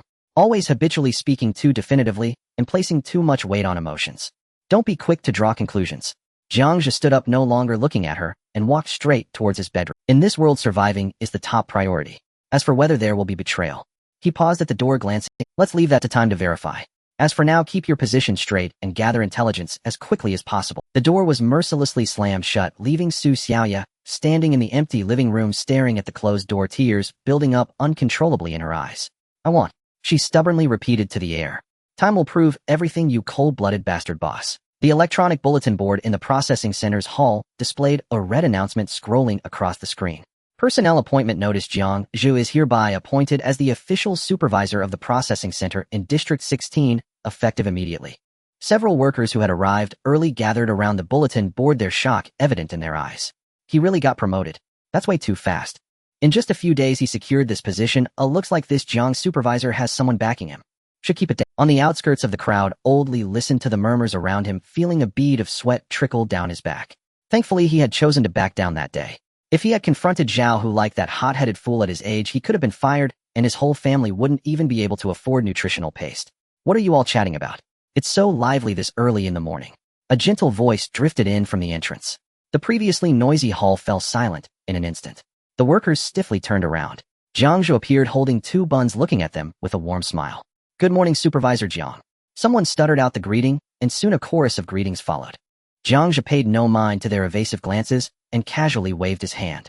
"All right, don't just stand there. As long as the work is done well, I'm easy to talk to. You can disperse now and get to work." The workers felt as though a great burden had been lifted, scattering like birds and beasts, fearing they would catch the attention of the smiling new supervisor. "Old Li, come to my office for a moment." Just as Old Li was about to slip away into the crowd, he stumbled and turned around with a pained expression. With the eyes of his colleagues gleefully watching, he shuffled along. In the supervisor's office, Jiang Zhe sat in his chair and quickly finished the buns, wiping his mouth with a tissue. Old Li stood in front of the desk, rubbing the corners of his clothing, wearing a forced smile that looked worse than crying. "Supervisor, you called for me." Jiang Zhe looked at his anxious demeanor and smiled. "Don't be nervous, just sit down." No. It's all right, Supervisor, I'll stand. My back isn't good, standing is more comfortable." Jiang Zhe didn't insist, and casually got to the point. Old Lee, you've been in this processing center for over 10 years, right? Yes, 13 years. I've always been responsible for cutting and sorting. Old Lee spoke, rapidly fearing that if he hesitated he might be caught out. 13 years, that's considered quite experienced. Jiang Zhe nodded, then shifted the topic. I feel like everyone has some opinions about me. Just tell me honestly, what do the workers think?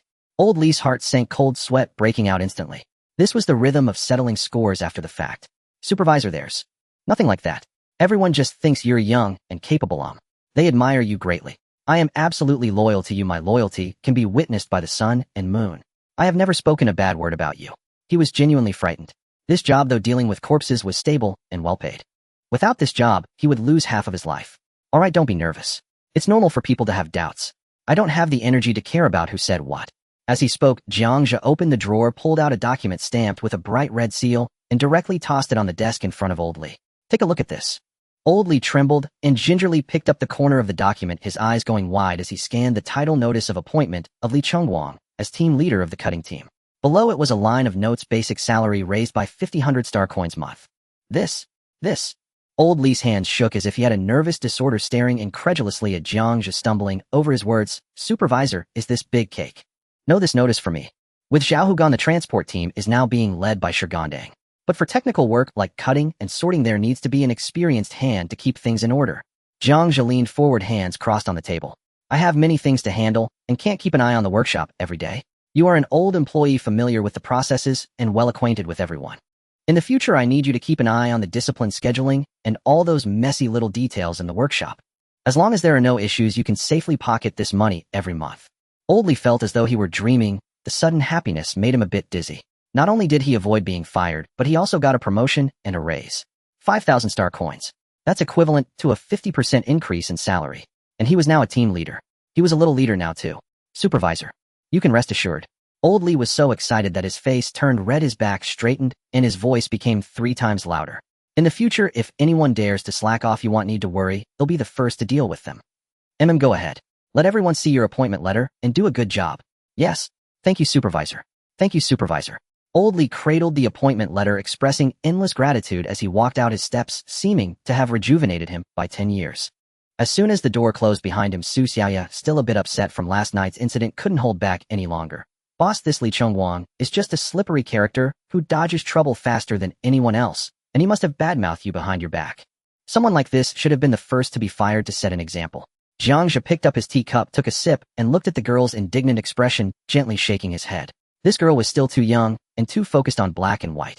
It seems you haven't figured out what I said last night yet. Su Xiaoya looked puzzled, stubbornly pursing her lips, remaining silent. Xiaoya, what do you think makes a good person? What makes a bad person? At least someone like him who goes with the flow definitely can't be considered a good person. Jiang Zhe put down his cup and chuckled softly. There aren't so many good and bad people. The world has more ordinary folks like Old Lee who just want to live a little more comfortably. Su Xiaoya looked confused. Jiang Zhe pointed outside the door. I don't need his loyalty, I just need him to be useful. People like Old Lee, although slippery, value their jobs and salaries the most. Now that I've given him a taste of benefits and a bit of power to keep his position as team leader, he'll be more attentive than anyone else in supervising the team. To him, this is called a recognition of talent. For me, it saves me trouble and allows me to focus on my main tasks. As long as he can do his job well and not bother me, doesn't matter what kind of person he is privately. Su Xiaoya nodded thoughtfully. Indeed, the boss goal was never to be a local tyrant in this processing plant. Make sure you expedite the recruitment process. The burden on Gandang is quite heavy.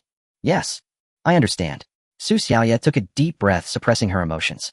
She suddenly realized that when Jiang Zhe said, there's no such thing as loyalty without reason, it wasn't cold-hearted, it was his survival principle. At that moment, the light brain on the desk suddenly rang. It was a call from the security office. Supervisor. A military truck just arrived at the gate. They said, they're looking for Supervisor Sun. Jiang Zhe's expression tightened slightly. Of course, after cooperating with Old Sun for so long, it was about time they arrived. Gotta have them park in the lot. He'll go greet them personally. After hanging up, Jiang Zhe stood up and adjusted his Xiaoya, I'm leaving the center's matters to you. In the processing center's parking lot, a heavy armored transport vehicle painted in deep green camouflage came to a steady stop. Jiang Zhe stood on the steps waiting quietly. The door opened, and a foot clad in black tactical boots was the first to step out. Following that, a tall man jumped down. The man removed his sunglasses, revealing a pair of sharp eyes. Their gazes met. It was indeed him, the military powerhouse he had seen in thermal vision, trading with Old Sun. Why has he changed his face? Where's that slippery Old Sun? Jiang Zhe hurried down the steps, stopping 3 paces away from the man, slightly bowing. Greetings, sir. I am the new supervisor here, Jiang Zhe. Supervisor's son, due to some personal reasons, committed suicide out of fear of punishment the day before yesterday. Suicide out of fear of punishment. The man sneered, pulling out a pack of cigarettes from his pocket and lighting one. That old fool values his life more than anyone. Does he have the guts to commit suicide? When feeling guilty, one is bound to do some reckless things. The man flicked his fingers and a cluster of deep red flames exploded into being, igniting the cigarette. Taking a deep puff amidst the swirling smoke, his intensely aggressive eyes fixed on Jiang Zhe. He's dead, but the business continues. Since you've taken the position, do you understand the rules? I understand a bit, but I wouldn't dare to pretend to know it all. Jiang Zhe turned slightly inviting. Sir, there are too many eyes here. Shall we talk in the office?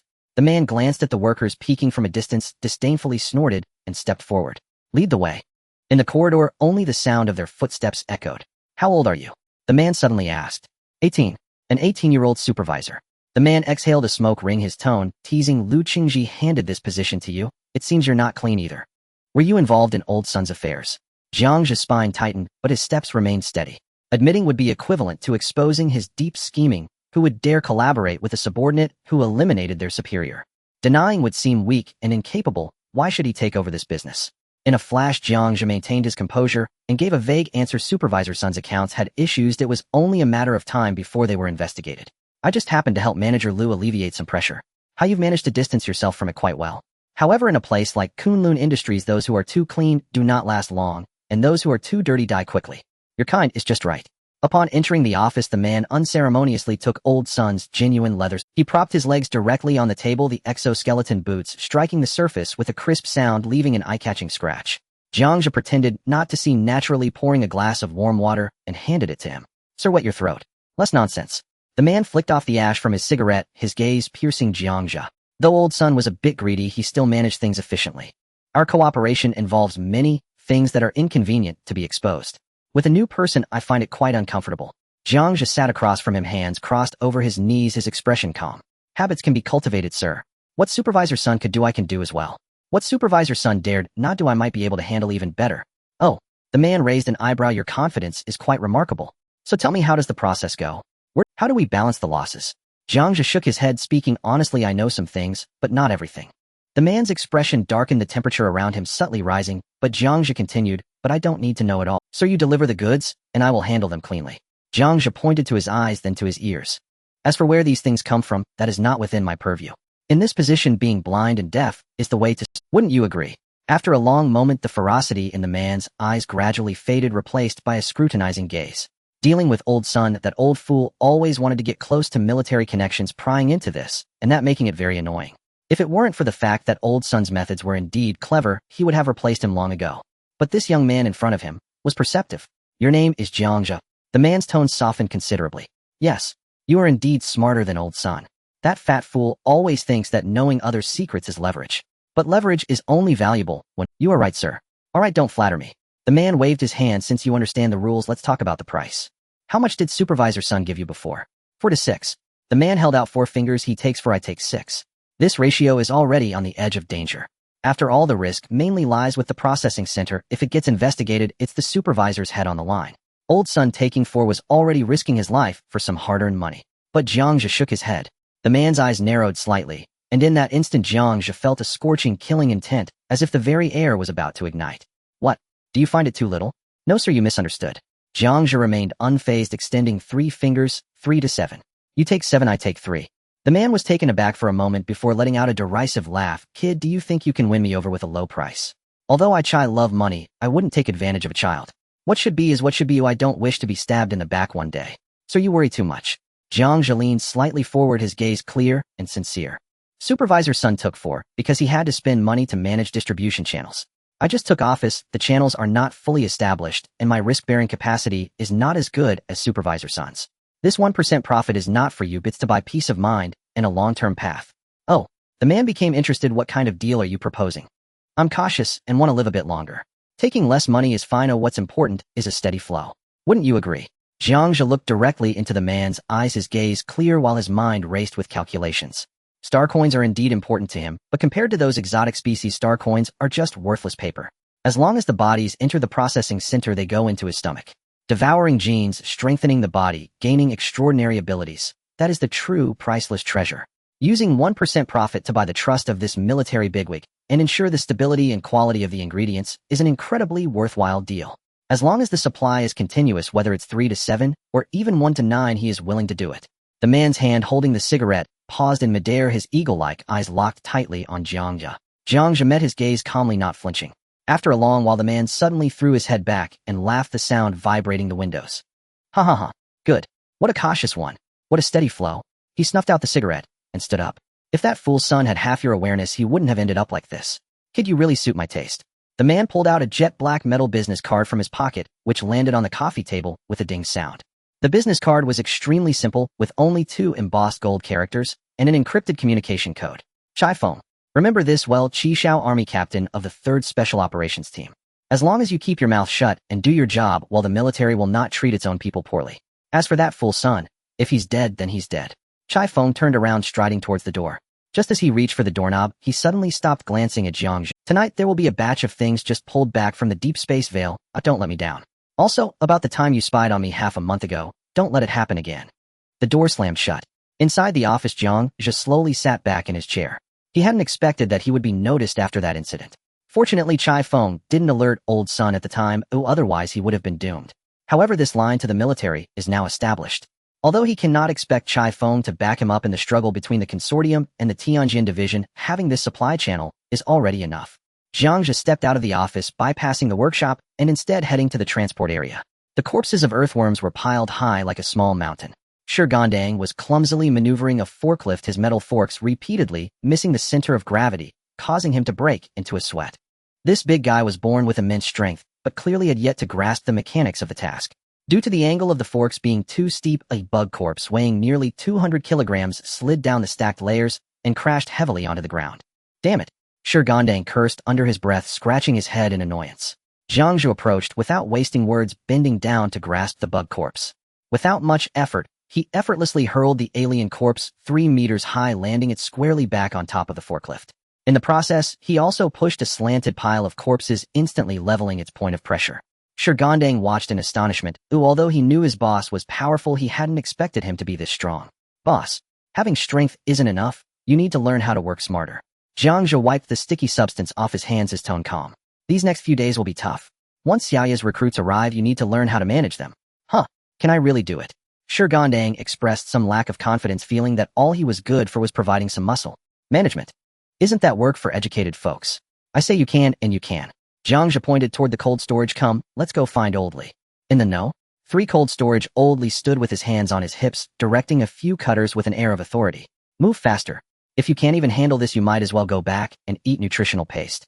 A young worker nearby was about to argue, but was silenced by a glare from Old Li. He could only sullenly lower his head and comply. Upon seeing Jiang Zhe and Shigandang enter, Old Li's stern expression instantly melted away as he jogged over. Supervisor, what brings you here? It's cold and stinky, don't dirty your shoes. Cut out the nonsense. Jiang Zhe scanned the area. Old Li, is the work going smoothly? Old Li quickly thumped his chest in assurance. Don't worry. I've already put those unruly ones left by Sun Dazhuang in their place. Everyone now understands that this processing center is under Jiang's command. No one opposes. As if, even if they had 10 times the courage, they wouldn't dare. Besides, with me, Old Li here, this bunch of rascals can't stir up any trouble. Old Li smiled broadly, yet his gaze inadvertently drifted to the side. Jiang Zhe smiled faintly, his vision instantly shifting. Through thermal imaging, Old Li's heart rate was clearly accelerating, shown in a restless dark red.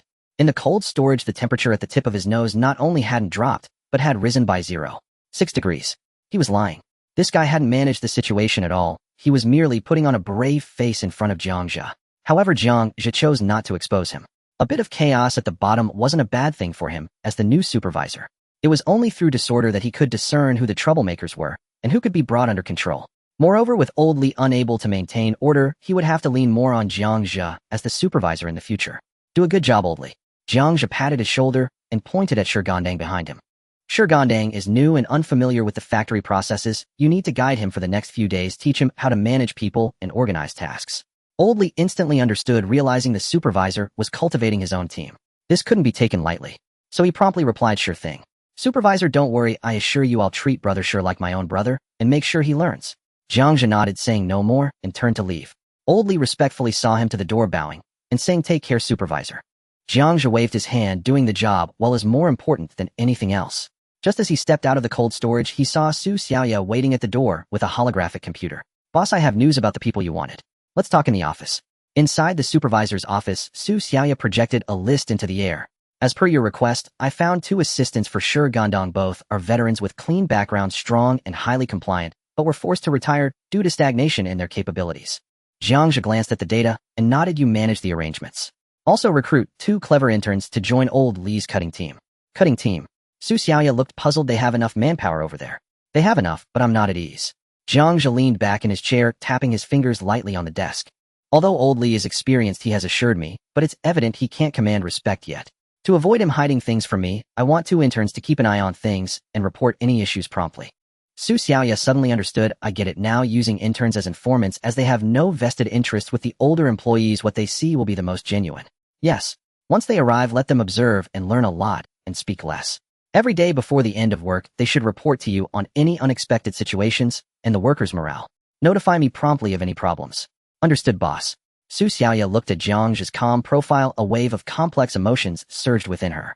These arrangements, which seemed convoluted to her, appeared effortless to the boss. It seemed nothing could baffle him. This strength reassured her and made her trust him even more. Get back to work. Jiang Zhe's voice interrupted her thoughts. Yes. Su Xiaoya put away the holographic computer and bowed as she exited the office. After the door closed, Jiang Zhe leaned back in his chair, gazing out at the overcast sky. On this day, neither Lu Qingji nor Gu Qing had contacted him. It seemed both sides were temporarily too preoccupied to pay attention to this small pawn. Quite well, the further away such troublesome matters were from him, the better. Deep into the night, the workers had long finished their shifts, leaving only Jiang Zhe and Shi Gandong in the processing center. A heavy truck rolled into the parking lot. Jiang Zhe pressed his fingerprint on the holographic computer handed to him by the soldier. Once confirmed, the soldier said to the other, hurry up and unload. Sign for them. Jiang Zhe pressed his fingerprint on the holographic computer handed to him by the soldier. Once confirmed, the soldier said to the other, hurry up and unload. The back door of the truck thunderously opened. A mixed smell of charred and foul odors rushed toward them, revealing a massive creature, entirely black, inside the truck. Its form resembled a giant armored mantis magnified many times over. Its entire body was covered in a chitinous exoskeleton that emitted a faint glow, with its triangular head having 2 dead gray compound eyes protruding outward. That pair of forelimbs resembled 2 black sides nearly 2 meters long, their inner edges lined with fine white serrations. Wow, what a huge guy. Shi Gandong looked up at the corpse that nearly filled the truck, unable to help but exclaim. Killing this thing must have taken quite a bit of effort, right? Save your awe for later. Oh, let's get to work. Jiang Zhe quickly interrupted Shi Gandong, turning to the soldier and offering a slightly apologetic glance, indicating that his subordinate had spoken out of turn. In such transactions, commenting on the goods was a taboo. The soldier nodded expressionlessly, indicating he didn't mind. Jiang Zhe ceased further conversation and turned toward the nearby forklift, skillfully starting it up. Shi Gandong and the 2 soldiers immediately moved forward, working together to adjust the position of the heavy corpse, securing it to the forklift's forks with thick chains. As Jiang Zhe maneuvered the forklift to lift steadily, the colossal creature was finally transferred onto the heavy hover trolley that had been prepared. Seeing this, the soldiers quickly got back into their vehicle and drove off the truck, swiftly vanishing into the night. Jiang Zhe and Shi Gandong combined their efforts to push the corpse into cold storage No. 5. Alright, you can go back and rest while I handle the rest. Shi Gandong was taken aback. Boss, I can help. Ooh, I learned a bit from Brotherly today. You'll have your work to do later. Jiang Zhe waved his hand. For now, be obedient. Oh, also don't speak out of turn in such situations in the future. Shi Gandong awkwardly scratched the back of his head and honestly exited the cold storage. The alloy door slowly closed. Click. Jiang Zhe gazed at the massive creature before him, inwardly sighing. Black scythe mantis, a 4th-tier alien species. The scythe-like forelimbs are naturally high-frequency materials, making them perfect weapon templates. The flight muscle groups within its chest cavity contain explosive power, and the neural center within its triangular head, if consumed, might enhance his reaction speed by another level. However, the exact value of this creature should first be discussed with a professional. Thinking this, Jiang Zhe suppressed his excitement and dialed Li Wei. Hey. A hoarse voice came from the light brain, the irritation of being rudely awakened evident. Who is it? Check the time before you speak. It's me, Jiang Zhe. Li Wei paused for 2 seconds, forcing down half his anger, yet still impatient. You'd better have something important. I brought back a big one from the deep space veil tonight. Help me appraise it. What needs to be gone by dawn? Must you show me now? Halian Tanglang. At that name, there was an abrupt, restless rustle from the light brain. Li Wei snapped, fully awake. Halian Tanglang. A 4th-rank specimen. Hold on. In under 10 seconds, the feed switched to video. Li Wei appeared in a black coat, hair disheveled. Quick, pan the camera from head to tail. Keep it steady. The lens swept across the Halian Tanglang. An inverted triangular head, a dimly luminous chitinous thorax, long dark, serrated forelimbs. How intact is it? Li Wei pressed. There is a through hand-throw fatal wound in the thorax, otherwise it's largely intact. Li Wei licked his parched lips. This is indeed worth waking me at midnight. They'll give you a bundle price, 3 million. Peeling, detoxifying, and segmenting take real effort. This price is generous even on the black market. Jiang Zhe raised an eyebrow. What about pricing items individually? He'll do the sorting myself. Li Wei was momentarily stunned, then smiled wryly and shook his head. Fair enough. It's easy to forget your trade when you wake me at this hour. Alright, I'll quote you market rates. The scythe forelimbs are the most valuable naturally occurring high-frequency vibratory material. 1 intact pair 1.2 million. The chest plate, a top-tier lightweight exoskeleton 9000. Burst-type flight muscle cluster 8000. High-precision compound eye crystals 5000. Li Wei rattled off prices quickly, the remaining visceral neural bundles detoxed and packaged 200. Total 3.6 million provided you don't damage the edges during disassembly. Jiang Zhe nodded. Don't worry, he'll come by in a bit.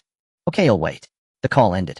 Jiang Zhe walked to the workbench and casually picked up the high-frequency cutter. The blade hummed as it slipped into the shell's sutures. In less than half an hour, the scythe forelimb's chest plate and crystals were perfectly removed and sorted into temperature-controlled containers. With the major pieces handled, he turned to the flight muscles and neural core. Using his scalpel, he lifted a slab of purplish-black flight muscle and tossed it into his mouth. The tissue dissolved at the touch of saliva, releasing a faint electric tingle of savory sweetness that detonated across his taste buds. Without hesitation, he scooped the gelatinous neural bundle from the mantis skull and swallowed it whole. The cold, slick gel slid down his throat into his stomach. Within 3 seconds, a bone-deep tearing itch exploded up his spine as if thousands of termites were gnawing and re-sculpting his veins and bones. Minutes later, the pain ebbed like a tide. His muscles and bones felt reforged. Jiang Zhe exhaled a ragged breath and closed his eyes to examine himself. Liquid flame welled in his palm, though the temperature did not change. Thermal vision activated within a 20-meter radius with no further expansion. Jiang Zhe frowned. Had this ingestion only improved his raw physicality? He found it hard to accept. He tried to provoke the bioarmor into manifesting. Click, click, click. Unlike the rough, heavy gray carapace of before, a pure black substance seeped from his pores, this time shimmering with a cold, ghostly light. Like liquid metal, it flowed and adhered in an instant, covering him. Light, yet imbued with menace. The next moment, the black material bulged violently along the outer sides of both arms. Jiang Zhe raised his arms. His old bone blades had been only 25 centimeters, suitable only for thrusting. The new arm blades had doubled in length, their edges faithfully reproducing the Halian Tanglang's micron-scale pale serrations. They appeared to possess real cutting capability. Jiang Zhe stepped to the half-dissected mantis carcass. Earlier, to strengthen himself, he had only made rough incisions. The high-frequency cutter lay nearby, but staring at the dark blade on his forearm, Jiang Zhe did not hesitate and swung his right arm down. With a sharp hiss, the resilient fascia that would have taken the cutter ages to wear through cleaved instantly under the black blade, the cut smooth as a mirror. In less than 20 minutes, all the high-value remnants were processed. Cutting shells, separating tissue, removing waste. Tasks that once required the high-frequency cutter, he now accomplished with bare hands and with greater efficiency. The sharpness of the arm blades had surpassed industrial cutting tools. After separating the last usable tissue, Jiang Zhe retracted the blades. The black carapace flowed like mercury back beneath his skin.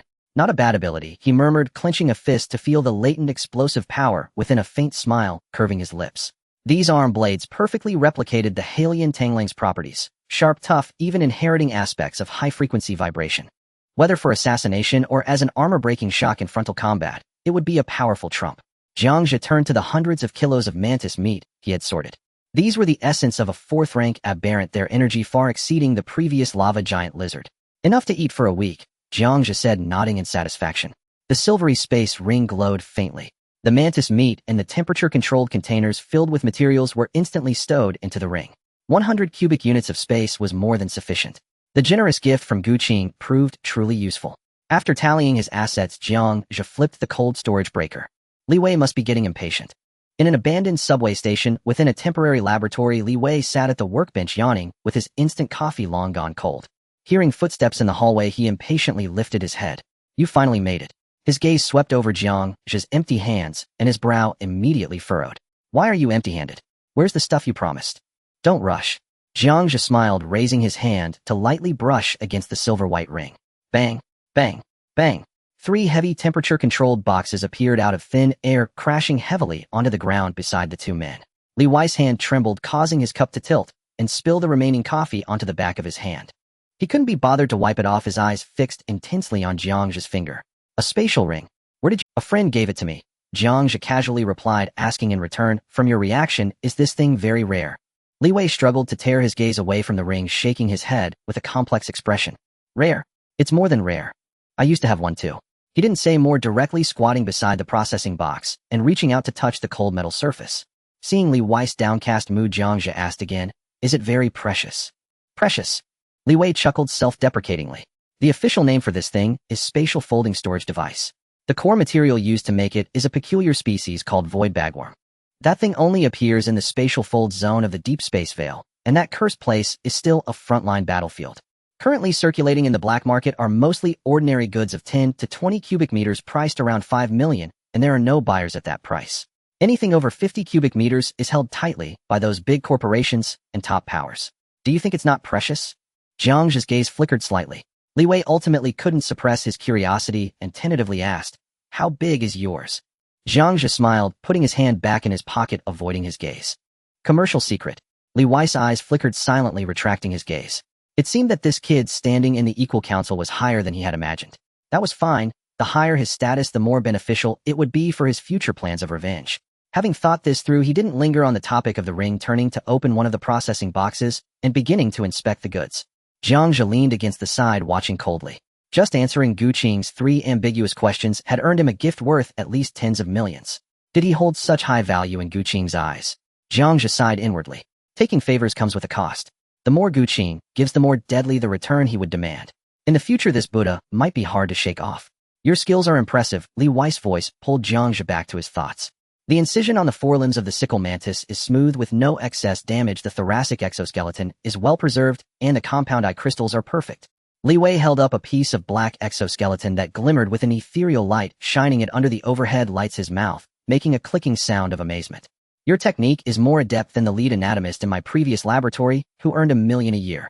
If you were willing to go to the top laboratories at the Starcy Academy, those professors would definitely be eager to have you. Do university laboratories also need black market goods? Jiang Zhe keenly picked up on the information blind spot. Li Wei was momentarily stunned, then understood Jiang Zhe's implications, self-deprecatingly responding, in cutting-edge research there aren't that many clean materials. Officially sourced goods are expensive and slow, and there are many restrictions. Professors who are eager to produce results often supplement materials from the underground black market, of course needing handlers like you who are knowledgeable. Jiang Zhe nodded, thoughtfully, not continuing the conversation. Li Wei, lacking the motivation to speak, focused on his inspection for several more minutes. The goods are impeccable. Li Wei straightened up, his astonishment gradually receding. Dealing with a fourth-tier anomaly like the black sickle mantis involves completely different concepts of risk and transfer difficulty. This kind of fourth-tier good is too eye-catching. Once it flows into the market, spies from all factions will come. With my current channels to ensure safety, I can at most wash and process 5 of them in a month. If I take on more, I won't be able to keep it under wraps. Hearing this exact number, Jiang Zhe's gaze shifted slightly, smoothly continuing the conversation.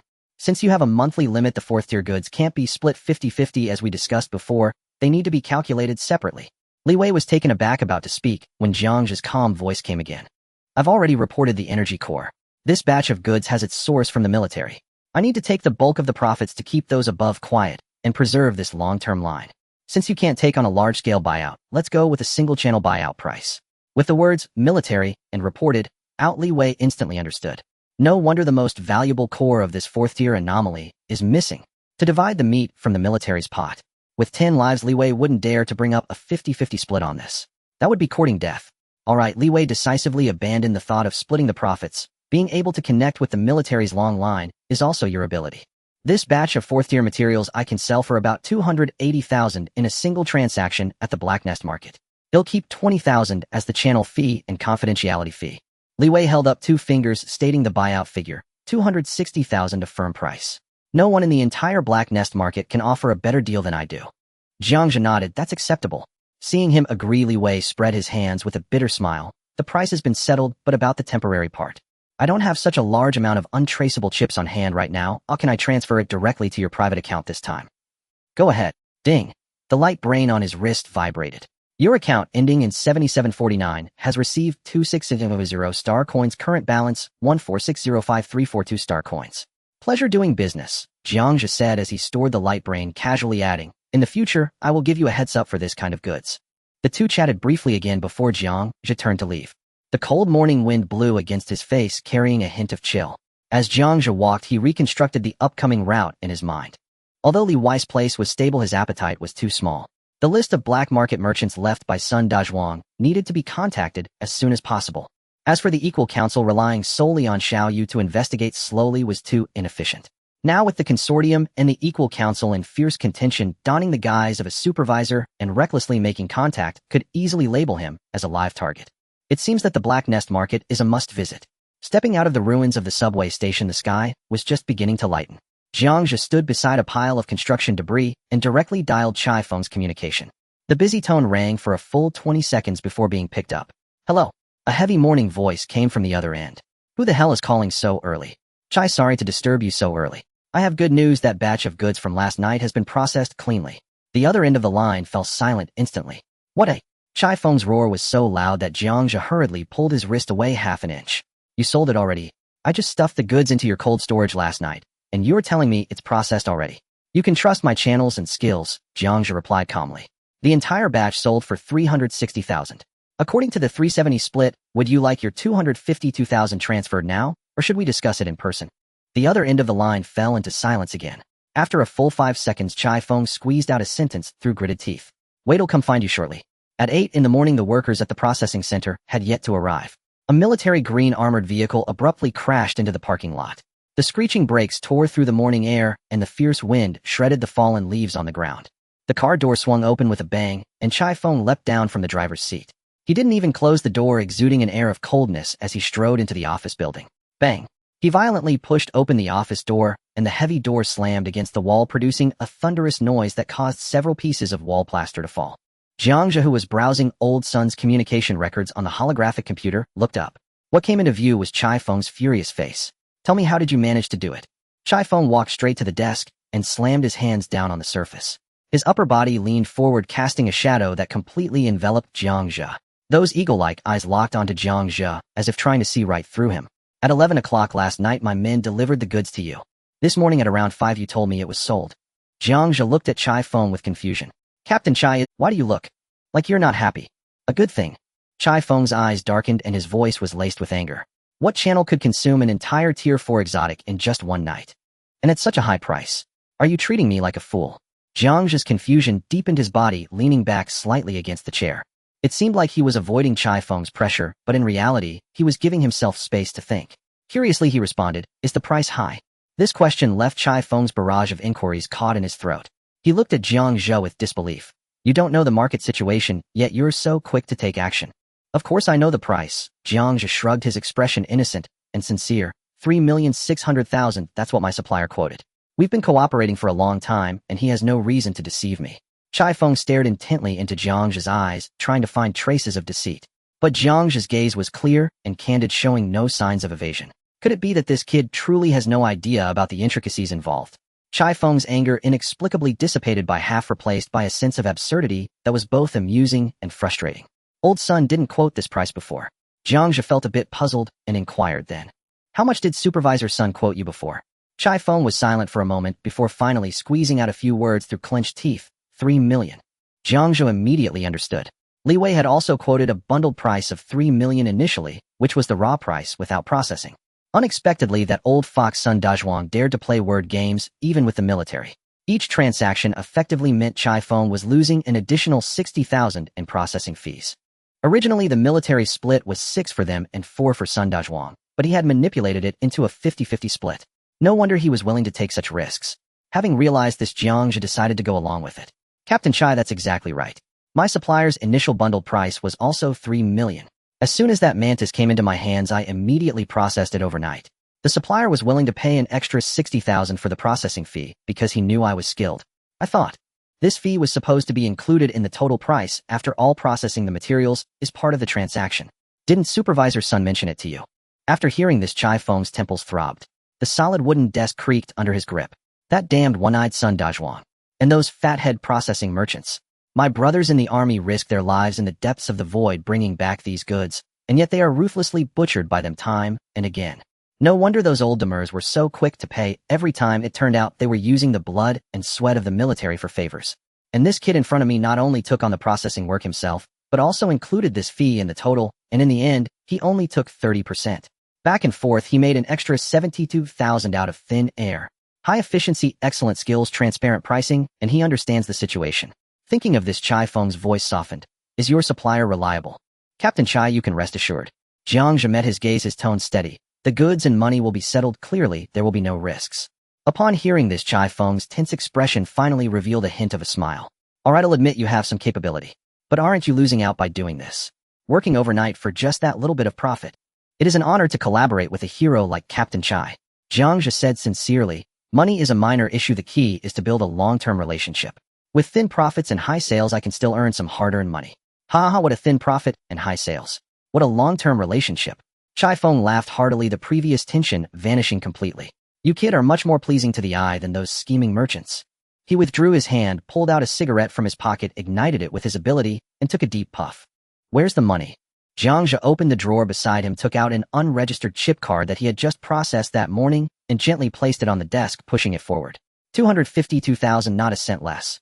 As he looked at the chip card, the last trace of doubt in Chai Feng's eyes vanished. This kid not only handled the matter beautifully, but also considered the follow-up so thoroughly. He picked up the chip card, weighed it in his fingers, and then tucked it into his pocket. From now on, my goods will be prioritized through you. Chai Feng exhaled a puff of smoke, his eyes sharpening. The volume will be substantial. I hope your supplier can keep up. I am always at your service, Captain Chai. Chai Feng nodded, turned, and strode out of. It wasn't until the sound of the armored vehicle's engine faded completely that Jiang Zhe slowly retracted his smile. Unintentionally, he had achieved a favorable outcome. He originally thought Sun Dazhuang wouldn't dare to play tricks in business with the military, so he just calculated the total price. Little did he know that he had directly raised Chai Feng's favorability to the maximum.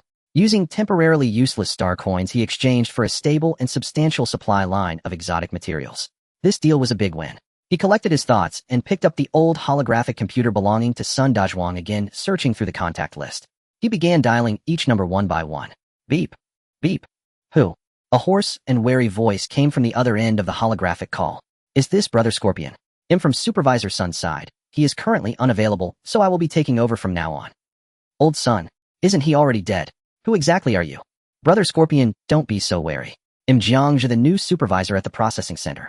Jiang Zhe leaned back in his chair. It doesn't matter who you do business with, does it? There was a brief silence on the other end of the line. What goods? Tier 4, do you want it?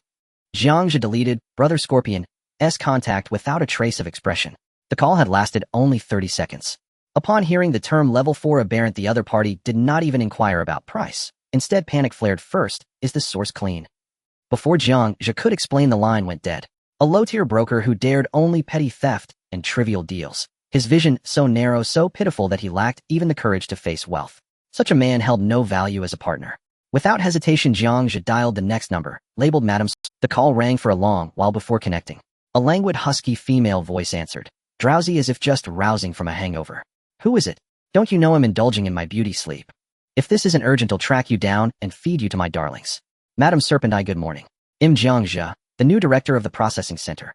From now on, I'll be assuming responsibility for Director Sun's portfolio. Oh, the woman on the line perked up, most of her lethargy dissolving instantly. That fat bastard finally kicked the bucket. Now that's welcome news. But little brother, what makes you think you're qualified to fill his shoes? Jiang Zhe ignored her probing entirely and laid out his proposition without preamble. I control a long-term stable supply chain. I'd like to know whether Madam is interested. For instance, level 4 aberrants, 5 or more units per month guaranteed. Madam, how much can you absorb? In truth, he held no stock. Not yet. But he had Chai Feng, and through him access to the military's clandestine conduit into the deep veil. This was a high-stakes bluff, betting future promise against black market greed. Silence stretched for half a minute. So absolute, even her breath vanished. Then, coo-coo-coo-coo. A silvery bell-like laugh shattered the stillness as if Madame Serpent had been genuinely amused. Little brother, do you take me for some green novice? 5 level 4s monthly. Do you grasp the magnitude of what you're claiming? I understand perfectly. Jiang Zhe leaned back in his chair, fingertips drumming lightly on the desk. This morning I processed a black sickle mantis, forelimbs 1. 2 million stellas, thoracic armor, 0. Flight musculature, 0. Compound eyes, 0. These are market standard valuations. I trust Madame knows them better than I do. Upon hearing this, Madame Serpentine's laughter swelled. Take those prices straight to corporate procurement. They're flush with credits and indifferent to margins. But I only accept goods at 20% discount. And since your voice sounds so tender, why not bring the cargo to Big Sister? Not only will I pay, you'll also learn a thing or two about adult commerce. Her tone brimmed with overt provocation, both a pressure tactic to force concessions and an attempt to draw Jiang Zhe into the seductive rhythms of her underworld domain. It seems Madame has no interest in a stable channel after all. If discounted wares are all you seek, I won't trouble you. Director Sun's list surely contains many others eager for reliable level 4 materials. With that, Jiang Zhe moved to terminate the call. Dealing with black market dealers who lived by the blade demanded absolute resolve. Any hesitation or negotiation would be read as weakness. The sole strategy was to project greater authority, greater indifference to the deal itself. Wait. Madame Serpentine interjected sharply. Her languor and flirtation swept away in an instant. She realized this young man bore no resemblance to Sun Dazhuang, that greedy, slippery oaf. Wait. Madame Serpentine interjected sharply. Her languor and flirtation swept away in an instant. She realized this. 90%. That's my final most generous offer. And I will inspect the goods. How do I know you aren't spinning tall tales? Madam, my time is precious. I have no patience for haggling. Jiang Zhe stood unyielding. Full price. No reduction whatsoever. Moreover, you'll soon discover your concern shouldn't be whether I possess the goods, but whether your stellar account holds sufficient balance. You, Madame Serpentine, choked momentarily, then burst into delighted laughter. What audacity! Such a transaction cannot be sealed over in neural terminal. It lacks sincerity. Very well. Tonight at 8, the Red Mill in Blacknest Bazaar. Dare you come? Jiang Zhe paused thoughtfully. Blacknest Bazaar, the lawless tri-border zone, was somewhere he'd inevitably go. Whether to expand distribution channels or pursue leads on the Equity League, first-hand reconnaissance was essential. Rather than blunder blindly, he'd let the local power broker guide his steps. Send me the address. Cuckoo, bold indeed. Big Sister awaits. At 9 a.m. Workers began arriving for their shifts. Su Xiaoya entered the director's office clutching a stack of files, and immediately noticed Jiang Zhe reclining in his chair, steadily dialing one call after another. Before him rested 2 neural terminals. One his own, the other the outdated relic left behind by Director Sun. Su Xiaoya stood quietly beside him, listening intently. Boss Blackshark, such caution won't fatten your coffers. Let me offer a benchmark. Just moments ago, Madame Serpentine secured a quota of 2 units per month, at full price.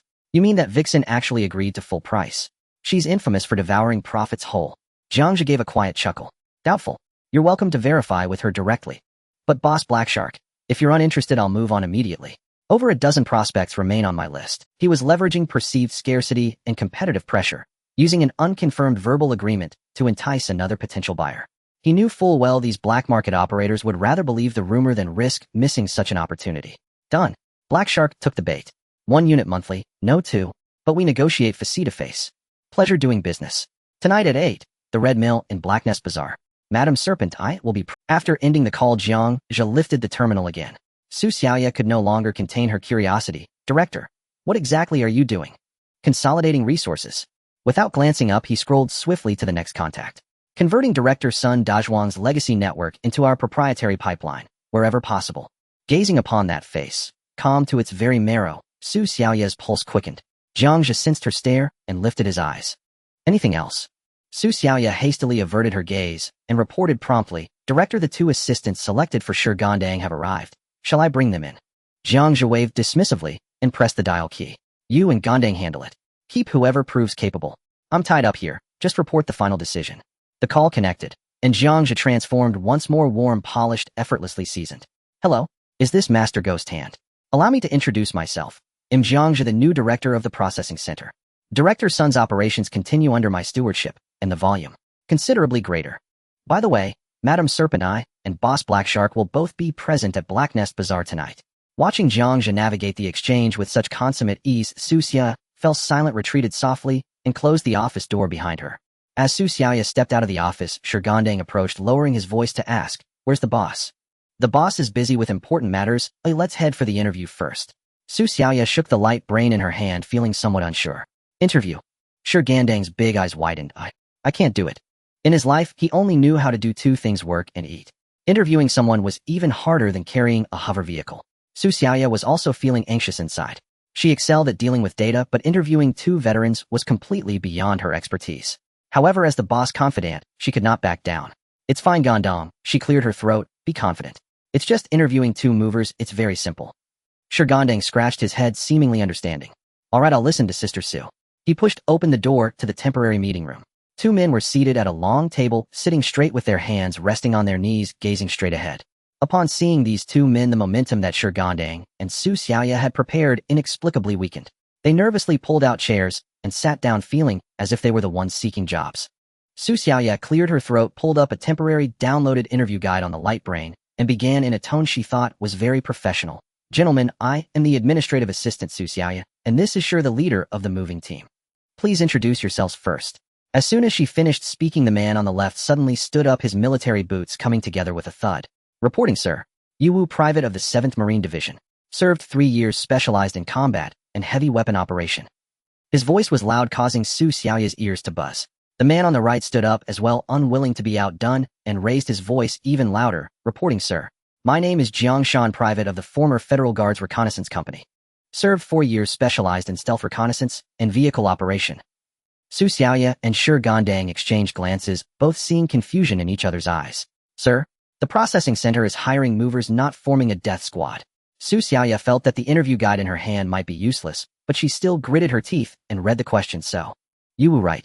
What do you know about our processing center? What are your future career plans? Yu stared straight ahead and answered loudly, reporting, sir. I don't know much. My future plan is to strictly obey orders and complete all tasks. Su Xiaoya opened her mouth, momentarily speechless. She could only frantically signal Shirgandang. After holding back for a long time, Shirgandang finally thought of a question. How much can you lift? Yu was clearly taken aback. He hadn't expected such a down-to-earth question, but immediately responded, reporting, sir. The standard load is 500 kilograms, and the maximum load is 1,200 kilograms. Jiang Zhe immediately raised his voice, reporting, sir. I can do a maximum of 1,300 kilograms. The air suddenly fell silent. Su Xiaoya rubbed her temples and moved to the next question. I'm saying if you and a colleague have a disagreement at work, how would you handle it? Jiang Zhe replied, reporting, sir. A soldier's duty is to obey orders, and everything is under the team leader's command. Yu added, reporting, sir. I agree. Shirgandang scratched his head, feeling that both of them were quite good. The stiff question and answer continued for half an hour. Su Xiaoya went through all the questions in the guide, receiving nothing but reporting, sir, and standard answers with no useful information. Just as Su Xiaoya was about to end this ordeal, the door opened. Jiang Zhe walked into the room. After sorting out the underground black market channels, he rarely had a bit of free time.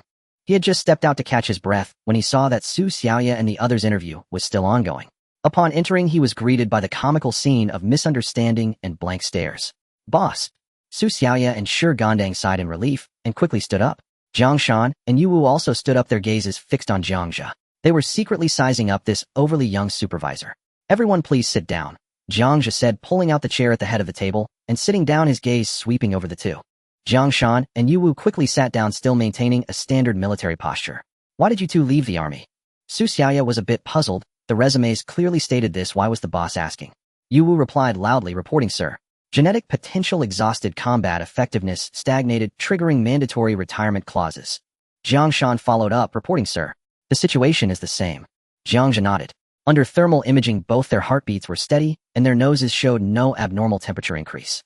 Let me ask a personal question. Jiang Zhe leaned back in his chair. You both have been on the front lines. Did the Qishao Army patrol at the Deep Space Curtain occur in the Fragmented Star Belt or the Silent Corridor? Su Xiaoya and Shirgandang were both utterly baffled. What did this have to do with anything? In fact, Jiang Zhe neither knew nor cared about the answer. He had never even seen what the Deep Space Curtain looked like. He posed this question solely to test the principles of the two. Jiang Zhe's eyes lit up as if he saw a good opportunity to show off, and immediately spoke up, reporting, sir. The Fragmented Star Belt has already been taken down. The main force of the Qishao Army is currently stationed in the Kuiper Corridor, and the Silent Corridor defense line belongs to the Phantom Fleet. He spoke confidently, replete with details exuding an insider's air. Jiang Zhe listened, non-committal, nodding as his gaze shifted to the other man. Yu, what about you? Yu first shot Jiang Zhe a glance, seemingly blaming him for speaking out of turn. After a moment of silence, he shook his head, reporting, according to Article 67 of the Federal Confidentiality Regulations, all military intelligence during service is classified as top secret. No comment. As soon as he finished speaking, Jiang Zhe shot Yu a glance, his eyes flashing with disdain, as if mocking his rigidity. Su Xiaoya also thought Yu was a bit ungrateful. The boss casually asked a question, and he brought up regulations to counter it. Only Jiang Zhe maintained his smile. In his thermal imaging vision, Jiang Zhe, who had just spoken at length, had a heart rate 7 faster than normal. A true veteran, even after retirement, would never divulge frontline deployments to a processing center supervisor they were meeting for the first time, let alone that this job was merely as a low-level mover. Unless he was eager to stay, or he was on a mission trying to get closer through this means. It was just unclear who sent him, Lu Qingji or Gu Qing. Jiang Zhe stood up. That's enough. You both passed. Welcome to the 16th District Processing Center. Yes, sir. The two stood up straight. Jiang Zhe said no more and turned to Su Xiaoya. Xiaoya, you handle the arrangements moving forward. After giving instructions, he walked straight out of the meeting room.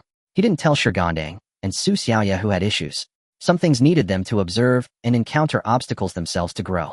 Moreover, judging by Yu Wu's serious demeanor just now, Jiang Zhe was certain that privately Yu Wu would definitely go find Jiang Shan and question him about why he leaked military secrets. A conflict was inevitable. The nails that were visible on the surface were never a threat. It was just right to let Yu Wu, this stubborn rock, grind against him and see what could be polished out. He had enough patience to see what tricks the person behind this nail wanted to play. Evening. The orange-eared glow of the setting sun bathed the processing center in a warm light. Workers left in small groups. The factory area, which had been bustling all day, gradually quieted down. Jiang Zhe, hidden from sight, stood in the shadows, quietly observing the parking lot. As he anticipated, Yu Wu stopped Jiang Shan, who was about to mount his hover motorcycle. Jiang Shan, do you even know what you're doing? Leaning against the car door, Jiang Shan pulled out a cigarette and lit it. What have I done? Just getting off work and heading home. Is there a problem? Have you forgotten the federal confidentiality regulations? Why did you mention those secrets today? Jiang Shan exhaled a puff of smoke. Oh, come on, Yu Wu, why are you so rigid? You've retired, yet you still cling to those outdated rules. That's called betrayal. Yu Wu grabbed Jiang Shan by the collar, his eyes reddening. Those pieces of information concern the lives of our brothers. It's not meant for you to exchange for trust. Enough. Jiang Shan pushed Yu Wu away, a bit impatient. If the supervisor can ask such questions, it means he has his own sources. I'm just playing along with him, trying to build a rapport so life can be a bit easier later on. Jiang Shan patted Yu Wu on the shoulder, speaking earnestly. Brother, the times have changed. We're just workers now, not sacrificing ourselves for the Federation. Be a bit more flexible, understand? After saying that, he ignored Yu Wu, who looked displeased, started the motorcycle, and roared off. Yu Wu stood in place for a long time, sighed heavily, and turned to leave. In the shadows, Jiang Zhe rubbed his chin. Interesting, but loyalty is never established through mere words. Sometimes a sufficiently weighty token of loyalty is more effective than any oath. And Jiang Shan, what kind of token will you offer me? He raised his wrist. The holographic screen lit up, showing the time as 1730. There were 2.5 hours left until the 8 o'clock appointment with Madame Serpent. There was plenty of time. Jiang Zhe turned around and returned to the supervisor's office, opening the wardrobe. He casually pushed aside the retro Zhongshan suit that represented dignity. He changed into a black windbreaker with a hood and a pair of loose work pants. With the hood on, most of his face was hidden in the shadows. At 7:40 p.m. at the Black Nest Market. From a distance, the entire market resembled a gigantic, grotesque steel ant nest. 30 years ago, the insect tide had devoured everything here, leaving only vast concrete skeletons. Now people had constructed countless suspended walkways and stilt houses using scrap metal containers and alien shells on these skeletons. The dilapidated buildings were connected, forming a three-dimensional and chaotic structure of scrap metal. At the entrance of the market, several guards armed with modified rifles leaned against the barricades, charging every entrant a 10-star coin admission fee. A man dressed in ordinary clothes had just paid, and the guard impatiently waved him through. Jiang Zhe, concealed by optical camouflage, stood less than half a meter away from the guard, observing coldly. The Black Nest Market, a place he initially wanted to visit for the gene induction agent, had been delayed until now. Here indeed there was its own order. Having order was good, the worst fear was chaos. Jiang Zhe silently slipped through the barricades and stepped into this lawless land. Amidst the bustling crowd, the air was filled with various shouts and arguments. Suddenly, he overheard two mercenaries discussing by the street. Have you heard? Last night old 3 lost everything at the gambling den. Why should I care? Where are we going for fun tonight? Where else? To the Red Mill.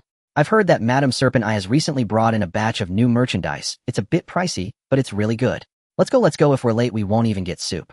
The two mercenaries, arms around each other, passed by Jiang Zhe with smiles on their faces. Jiang Zhe followed them at a leisurely pace, quickly finding the so-called Red Mill. It was a 3-story building built at the base of a cooling tower, irregularly pieced together from dozens of containers. 4 fully armed bodyguards stood at the entrance, fiercely watching every guest coming in and out. Seeing this scene, Jiang Zhe pondered. He sneaked into the shadows at the side of the building, silently climbing to the 2nd floor and slipping in through a half-open vent. The interior of the building was far more luxurious than it appeared from the outside. Red carpets, dim lighting, and the air thick with the scent of perfume and hormones. Jiang Zhe spent 10 minutes familiarizing himself with the layout of the entire building. Planning 3 escape routes, he casually tampered with the power distribution box on the 2nd floor. Having completed these tasks, he turned his gaze towards the box with the tightest security on the third floor. At this moment, the time indicated 2013. Inside the box, smoke swirled. At a round table sat several individuals. The woman in the chief seat was sunk into the sofa, with silver-white short hair and a hint of red at the corners of her eyes. Dressed in a tight blue-black nano suit, faint light danced around her shoulders, highlighting her curvaceous figure. Her fingertips held a metal token, her gaze distant, appearing both intoxicated and alert. Without a doubt, she was Madame Serpent. In Jiang Zhe's thermal vision, her heat distribution was even and her heartbeat was steady and powerful, indicating she was a master. To her left sat a bald, muscular man with a face full of flesh. He radiated astonishing heat from within, and his muscle density far exceeded that of ordinary people, clearly a strength type awakened. He must be Black Shark. To Madame Serpent Eye's right sat a figure completely shrouded in a large cloak. In thermal vision, that person only had a blurred human silhouette, with a body temperature completely in line with the ambient temperature. Jiang Zhe suddenly recalled that this attire was exactly the same as that of the mysterious person he dealt with when trading with Old Sun. So that mysterious person was Ghost Hand. Is that kid with the surname Jiang coming or not? Black Shark impatiently slammed his glass down on the table. Ghost Hand chuckled ominously. Serpent Eye, are you sure that kid has the goods? He's not trying to play us, is he? Madame Serpent Eye curled her red lips, a fierce glint flashing in her eyes. If he dares to play with me, I'll go to that processing center and dismantle him piece by piece, serving his parts as dinner for my precious ones. In this territory, no one dares to mock me. Just as her words fell, a young voice filled with a hint of mockery unexpectedly sounded beside her ear. Sister, it's not a good habit to speak ill of others behind their backs. The pupils of everyone in the box suddenly constricted.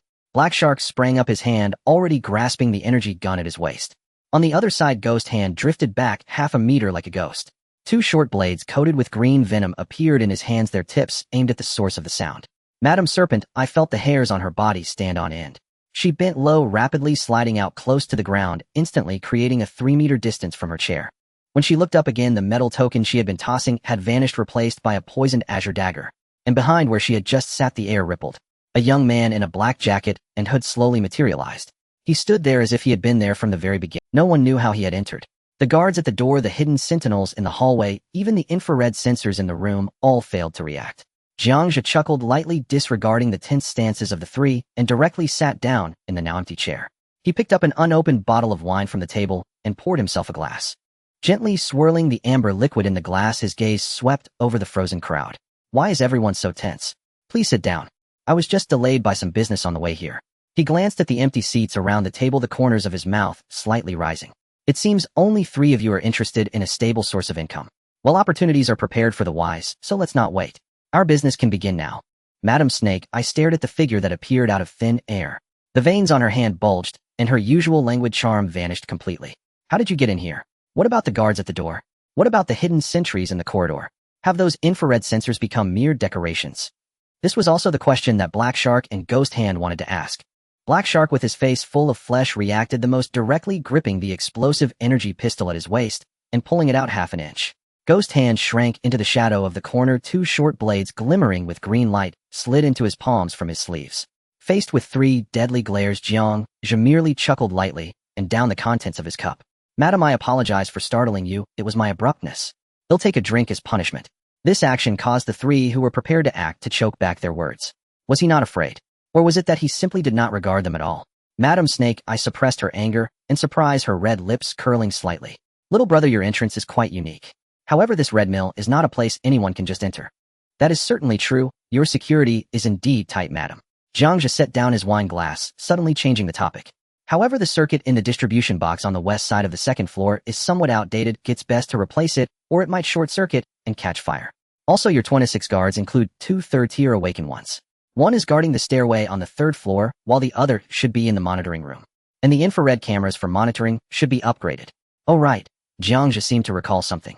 I just listened on the 1st floor for a while. Your guests are quite generous. A glass of Bloody Mary costs 800 star coins, and a booth has a minimum consumption of over 10,000. Madam, you make a fortune every day. With each point he made, the expressions of the 3 grew increasingly grim.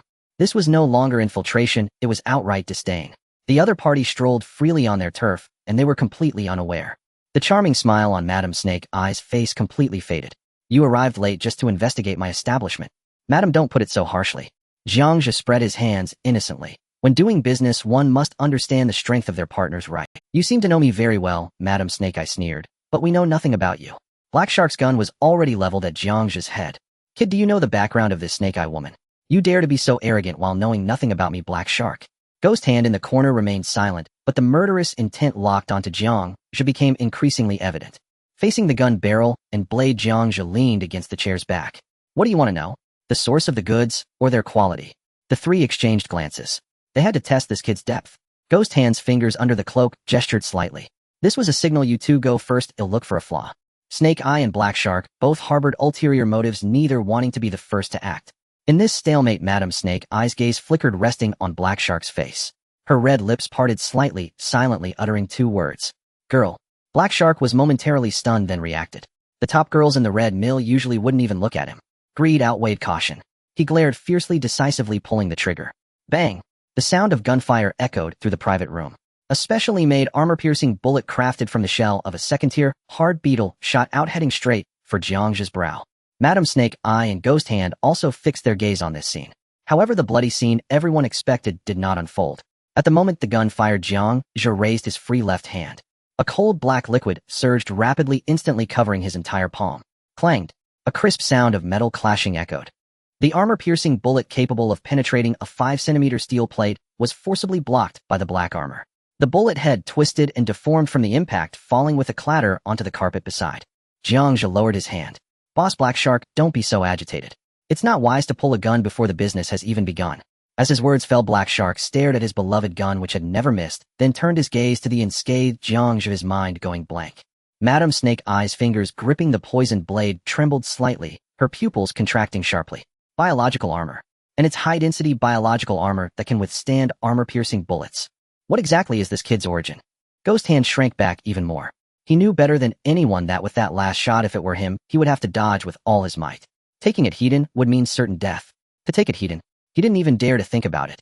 Jiang Zhe slowly stood up, step by step, walking towards Black Shark. Thud, thud, thud. The dull sound of footsteps struck at the nerves of the three. Jiang Zhe stopped beside Black Shark, placing his hand on the other's stiff shoulder. Black Shark turned his eyes to scan either side. Ghost Hand curled up in the corner, pretending to be dead, while Snake Eye remained silent. Black Shark ground his teeth, cursing these two bastards for their empty promises of support. This kid had withstood an armor-piercing bullet without a scratch, his strength unfathomable, but he did not retaliate. Instead, he approached and placed a hand on his shoulder. He was offering a way out. Understanding this, Black Shark immediately followed the pressure on his shoulder, slumping back onto the chair. To show his sincerity, he simply slammed the troublesome explosive energy pistol onto the table and pushed it away forcefully.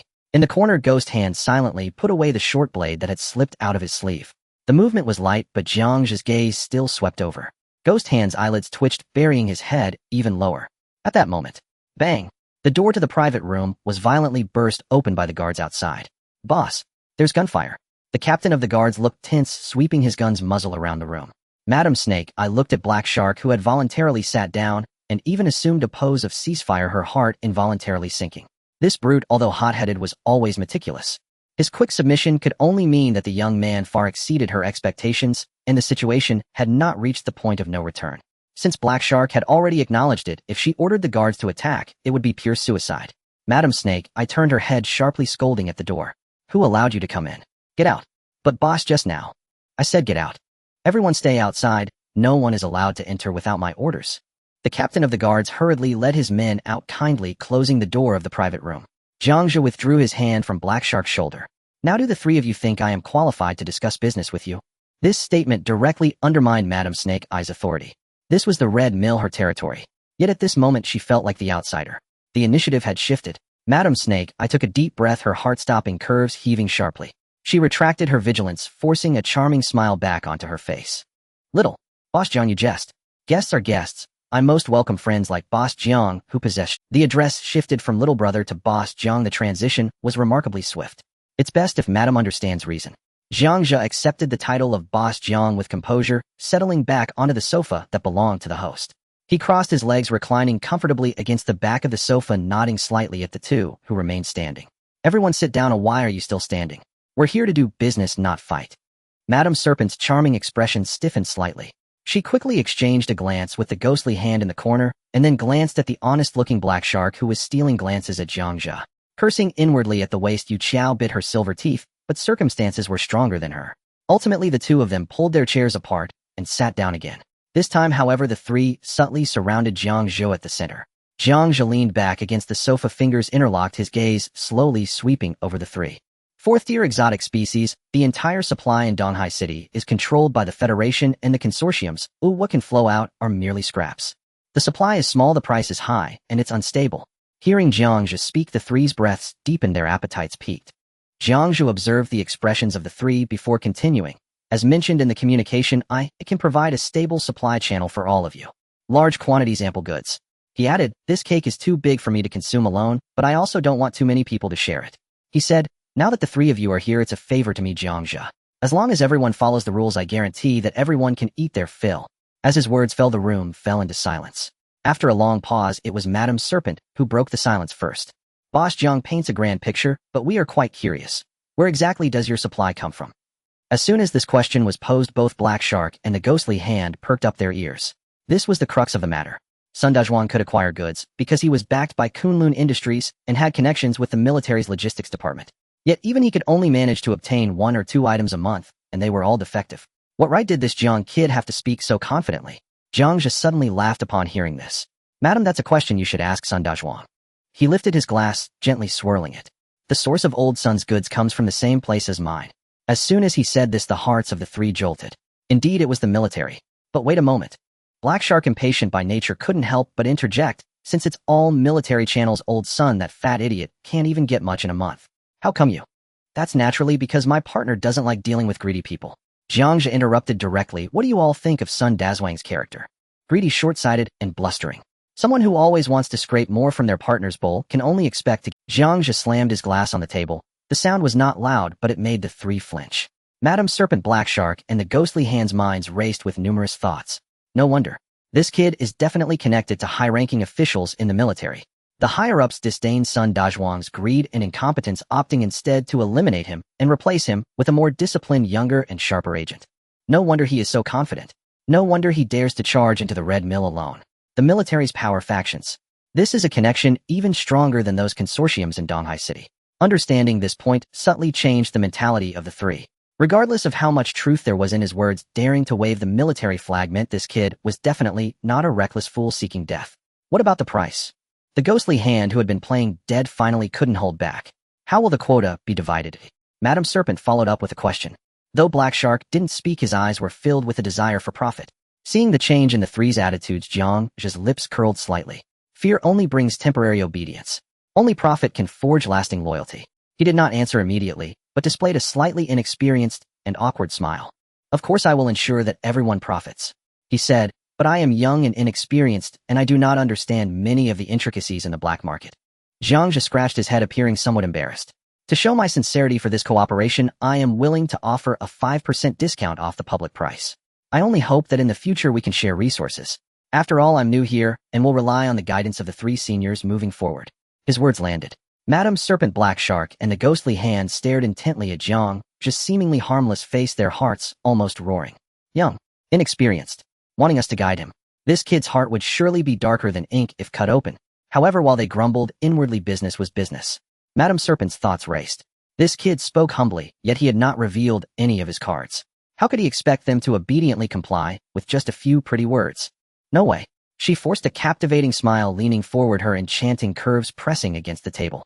Boss Jiang speaks so eloquently. Your politeness makes us feel like we are being inconsiderate. Her gaze became fierce suddenly. However, business is business and rules are rules.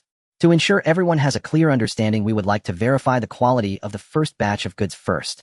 Oh, Jiang Zhe's expression remained unchanged. Madam, how would you like to verify it? 2 fourth-tier exotic species. Madame Serpent extended 2 fingers painted with bright red lacquer, pointing directly at Jiang Zhe. Deliver them to me by 8 o'clock tomorrow night. As long as you can do that, I, Madame Serpent, will guarantee your smooth sailing in this black nest market. This was her counterattack as well as her final test. Didn't you say there would be plenty of supply? Didn't you say the channels were extensive? Well then, prove it to us. Within a day, deliver 2 fourth-tier exotic species.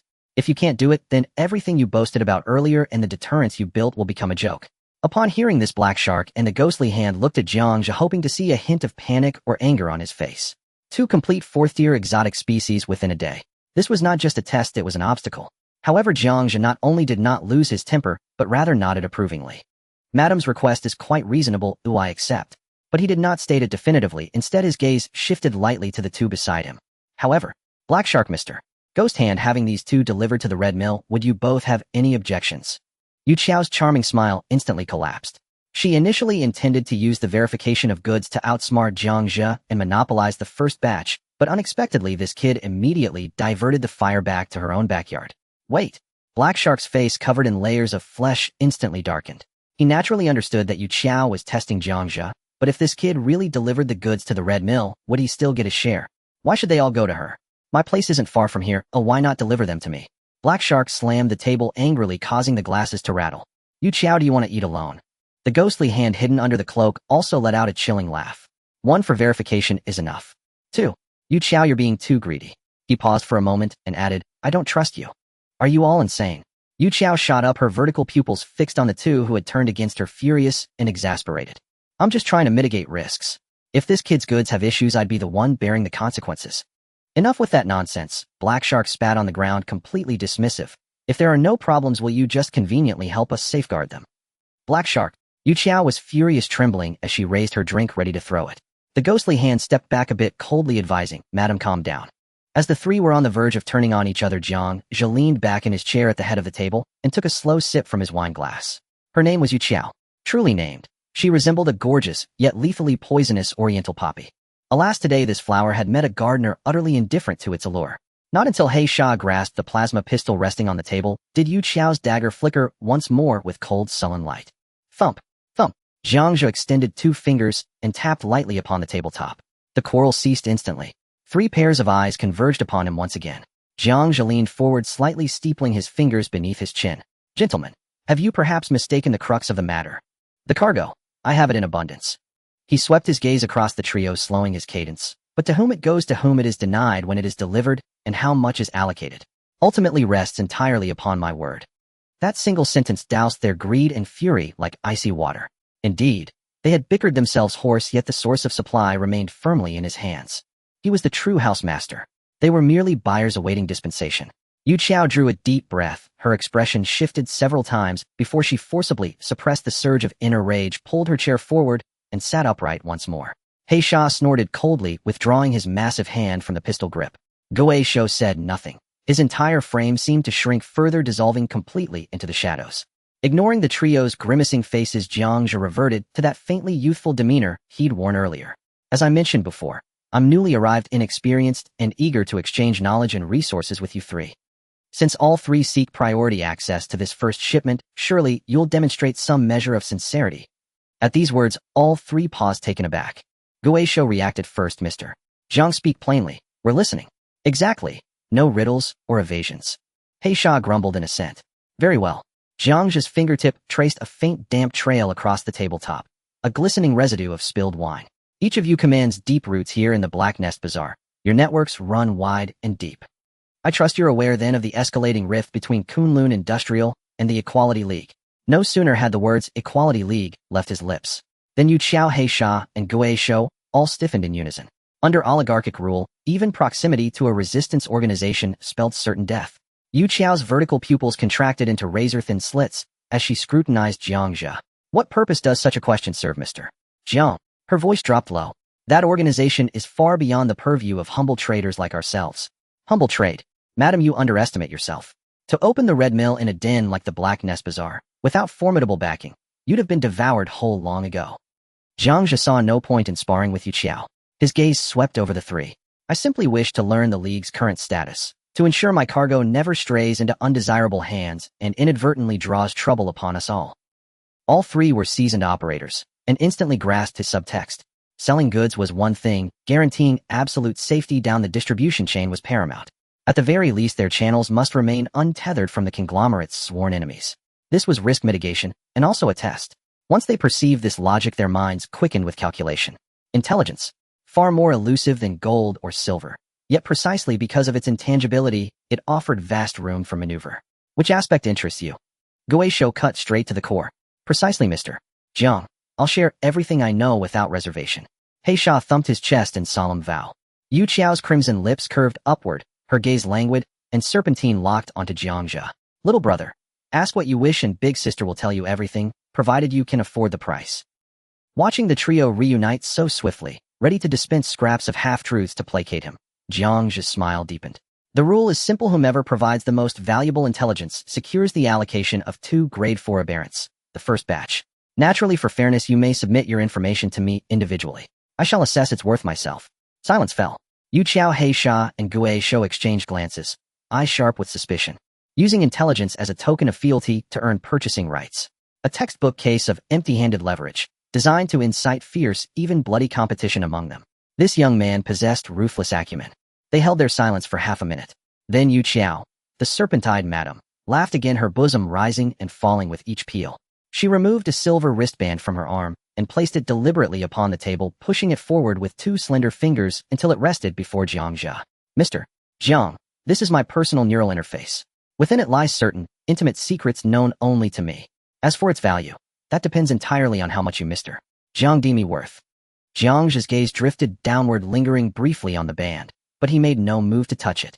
This woman was exceptionally astute. Rather than sending text, she surrendered her most intimate device, her private neural interface. It was both an olive branch and a probe. She wagered her secrets carried sufficient weight, and simultaneously tested whether Jiang Zhe could breach the device's encryption. Indeed, no one survived long in the black market without extraordinary cunning. Jiang Zhe did not reach for the band. Instead, his gaze lifted once more to the other 2. It seems Madame Yu Qiao places great confidence in her secrets. Then elder brother He Sha and Mr. Gui Shou, what of your sincerity? Seeing Jiang Zhe refuse to engage, Yu Qiao's smile tightened then faded. She settled back into her chair, watching the others with cool, detached disdain.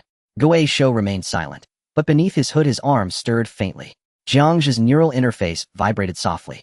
With one hand, he opened the interface and scanned the encrypted file he'd just received.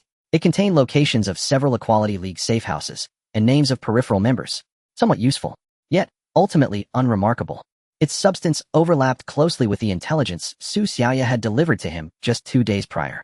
Whether he lacked deeper access or chose to withhold it remained unclear. Mr. Gui Shou acts with admirable speed. Jiang Zhe remarked, tone neutral, then turned his gaze toward He Sha, whose broad-scarred face now wore a look of consternation. An elder brother, He Sha. He Sha scratched his shaved head, brow furrowed in thought, then blurted, voice thick and guttural. Well, this isn't something you just pull out on demand. You'll need to grant me time to dig through my archives, won't you? When Jiang Zhe offered no reply, He Sha grew flustered and slammed his palm hard onto the table. 2 days. Just 2 days. I swear, I'll deliver intel more detailed than either of theirs. At this, Yu Qiao let out a derisive snort. He Sha, if volume alone guaranteed intelligence, every gutter rat in the slums would be a master spy. It seems this round belongs to yours truly then. Shut your filthy mouth, you harpy. He Sha roared and braced his massive hands on the table's edge, ready to erupt. Enough. Inside, Jiang Zhe smiled faintly. This was precisely the reaction he'd waited for. Since elder brother He Sha requires time, I cannot show bias. Very well. Out of fairness, I grant all 3 2 days. At this same hour, in this same private chamber, whomever delivers the most valuable intelligence shall receive the 2 grade 4 aberrants. How does that sound to you 3? At those words, Black Shark and Ghost Hand's eyes flickered subtly. They had assumed Yu Qiao would seize the advantage first, yet fate had taken an unexpected turn. Yu Qiao's expression hardened into icy stillness. She understood now this young man had never intended to release the cargo tomorrow. Black Shark was the first to slap his chest in solemn pledge. Agreed. It's settled. Ghost Hand let out 2 hollow, chilling chuckles, a silent assent. Then it settled. Jiang Zhe rose as though blind to Yu Qiao's frostbitten countenance. I await your good news. Black Shark stood, casting one last venomous glare at Ghost Hand and Yu Qiao, as if warning them not to dare challenge his claim. Ghost Hand gave a slight nod. His gray cloak rippled faintly as he dissolved soundlessly into the shadows beyond the doorway. Within half a minute, only Jiang Zhe and Yu Qiao remained in the private chamber. Jiang Zhe picked up the exquisitely crafted silver wristband resting on the table and cast a measured gaze toward the woman seated at the head of the room. Madam trusts me so completely to let me walk away with your personal neural interface. What if I glimpse something I shouldn't? Whose responsibility would that be? Before the sentence finished, Yu Qiao had already coiled forward like a serpentine enchantress, her tongue flickering with quiet menace.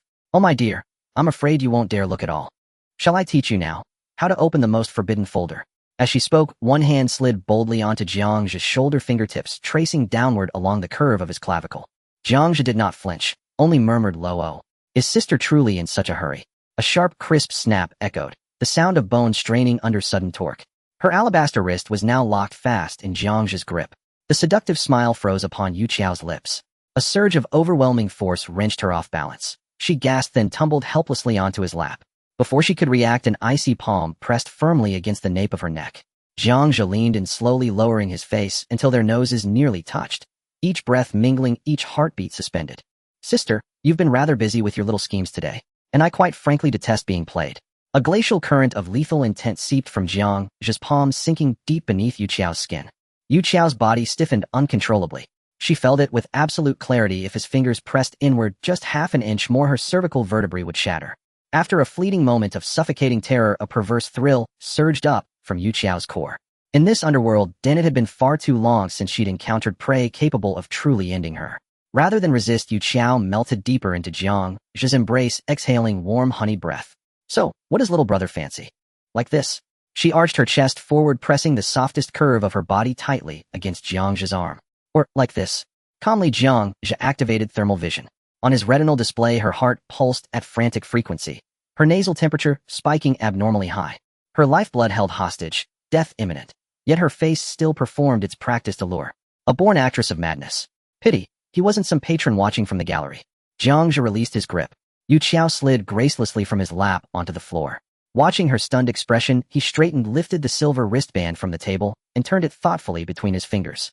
Sister's secrets hold great fascination for me. 2 priority acquisition rights to grade 4 xenogenic specimens. For 2 days, unrestricted access to your neural interface. Surely, madam, this is no loss for you.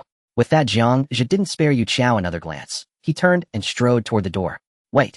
Yu Qiao jerked her head up, silver hair tumbling wildly. You're simply walking away. What if I've given you a trap? Jiang Zhe halted, but did not turn back. If it's merely a trap, then it's worth no more than a trap's price. But should its hidden truths prove intriguing enough? He tilted his head slightly. I'll return to thank you. The words faded, and Jiang Zhe vanished beyond the threshold. The door clicked shut. Yu Qiao rose slowly from the floor. The practiced allure had long since vanished from her face. She raised her arm. The vivid bruise encircling her wrist stood out starkly. How ruthless, not the slightest trace of chivalry. A low curse escaped her lips, yet her eyes shimmered with barely contained exhilaration. Madam. The head guard entered cautiously, pushing the door open.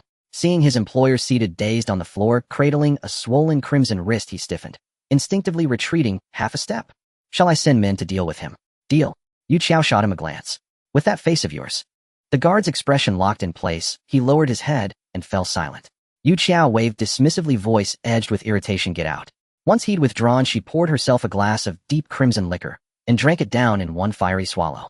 The burning liquid scorched her throat, yet failed to quell the restless storm within. She walked to the wall and tapped 3 precise quiet knocks upon an unassuming oil painting. A concealed panel sprang open, revealing a compact comms device. She pressed her thumb. Its violet screen flared to life. Moments later, the call connected. A cool, crystalline feminine voice filled the chamber. Qiao Qiao, calling this later, you in trouble? Lanjie, I've been bullied. Oh, her tone sharpened with intrigue. In Donghai City, who dares bully our little viper? A corporate syndicate or federal operatives? Neither. Yu Qiao extended a finger lightly, tracing the pulse point at her throat, where the memory of that man's killing chill still lingered. He's a fascinating younger brother. Young, ruthless, and utterly immune to my charm. Not even. Lanjie's soft laugh drifted across the line. A promising specimen indeed. So, you can't let it go? I want to lure him into the Nightingale Court. Yu Qiao stared intently at the screen, her gaze heavy with resolve. Don't rush. Lanjie yawned lazily. Since it's your quarry, sister naturally supports you. Still, Equalist Alliance and Kunlun Industrial have clashed fiercely lately. Several sisters are deeply troubled. Are you certain his background is clean? I'm not certain. Yu Qiao moistened her crimson lips. But this young wolfhound appears to be investigating the Equalist Alliance himself. Lanjie, I'd like to borrow your intelligence network. The network may be borrowed. Same old terms, mutual benefit. Her voice grew languid. The intel is yours, but the subject. When you tire of him, or fail to break him, send him to me. Rest assured, Lanjie. Once I've peeled away every scale from his hide, I'll deliver him to you. She severed the connection, then walked to the mirror, gazing at the swollen bruise on her wrist. She extended her tongue, brushing it slowly over the corner of her lip. And in the glass, the woman smiled. In the deep of night, in a dilapidated apartment, the living room remained unlit. The customized Tianshu light brain, costing 2 million star coins, projected a dim blue holographic force field. Su Xiaoya wore a neural capture ring, her fingers rapidly operating in the air. Thousands of disguised IPs surged with massive amounts of garbage data, forcefully assaulting the target's firewall. But the moment she touched the core folder of the Equality Association, an anomaly occurred. All resistance vanished into thin air. Su Xiaoya's level data sensing sounded a chilling alarm in her mind. This was not a breach. It was a trap nested within the underlying layer. The reverse tracking program quickly activated, directly crushing hundreds of disguised IPs. Immediately, destructive anti-tracking code began to reverse lock onto her real base station without regard for cost. The opposing side had top hackers on real-time duty, their computing power presenting a despairing, overwhelming momentum. The military-grade cooling system of the Tianshu light brain emitted sharp operational alarm sounds running at full capacity. Su Xiaoya gritted her teeth and did not immediately disconnect from the network. She mobilized 80% of her computing power to construct 7 data isolation walls along the path of the opponent's counterattack. In less than 10 seconds, the opponent destroyed 3 isolation walls in succession. Both sides engaged in a high-intensity battle for computing power at the underlying data port. The 90th second. The intense pressure had brought Su Xiaoya to the brink of her limits. The opponent's computing power surged again, preparing to completely net her. It won't be so easy to directly lock onto me. A stubborn, fierce intent flickered in Su Xiaoya's eyes. In the face of overwhelming computing power, retreat meant only a dead end. She completely abandoned defense, packing 2 high-risk logic bombs into a reverse tracking source directly interfacing with the opponent's main control tracking probe. The opponent's tracking program unmistakably locked onto this high-risk data packet. The logic bomb exploded with a bang. The massive garbled data instantly paralyzed the opponent's tracking port. The opponent's formidable computing power finally experienced a brief pause. Su Xiaoya immediately cut off all external networks, synchronously clearing all underlying exchange logs. The holographic screen went completely dark. 2 minutes of high-pressure offense and defense declared an end. The intrusion failed. Not only did the opponent fail to track her real coordinates, but she also reversed and destroyed a segment of the main control probe. Su Xiaoya removed the ring, her fingers trembling violently. Damn it. The boss had invested a significant amount of money to upgrade the equipment, and she fought with all her might for 2 minutes, yet she couldn't gather any intelligence from the Equality Association. This feeling of defeat brought a wave of panic to her heart. Just then she heard a faint click from the door lock.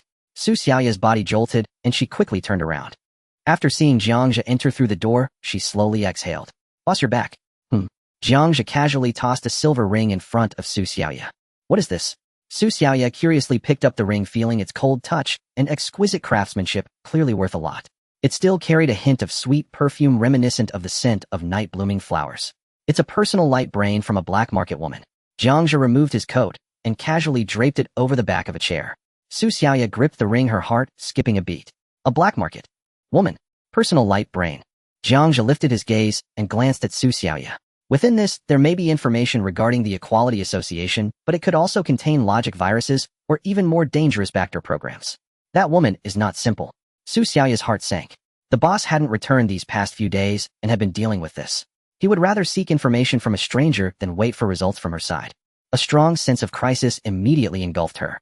She understood that her ability to stay here and treat her mother depended entirely on being useful. Now another channel for intelligence had appeared. If she couldn't prove her value, would she be replaced at any moment? The cold metal dug into her palm, yet it roused her weary mind.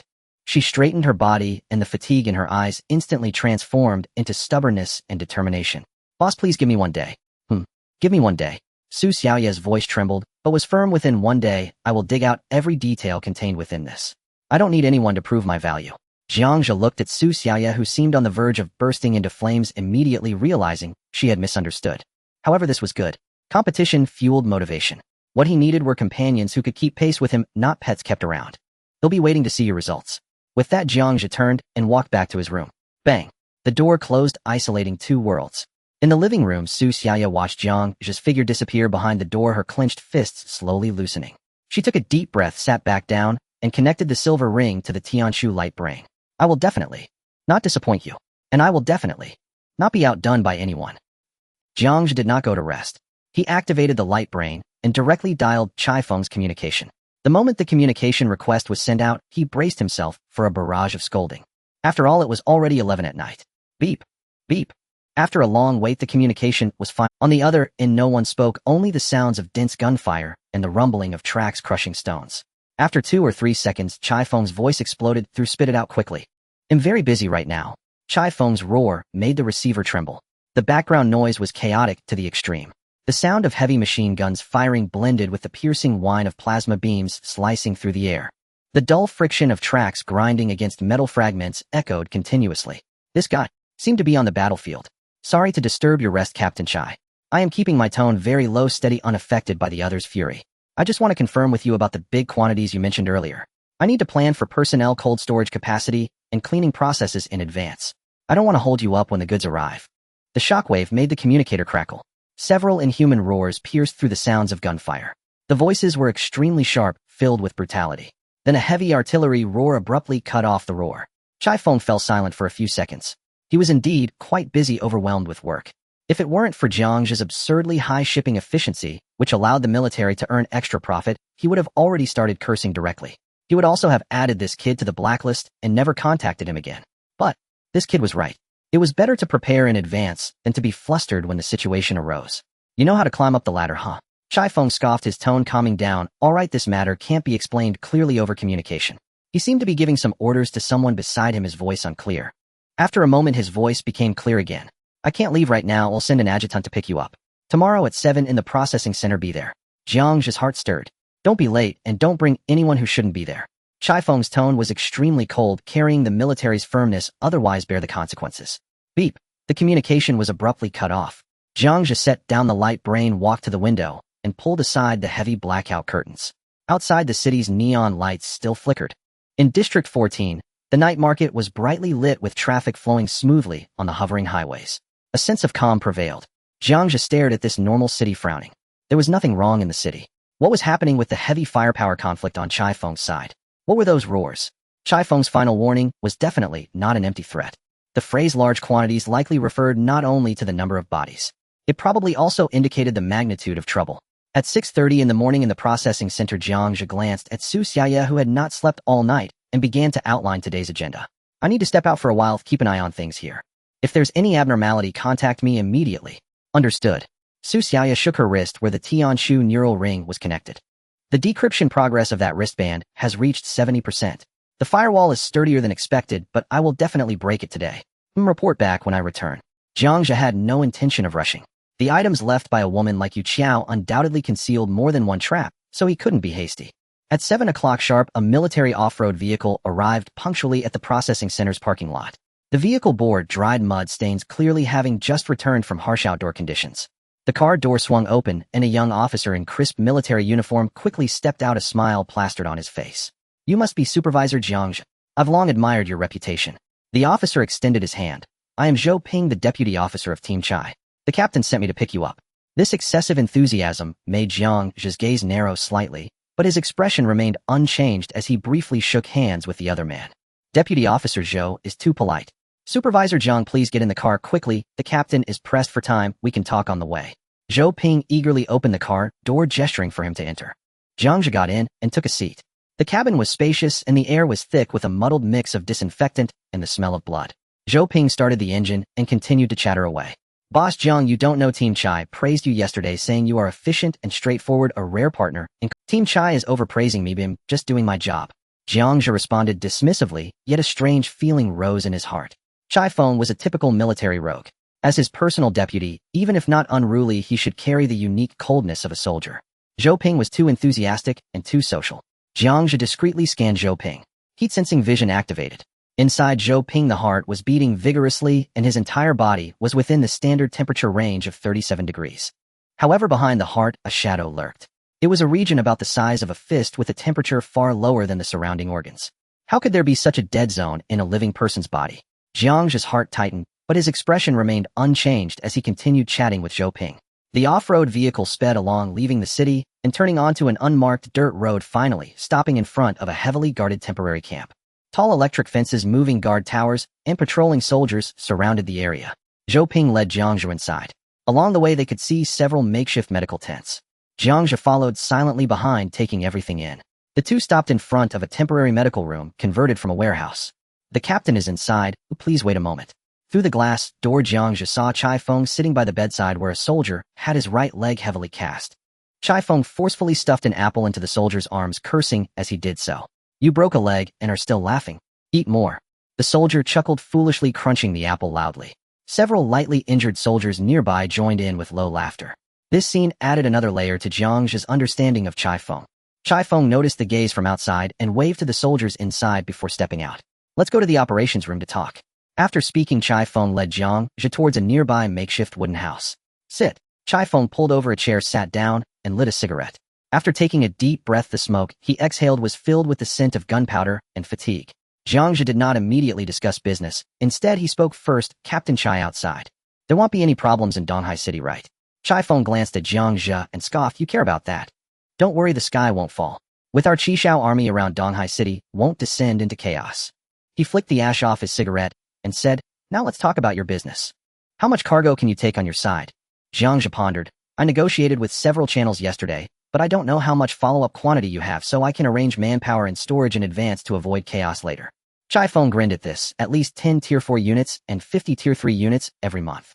How about that? Jiang Zhe silently estimated Li Wei had 5 units, and the black market's 3 people likely wouldn't be enough to distribute this amount. He was about to respond when there was a knock on the iron door of the operations room.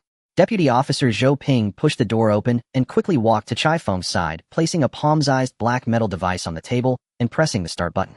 A semi-transparent ripple spread out, enveloping both Chai Feng and Zhou Ping completely. The light distorted severely as it passed through the force field. Their figures immediately twisted and blurred, and their voices were completely swallowed and silenced. After a moment, the ripple receded. Chai Feng waved his hand at Zhou Ping, ordering, let them wait. Yes. Zhou Ping stood at attention and saluted before turning to exit the operations room. The heavy iron door locked shut once more. What's the matter? Chai Feng took a puff of his cigarette, staring at Jiang Zhe through the smoke. Are you scared by this quantity? Jiang Zhe slowly shook his head. He met Chai Feng's gaze and asked a completely unrelated question. Captain Chai, if a person's body houses something else, do they still count as human? The moment he finished speaking, a palpable killing intent suddenly erupted from Chai Feng, pressing against Jiang Zhe's throat like a solid object. How do you know about that? Jiang Zhe sat upright, enduring the pressure that could crush an ordinary person. His gaze, please answer my question first. That thing, is it an enemy or one of us humans?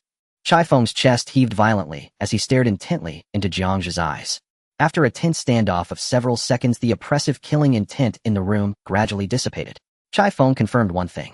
This young man before him was not fishing for information. He genuinely possessed some intelligence. Chai Feng pinched the half-burnt cigarette, letting the ash burn his fingers. We call it shurrying. 15 days ago, near-Earth orbit was struck by a meteor. Most were intercepted and destroyed by space-based weapons, but a small part of the alien spores carried by the meteor fell to the surface and survived. The spores invade the human body through direct contact, lying dormant near the host's organs. Initially, there are no symptoms. But once mature, they will devour the host's brain, nerves, taking over the entire body and transforming it into a breeding ground for more spores. Jiang Zhe instantly understood. So you were out last night? Exactly, Chai Feng interrupted in a deep voice. We are pursuing several mature forms. Now it's your turn to answer. What did you find out? Jiang Zhe paused for a moment. Directly pointing out Zhou Ping's question could likely trigger a trust crisis, with Chai Feng possibly even causing him to turn hostile on the spot. But this was also an opportunity to establish a genuine connection with the military. Captain Chai, I know what I'm about to say lacks evidence and might raise your suspicions. However, please be extra cautious of internal matters. Chai Feng's expression remained unchanged, but the fingers holding the cigarette tightened slightly. After a long silence, Chai Feng nodded. I understand. He stood up, throwing the burning cigarette, but to the ground, crushing it under his military boot. Zhou Ping. Here. The iron door opened, and Zhou Ping still wore that faultless, enthusiastic smile. Take Supervisor Jiang back. Yes, Captain. Zhou Ping stepped aside, extending his hand. Supervisor Jiang, this way, please. Jiang Zhe glanced at the expressionless Chai Feng, then at the smiling Zhou Ping, and nodded. All right, thank you, Deputy Officer Zhou. The off-road vehicle bounced along the dirt road, kicking up clouds of dust. Inside the car, Zhou Ping gripped the steering wheel, engaging in casual conversation with Jiang Zhe. Jiang, Supervisor, how did the chat with our captain go? Just now, even through the door outside the operations room, I sensed a killing intent. It didn't scare you, did it? Jiang Zhe gazed out at the desolate scenery, rushing by, letting out a sigh. I disappointed Team Leader Chai. My abilities are still too limited. The quantity he requested, I find it a bit overwhelming. Oh, don't say that. Zhou Ping immediately comforted him. Team Leader Chai is just used to being decisive. Business takes time, there will always be a way. You are so young and accomplished, your future is limitless. Jiang Zhe lowered his head, looking deeply affected, and did not continue the conversation. Seeing this, Zhou Ping wisely fell silent. The off-road vehicle continued to speed forward. Gradually, the surrounding scenery became increasingly desolate, with the most basic signs disappearing from both sides of the road. Jiang Zhe finally raised his head, breaking the silence in the car. Deputy Zhou, this isn't the road back to the urban area, is it? Creak. The tires screeched sharply against the dirt road as the off-road vehicle came to a steady stop in the middle of the wilderness. Zhou Ping released the steering wheel, looking at Jiang Zhe with interest. Where did I expose myself? Jiang Zhe pushed open the car door and jumped out. The dry wind whipped his hair as he stood among the wild grass, staring at the creature inside the car that wore a human skin. It seems you devoured Zhou Ping's brain, but failed to comprehend that human thought processes are never singular. Zhou Ping followed suit and got out of the car. Jiang Supervisor, could you be more explicit? My brain isn't functioning well. The pitch-black biological armor surged forth from Jiang Zhe's skin, covering his entire body in the blink of an eye. A half-meter-long high-frequency blade quietly sprang out, its edge covered with micrometer-sized serrations, buzzing ominously in the air. I do not have the habit of explaining myself to enemies. Heh. Zhou Ping let out a low laugh, the sound sharp and strange, entirely detached from human vocal structure. Very well. Once you become one of us, I will naturally know what is on your mind. Before the words fell, Zhou Ping's right arm, suddenly, a menacing bone scythe covered in pale shells burst forth from within, letting out a shriek that tore through the air, aimed directly at Jiang Zhe's head. Faced with this sudden lethal strike, Jiang Zhe stepped back, with his left foot, his body sinking slightly, and swung his arm covered in pure black armor to smash back. Clang! The deafening sound of metal clashing exploded across the wilderness. The black armor collided fiercely with the white bone, sending forth a shower of dazzling sparks. The recoil force surged through his legs, causing the cracked ground beneath Jiang Zhe to spread outwards in an instant. Such hard bones. In Jiang Zhe's thermal vision, behind a boulder several dozen meters away, Chai Feng's intense body heat signal was clearly visible. This battle was not only a practical test, but also a performance for Chai Feng. The trump card of the devouring talent must not be exposed. After failing to land a hit, a flicker of astonishment crossed Zhou Ping's eyes, which soon morphed into a sickly. The combat suit on his back literally burst open, his spine protruding sharply as four flexible bone whips covered in barbs violently lashed out towards Jiang Zhe. At the same time, the front end of the pale bone scythe on his right arm suddenly split open, shooting out dozens of dark green sharp bone spikes that covered all of Jiang Zhe's escape routes. Jiang Zhe could not help but sneer inwardly. With a Tier 3 physical constitution, his combat intelligence was pitifully low. It seemed the parasite only seized the shell and did not inherit Zhou Ping's combat instincts from his lifetime. On the pure black armor covering Jiang Zhe's body, countless fine scales instantly emerged, vibrating rapidly, as if alive. Clink, clink. The bone spikes capable of piercing steel plates were instantly deflected upon hitting Jiang Zhe's body thanks to the rapidly vibrating scales, leaving not even a single white mark. Withstanding this barrage, Jiang Zhe pivoted his body around the arm blade, violently sweeping away two of the incoming bone whips. His left hand grabbed the door of the off-road vehicle beside him, fingers straining as he yanked it. Boom. The heavy military-grade bulletproof door was torn off by him, used as a giant shield, and smashed toward Zhou Ping's face. Caught off guard, Zhou Ping could only cross his arms in defense. What Jiang Zhe wanted was just that half-second of visual blind spot. He pressed down with his body and shot out close to the ground, swiftly closing in on Zhou Ping. Zhou Ping's pupils constricted. It was already too late to retreat. Jiang Zhe's figure flashed past him from below. The pitch-black arm blade sliced through Zhou Ping's chest cleanly and decisively. A deep wound visible to the bone stretched from his abdomen to his neck. But there was no blood. Beneath the curling flesh, countless writhing white mycelia frantically grew, instantly entangling Jiang Zhe's arm blade. Useless.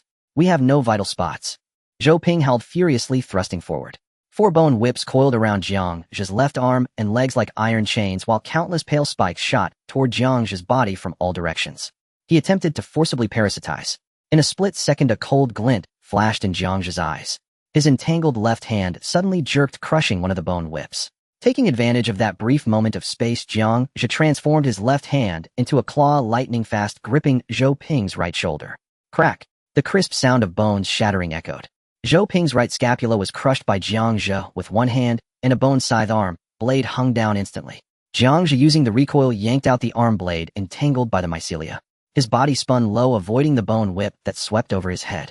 The arm blade in hand plunged into the shifting shadow within Zhou Ping's body. This time the sound of the arm blade entering flesh was entirely different. Deep within the wound, a sticky, disgusting mass of flesh was directly pierced through by the buzzing arm blade. How did you find out? Zhou Ping lowered his head in a daze, staring at the penetrated core. The remaining mycelia within his body were still desperately trying to repair, but under the micrometer serrations vibrating at high frequency, the core was being crushed bit by bit. A piercing, inhuman scream tore through the wind of the wilderness. Losing control of the core, Zhou Ping's shell completely went berserk. The remaining three bone whips lashed around indiscriminately against the ground, sending dirt flying everywhere. Jiang Zhe decisively withdrew his blade. In the next second, the crushed mycelial core within Zhou Ping's body exploded. Black rotten flesh and viscous liquid sprayed out. Among the chunks of flesh, a cloud of spore mist quietly drifted toward the nearby Jiang Zhe. They landed on the pure black biological armor, desperately searching for gaps to burrow into the flesh. However, just as they made contact with Jiang Zhe's body surface, the spores didn't even have time to struggle before being instantly decomposed and devoured. A faint warm current seeped into Jiang Zhe's body through his skin. Jiang Zhe's heart stirred slightly, just as he intended to sense this foreign energy. The steady sound of military boots echoed from behind a massive boulder not far away. Chai Feng emerged holding half a cigarette in his mouth, his face clouded with gloom. He glanced at the corpse on the ground, which had turned into a puddle of mud, his expression extremely complex. Damn it. So it really got infected. He then turned his gaze to Jiang Zhe, exhaling a thick cloud of smoke. Your strength is well hidden, isn't it? Though Zhou Ping was parasitized by devouring shadow, his combat intelligence decreased significantly. His body was still based on Tier 3. Chai Feng had been ready to intervene, but he didn't expect this young man to handle it alone. Jiang Zhe released the biological armor from his body, his complexion slightly pale, controlling his breathing frequency, looking like he had expended a great deal of energy. If my strength were too weak, Manager Liu wouldn't have chosen me back then. Just lucky. Chai Feng nodded in response, no longer dwelling on the issue of strength. A kid who could replace old Sun in position was normal to have a few secrets. As long as this kid didn't engage in anti-human activities, he was too lazy to care. Chai Feng pointed at the corpse on the ground. I will take him away. Of course. Chai Feng took a final drag of his cigarette, crushing the butt beneath his foot, his tone clearly irritated. Damn it, I just got sidetracked by you. Oh, I completely forgot the main issue. How much can you actually handle on your side? Jiang Zhe thought for a moment before slowly responding. It's not a matter of whether I can handle it, it's just not enough. Chai Feng raised an eyebrow. I have more than one channel at hand. The quantity you provided may not be sufficient for them to divide. Chai Feng's eyelids flickered as he looked at the ambitious young man before him, suddenly breaking into a smile. That smile carried the unique appreciation and audacity of a soldier. All right, quite bold. Tonight I'll have someone deliver the first batch to you. Chai Feng extinguished the cigarette, but his smile fading. However, during this time, don't contact me without a good reason. I will be quite busy. Understood. Jiang Zhe glanced around and continued, but team leader Chai, it's still over 100 kilometers to the city. You can drive the car away. Chai Feng waved his hand. When the goods are delivered tonight, I will have someone drive it back. Jiang Zhe nodded, saying no more, and turned toward the off-road vehicle, starting it up and speeding away. In the wilderness, only Chai Feng remained. He watched the dust raised by the vehicle's tail, and then looked down at Zhou Ping's face, which had long since become unrecognizable. After a long time, Chai Feng squatted down, prying a bloodstained military tag from Zhou Ping's body. He rubbed his thumb hard against the dried black blood on it. Zhou Ping, how the hell did you get infected? Chai Feng suddenly clenched his fist, gripping the military tag tightly in his palm. Damn those alien scum. The military off-road vehicle raced wildly down the abandoned highway, tires kicking up large clouds of sand and gravel. Jiang Zhe gripped the steering wheel, savoring the sensation of the devoured spores from earlier. It was too weak. That warmth felt like an illusion. After seeping into his body, it vanished without a trace, let alone bringing any substantial evolution. Was it because the amount was too small? Or was it unable to be directly transformed? Jiang Zhe leaned toward. As for why Zhou Ping was infected, it was likely similar to his own case, being contaminated by the spore mist that erupted upon the death of the alien species during their battle. Chai Feng, it's not that I don't want to tell you. It's just that if I do, as someone who also came into contact with the spores for safety, Sake, I probably have to be isolated and observed for a while. I hope you take some precautions and don't end up like that unfortunate deputy. While he pondered, the light computer on his wrist suddenly vibrated. The incoming call on the screen made Jiang Zhe raise his eyebrows slightly. Lu Qingji. News from outside the center reached Lu Qingji so quickly. Was it Jiang Shan? Or did the center have other spies? In a flash, Jiang Zhe made his decision. No matter what it was, he had to take the initiative. Jiang Zhe answered the call, and without waiting for the other party to speak, jumped in first. Manager Liu. I have an urgent matter to report to you. On the other end, Lu Qingji, who was about to reprimand him, was visibly taken aback. The scolding that was on the tip of his tongue abruptly stifled. Jiang Zhe, you better really have something important. I do have something important, Manager Liu. Jiang Zhe maintained his pace. I came into contact with the military channel left by Supervisor Sun, specifically from the Qishao army. Oh, doing side jobs. Jiang Zhe, I promoted you not to have you emulate Sun Dazhuang to earn extra money. If this so-called important matter is just this, then you. No, Manager, let me explain. Jiang Zhe interrupted again. The Qishao army is currently purging a parasitic alien species codenamed Shuriying. This thing can invade the human body, devouring the host consciousness, and is extremely difficult to identify. The most critical part is, I just saw with my own eyes that there are already infected individuals within the military. A long silence followed. Lu Qingji had initially received a report from a spy that Jiang Zhe had boarded a military vehicle early in the morning and had no known whereabouts. He was preparing to reprimand him and probe whether Jiang Zhe was involved with the Tianjin division. But now this intelligence about Shuriying shattered all his calculations and suspicions. A new type of parasitic alien species. Military internal strife. Such intelligence made Jiang Zhe's disappearance seem trivial even if he dismantled the processing center in the face of these matters. As Jiang Zhe estimated the time, noticing the breath of the person on the other end becoming hurried, he suddenly added, "By the way, Manager Liu, did you call me for any important matter?" Liu Qingji fell silent again, feeling a lump in his chest stuck between going up and down. He certainly couldn't say he suspected Jiang Zhe of skipping work to collude with the Tianjin division and come to check up on him. In the face of the crisis posed by Shuriying, such reasoning seemed incredibly childish and ridiculous. After holding back for a long time, Liu Qingji finally squeezed out a sentence. "I heard you're not at the center. I'm confirming your safety." "Oh, Manager Liu, look at how well I'm handling this." "Thank you for your concern, Manager. I'm quite safe, just a bit startled by the military's display. But it's still my fault for not informing you in advance about my outing. I will reflect on that. I will definitely submit a written explanation to you when I return to the center." Listening to Jiang Zhe's stream of polite remarks, Liu Qingji felt as if he had punched a wall of cotton, his frustration unable to escape. All the reprimands and probes he had prepared suddenly became unspeakable. "All right, pay attention next time." Having said that, he unilaterally ended the call. In the office of the logistics manager at Kunlun Industries, Liu Qingji stared at the darkened light screen, his expression grim. He meticulously reviewed the situation. From the moment Jiang Zhe answered the call, he had completely lost his rhythm. Jiang Zhe had spoken first, mentioning urgent matters, directly blocking his path of accountability. Then, using military channels as bait, he deliberately led Liu Qingji to think of doing side jobs, and when Liu Qingji snapped, used Shuriying to overturn the nature of the conversation. Everything was intricately linked, each step carefully calculated. He even suspected that Jiang Zhe had foreseen that he would call to check up, and that this entire script had been prepared in advance. Could such meticulous plotting really be orchestrated by an 18-year-old high school senior? If Jiang Zhe had rehearsed this scene in advance, then this kid's scheming was far too deep. But he couldn't delve deeper. The most important thing now was the intelligence Jiang Zhe had just reported. Shuriying. Parasitic. Internal infection. This was beyond his level of handling. Liu Qingji steadied his mind and immediately dialed the communication channel of Steward Chun. After a round of transfers, the light screen lit up again. A kind, elderly face appeared on the screen. It was Lu Zongyuan, one of the directors of Kunlun Industries. "Qingji, what is it?" "Lu Lao?" Liu Qingji bowed slightly. "I have urgent intelligence to report to you. About a new type of parasitic alien species called Shuriying." He didn't dare embellish it. He recounted Jiang Zhe's words verbatim. He initially thought Lu Lao would be furious, but there was not a hint of surprise in those murky eyes. "I knew about Shuriying 2 weeks ago." You already knew." Liu Qingji's heart sank, cold sweat instantly pouring down his back.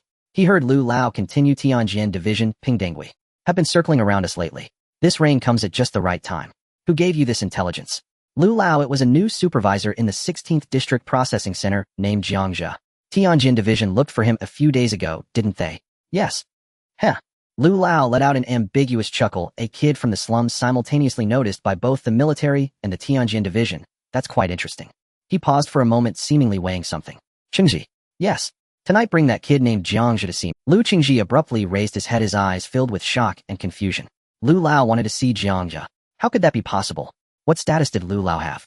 One of the directors of Kunlun Industries, a figure at the top of the federal power pyramid. Let alone a small supervisor, even he, as a regional logistics manager, would only have a chance to report in person once a year unless there was an urgent matter. This was unreasonable. It completely broke the rules within the consortium. But he dared not question, not a word. "Yes, Lu Lao. I will arrange it immediately." By the time he returned to the processing center, it was already 2 o'clock in the afternoon. Jiang Zhe didn't rush upstairs. Instead, he took a detour to the transportation area.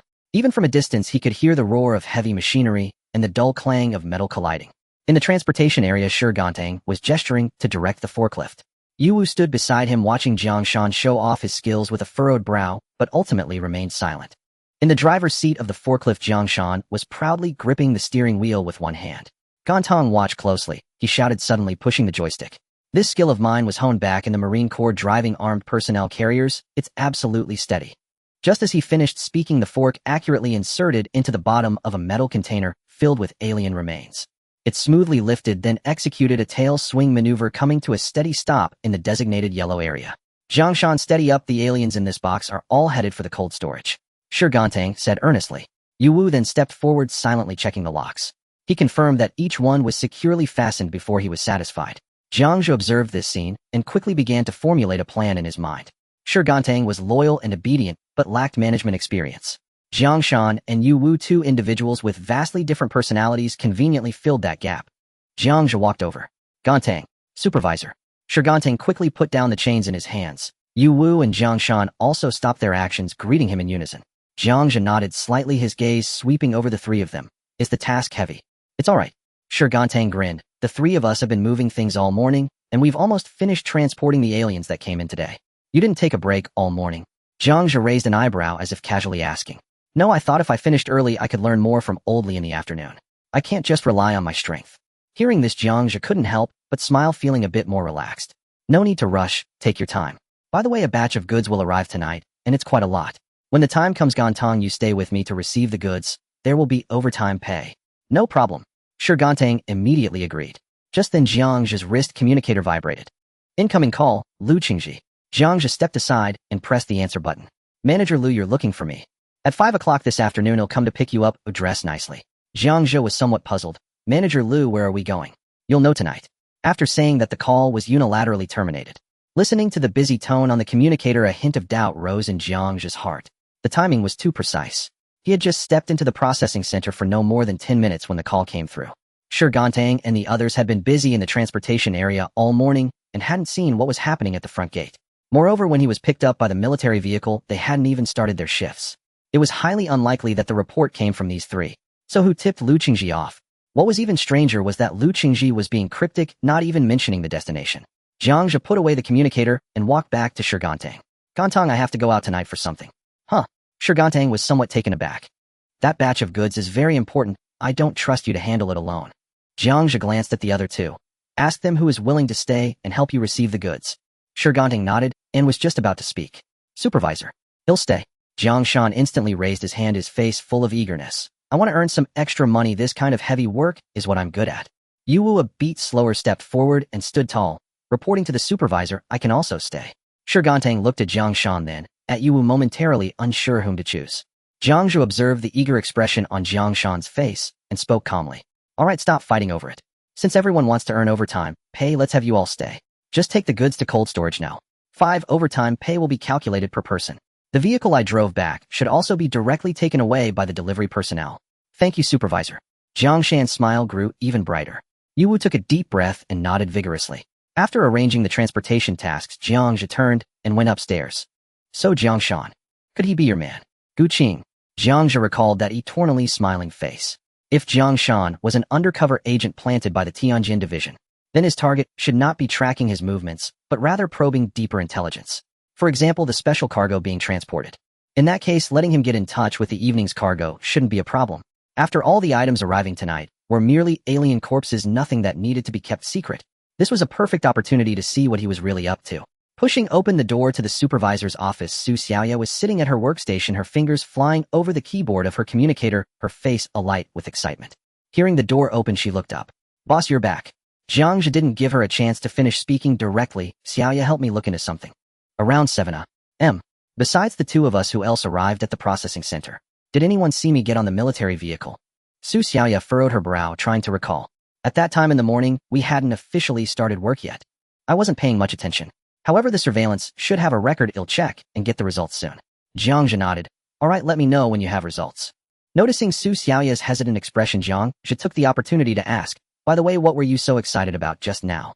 Boss, the silver bracelet you gave me yesterday, I've cracked it. Jiang Zhe's lips curled into a slight smile. Good, let me see your results. Su Xiaoya immediately stood up and moved aside, eager to demonstrate.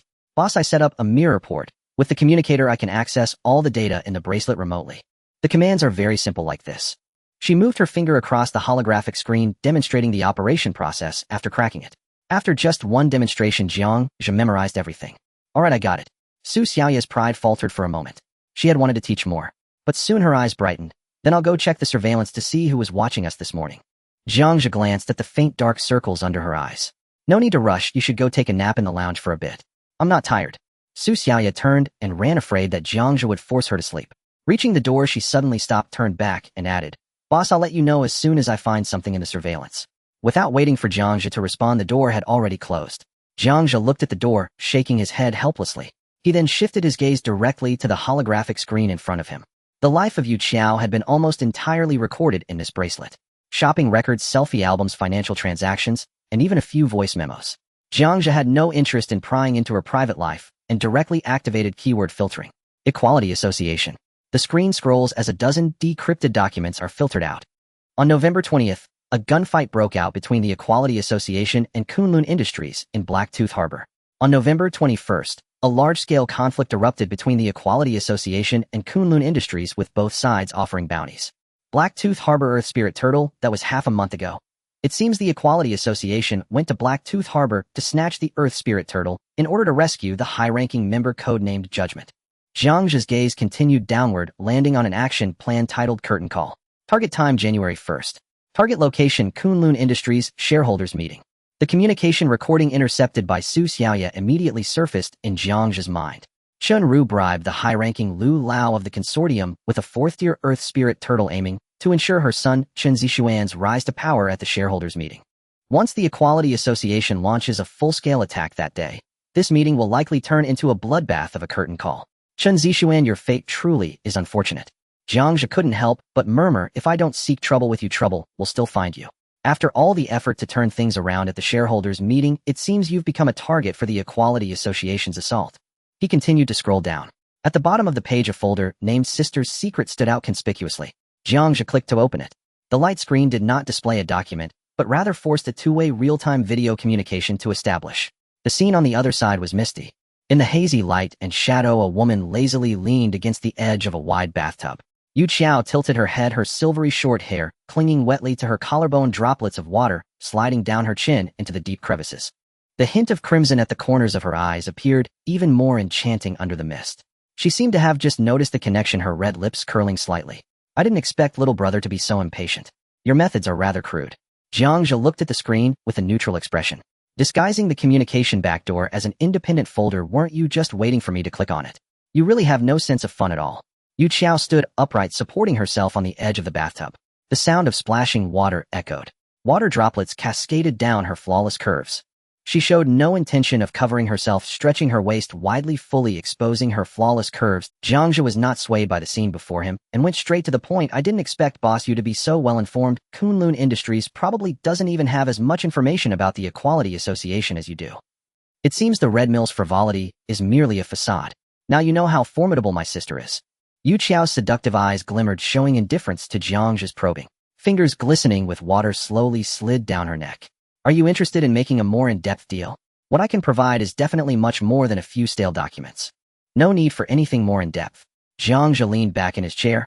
I'm just curious how a black market boss has such grasp of the movements of the Equality Association. Your Red Mill is probably more than just a den of iniquity. It resembles an intelligence node for some major force, doesn't it? Yu Qiao maintained her smile. Little brother Jiang, your imagination is quite rich. I'm just a weak woman who welcomes and sends off guests. How could I have such capability? A weak woman. Jiang Zhe leaned back in his chair and couldn't help but chuckle. Knowing so many secrets and still living so comfortably, I can hardly believe what you say.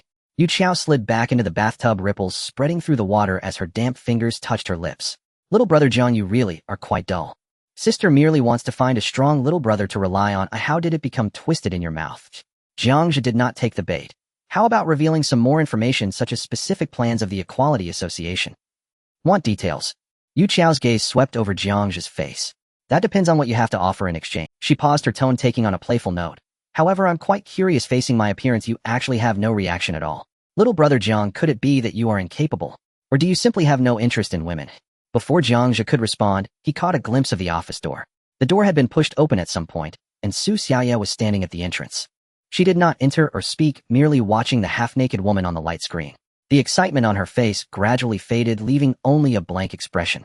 Those eyes stared fixedly at the screen, unsure if they were gazing at Yu Qiao or Jiang Zhe. Jiang Zhe withdrew his peripheral vision and turned back to the screen, showing Yu Qiao. Since you don't intend to provide any substantial information, let this performance come to an end. So heartless. Yu Qiao pouted. Then I'll be expecting your visit tomorrow night. We mustn't miss each other. Jiang Zhe did not give her another chance to speak and directly cut off the communication. Come in. The outside fell silent for several seconds. Su Xiaoya pushed open the door, lowered her head, and walked to the desk before coming to a halt. The one just now was Yu Qiao, the owner of the Red Mill, the holder of the wristband.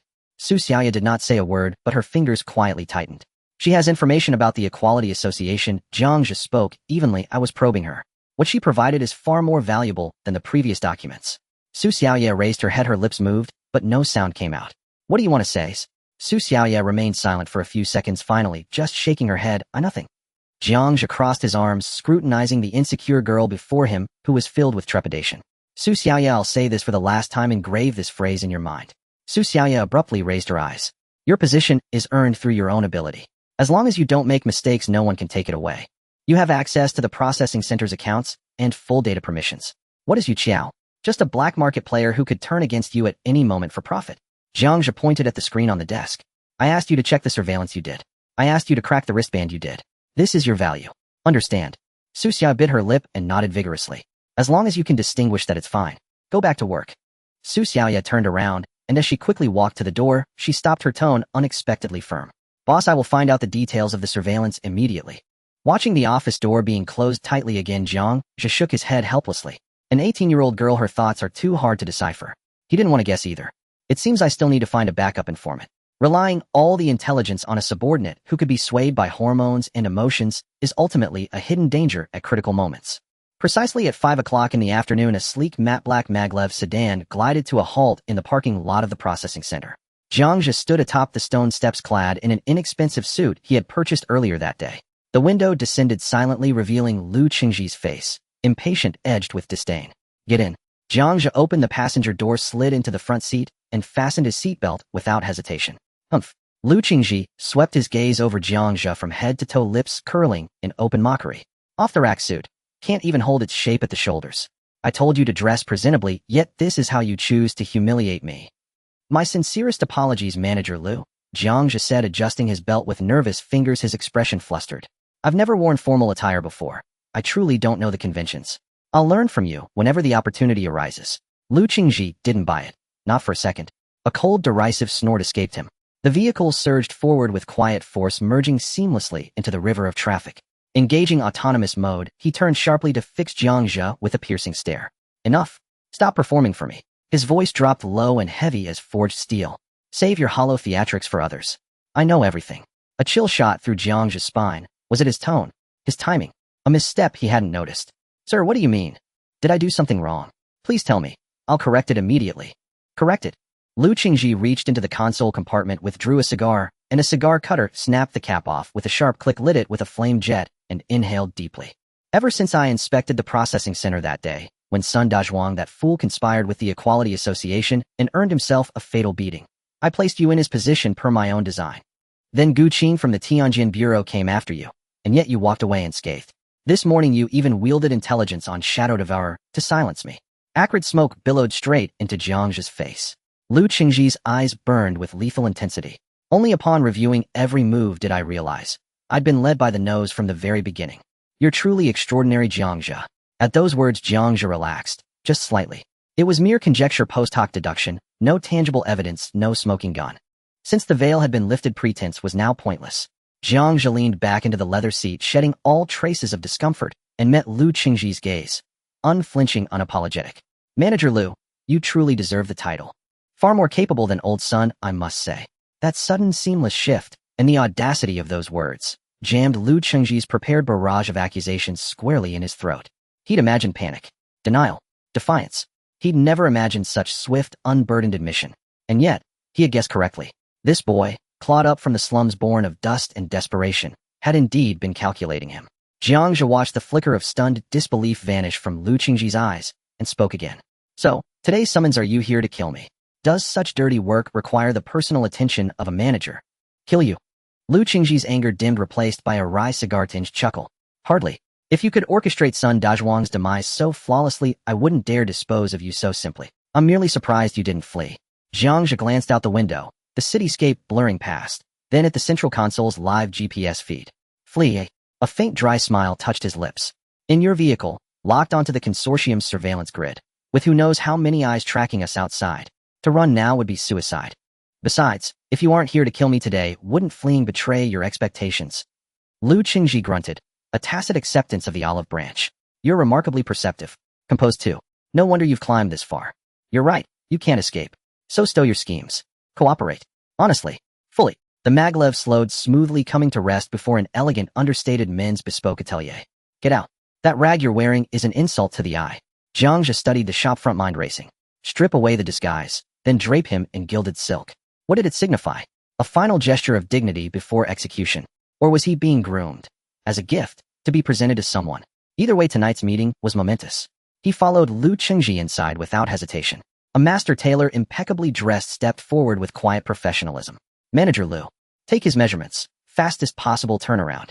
Understood. Having issued the order, Lu Qingji strode to a supple leather sofa and closed his eyes, withdrawing into stillness. Jiang Zhe stepped onto the scanning platform as instructed. If they weren't killing him, but instead refining him, then he still held value. And value meant leverage. The ring-shaped scanner whirred to life. Crisscrossing beams of cobalt light traced his form, capturing every anatomical nuance. Muscle density, joint articulation, skeletal alignment. 10 minutes later, a custom-fitted pitch-black nanocomposite suit arrived. Seamless, precise, engineered to the micron. Light as air, yet responsive to every flex, every pivot of his body. Its fabric shimmered faintly under the ambient light, a deep liquid obsidian, accentuating his lean, taut frame and lending him an aura of coiled, silent authority. The terminal flashed a 7-figure invoice. Without blinking, Lu Qingji tapped his wristband. Payment confirmed instantly. He glanced at Jiang Zhe, once curt and unreadable. Back in the car, Jiang Zhe stepped out, suspicion deepening. Lu Qingji's manner remained abrasive, but never once had murderous intent flickered in his gaze. Who then awaited them tonight? Could it be his superior, the consortium shareholder known only as Elder Lu, whose voice had echoed in Chun Ru's incriminating recording? Settling into the passenger seat again, Jiang Zhe chose to press forward. Manager Lu, suit acquired. May I now inquire about our destination? Lu Qingji gripped the steering wheel, voice clipped and icy. Silence. You'll know when we arrive. Jiang Zhe merely smiled, soft, unruffled. How thoughtful of you, Manager Lu, providing wardrobe and chauffeur service. You even seem to know precisely when I'll return to the processing center. Your informants are remarkably diligent. Lu Qingji let out a short, contemptuous laugh, as if amused Jiang Zhe had taken so long to notice. You mean Li Mei from logistics? If she bothers you, eliminate her yourself. I won't object. Assuming, of course, you live long enough to act. With one sentence, a life was reduced to disposable collateral. Jiang Zhe said nothing more, merely turned his gaze to the passing city lights. He had his answer. Lu Qingji was sharp, ruthless, but within the consortium, he remained little more than a well-trained hound obeying commands from the shadows. Every move today, the confrontation, the exposure, the redressing, had been orchestrated by the hand behind him. 30 minutes later, the vehicle entered Donghai City's 3rd district, the enclave of the ultra-wealthy. Towering steel forests gave way to secluded gardens and freestanding villas. Building density, thin space, expanded, silence deepened. The car decelerated, gliding to a stop before a 3-story villa, vast, secluded, enveloped by ancient, dense woodland. We've arrived. Lu Qingji killed the engine, but made no move to exit. He turned slowly, fixing Jiang Zhe with a look layered with warning, grim satisfaction, and buried beneath both a fleeting, venomous envy. You are to meet Lu Zongyuan, director of Kunlun Industrial Group. Elder Lu. Lu Zongyuan, the very man named in Chun Ru's recording, promised the heartblood of a 4th-tier earth spirit tortoise in exchange for his endorsement. Jiang Zhe nodded inwardly. So it was him. Lu Qingji opened his door, smoothed his tie, and cast one last appraising glance down at Jiang Zhe, like a handler inspecting a weapon before deployment. Use that silver tongue of yours wisely. Perhaps it will grant you a dignified end. The gates of the villa slid open to both sides. A butler in a tailcoat stood at the bottom of the steps, hands clasped, standing still. As the headlights of the car dimmed, he slightly bowed. Manager Lu, Mr. Jiang, please follow me. Manager Lu Qingji quickly walked forward, slightly bowing to the butler. Thank you, Butler Chun. You're too kind, Manager Lu. Butler Chen replied before turning to lead the way. The three of them walked through a long corridor covered with a hand-woven carpet, the sound of their footsteps completely absorbed by the carpet, leaving only the sound of their breathing in the quiet surroundings. Jiang Zhe walked at the back, his gaze sweeping around. On the walls hung genuine artifacts from the old federal era, and at the corner stood the extinct plant Blue Moon Queen. Every 5 meters there was a surveillance camera locking onto anyone approaching without dead angles. He did not activate thermal vision. In a place like this, any unnecessary probing was tantamount to suicide. Lu Qingji lagged half a step behind the butler, taking the chance to turn back and warn Jiang Zhe in a hushed voice. Once we're inside, just answer whatever Lu Lao asks without trying to be clever. Jiang Zhe couldn't be bothered to respond and remained silent. After passing through 2 corridors, the three stopped in front of a 3-meter-high double door made of mahogany. 2 war machines stood in front of the door. They were over 2.5 meters tall, their heavy alloy bodies devoid of unnecessary decorations, designed solely for extreme lethality. The upper half of a head was replaced by a tactical helmet, and behind the faceplate was a single scarlet scanning eye that rotated silently. At the end of its sturdy mechanical arm was integrated a high-frequency, vibrating blade and a miniature Vulcan cannon. Giant Spirit Guardian. Lu Qingji blurted out, his voice tense. Butler Chen turned slightly. The sir is waiting in the study. I will leave you here. Lu Qingji quickly responded, thank you, Butler Chen. The butler nodded slightly, and then turned to leave silently. Lu Qingji took a deep breath, adjusted his expensive suit and tie, and prepared to push the door with a smile. Halt! The giant spirit guardian on the left raised its composite weapon arm, blocking Lu Qingji's path. The cold barrel of the gun was less than 10 centimeters from the tip of his nose. Lu Qingji's smile froze. I am Lu Qingji from the logistics department, sent by Lu Lao with instructions to bring someone. I know who you are, Manager Lu. The giant spirit guardian's scarlet electronic eye locked onto Lu Qingji.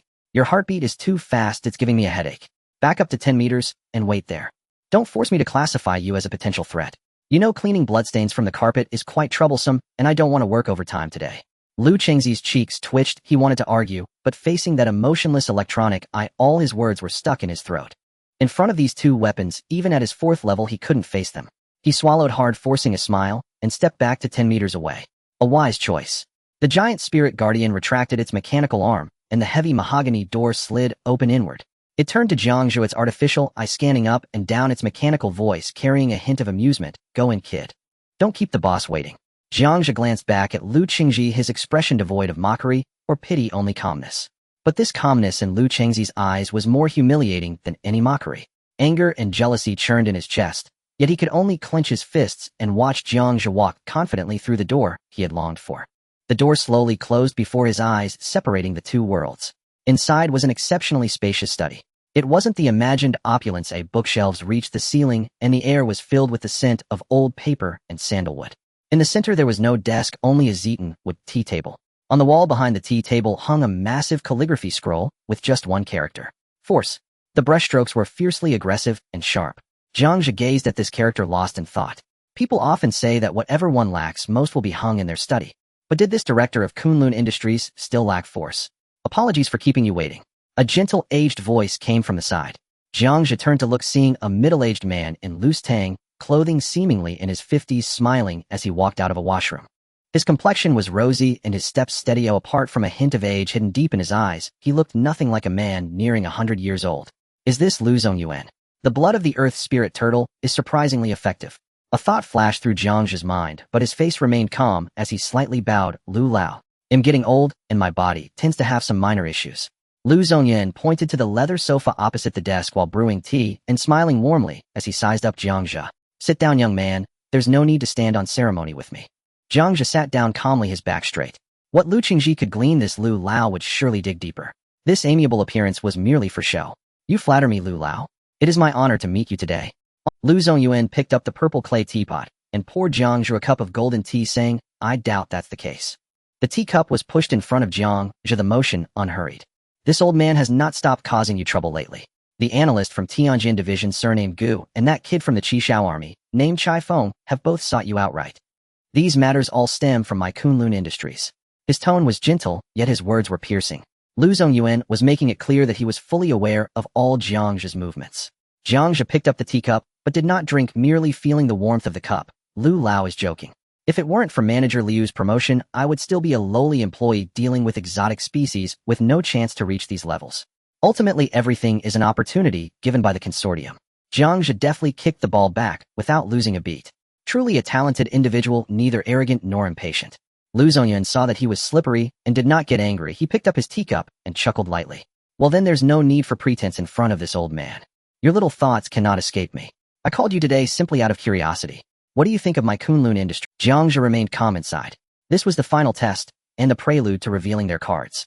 Meeting Lu Zongyuan's seemingly murky yet sharp eyes, his tone was very flat. The consortium has given me a job and a ladder for promotion. For me, it is a place to settle down and make a living. Lu Zongyuan listened without commenting, leaning back in his chair, raising his teacup and leisurely sipping. After a long while, he set down his teacup and continued, Chun Russ' son Chen Zixuan is in the same school as you, right? Given his behavior in school, I hardly think Kunlun Industries holds a good impression in your mind. The topic abruptly shifted to Chen Zixuan, leaving the study silent except for the sound of boiling water in the purple clay teapot. Facing Lu Zongyuan's seemingly murky, yet subtly bright eyes, Jiang Zhe remained silent for a moment before calmly admitting, You are right. Chen Zixuan is indeed a detestable waste. Lu Zongyuan's hand that was pouring tea paused for half a second. The old man fixed his gaze on Jiang Zhe, the smile on his face widening richer than before. He raised his hand, signaling Jiang Zhe to continue. Jiang Zhe looked at the tea, continuing. However, an individual's character does not represent the entire consortium. In my view, Kunlun Industries is an efficient and intricate vast system. A defective part, regardless of its surname or who stands behind it, will eventually be ruthlessly replaced by the system. He paused and added, whether it is him or Sundazhuang. Clap, clap, clap. Lu Zhongyan set down his teacup and gently applauded, his face full of appreciation. An interesting answer. So why do you think the consortium, or I would allow this defective part to remain in the system? This question was even more deadly than the previous one. Jiang Zhe lowered his eyelids, sinking into thought. What was Lu Zongyuan's intention in asking this? According to the recording intercepted by Su Xiaoye, he had clearly promised Chen Ru to protect Chen Zixuan at the shareholders' meeting. For profit, or for personal connections. No, at Lu Zongyuan's level, he had long since discarded such cheap things. Jiang Zhe's gaze unwittingly drifted to the aggressive calligraphy on the wall. A bold guess emerged. Could it be? For power? Ha! Ha ha! Lu Zongyuan suddenly burst into hearty laughter. The laughter was deep and resonant, causing the tea to ripple entirely unlike a man nearing 100 years old. While laughing, he pointed at Jiang Zhe, nodding repeatedly. Good. Well said. After laughing for a while, he finally stopped, watching Jiang Zhe with keen interest. Then tell me deeper, whose power is it? Jiang Zhe decisively shook his head. My knowledge is limited, and if I ponder further, it would only lead to baseless conjectures, adding to my troubles. Speaking with 7 parts full, and leaving 3 parts for the other party to savor, was the most prudent way to act. Cunning. Lu Zongyuan saw through Jiang Zhe's thoughts, yet was not angry. He picked up the teacup. You are right, bit is power, but not from within the consortium, rather from the outside. Being among the lower ranks, you should be quite clear about how those outside criticize us in the consortium, right? Jiang Zhe did not respond, merely nodding silently. Lu Zongyuan did not need him to answer, and continued speaking. They say we are parasites, vampires. They say we cling to the bones of the Federation, sucking their marrow, blocking everyone's path to survival. That's how they see us, right? But what is the truth? The study fell silent again, the aroma of tea wafting gently. Jiang Zhe's back tensed. He knew this old man was preparing to throw out a topic heavy enough to crush. Why share this with himself? Was he trying to shift the blame, or to clear his own responsibility? Lu Zongyuan took a sip of tea, his gaze distant, as if lost in memory.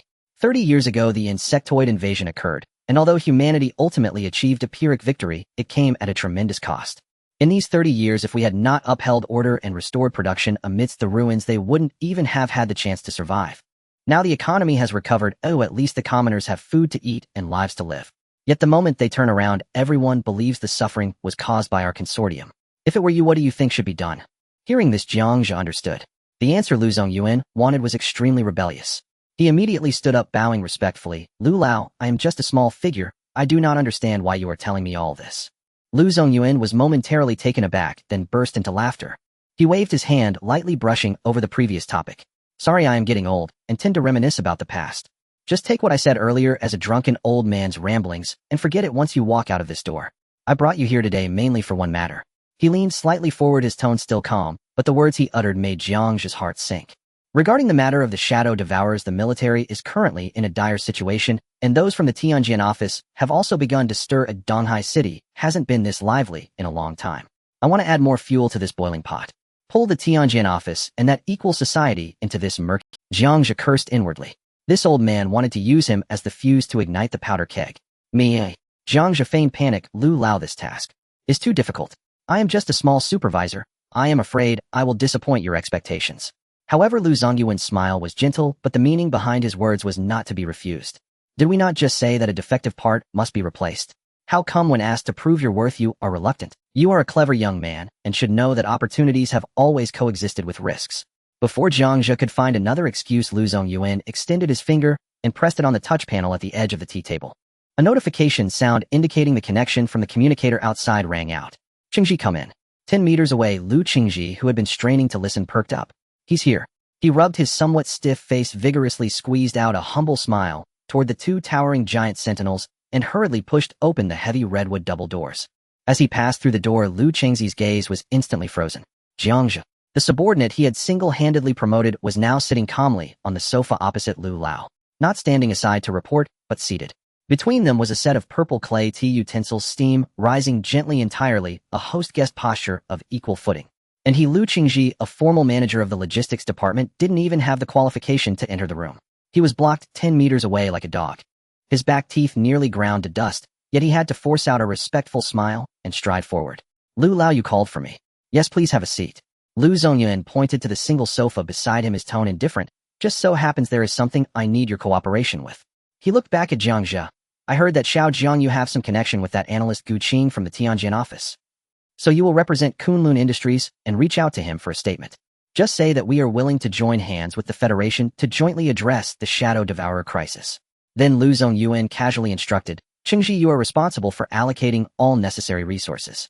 Make sure to assist Xiao Jiang's work well, and don't hold him back. As soon as these words were spoken, Lu Qingzi's brain buzzed. Assist Jiang Zhe. Let him, a formal manager of the logistics department, cooperate with a small supervisor who had just been confirmed to have ulterior motives. His nails nearly dug into his palm. Yet the respectful smile on his face remained unchanged. Lu Lao, forgive my frankness. Such an important task must be entrusted to someone with a clean background. I do not deny Jiang Zhe's abilities, but he has no loyalty to the consortium whatsoever. I just clarified on my way here that Jiang Zhe's former supervisor Sun Dazhuang was designed and harmed by him. Moreover, after he rose to power, the finance and transportation departments were all replaced with his own people. A small processing center is almost becoming Jiang Zhe's private property. How can we place such an important task in the hands of such a person? Furthermore, regarding the Tianjin office, although Jiang Zhe has interacted with Gu Qing, when it comes to doing things, will he have a say? I also have people there who can speak on my behalf. If it comes to connecting, I am more suitable than him. Jiang Zhe held his teacup perfectly still, eyelids lowered, as if savoring the color of the brew. He had long expected Lu Qingji to strike back. He had not expected, however, that Lu Qingji would bite his nails until his palms were almost torn, all while smiling. Want to volunteer yourself? How splendid. The smile drained from Lu Zongyuan's face. He turned his head to Lu Qingji with a calm so absolute it made Lu Qingzi's heart thudded, but he forced himself to add, Lu Lao, what I mean is that I can take the lead. Risk will be more controllable. Silence settled in the study. Only the water in the purple clay teapot gurgled. After a long while, Lu Zongyuan spoke at last. You lead. It is good that you have connections, keep them for later use. Lu Qingji opened his mouth. Lu Zongyuan lifted his cup, blew aside the floating leaves and sipped. Setting the cup down, he added, as for those matters you mentioned, do you suppose I would be ignorant of Sun Dazhuang's actual cause of death? Lu Qingzi's Adam's apple bobbed as he swallowed. Lu Zongyuan continued, how Jiang Zhe manages his people below is none of my concern. As long as he can get things done and keep the processing center in order. If he lacks even that craft and those means, then I would indeed worry whether he possesses the ability. When he finished, Lu Zongyuan turned his gaze back to Jiang Zhe. Those cloudy old eyes held both appraisal and a trace of expectation. Little Jiang, what do you think? Taking the bait, Jiang Zhe set down his cup and looked calmly at the elder who controlled the lifeblood of Kunlun Shiya. In his mind, fragments snapped into place. The intelligence Su Xiaoya had intercepted the military's movements, Lu Qingzi's earlier humiliation. He suddenly understood. Lu Zongyuan had to entrust this task to him. Moments later, Jiang Zhe spoke, plainly, Lu Lao, that underground reporter called Qiangni. He paused and met Lu Zongyuan's eyes. He is your man, isn't he? Lu Qingji, standing aside, frowned. That madman who daily lambasted the Lianbang on the air and riled the masses against the conglomerates. Why invoke such a clown? But Lu Zongyuan's hand stalled mid-lift. The teacup hovered, then he gently set it back on the table. A genuine light kindled in his cloudy old eyes. If so, then I understand. Jiang Zhe nodded, composed. I will take the task. In an instant, all the threads aligned. No wonder Lu Zongyuan agreed to Chunru to secure shares for that useless Chen Zixuan. Whether Chunru relinquished the Dilinggue or not, the conglomerate would still prop Chen Zixuan up. It was theater for the Lianbang, presenting a feeble air so the authorities would relax. Teachers attacking the conglomerate and the conglomerate permitting such criticism to ferment followed the same logic. Bearing scorn and seeming greedy and inept allowed covert growth beneath the Lianbang's gaze. And Xiangni was Lu Zongyuan's true moat. He helped no side, he only sowed chaos. Once common folk despaired of every power, and society, fractured, the conglomerate could survive in peace. As for the genetic modification experiment, it was groundwork for a rebellion. How Lu Zongyuan intended to play that card, even if it succeeded, remained unknown. All this together with things Jiang Zhe did not yet know comprised what Lu Zongyuan called sure influence. But Jiang Zhe would not speak those words aloud. Some things are best left tacit. Seeing Jiang Zhe accept, the smile on Lu Zongyuan's face deepened. Very good. He turned to Lu Qingji. Qingji, do you see now? Lu Qingji kept his head down and said nothing. Lu Zongyuan returned his gaze and said, evenly so as I said. Jiang Zhe leads, you give full support.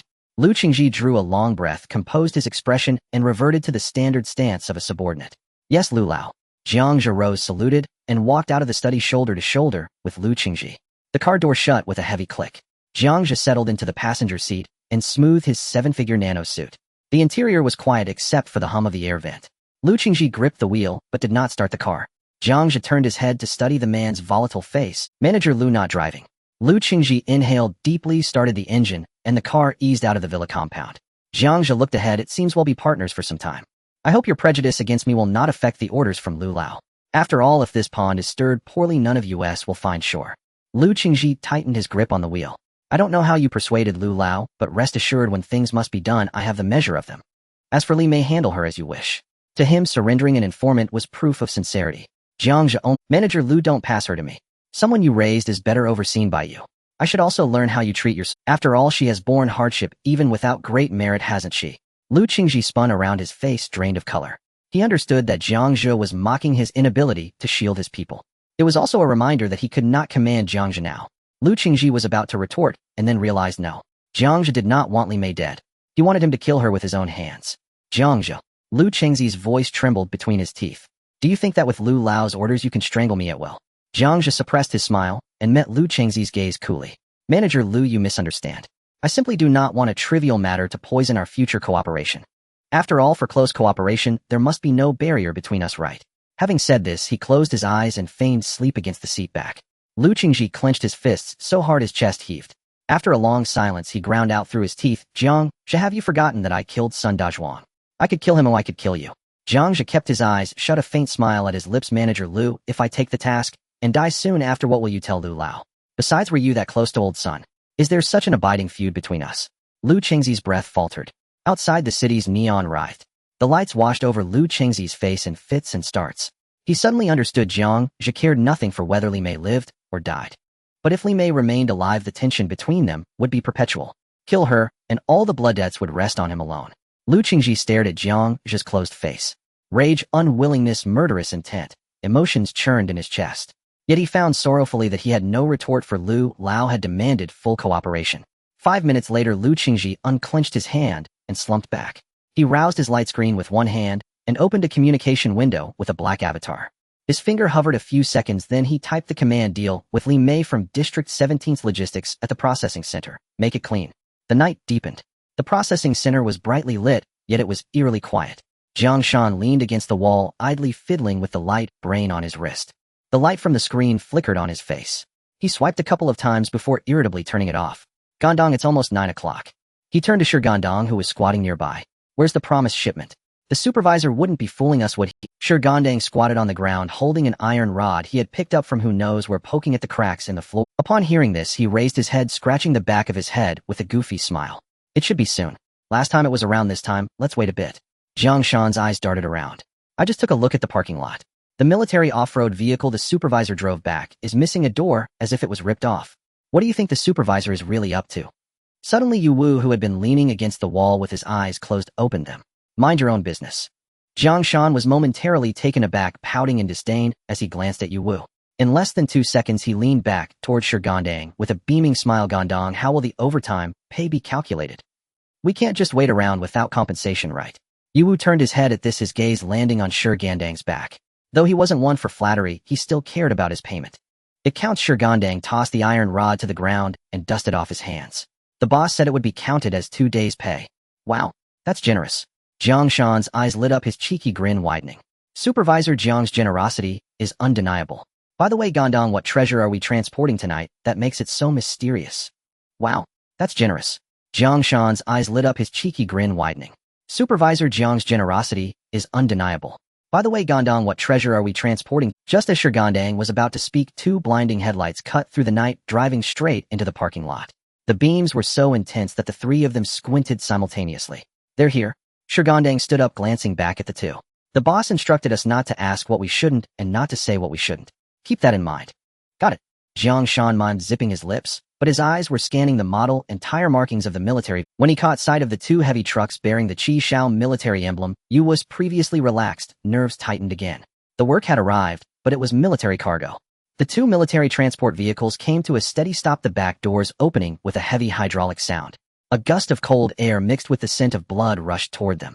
Jiang Shan leaned in for a look, wrinkling his nose. He had expected something illegal, but instead it was just a pile of alien corpses. Yu Wu let out a long sigh of relief. Just alien corpses is fine. Even though the channel is special, it is still their job. A soldier in military uniform jumped down from the vehicle, holding an electronic receipt board, surveying the area. Where is Supervisor Jiang Zhe? Shi Gandang stepped forward immediately. Sir, Supervisor had an urgent matter. I'm Shi Gandang, the person in charge here. Can I sign on his behalf? The soldier gave him a once-over nodded and said that's fine, just confirm delivery. After signing, the soldier saluted. He then climbed back into the military off-road vehicle that Jiang Zhe had driven back. The engine roared to life, and the off-road vehicle along with the two heavy trucks turned around and drove away.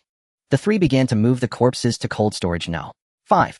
This time the shipment was massive, containing 4 4-tier alien creatures and 12 3-tier ones. The heavy corpses were lifted by the forklift and heavily dropped onto the floating cart. After moving a few loads, Jiang Shan panted, seemingly lamenting. He wiped the sweat from his forehead and looked at Shi Gandang. Our Supervisor Jiang's connections are impressive. Even the military can be tapped into. This network is incredible. Shi Gandang chuckled without responding, focusing on his work. Yu Wu also remained silent, continuing to move the cargo. Inside the black sedan returning to the processing center, Lu Qingji gripped the steering wheel, his eyes bloodshot. He glanced at Jiang Zhe, who was resting with his eyes closed in the passenger seat, ultimately unable to hold back, and spoke first. Li Mei, I've already dealt with it. He paused with emphasis. Are you satisfied now? To him, this was a significant sacrifice that showcased his sincerity, ensuring smooth cooperation in the future. Jiang Zhe, sitting in the passenger seat, did not open his eyes, but sighed. Manager Lu, old son is like this, and so is Li Mei. Why are you so impatient? Lu Qingji was confused. What do you mean? Jiang Zhe finally opened his eyes, calmly meeting Lu Qingji's slightly bloodshot gaze. Manager Lu, don't overthink it. You just killed Li Mei like that. Who will do her job? At least give me time to find a replacement. Virum. Lu Qingji slammed the brake pedal. The hovering vehicle came to an abrupt stop, the anti-gravity engine emitting a sharp overload whine. The strong inertia pressed both of them heavily into their seats. Lu Qingji turned his head, glaring at Jiang Zhe. His eyes read the anger that had been suppressed all night finally erupted. Jiang Zhe, I've killed a person and you're discussing this with me. Jiang Zhe sighed. Manager Lu, there's no need to be so sensitive. Sometimes you overthink things and are too ruthless. Lu Qingji was taken aback, staring intently at Jiang Zhe. He heard Jiang Zhe continue in a tone tinged with regret. I never said I wanted to kill Li Mei. I only returned her to you, letting you decide for yourself. After all, she may not have made any contributions, but she did put in effort, right? If you transfer her away, how can I investigate? I just don't want our cooperation to have rifts because of such trivial matters. Lu Qingji's mind buzzed, blanking out. The color drained from his face, alternating between blue and white. To express sincerity by personally eliminating a spy instead turned into a proof of his ruthlessness in the other party's mouth. Anger and humiliation intertwined, yet he could not utter a sound in rebuttal, because every word Jiang Zhe said was the truth.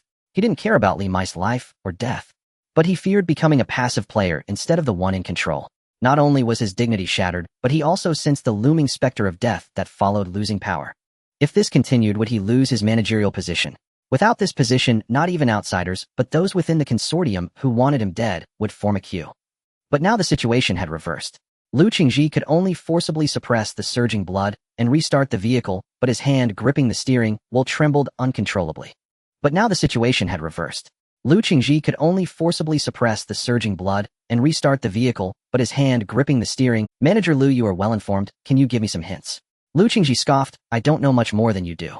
Jiang Zhe, upon hearing this, stopped pressing for more questions, redirecting his gaze to the window.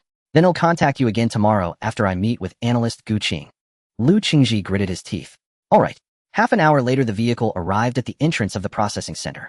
Jiang Zhe unbuckled his seatbelt and pushed the door open, glancing back at the dazed Lu Qingji. Let's touch base again tomorrow. By the way, Manager Lu, drive carefully, don't get distracted. Bang. The car door slammed shut. Jiang Zhe walked straight toward the entrance without looking back again. Lu Qingji fixed his gaze on Jiang Zhe's silhouette until that black nanosuit disappeared from view, then he slammed his fist down on the steering wheel. Jiang Zhe. Jiang Zhe entered the loading bay as the last of the labor was drawing to a close. Shi Gandang was at the wheel of a forklift, slowly hoisting a third-rank aberrant corpse into the air. Yu Wu stood to the left of the forklift, directing the drop point to ensure the load remained balanced. Jiang Shan stayed by the hovering cart, pushing back the dangling bone spines with force to prevent them from scraping the equipment below. With a dull clang, the aberrant body was set onto the hovering cart. Moved. Shi Gandang barked. The three men closed in and together pushed the cart toward cold storage No. 5. Taking advantage of the lull in unloading, Jiang Shan wiped the sweat from his brow and as if casually asked, Hey Gandang bro, what's up with Supervisor Jiang? His manner and bearing don't seem like an ordinary man at all. Shi Gandang offered a simple grin. I don't know either, but the boss seems all right. Pays well, and we get room and board. Best boss I've worked for. Jiang Zhe lingered in the shadows and listened silently for a while. He only stepped out after the three of them returned, preparing to move the last two corpses. Thanks for your hard work. The sudden voice made the three men pause. Jiang Zhe pointed toward the break room. I ordered some late-night food and left it in the break room for you. Boss, you're back. Shigandang rubbed his hollowed stomach. I'm starved, thank you, boss. The supervisor is thoughtful. Jiang Shan grinned roguishly. Getting out of the service and running into such a generous supervisor. That's our luck. Yu Wu shot Jiang Shan a cold look at the glib tone, pressed his lips together, and said nothing. Jiang Zhe took in the trio's expressions and then nodded. Go eat while it's still warm. It'll upset your stomach if it gets cold. I have some things to handle, you carry on. All three answered in one voice, sure. Jiang Zhe said no more and turned away. He had not gone far when Jiang Shan's lowered voice came from behind him again. The supervisor's been really busy, hasn't stopped for days. Shigandang replied as if it were self-evident. Of course. What makes someone a supervisor if not being busy? Must be because he's handling big matters. Jiang Zhe listened to their conversation as he kept walking. Back in his office, he locked the door behind him with a practiced motion. He shrugged off the expensive suit and draped it across the chair, then sank into the office chair. Lu Zongyuan's chessboard had already been set. In that scheme, Jiang Zhe was a piece deliberately shoved into the eye. He intended to drag Tianjianxi and Pingding Hui into the waters. This fire must be stoked not only to burn fiercely, but above all to remain under his control at every moment. Jiang Zhe turned the space ring on his hand, calculating the gains, losses, and risks of each step. After a long while, he stopped and picked up the holobrain terminal. A single contact group name lay quietly in the communication list: Tianjianxi Senior Analyst Gu Qing. The line rang twice and was answered. Jiang Zhe. Gu Qing's voice came through cool and detached. The background was very quiet, with only the faint rustle of papers being turned. A rare caller. What brings you to call me? Jiang Zhe gave a light chuckle and ran a finger along the ring's engraved pattern. Director Gu, that ring is incredibly useful. It helped me out big time. Suddenly, I felt it would be rude not to invite you for a drink. The receiver fell into a brief silence. If there's nothing important, I'll hang up. I'm very busy. It was clear Gu Qing had little patience for idle courtesies. Jiang Zhe did not take offense. His tone remained easy, as if making small talk. True enough, Director Gu is busy. By the way, I picked up a shipment at the Qishao camp today. Captain Chai seemed in a foul temper. I heard from Chase Adjutant that there were quite a few unfamiliar faces watching the camp perimeter. Impossible to chase. I just asked casually. Jiang Zhe paused and let a teasing note creep into his voice. Director Gu, you haven't been out in the wasteland taking walks these past few days, have you? This time a soft laugh came through the line. Finally, something of substance. Where shall we meet? What time? In an hour at the Old Street Night Market in District 14. Jiang Zhe replied. You know, I just became supervisor. Funds are tight. I can only afford to take Director Gu to a location. Doesn't matter. See you then. The line went dead without ceremony. Jiang Zhe set the holobrain down. A sharp glint flashed through his eyes. Sure enough, Gu Qing kept a keen watch on military movements. The mysterious person Chai Feng was to meet at the camp today was likely from Tianjianxi. With that certain, Jiang Zhe now had leverage for the dinner. He pulled on his nano suit again and made for the break room. The room was thick with the steam of food. Several bottles of beer had already been drained. Shigandang and the others were eating ravenously. Boss. Shigandang stood to greet Jiang Zhe as he entered. Sit. Eat your fill. Jiang Zhe waved them down, dragged a chair over, sat, uncapped an unopened beer from the table, and took a long swallow. So, was the load heavy? How many were there? Not bad. I've gotten used to it, Shigandang said with a guileless grin, scratching his head. I counted same as on the manifest. 4 fourth-rank bodies and 12 third-rank ones. Jiang Zhe nodded. Chai Feng's estimate had not been exaggerated. But looking at the mountain of aberrant corpses piled in cold storage, no. 5, his temples began to throb. It looked like another sleepless night lay ahead. First he had to meet Gu Qing. Then after that he would have to work through the night to prepare the aberrants for tomorrow's black market delivery. Ever since taking this supervisory post, he had not had a single night of undisturbed sleep. But the road had been chosen. Teeth clenched, he would see it through. Seeing Jiang Zhe grip the beer bottle in silence, Yu Wu quietly picked up a clean pair of chopsticks and handed them over. Jiang Zhe came back to himself, took them, and murmured a soft thank you. At that moment, Jiang Shan, his face flushed from drink, belched, and said, Supervisor, I noticed that army truck they returned. The co-pilot door is gone. Could something big have happened on the military side? Will our shipment be dragged into it? Hearing this, Yu Wu's brow knit. He disliked Jiang Shan's nosiness, but when safety was at stake, he could not help. Jiang Zhe glanced at Jiang Shan. In his thermal vision overlay, the man's heart rate had flickered with a slight spike at the moment he spoke. He put the beer down and laughed off the concern. What are you imagining? I hadn't slept for days and drifted while driving. I clipped some rubble and wrecked the door. Don't do as I did. Pay attention while working. You rest when you need to. Jiang Shan's eyes flickered, and he nodded quickly. Yes, supervisor is right. I should rest and take care of myself. After some casual talk, Jiang Zhe felt the moment was right. He yawned and rose. All right, finish your food and get some rest. I'm heading back to sleep as well. Take care, supervisor. Jiang Zhe stepped out of the processing center and summoned an autonomous taxi. The screen displayed vehicle 1. 7 kilometers away, estimated arrival 3 minutes. He leaned against a lamppost and waited in the quiet. Soon the distant roar of a motorcycle engine grew nearer and then faded into the night. Jiang Zhe tilted his head and glanced back. It was Jiang Shan. Racing off like that? Was he going to report something? If Jiang Shan was one of Gu Qing's people, tonight's dinner would reveal the truth. Whether he was connected to Gu Qing would become clear at the meal. The night market on Old Street in District 4. Smoke rises from the barbecue grill mixed with the fragrant aroma of cumin and grease swirling under the dim yellow lights. Crowds bustle about, the sounds of dice clinking, vendors calling out, and bottles clinking create a cacophony. Jiang Zhe chose a corner to sit down. He ordered 50 skewers of synthetic meat and some vegetables along with half a dozen ice-cold beers. The boss noted the order and turned to dive into the smoke. Jiang Zhe popped the bottle cap with one hand and tilted his head back to down nearly half a bottle. The icy liquid slid down his throat slightly, easing his agitation. The question was how to start the conversation. From their last discussion, Gu Qing seemed to be a proud and rational person.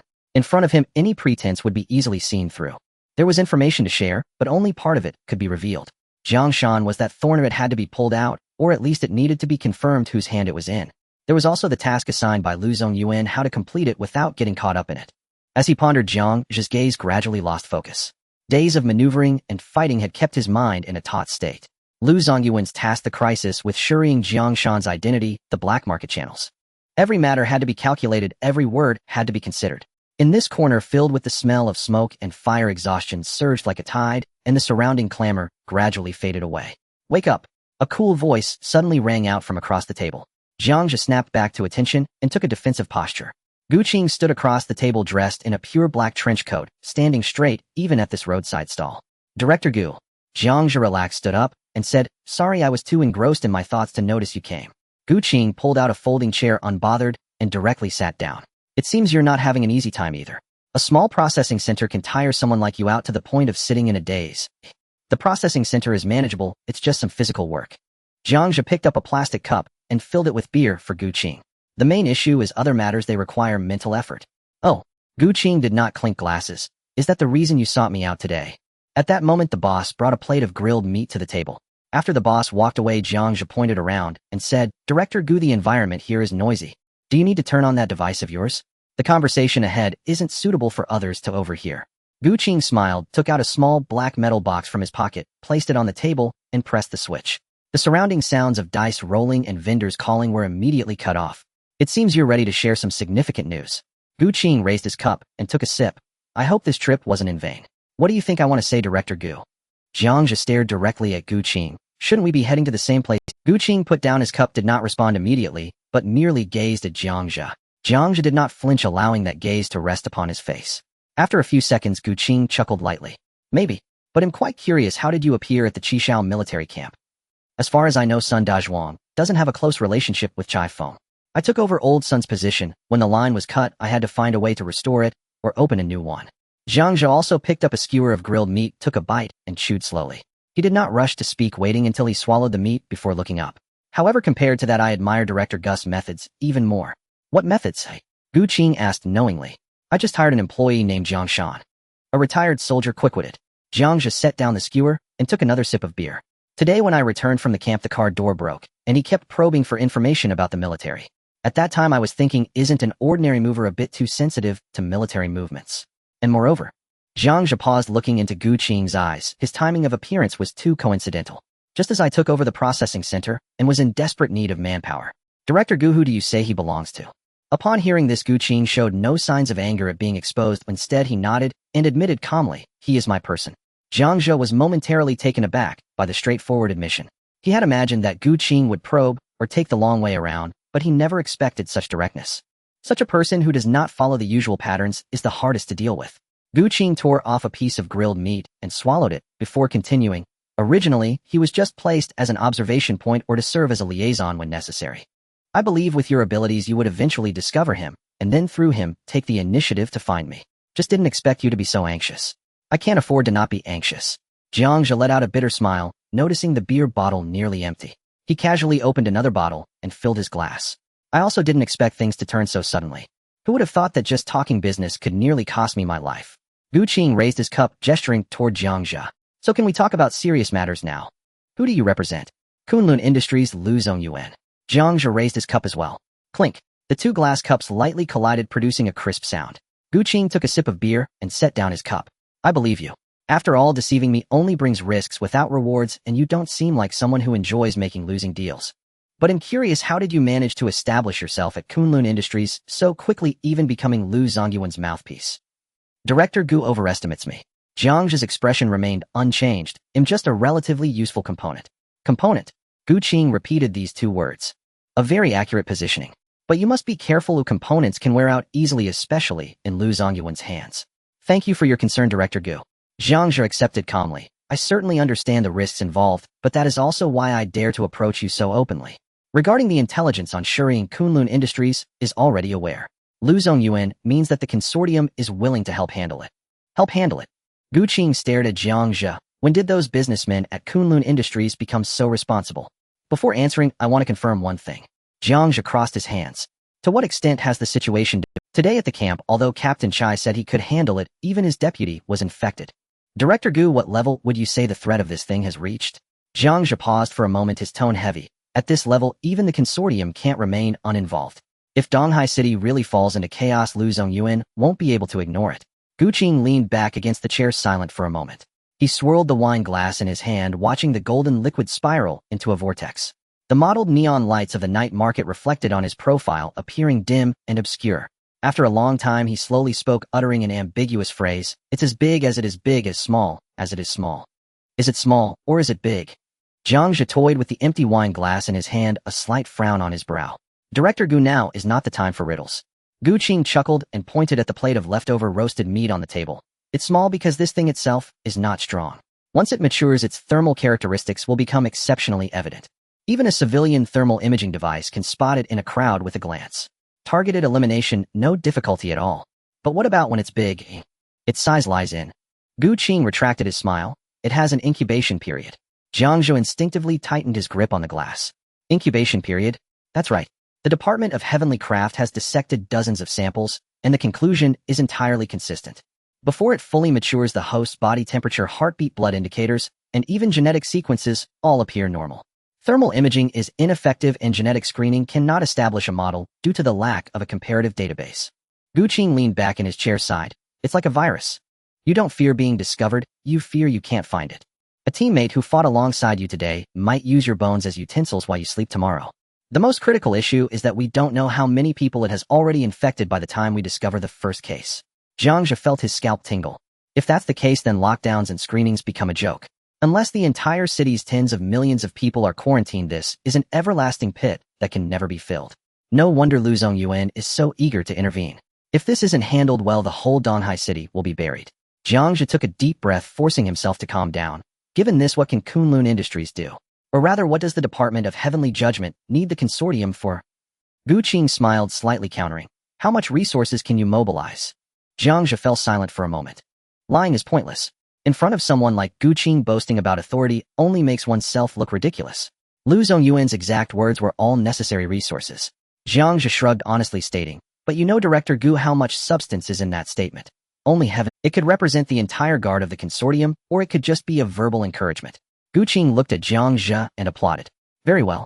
If you had just boasted to me that you can mobilize half of the consortium, I would have already gotten up and left. Jiang Zhe smiled, seizing the opportunity to throw out his bargaining chip. Although the authority is uncertain, I can act as a liaison. As long as Director Gu provides a clear target, I can go to Lu Zongyuan to negotiate. Changing the subject, Jiang Zhe directly stated the bottom line. Director Gu, you should have heard about the recent friction between the Equality Society and Kunlun Industries, right? Of course. Gu Qing raised an eyebrow. So Lu Zongyuan sent you here for this? It seems I can't hide. Jiang Zhe openly admitted. The consortium is willing to share the pressure of the Shadow Eater, provided that the Department of Heavenly Judgment gives some attention to the Equality Society. Jiang Zhe was well aware that Lu Zongyuan's core task was to divert the blame eastward. Judging from Gu Qing's current attitude, the Department of Heavenly Judgment and the Qishao army were overwhelmed by the Shadow Eater, unable to trouble the consortium in the short term. So what remains is that unknown Equality Society. Gu Qing gently tapped his fingers on the table, contemplating for a moment. I will submit a joint operation request to the Bureau. But whether or not it gets approved or how it gets approved, that's a political gamble. Oh, I'm only responsible for technical execution. Your words are enough. Jiang Zhe raised his glass to a pleasant cooperation. The glass emitted a clear clink. With the serious business concluded, the atmosphere relaxed immediately. Gu Qing removed the blocker, and the two chatted casually about trivial matters, finishing off the remaining skewers and beer. Boss, the bill. Jiang Zhe waved his hand. The owner of the barbecue stall rushed over, wiping his hands. That'll be 800 star coins. Jiang Zhe lifted his wrist, scanning the sensor area at the corner of the table. With a beep, the payment was completed. 800. Gu Qing raised an eyebrow. Looks like your salary as a newly promoted supervisor isn't low. The price of this meal is enough for an ordinary family's expenses for half a month. To have the esteemed Gu, the great analyst, grace me with your presence, spending this 800 star coins is not only worth it, but seems a bit too cheap. Jiang Zhe put away his light brain, replying with a smile. He then glanced at the leftover bamboo skewers on the table, inexplicably sighing. But honestly, this world is indeed quite distorted. Sometimes a life is worth less than these few skewers of synthetic meat. Ever since the insectoid invasion war 30 years ago, the ecology of the major star regions in the Federation has suffered devastating blows. Natural livestock have nearly gone extinct, and now only the privileged can afford them. Gu Qing stood up, straightening the hem of his coat, casually teasing, "That's true. But you don't need to worry about that now. After all, you've made it big, and at home you have a talented little chef who not only cooks, but can also accompany you to work as a secretary. Such occasional indulgences are fine." Jiang Zhe was about to stand up, but his body froze. He looked up at Gu Qing's calm face and forced a smile. "Director Gu, such jokes are not amusing." "Jokes?" Gu Qing suddenly leaned forward, pressing one hand on Jiang Zhe's shoulder, lowering his voice to a whisper. "That 200,000 value Tianshu light brain, is it a bit too extravagant for an assistant?" Jiang Zhe's pupils constricted suddenly. Gu Qing's voice continued to penetrate his ears. "Jiang Zhe, you are very generous, but I still need to remind you of something. The backdoors of military-grade quantum cores are more numerous than you might think." After saying that, Gu Qing straightened up, hands in his pockets, and turned to blend into the vast night. Jiang Zhe stood in place, watching Gu Qing's figure fade away, the smile on his face gradually disappearing until it turned cold. The night breeze blew past, bringing a chill. Gu Qing knows exactly what Su Xiaoya has done. Does Lu Zongyuan know? Jiang Zhe's heart suddenly... If Lu Zongyuan investigates more thoroughly than Gu Qing, then the fact that Su Xiaoya cracked the silver bracelet and overheard the conversation between Lu Zongyuan and Shunru has probably already been exposed. Is the Equality Society's final curtain plan also under Lu Zongyuan's control? Or even the truth behind Chen Zixuan's downfall? That so-called accident is probably as transparent as a blank sheet of paper in Lu Zongyuan's eyes. Jiang Zhe felt a chill shoot up from the soles of his feet to the crown of his head. The surrounding clamor of voices, the aroma of food, and the dazzling neon lights faded away in that moment. He felt as if he had been kicked into the cold depths of the sea, surrounded by endless darkness and suffocating pressure. Since he knows everything, why hasn't he eliminated himself? Why even grant such great authority, allowing him to be this agent? Jiang Zhe stood on the bustling night market street, looking up at the direction of the Sky District. On that high platform belonging to the apex of power, a pair of murky, yet shrewd old eyes watched him with great interest. The car sped through the night. Jiang Zhe leaned against the back seat, watching the neon lights outside rapidly retreat, his expression devoid of emotion. Gradually, he began to understand. Lu Zongyuan's intentions were clear. He was interested only in Jiang Zhe's ability to stir up trouble. The consortium needed a bait to step out of the chessboard and attract the firepower of the Tianjin Division and the Equal Society. The higher-ups did not care about the thoughts of their pawns. As long as they could buy time for the consortium to lie low and develop, it was inconsequential to expend such a piece. A surge of anger, feeling manipulated, rose from the depths of Jiang Zhe's heart, only to be swiftly suppressed by reason. It was all right. As long as the secret of the devouring remained undisclosed, it was not yet a dead end. Since it was a game of chess, it would depend on who could survive until the end. At 1 o'clock in the morning at the processing center, it was completely empty. Jiang Zhe walked straight towards cold storage. No. 5. Beep. Access authentication passed, and the heavy alloy door slid open silently, a white mist of cold air rushing to meet him. Jiang Zhe stepped inside and locked the door behind him. Heat vision was activated instantly. The world in his view transformed into a scene composed of different color temperatures. He carefully scanned every corner of the cold storage, the walls, ceiling, ventilation ducts, confirming there were no new faint heat sources. At least for now, it was safe. Jiang Zhe then turned his gaze to the center of the cold storage. 12 specimens of 3rd tier and 4 specimens of 4th tier exotic corpses lay quietly there. Among them, 2 of the 4th tier were old acquaintances, the magma giant lizard and the mimic predator. The other 2 were entirely new species. One was a giant lizard over 15 meters long, completely pitch black, its skin covered in a sponge-like structure of fine pores. Even in death, it continued to absorb the surrounding light and sense, emitting not a hint of decay. Information about it surfaced in Jiang Zhe's mind. Yiming marsh giant lizard, a fourth-tier exotic species. Swamp ambush type. It can absorb light and sense, a natural stealthy creature. The other was as large as a two-story building. 8 limbs were extremely thick, covered with hard and sharp bristles. Tearing sky jump spider, a fourth-tier exotic species. Burst killing type. Jiang Zhe looked at these 2 corpses, a glint of desire flashing in his eyes. He needed power. Without the hard strength to turn the tables, he would eventually be drained of value by the consortium's higher-ups. The restlessness, fear, and anger in his heart found an outlet at this moment. A pure black biological armor rapidly covered his body. High-frequency arm blades sprang out from the outer side of his forearm. The sound of vibrations was low and muffled. He strode towards the Yiming marsh giant lizard. The arm blades left trails of afterimages as they rained down on the giant lizard's corpse. The high-frequency vibrations instantly separated the tough skin and fascia, the cut as smooth as a mirror. Warm blood splattered onto the armor, swiftly sliding down the curves. The oppressive feeling brought by Lu Zongyuan and the probing warnings from Gu Qing were all transformed into the driving force to sever flesh and bone. Muscles were forcibly torn apart, and skeletal joints were removed one by one. Rich in life essence, the flesh and blood were precisely separated, piling up like a mountain. By the time the last fourth-tier exotic was processed, the interior of the cold storage was drenched in blood. The sky turned pale. It was already 5 in the morning. Jiang Zhe stood amidst the blood-soaked ground, his chest rising and falling violently, his body sweating profusely beneath the biological armor, yet the gloom that lingered in his heart was swept away. He packed the sorted exotic materials into a special processing box. The materials from the 2 fourth-tier exotics would be sent to the black market to complete the transaction with Yu Qiao and others. As for the edible parts, they were all retained. Jiang Zhe glanced over the magma giant lizard and the tearing sky jump spider, temporarily giving them up. His appetite was limited, and he would eat them later. The flames of the magma giant lizard and the explosive power of the tearing sky jump spider were strengths capable of breaking through the battlefield. However, under the surveillance of Lu Zongyuan and Gu Qing, large-scale lethality was equivalent to revealing one's cards. What Jiang Zhe needed now was not the skill to kill, but the ability to completely disappear from all surveillance. This time Jiang Zhe was too lazy to maintain elegance, and directly swallowed a piece of the Yiming marsh giant lizard's flesh. The meat was firm, yet it melted the moment it touched his teeth. A wave of extreme cold energy plunged down his esophagus into his stomach, swiftly freezing and spreading to his limbs. A sharp pain struck. Jiang Zhe let out a muffled groan, kneeling on one knee, his body uncontrollably curling up.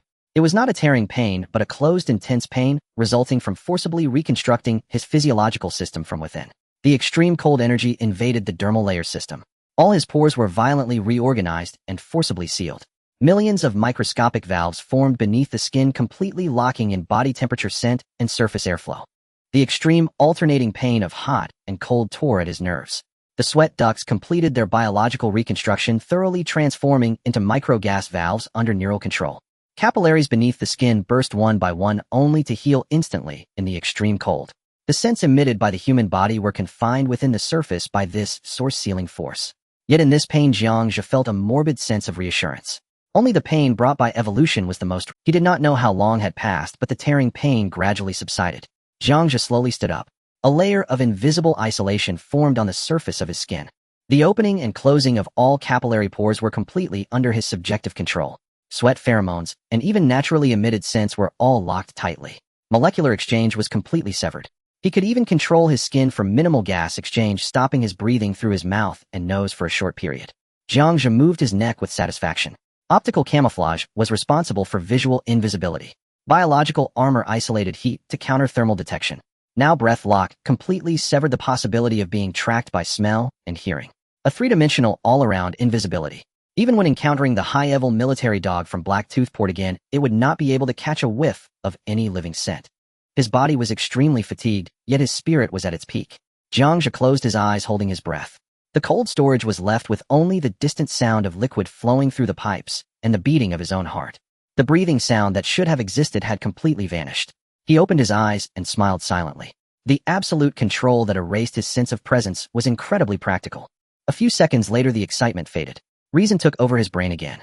He began to clean up the blood and remnants of flesh on the ground. The mop pushed through the blood water, the dark red liquid swirling into the floor drain. Jiang Zhe watched the fragments of flesh being washed away by the flowing water, and an inexplicable thought arose in his mind. One day those old men who treated him as a chess piece would be washed away clean, just like this garbage. An hour later, the cold storage was cleaned up. All traces erased. The day was completely bright. Employees were about to clock in for work. Jiang Zhe walked into the washroom preparing to clean his body and return to the office to rest. Buzz. Buzz. The wrist device vibrated. The screen displayed a communication request from Lu Qingji. The boy in the mirror had bloodshot eyes and was enveloped in cold fury. Jiang Zhe casually wiped away the droplets from his chin and pressed the answer button. Lu Qingji's anxious voice exploded out. Jiang Zhe, have you contacted Gu Qing from the Tianjin division yet? Jiang Zhe casually placed the light brain on the edge of the wash basin. He turned on the shower, setting the water temperature to the highest. Whoosh! Scalding hot water gushed out, instantly filling the cramped space with rising steam. The hot water washed over his back, causing his skin to turn slightly red, and it finally eased the tense spirit that Jiang Zhe had endured for several days. Dark red water mixed with blood swirled at his feet before disappearing down the drain. Jiang Zhe vigorously scrubbed his skin. Only when the fishy smell that had seeped into his pores began to fade did he casually speak to the light brain. Manager Lu, don't be in such a rush. When dealing with someone like Gu Qing, the more anxious you are, the easier it is to expose your cards. On the other end of the light brain, Lu Qingji was momentarily taken aback by the sudden sound of water. It took him a moment to respond, and his anger quickly overshadowed his irritation. What sound is that? Are you taking a shower? I'm discussing important matters with you, and you're taking a shower. Important matters? Jiang Zhe chuckled lightly, continuing to wash as he calmly said, Manager Lu, I was busy all day yesterday and didn't finish my work. I spent the whole night processing the exotic species in the cold storage, and now I smell of blood. If I don't wash clean, how can I face people? He continued, besides this is to improve efficiency. Reporting to you while showering is actually saving you time, isn't it? If you're in such a hurry, didn't you say you had channels last night? Why don't you try it yourself? You. On the other end, Lu Qingji was choked by this unreasonable argument. Accompanied by the continuous sound of water in the background, he felt a profound sense of helplessness. But just as his anger was about to erupt, he suddenly calmed down. Every time he thought he had hit rock bottom, Jiang Zhe would step down again. What was the purpose? To make him lose control, to make mistakes. Every time he thought he had hit rock bottom, Jiang Zhe would step down again. What was the purpose? To make him lose control, to make mistakes, and then lose value in front of Lu Lao. Lu Qingji clenched his fists, but the voice that came out was steady. All right, Jiang Zhe, you have your way. But don't forget that Lu Lao assigned the task to us, not for you to play around here. Lu Lao wants progress. Jiang Zhe tilted his head back, letting the hot water wash over his face. Don't worry, I've already spoken to Gu Qing. Regarding the situation of Shuriying, he is more troubled than we imagined. Just treat that thing as a new type of undetectable parasitic virus. The current Tianjin division will agree to cooperate. Jiang Zhe paused, his tone firm, but this will take time. Whoever loses their composure first will lose. Lu Qingji fell silent for a moment, seemingly weighing the pros and cons, while only the sound of water from Jiang Zhe's side continued to echo. Did he make any conditions? What resources does he need? No resources have been mentioned for now, but to prevent the Tianjin division from infiltrating us, I need something. Jiang Zhe wiped his face with his hand and stated calmly, Gu Qing is very sensitive about communication security. If you don't want our conversation to end up on the Tianjin division's desk, it's best to get me a military-grade jammer. On the other end, the light brain hesitated. A jammer? That's military-controlled equipment. Even internal applications for the consortium are quite troublesome, and I don't have any in stock right now. Manager Lu. Jiang Zhe directly interrupted. If the process is troublesome, that's your problem. Lu Lao said you would fully cooperate with my work. If something goes wrong, will you take responsibility? Heavy breathing came through the communication. Got it. Lu Qingji almost squeezed out this sentence between his teeth. He'll get it to you before tonight. Beep. Beep. The communication was angrily hung up on the other end. Jiang Zhe continued to stand under the shower for a full 5 minutes, only turning off the tap after confirming there was no longer any trace of an odor on him. The world finally quieted down. Jiang Zhe casually grabbed a towel and wrapped it around his waist, looking at the calm expression in the mirror.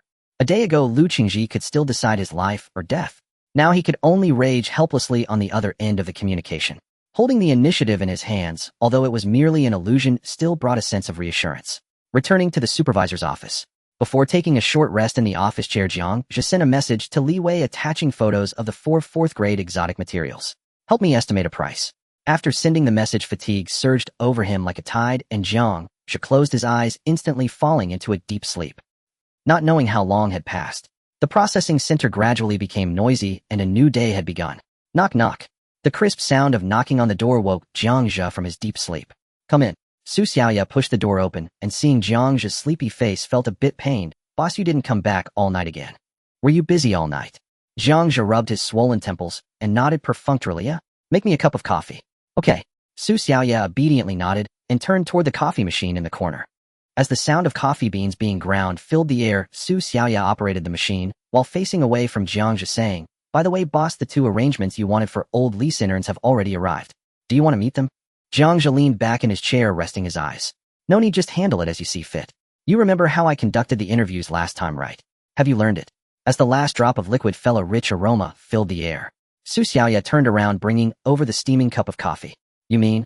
Ask him about the specific details in his resume, and judge what kind of person he is through follow-up questions, whether he's lying, right? Exactly. Jiang Zhe took the coffee and took a sip. Just 2 interns, as long as they are honest and willing to work, I don't care about their abilities too much. Hee, I got it. Watching Jiang Zhe drink his coffee, Su Xiaoya stood by the table, twisting her fingers nervously, appearing as if she wanted to say something but hesitated. Jiang Zhe took another sip and spoke. Is there something else? Just say it. Boss, the other day, didn't you give me that medication? My mom is feeling a bit better. Su Xiaoya said cautiously. I was thinking of taking her to the hospital for a full checkup in the next few days. Jiang Zhe's hand holding the coffee cup froze. Central Hospital, the most populated place in Donghai City. It is also the best breeding ground for the spread of shurying. He remained silent for a moment before putting down the cup. We'll go later. Su Xiaoya was stunned, but Jiang Zhe looked at her and sighed inwardly. Su Xiaoya was his main source of intelligence. Her mother was her weakness and could not have any accidents. Let's go later, bits. Not very safe right now. Not safe. Su Xiaoya's obedient expression instantly faded, and her eyes became sharp.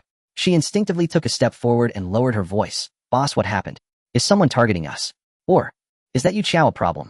Jiang Zhe looked at Su Xiaoya's demeanor, the corners of his mouth slightly raised. Don't be nervous, it's not directed at us. It's just that things have been a bit chaotic in the city recently, and there might be some incidents. If you need any medication, make a list for me, and I'll find a way. Seeing Jiang Zhe's serious demeanor, Su Xiaoya, although still somewhat worried, nodded obediently. Okay, I understand, boss. After a pause, she added, Boss, if there's anything I can help with, just call me. Take good care of your mom, and do your job well. Jiang Zhe shifted the topic. By the way, Li Mei resigned yesterday. The logistics department needs a clerk. You can recruit one when you have time. No need to rush, the standards are the same as for interns, just keep it clean. Su Xiaoya keenly sensed the implication behind the word resigned. But she wisely didn't ask further and just nodded in agreement. Okay, I will. Just then Jiang Zhe's light brain vibrated. It was the valuation sent by Li Wei. Yinming marsh giant lizard, low market demand, estimated value 3.2 million after decomposition. Rift jumping spider, strong explosive power, highly versatile 3.5 million. Jiang Zhe glanced at the valuation, gaining a sense of certainty about the transaction tonight. Turning off the light brain, he looked at Su Xiaoya, who was still standing by the table. All right, go back to work. Yes, boss. Su Xiaoya nodded and turned to leave. Just as she reached for the doorknob, Jiang Zhe's voice came from behind again. By the way, when you go out and see Jiang Shan, ask him to come to the office. In the processing center at the unloading area, Jiang Shan leaned against an empty alloy cargo box and handed a cigarette to Shi Gantang beside him. How did you sleep last night, brother Gantang? Those big guys are hard to handle, you must be worn out. Shi Gantang waved his hand innocently. I slept quite well, not tired at all last night. Jiang Shan chuckled to himself. This big guy was indeed an honest person, making it easy to extract information from him. Just as he was about to say something more, a stern voice came from behind. Rule 3 of the employee handbook, smoking is prohibited in the work area. Jiang Shan's smile froze, cursing inwardly. Damn, it's this hypocrite again. If it weren't for the fact that everyone had worn military uniforms before, he would have taught this blockhead a lesson on how to function in society.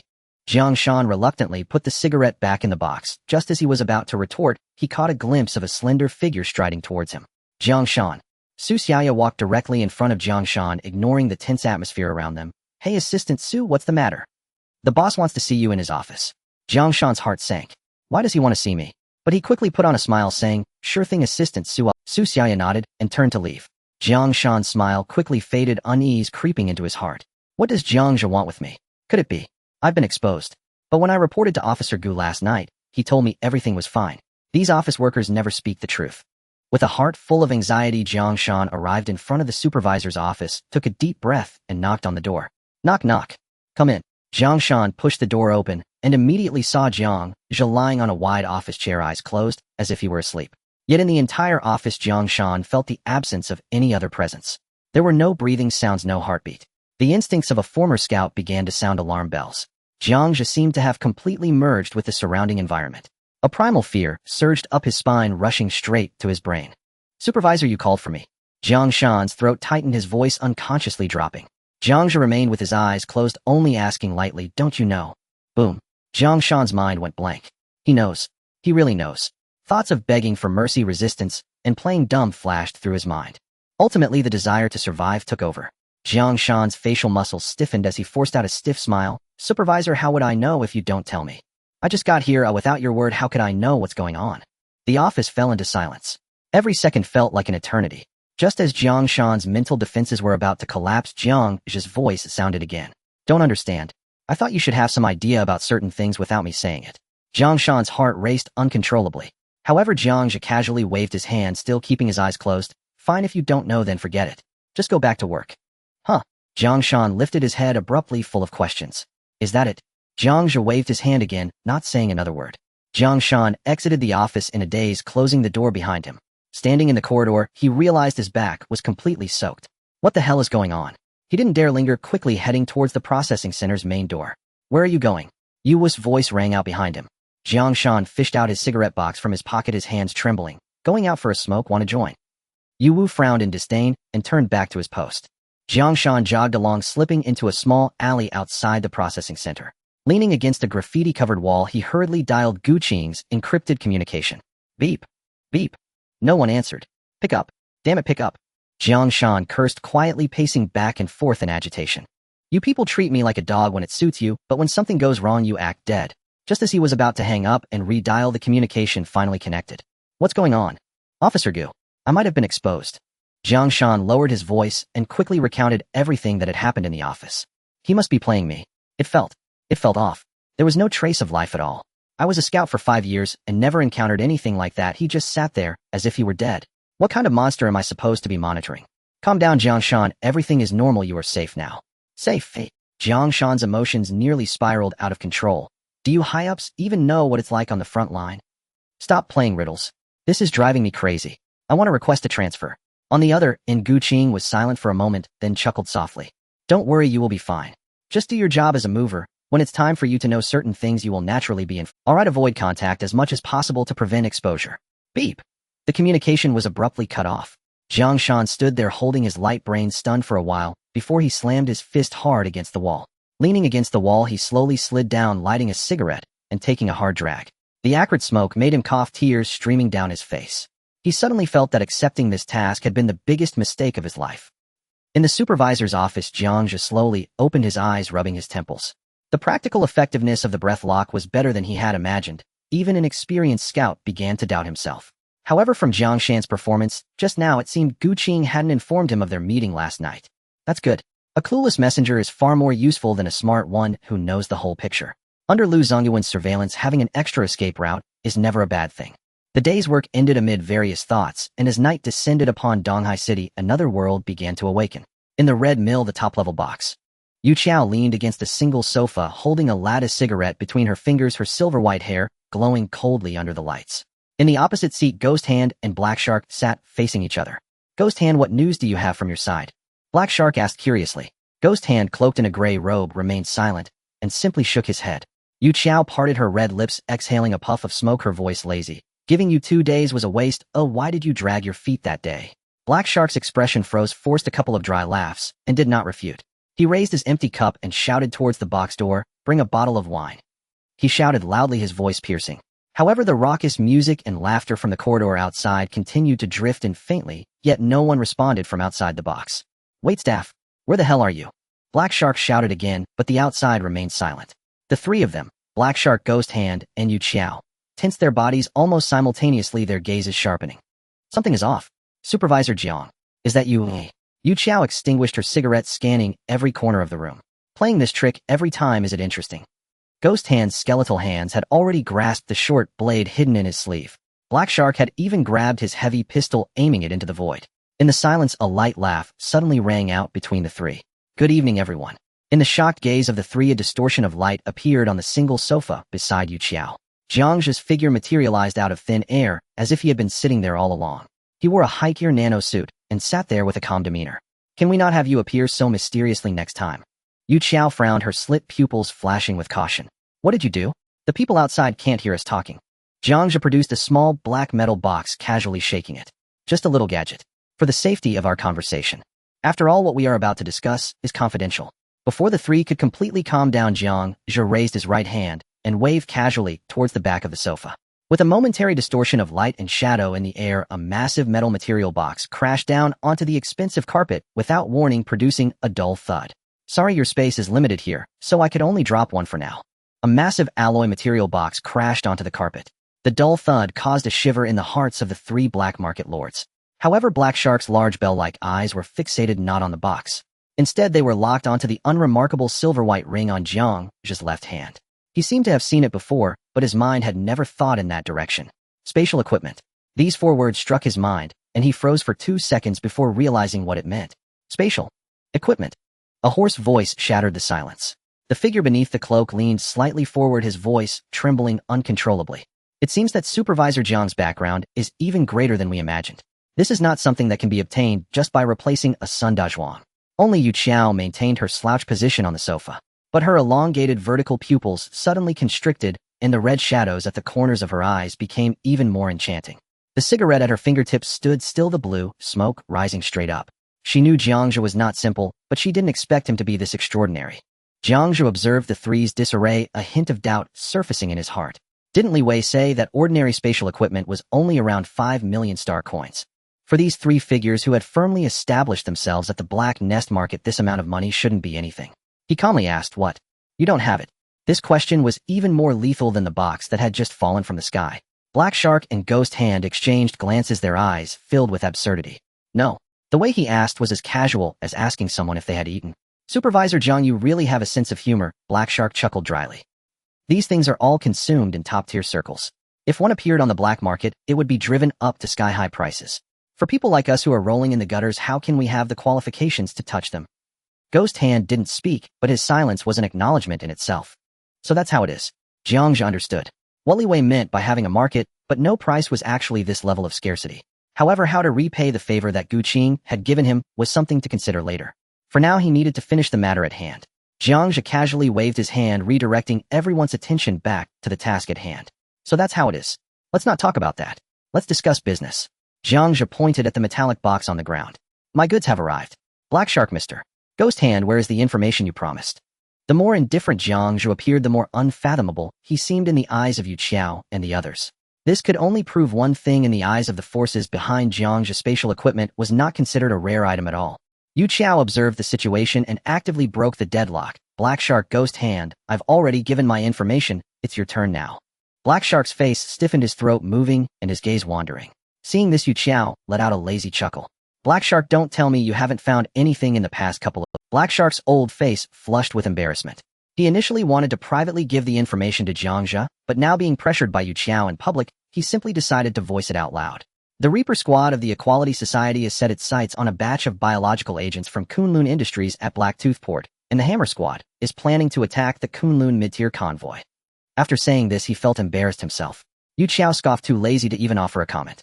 Such information that could be bought from information brokers with money was hardly worth mentioning. Black Shark was nearly incensed by her attitude, but remembering the fourth-tier materials in the box, he forcibly suppressed his anger. Jiang Zhe's expression remained unchanged as he turned his gaze to the gray cloak on the other side. "Mr. Ghost Hand, what about you?" Ghost Hand's withered hand beneath the cloak moved slightly, and Jiang Zhe's brain received a prompt sound. An encrypted message was sent over. Jiang Zhe opened it, and his eyes brightened slightly. "Target mid-level cadre pigeon of the Equality Society in Donghai City. Contact code: the long night will end, but dawn has yet to arrive. Activity area: nameless bar in District 13. Specific names, locations, and codes." The value of this information was evidently much higher than Black Shark's vague statements. "Mr. Ghost Hand, you truly keep a low profile." Jiang Zhe looked up and sincerely praised, "This piece of information is worth a lot." A sinister chuckle came from beneath the cloak. Ghost Hand was quite pleased with this outcome, and immediately followed up, "Since my information is the most valuable, this box of goods should rightfully belong to me, right?" Yu Qiao raised her glass and took a sip, smiling without speaking. However, Jiang Zhe shook his head directly. "Sorry, Mr. Ghost Hand. Although your information is very valuable, it still falls slightly short compared to Madame Yu Qiao's." The atmosphere beneath the cloak instantly turned cold. "Supervisor Jiang, what do you mean by that? Are you suggesting that you too conspired to put on a show for me?" Yu Qiao set down her glass, a hint of mockery flashing in her vertical pupils. "Ghost Hand, your mind is smaller than your courage. Earlier when Black Shark probed you, you kept hiding and wouldn't say a word. Now that things aren't going your way, you start throwing accusations. If you can't handle it, just get out." "You..." Ghost Hand's hands suddenly clenched tightly, a cold light flickering beneath his cloak. It seemed he was about to erupt. However, Yu Qiao remained slouched on the sofa taking another sip from her glass, as if she were enjoying a splendid show that had nothing to do with her. Gentlemen, Jiang Zhe's voice was not loud, but it firmly quelled the tension in the room. This is not collusion. I can only tell you that once Madame Yu Qiao's information is made public in this room, everyone present, including myself, may be in mortal danger. As soon as the words fell, both Black Shark and Ghost Hand instinctively looked at Yu Qiao. Their eyes were filled with suspicion. Danger. Was there information that could put even people like them who danced on the edge of a knife in jeopardy? It's no wonder she was able to establish a lucrative establishment like the Red Mill in the Black Nest Market in just a few short years.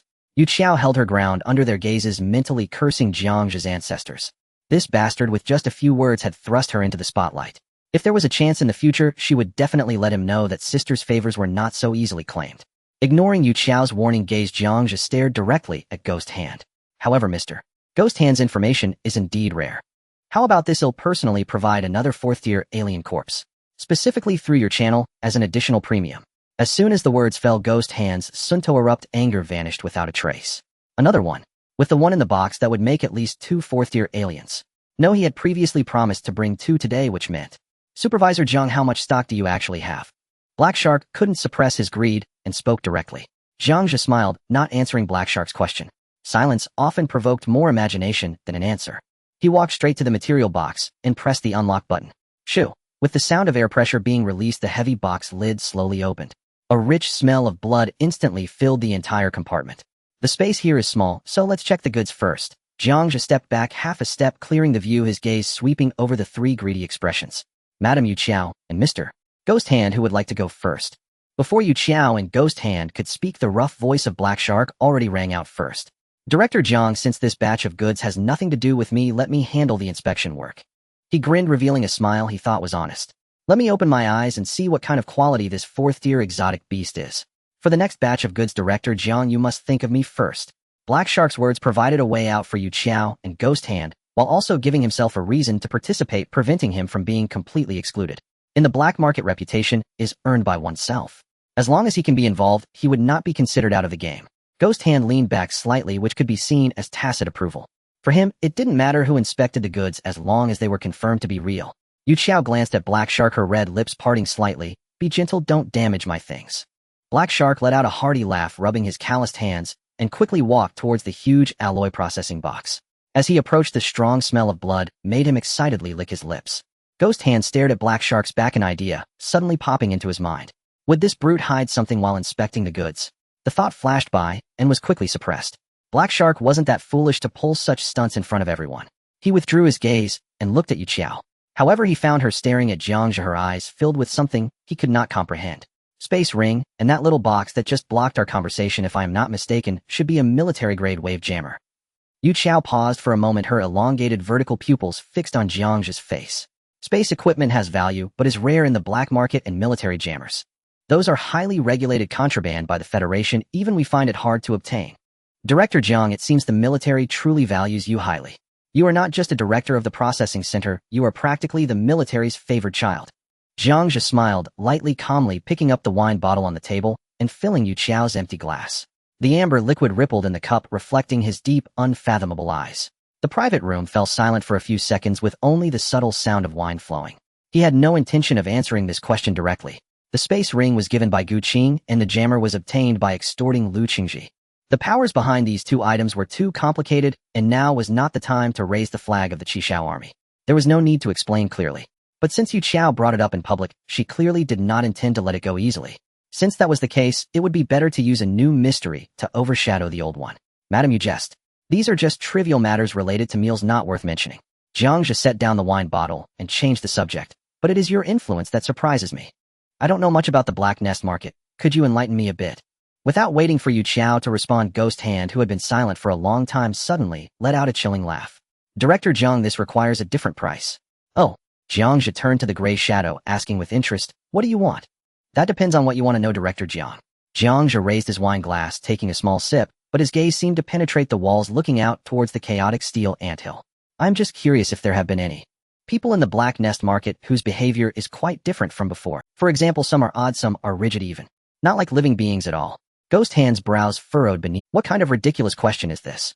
In a place like the Black Nest Market, there are daily drug addicts who have overdosed and cybermaniacs who have gone mad due to failed body modifications. The last thing one would lack here is people who are not like living beings.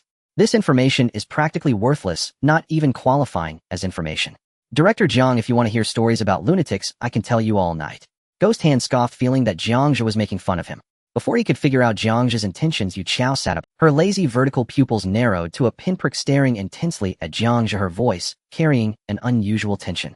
Have they already spread to the Black Nest Market? Ghost Hand was taken aback. They? What things? He looked at Yu Qiao, then at Jiang Zhe, as if an invisible wall had formed between the two. Within the wall was a secret they both understood, while he was isolated outside the wall. A sense of inexplicable annoyance and unease surged within him. Yu Qiao was always shrewd and crazy. For her to show such an expression, it must be something serious. Could there be something that threatens the entire Black Nest Market? Beneath his cloak, Ghost Hand unconsciously tightened the short blade hidden in his sleeve. What exactly is it? His voice was colder than usual, filled with an uncontainable irritation. What game are— Yu Qiao and Jiang Zhe exchanged glances, neither answering Ghost Hand's question. At that moment, a heavy sound of footsteps broke the silence. Damn it. Good stuff. Really good stuff. Black Shark cursed as he walked back, his hands covered in the dark green slime of the spectral marsh giant lizard. Though he was cursing, his face was filled with shock. The scales of this giant lizard are preserved perfectly. Almost no damage. The toughness of the fascia is also intact. At least 90% of the energy activity is preserved. If this were made into armor, attacks below the 4th tier would just be a tickle. Black Shark plopped down in his chair, causing the wine glasses on the table to jump. He noticed Ghost Hand's restless demeanor and couldn't help but be taken aback. Ghost Hand, what's wrong? You look like you've seen a ghost. How did the inspection go? Yu Qiao immediately spoke up, forcefully redirecting the topic, but her peripheral vision never left Jiang Zhe. Black Shark smacked his lips, a hint of dissatisfaction appearing on his previously excited face. The goods are good, but— He suddenly turned his head to glare at Jiang Zhe, his voice rising by an octave. Director Jiang, this giant lizard is incomplete. The heart, spinal cord, and most importantly the energy core are all missing. What does this count as? Buying the case but discarding the pearl. Black Shark slammed the table. We don't care for the meat, but those core materials are the most valuable. Without the core, this thing's value is at least halved.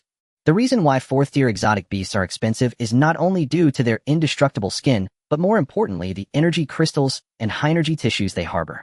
These are key materials for creating genetic drugs and energy weapons. Upon hearing this, Yu Qiao's gaze sharpened. She had been looking for an opportunity to suppress Jiang Zhe, and this was simply a chance delivered to her doorstep. Director Jiang, you are lacking sincerity here, aren't you? With the core materials missing, the value of a 4th-tier exotic beast has at least diminished by half. You made such a grand trade, yet brought us this hollowed-out defective product to fool us. If that's the case, then our cooperation will have to be reassessed. Faced with the joint pressure of the two, Jiang Zhe offered no explanation. Leaning back in his chair, he spread his hands. Madam Yu Qiao, you are mistaken. The materials are with me, but I have no intention of selling them. Yu Qiao laughed in anger, a cold light flashing in her vertical pupils, her red lips pressed into a straight line. Are you trying to make a fool of me? Madam, please remain calm. In business, it is merely about calculating gains and losses. Lacking core materials, I will deduct them from the total price. Since I dare to put this on the table, I am not afraid of you lowering the price. However, everyone must understand one thing. As long as the supply is stable and the subsequent quantity is sufficiently large, this minor deficiency should not be a concern, right? After all, the value of a channel that can consistently provide 4th-tier materials is not something a few core items can compare to. What you are purchasing is not just these few boxes of materials, but also my identity as a spokesperson for Kunlun Industries, and the transportation line that connects directly to the Qishao army behind me. Yu Qiao and Black Shark were momentarily speechless. Indeed, occasionally acquiring a 4th-tier exotic was a stroke of luck, but being able to supply steadily was what truly defined a channel. Jiang Zhe could continuously provide 4th-tier materials even if each was missing a core part. Their total value far exceeded their past earnings. This was a seller's market, and Jiang Zhe had that confidence. Enough. Just as the two fell into contemplation, weighing the pros and cons, the silent and low-pressure figure of the Ghost Hand suddenly straightened his body. I'm not concerned about the goods right now. I don't care about the star coins either. What exactly is that thing you were hinting at? The gray cloak on Ghost Hand's body swayed, without wind, and two poisoned green short blades slipped into his palms. If we don't clarify things today, no one will be able to conduct business. A chilling aura spread from under the Ghost Hand's cloak, causing the temperature in the entire private room to drop several degrees. For someone like Ghost Hand, who lacked security and survived by selling information and assassination, the unknown was more terrifying than death. The riddle posed by Yu Qiao and Jiang Zhe completely ignited his inner suspicion and fear. Black Shark held a blood-stained towel tightly in his hand, utterly bewildered. He looked at the knife-wielding ghost hand, then at the wary Yu Qiao, and finally fixed his gaze on Jiang Zhe, who sat at the head of the table. What was happening? Did he miss some secret while inspecting the goods? Facing two blades that could sever his throat at any moment, Jiang Zhe merely smiled slightly. Mr. Ghost Hand, you just mentioned that it was a different price. Jiang Zhe pointed at the box of materials on the ground. The secret you want to know now is worth much more than this box of materials. Since it's business, we should sit down and talk. Holding knives won't lead to a good price. Yu Qiao chuckled lightly at the right moment, breaking the deadlock. Put away your toys, Ghost Hand. Playing with knives in front of Manager Jiang is still a bit too immature for you. Yu Qiao lit another cigarette. Taking a deep breath, she exhaled the grayish smoke, concealing the wariness in her eyes. Manager Jiang is right, this indeed is a different price. Though Black Shark did not understand the riddle they were playing, his instincts told him that the atmosphere was off, and it was best to remain silent. Ghost Hand's sinister gaze swept back and forth between Jiang Zhe and Yu Qiao several times. Finally, he let out a heavy cold snort. The dual blades flipped and were retracted into his sleeves. The killing intent retracted. Yet he still did not take his seat. Who knows if you two are digging a pit for Black Shark and me again? Jiang Zhe sighed nonchalantly. Since Mr. Ghost Hand does not trust me, then let's forget this additional transaction. Let's continue discussing the distribution of these materials. This action instead made Ghost Hand anxious.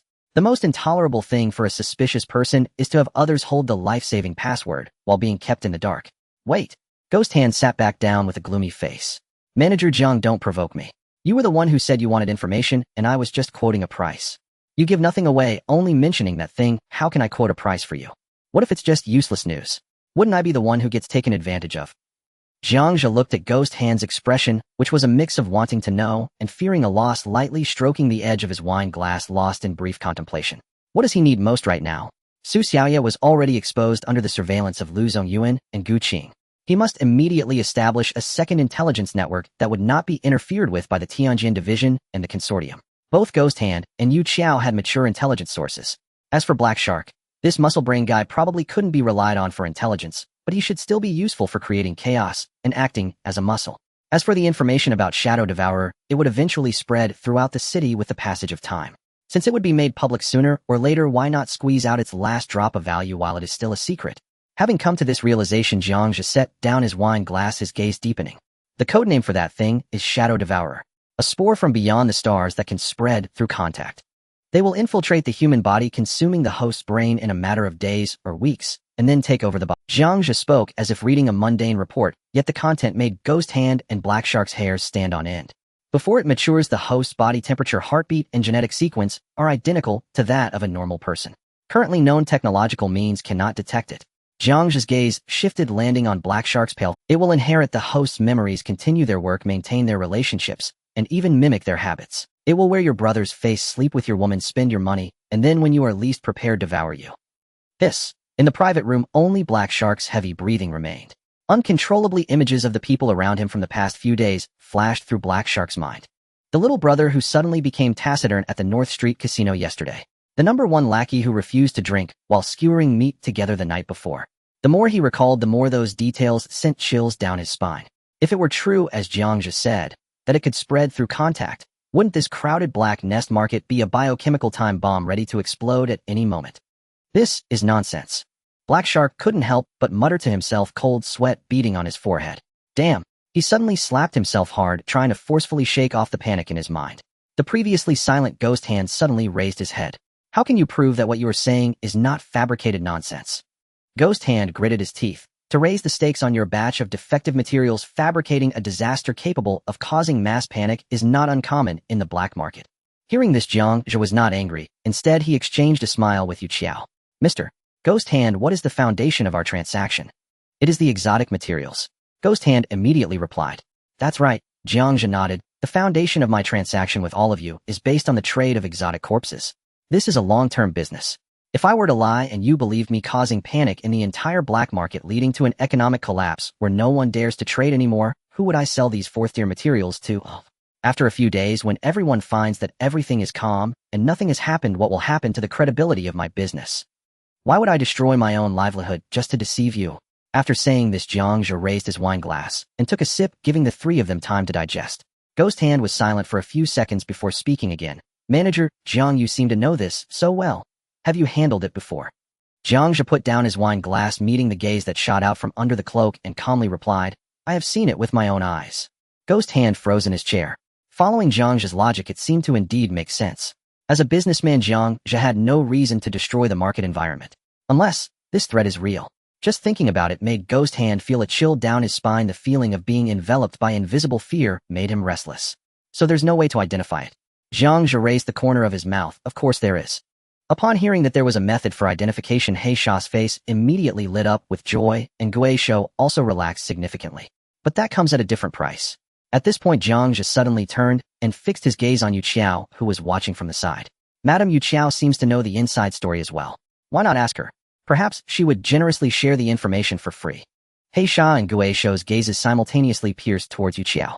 Yu Qiao, do you know about this? Yu Qiao's eyelids twitched, secretly cursing Jiang Zhe for being slick. She exhaled a puff of grayish smoke, raising her hands innocently. Don't look at me. I have indeed heard some rumors and know that such a thing exists. But I'm not very clear on the specific characteristics, transmission methods, or how to prevent it. I only learned these details when Jiang Zhe spoke just now. You're talking nonsense. He Sha was furious. Why didn't you say so earlier? We're all mixed up in this black nest. If something happens, can you escape? Yu Qiao scoffed, looking at He Sha as if he were a fool. He Sha, is there anything in your head besides muscle? Didn't you understand what Jiang Zhe just said? No one would go against star coins. If I had mastered the identification and prevention methods, I would have sold them at a high price long ago. He Sha was left speechless and flushed red, unable to refute her. Although Yu Qiao's words were harsh, they were indeed based on logic. In the black market, if there were an antidote or identification method, Yu Qiao would never miss such a lucrative opportunity. Since Yu Qiao also had no way out, the only hope. Gui Shou slowly turned his head to look at the excessively young man. Jiang Zhe, name your price. Jiang Zhe reined in his smile, his gaze sweeping across the three individuals before him. That will depend on what the three of you can offer. As a prior declaration, I do not accept star coins. Gui Shou and He Sha exchanged glances, both seeing the gravity in each other's eyes. Not accepting star coins would make things much more troublesome. Things that are free are often the most expensive. If it costs money, it can still be negotiated. But if it doesn't cost money, what's usually at stake is life, or something far more troublesome than life. Jiang Zhe looked at the three who had fallen silent, lightly tapping his fingers on the table. What's wrong? Do you all lack the courage for such a small price?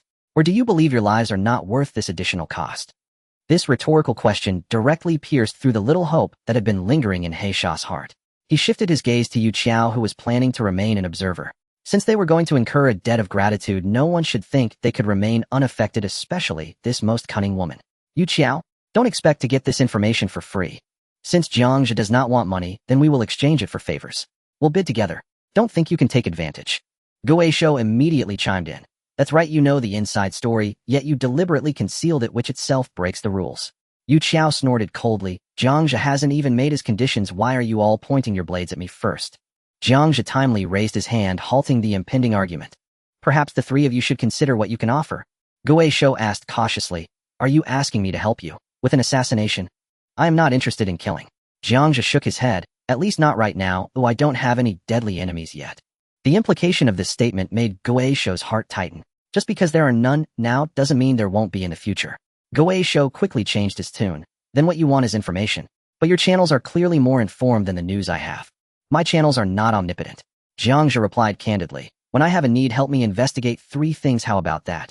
I won't do anything too dangerous. Rest assured it won't exceed your capabilities. Gui Shou remained silent for a moment, weighing an unknown threat against the value of 3 tasks. In the end, he spoke in a deep voice. All right, it's a deal. Jiang Zhe turned his attention to He Sha. He Sha scratched his shiny bald head, looking somewhat troubled. Jiang Zhe, all I have under me are a bunch of rough men who only know how to fight and kill. In terms of martial power, I surely can't compare to you. He Sha, don't forget that you are not alone. Jiang Zhe reminded. You have brothers, you have territory. When I need help, how about it? One favor. He Sha's eyes lit up. This sounded far more worthwhile than the 3 pieces of information from Gui Shou. He immediately patted his chest and agreed, no problem. However, I won't do anything that leads to death. Yu Qiao scoffed from the side. He Sha, the things you're unwilling to do probably exceed even your territory. He Sha glared back fiercely. Jiang Zhe smiled indifferently, not poking holes in He Sha's little thoughts, his gaze landing on Yu Qiao. Without waiting for Jiang Zhe to speak, Yu Qiao proactively snuffed out her cigarette. What the two of them can provide is nothing more than information and violence. I Hong Mo Fong am not lacking in either of those. She leaned forward, an alluring fragrance wafting towards him. But I can offer you something they cannot give you. I can introduce you to someone. Jiang Zhe raised an eyebrow, instinctively leaning back to create some distance. Madam, are you trying to sell me out? Yu Qiao shot Jiang Zhe a sidelong glance. Jiang Zhe, are you scared now? When you were putting me up there earlier, I didn't see you being soft-handed. Jiang Zhe did not respond, waiting for her to continue. Yu Qiao did not pursue the matter further, shifting her tone. Rest assured, connecting with that line will only benefit you, not harm you. Whether to meet or not, the initiative is yours. Jiang Zhe's thoughts raced. Based on the information, he currently held no power in Donghai City surpassed Kunlun Tianjin Division or Qishao Army. However, Hong Mo Fang's ability to stand firm in the Black Nest market must have a powerful backing. Most likely, it's a certain gray area overlord who has connections with these three parties while maintaining independence. Making contact could be a controllable risk with unknown returns. All right, Jiang Zhe nodded, I agree. With the deal struck, the atmosphere in the private room instantly relaxed significantly. Now can we talk? Gui Shou asked impatiently. Jiang Zhe picked up a cup of water to moisten his throat. The method is simple thermal imaging scanning. What? He Shao was taken aback. Is that it? Those things are plentiful in the black market. Don't rush. Jiang Zhe set down the cup. A mature Ji Ing will form a sclerotium within the host, and that area will be significantly lower than normal body temperature. In thermal imaging, it will appear as a moving shadow. It moves, Gui Shou caught the key point. That's right. It's alive. Jiang Zhe nodded. It will constantly wander within the host's organs. Just imagining the scene of something wriggling inside organs made He Sha and Gui Shou feel their scalps tingle. Additionally, Jiang Zhe added the most crucial point. A friendly reminder: be careful when dealing with the host. If the sclerotium ruptures, it will spread even more spores. As for the consequences of being infected, you can imagine for yourselves. He Sha's face turned pale again. This was hardly a safe identification method. This clearly indicated to them that once an infected person appeared nearby, any careless handling could lead to everyone being buried with them. Not only was it difficult to prevent, but there was also the risk of secondary infection during the cleanup. Seeing the varied expressions on the faces of the three, Jiang Zhe knew he couldn't let them spiral into further wild thoughts. He clapped his hands, pulling their attention back to the round table. All right, that concludes our discussion on Jiying. Now let's return to the original business. What price will you offer for the goods in this box? The topic was forcibly dragged back to the transaction, and both Haisha and Gui Shou were momentarily unable to adapt to this rhythm. One moment, they were discussing a crisis that could overturn the entire Donghai city, and the next they began bargaining over a corpse with its core hollowed out. Gui Shou sighed, the first to recognize the reality. Since the core is gone, let's calculate it at the depreciated market price. I'm in a hurry. He just wanted to complete the transaction quickly, and then return to check his subordinates from top to bottom using the methods taught by Jiang Zhe. Any potential threat must be nipped in the bud. Yu Qiao glanced at the impatient Gui Shou and then looked at the calm-faced Jiang Zhe. A glimmer of amusement flashed in her narrowed vertical pupils. In the face of the shadow-devouring crisis, no one had the mood for bargaining anymore. This little rascal could read people's hearts so clearly. Since Gui Shou is in a hurry to leave, I will also calculate at the market price. Haisha watched as the two finished their cake with just a few words while he himself didn't even get a sip of hot soup. He wanted to interject, but feared to anger Jiang Zhe, turning his face the color of pig liver. Of course. However, this place is too small to demonstrate anything. Jiang Zhe looked at Yu Qiao. Madam, your territory should have a larger place for storage, right? Of course, Yu Qiao chuckled lightly, lazily rising. Follow me, little brother. My sister's warehouse is quite spacious. She led the way, swaying her waist as she exited the private room. Jiang Zhe casually turned off the military-grade shield and slapped the material box with his left hand, causing it to vanish instantly. After passing through a secret passage behind the red mill, the four stopped in front of a heavy hydraulic door. After verifying their irises, the door slid open to both sides. A large warehouse, spacious enough to park 3 heavy trucks side by side, came into view. Is this big enough? Yu Qiao leaned against the wall, gazing at Jiang Zhe with keen interest. Jiang Zhe did not respond and walked directly to the center of the warehouse, casually waving his left hand. Thud, thud, thud. 3 dull thuds hit the ground, shaking the alloy steel plates beneath their feet. One was the previously captured infernal marsh giant lizard. The other 2 boxes contained the rift-jumping spider and lava giant lizard. But this was not the end. Jiang Zhe flipped his wrist. Thud. The 4th processing box landed heavily. Haisha looked at the extra box, his throat rolling. Jiang. Supervisor, does this box possibly include my share? Jiang Zhe lifted the box lid. Inside, it was packed full of the carapace's claws and height-tensile tendons of 3rd-tier exotic beasts. Boss Haisha, it seems you looked a bit disappointed earlier. Here are some 3rd-tier materials. Although they are somewhat mixed, the quantity is substantial. Do you want them? Haisha initially felt a bit deflated upon hearing it was 3rd-tier, but when he glanced at the mountain of goods, his eyes instantly turned bloodshot. I want them. Of course I want them. Supervisor Jiang. You really are generous. I knew today would not be a wasted trip. Gui Shou sighed secretly under his cloak. He instantly understood Jiang Zhe's intention. If he produced a 4th-tier beast, now his information regarding the carrier pigeon would seem cheap, and Yu Qiao would also feel dissatisfied. Using a box of large quantities of third-tier materials to satisfy Haisha's appetite not only gave this reckless man face, but also maintained the balance of interests among the three. This young man was terrifyingly meticulous in his thinking. Yu Qiao's red lips curled slightly as she watched Jiang Zhe soothe Haisha so effectively, with just a few words, her playful interest deepening. Seemingly cold-blooded and direct, he was actually a master at manipulating interests. However, did he really only have these 3 fourth-tier exotic beasts on hand? The subsequent transaction process was astonishingly quick.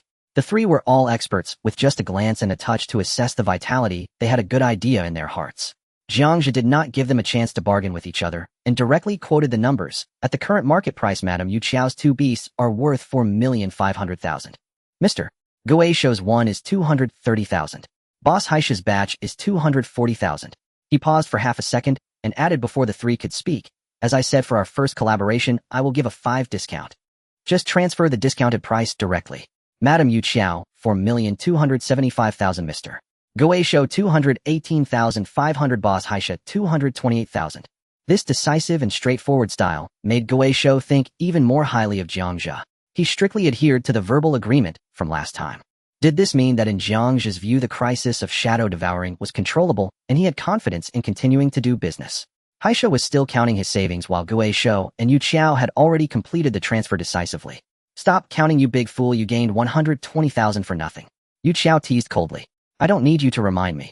Haisha's face flushed as he hurriedly transferred the money, stubbornly shouting, I'm just verifying.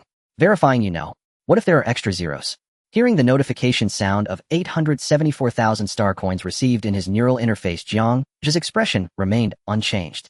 Pleasure doing business. Since the transaction is complete, I will take my leave first. Gui Shou cupped his hands and turned to Yu Qiao saying, Madam, I will send someone to collect the goods later. What are you in such a hurry for?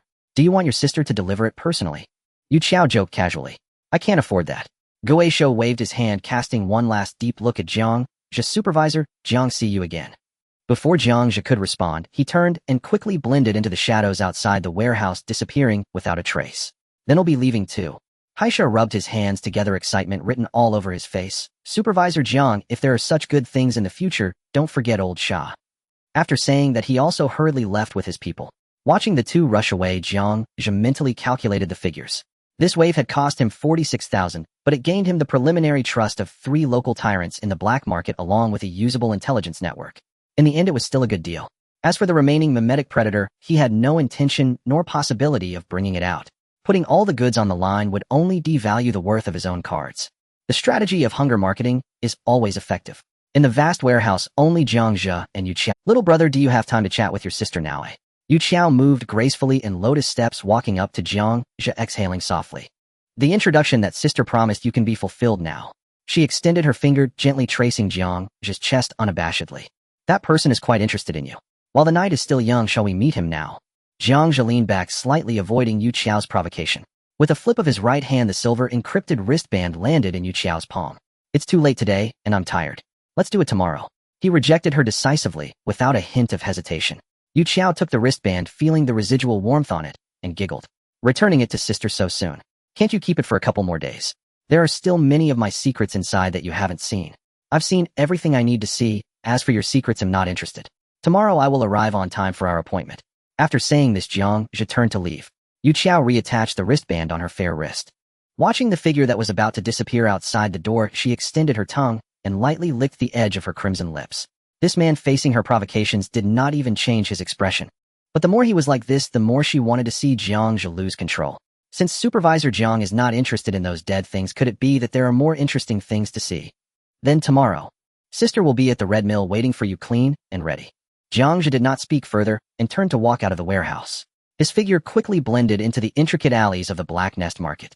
Until Jiang Zhe completely disappeared, Yu Qiao's seductive smile finally faded. She returned to the private room and dialed Sister Lan's communication channel. Qiao Qiao, have you brought me good news so soon? Sister Lan's cold yet teasing voice came from the communicator. Not so fast. Yu Qiao lit another cigarette, exhaling a puff of smoke. Sister Lan, do you have any results from the intelligence I asked you to investigate last time? Found it. That little man of yours has military connections to Chao Feng from the Qishao army. Moreover, he had dinner last night with someone from the Tianjin division, a senior analyst named Gu Qing. Sister Lan's voice paused. Qiao Qiao, this kind of man has deep waters. Do you want to switch sisters to try? Oh, Sister Lan is also interested. Yu Qiao chuckled lightly. That's fine. I originally wanted to take him to meet you today, but he refused. I arranged to meet him tomorrow. Yu Qiao flicked the ash from her cigarette, excitement gleaming in her vertical pupils. Sister Lan, how about I take him to your trial ground? There was silence on the other end for a few seconds, followed by Sister Lan's cheerful laughter. You want to test his caliber? Sure, he'll be waiting for you tomorrow. Exactly, Sister Lan. Yu Qiao licked her red lips. Such an interesting prey, we can have fun with it. After hanging up the communicator, Yu Qiao pinched the cigarette, watching the smoke spiral up, her smile growing increasingly mysterious. The door lock emitted a soft click as Jiang Zhe stepped into the apartment, cloaked in the night. The continuous days of relentless work and high-stakes maneuvering had pushed both his physical stamina and mental state to their limits. Jiang Zhe navigated in the dark to the sofa, allowing his body to sink into the soft cushions. The physiological exhaustion left him with nothing but a low frequency ringing in his ears. Even the strength to lift a finger seemed too much to spare. In the darkness, a sliver of light emerged from the crack of Su Xiaoya's room. She peeked out, her small frame half visible, and upon recognizing Jiang Zhe's silhouette on the sofa, she mustered her courage to step out. Boss, you're back, she said, stopping 3 steps away from the sofa, hesitant to move closer. Jiang Zhe merely grunted in response, keeping his eyes closed. Watching Jiang Zhe sunk into the sofa, Su Xiaoya clenched the edge of her clothing. She wanted to ask if he was tired, perhaps offer him a glass of warm water. Yet thoughts of loyalty and the exchange of interests flooded her mind. She dared not, nor could she attempt to overstep. After a long silence, Jiang Zhe lifted his eyelids and looked over. Is there something? Under his scrutinizing gaze, Su Xiaoya stiffened, immediately straightening up and shifting back to a professional demeanor. Boss, before we finish today, the 2 new interns reported to me. There are still a few old employees who are quite resistant to Oldly being the team leader. Understood, Jiang Zhe replied, closing his eyes again. Give Oldly some time to handle it himself. As for the 2 interns, just let them continue. Yes, Su Xiaoya nodded in agreement, yet her feet remained rooted in place. Her lips moved as if to say something, but she hesitated. After half a minute of silence, Jiang Zhe opened his eyes again. Is there anything else? This time Su Xiaoya took a deep breath and pulled a note from her pocket. She hurried a few steps forward, extending her hands with the note, not daring to raise her gaze to Jiang Zhe. Boss, my mom's medicine is running out. Here are the specifications for the genetic stabilizer and nerve repair fluid. Jiang Zhe took the note, glanced at it in the faint light streaming in from the window, and casually tucked it into his pocket. God, it'll find a way. Thank you, boss, Su Xiaoya sighed silently, turning to return to her room. The door closed gently behind her. Jiang Zhe stared at the shut door, leaning back on the sofa, shaking his head in resignation. Lu Zongyuan and Gu Qing. Their surveillance was inescapable. Allowing Su Xiaoya to engage in intelligence work or exhibiting any closeness beyond a mere employment relationship would only invite disaster upon her. Once a flaw was exposed, this mother-daughter pair would become an excellent bargaining chip for various factions to manipulate him. Jiang Zhe never prided himself on kindness, but he would never casually squander the resources at his disposal, like Lu Qingji. Su Xiaoya was quite sensible, knowing her limits and not causing trouble at this moment. To protect this initial investment, it was essential to find an opportunity to transfer them out of the blind spots of Kunlun Industries and Tianjin Division. Only by completely severing ties could they live safely. With this logic clarified, a glimmer of clarity finally pierced through Jiang Zhe's chaotic mind. He sat up from the sofa, walked to the window in the darkness, gazing down at the brightly lit alley below, standing there for a long time. The cold wind from outside seeped through the cracks, prickling his temples. Pinching the note in his hand, the first stop was determined to find the alchemist Li Wei. Procuring medicine was, more importantly, he needed to confirm how this once prominent professor from Shanghai University managed to evade the bomb attack at Aosun Bio back in the day. How could someone marked as deceased in federal records still be alive and brazenly operating as a local power in the black market? This secret might provide him with a viable path to break free from Lu Zongyuan's control. The next step was to contact Chai Feng from the Qishao army. That batch of mutated corpses had sold most of it. Now was the time to fulfill their agreement. It was a perfect opportunity to probe the military stance. How far had Shuying progressed? What was the situation like within the city? This intelligence was crucial to his next steps for survival. Finally, Jiang Zhe's thoughts settled on Yu Qiao. What kind of mysterious figure did that woman want to introduce? With the Shuying crisis looming, why was Yu Qiao so eager to facilitate this meeting? Did she want to draw him into her fold to counter risks? Or did she have ulterior motives regarding him? He was indeed curious to see what tricks she and the forces behind her were playing. As for the pigeon of the Equal Society in the nameless bar in District 13, that could be set aside for now. Meals must be eaten bite by bite, and plans laid step by step. Right now, he was holding only scattered cards. Without core intelligence rushing forward would be tantamount to courting death. Only with sufficiently detailed intelligence could these disjointed points be woven into a complete web. Otherwise, he would be no different from a blind man groping an elephant and the conclusions he reached would only be deep within the maintenance corridor of Metro Station 9. Li Wei watched Jiang Zhe enter. A hoarse voice emerged from beneath his mask. Why are you back again? Do you have new cargo, or are you short on reagents? Both.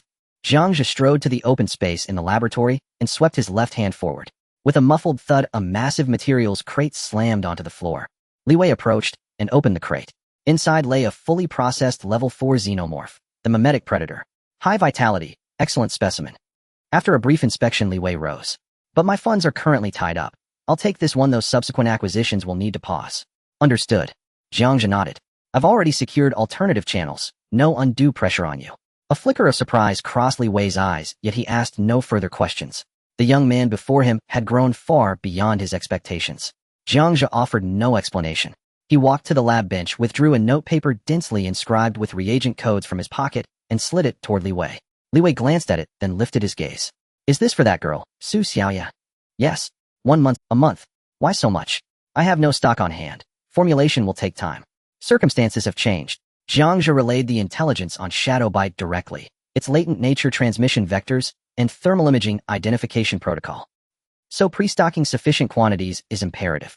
Li Wei fell silent for a moment. As a biogeneticist, he instantly grasped the terrifying implications of perfect mimicry, undetectable by conventional means. This thing is civilization's natural antithesis. Damn this world, troubles never cease. He now understood Jiang Zhe's motive for stockpiling reagents preparation for an imminent citywide quarantine. Li Wei tucked the note away. Understood. The reagents will be prepared as soon as possible. I'll notify you upon completion. He pulled open a drawer and handed Jiang Zhe a black untraceable chip card. 2 million credits here.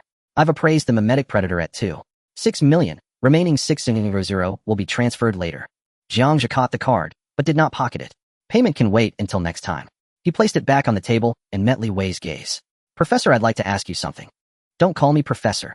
Li Wei's voice rose sharply, edged with sudden fury. Call me Alchemist. My apologies. I'll remember next time. Li Wei sighed, waving irritably. Fine, ask. After that bombing years ago, how did you rise from the dead to establish yourself in the Black Nest Bazaar? Li Wei looked up, eyes sharp with suspicion. Why do you ask? I'm seeking an escape route. For myself. Jiang Zhe held his gaze unflinching. Li Wei remained silent for so long Jiang Zhe thought he wouldn't answer. Then he turned, retrieved a bottle of strong liquor from a cabinet, poured half a glass, and drank it in one go. The fiery spirit burned down his throat. He slammed the empty glass hard onto the table. When I awoke, I activated my mentor's personal optical camouflage, evading the first sweep entirely. To close the case, security chief dumped a vagrant from the slums into the blast site, someone roughly my build. Forensics confirmed my death via dental records and ID chip fragments. All accounts were frozen. Not a single former colleague or friend dared contact me. I stowed away aboard a freighter bound for Kanglan Star, survived by synthesizing gene induction agents, slowly amassing capital until I built this lab. Jiang Zhe remained silent throughout, his thermal vision already active. As Li Wei recounted his self-made, Ascent infrared readings revealed a distinct temperature spike around his nasal region. He was lying. Professor, that's quite a story. Li Wei stiffened. A penniless corpse, stripped of identity and severed from all social ties, smuggled himself to an alien world. Then within the lawless chaos of the black market, he supposedly survived 5 years, thriving through small-scale synthesis work, enough to afford this multi-million credit laboratory. Jiang Zhe's tone remained calm, yet each word struck like a scalpel. You know better than I how deep the black market runs. Without backing or patronage, your expertise would only draw assassins, not clients. By any rational measure, you wouldn't last a month. You're a genius in biogenetics, not finance or political maneuvering. That tale won't deceive me. Believe it or not, that's your choice. Li Wei turned his head aside. Professor, you're under no obligation to tell me the truth. Jiang Zhe straightened, stepping forward. But remember, you need me to infiltrate Shanghai University to probe its current ties with Osborne Bio and assess what remains of their operations. To accomplish that, I must stay alive. Your fairy tale offers no survival path. If I die, your vengeance ends there, abruptly and irrevocably. I require a viable contingency plan. Tell me, who pulled you from that explosion? The relentless interrogation shattered Li Wei's defenses. He needed Jiang Zhe. This audacious youth was his sole instrument of revenge. Seconds passed. Then Li Wei's rigid shoulders slumped. He sank into his chair. A low self-mocking laugh escaped him, bitter, hollow, laced with sorrow. You're right. Alone I couldn't have survived. The corporation that forged my new identity, funded my startup, and shipped me here was another conglomerate. Jiang Zhe's eyes sharpened. Which one? Tianrin conglomerate. Disgust twisted Li Wei's features. Osborne Bio's archrival. They found me. and granted me a new name, resources, and sanctuary. Jiang Zhe absorbed the revelation, mind racing. There had never been a lone wolf vendetta, only cold calculated exchange leaping from one inferno into another. Yet, if Tianren backed him, why enlist a minor player like Jiang Zhe? If Tianren was willing to aid you, why do you need me? Aid? Li Wei gave a wry smile. The enemy of my enemy is my friend. True enough. But even friends keep ledgers. Osborne seized my research to secure military contracts, inflicting catastrophic losses on Tianren. Their condition for saving me. All my future findings, freely shared without restriction. He paused, voice softening slightly. It was transactional, but at least they granted me life and the means to exact vengeance. Then why not simply task Tianren with destroying Osborne Bio? Li Wei avoided Jiang Zhe's gaze. Corporate warfare isn't so simple, especially now with the Federation facing the insectoid threat. Open large-scale conflict among factions is strictly forbidden. Li Wei clenched his jaw, as if justifying himself. So, I must prove my worth. Once I deliver superior technology, perhaps the 10th generation reagents, Tianren will act decisively against Osborne. Hearing this, Jiang Zhe studied Li Wei and suddenly smiled. Professor, do you truly believe that? What? Li Wei froze. That they'll champion your vengeance once you become more valuable. Jiang Zhe shook his head, gaze unwavering. Have you considered, my predicament mirrors yours, exactly. Li Wei struggled to keep up with Jiang Zhe's train of thought. What do you mean by that? Professor, your political awareness is far too low. Jiang Zhe shook his head helplessly, picked up the bottle of liquor on the table, and poured himself a glass. He didn't drink, he merely watched the amber liquid swirl in the glass. No wonder you place all your hopes on me. I'm not mocking you, I'm just stating a fact. Li Wei felt offended, his chest heaving, but ultimately, he held back his anger. He forced himself to calm down and listen to what this young man wanted to say. Do you think my position as the director of this processing center is glorious? Without waiting for Li Wei's response, Jiang Zhe continued. In the eyes of those above, I am merely a tool used for dirty work. But when it knows too many secrets and wants to escape their control, what do you think they will do? Li Wei finally followed the train of thought. Are you saying that genetic modification subject? Yes. If I were to submit my resignation now and say I no longer want to continue, I fear that before I even leave Kanglan Star, I would meet an accidental death due to operational errors or some other reason. I see only two ways to leave safely. Jiang Zhe raised one finger. First, ensure that my departure aligns with the interests of the consortium. For instance, as their insider at Shanghai University, continuing to work for them. He raised a second finger, his gaze fixed on Li Wei. Second, just like you did back then, find a corpse with a similar build, create a perfectly timed accident, and let Jiang Zhe die completely. Then live incognito. Li Wei instinctively took a half step back, as if trying to distance himself from this terrifying conclusion. Then, what should we do? You mean there is no way out? That's why I came to see you today, or I need a successful case to refer to. It seems we have a direction now, but your version proves that the endpoint of this route is still under the control of another. We need to plan the next steps anew. Li Wei fell silent for a moment, suddenly recalling a flaw in Jiang Zhe's words. Wait, don't you still have that identity? Jiang Zhe raised an eyebrow. Which one? The Equalization Society. The more Li Wei thought about it, the more reasonable it sounded, leaning forward eagerly to ask. Their mission is to combat the tyranny of the consortium, and since you are one of them, won't they help you? Isn't that a ready-made backdoor? Jiang Zhe looked at Li Wei's eyes full of hope, his expression calm, showing no signs of panic at having his secret uncovered. Professor, precisely because they are opposing Kunlun Industries, their situation is far more dangerous than you imagine. I will never expose this identity unless absolutely necessary. Once that layer of trump card is revealed, what I have to face will not just be the silencing from Kunlun Industries, but a joint liquidation by the federal government, the military, and various consortia. Don't pin your hopes on any organization, be it the Heavenly People Consortium or the Equalization Society. In the face of survival pressure, individuals can always be discarded at any time. Li Wei wanted to refute, but Jiang Zhe waved his hand to stop him. Professor, let me ask you one more question. Back then, why did Orson Biotech resort to bombs to deal with you and your laboratory? Li Wei's eyes ignited with flames. Because I rejected their low-price acquisition. No, that was just the immediate cause. The root cause lies in the fact that your existence itself is a significant risk. You are the creator of the 9th generation genetic stabilizing fluid. Your brain and knowledge are the source of this technology. As long as you are alive and not under their control, you represent a serious uncertainty. You might sell the technology to their sworn enemies like the Heavenly People Consortium. You could also start your own company and become their competitor. Even in the future, you might research the 10th or 11th generation of products. With each word Jiang Zhe spoke, Li Wei's complexion grew paler. To the consortium, a highly valuable person who cannot be controlled is equivalent to a liability that could cause significant trouble at any moment. What is the simplest way to deal with a liability? Li Wei did not answer. His breathing quickened and his eyes were filled with terror beneath the mask. He thought of his deceased wife and daughter, their faces shattered in the flames of that year. Jiang Zhe stood up, picked up the black anonymous chip card from the table, and put it in his pocket. Professor, take your time to think. Jiang Zhe turned and walked towards the alloy door, leaving Li Wei with his back. The answer to this question must be realized by you. Only then will it truly belong to you. The heavy alloy door slowly slid open and silently closed behind Jiang Zhe. Li Wei slumped down in his chair, Jiang Zhe's last words echoing repeatedly in his mind. Why did Orson Biotech resort to bombs? Because it was the simplest physical means of silencing someone. Not to seize the technology. Seizing the technology was merely the objective, but using bombs was because at the moment he refused cooperation in Orson Biotech's assessment system, he as a person had already shifted from a usable resource to a liability obstructing profits. For the consortium, the simplest way to handle liabilities is to erase them completely. What about the Heavenly People Consortium? Just thinking about it sent a chill down Li Wei's spine. The Heavenly People Consortium found him after the explosion, gave him a new identity, provided resources, and sent him here. Is the enemy's enemy a friend? No. The Heavenly People Consortium was merely reclaiming a valuable asset.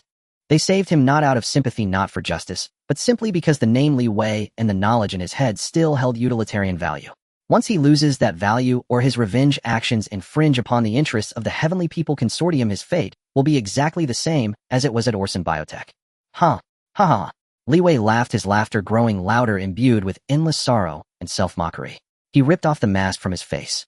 On the face that had been disfigured in the explosion, the scars twisted together. Tears mixed with laughter poured from his murky eyes. He had always thought of himself as a vengeful avenger wielding a butcher's knife. It was only today that an 18-year-old boy completely awakened him.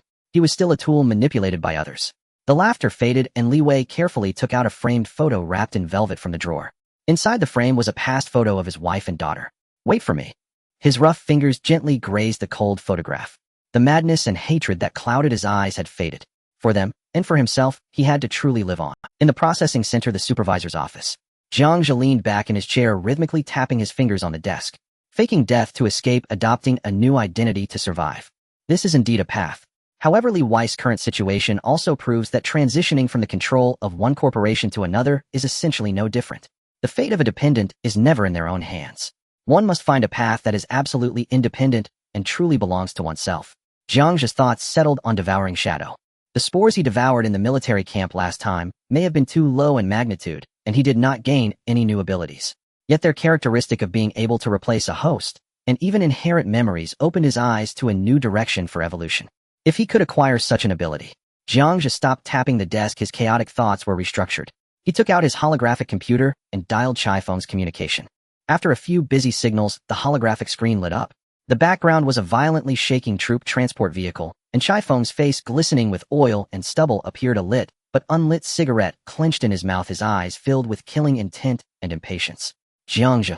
Chifeng glanced at the screen, his voice hoarse. Didn't I say don't contact me unless it's urgent? What do you want to be treated as a harassment call? Chai team. Jiang Zhe's tone was calm as he cut straight to the point. That batch of anomalies has already acted. How do I transfer the star coins to you? Hearing about the funds being secured, Chifeng's irritable killing intent slightly receded. So soon. But I'm busy right now, just leave it with you for now. Once I finish this hectic period, I'll come to collect it. After saying this, he ignited a small flame with his left hand to light the cigarette, while his other hand hovered over the disconnect button, ready to end this conversation he deemed meaningless. Chai team, besides star coins, I might also be able to provide some other assistance. Hearing this, Chifeng exhaled a ring of smoke. What can you help with? My sacrifice soldiers don't need your help to collect their bodies. Jiang Zhe asserted.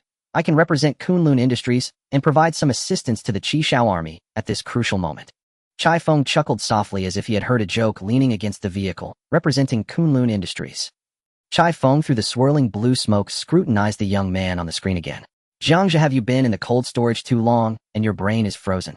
When has it ever been the case for a supervisor from a processing center to speak on behalf of Kunlun?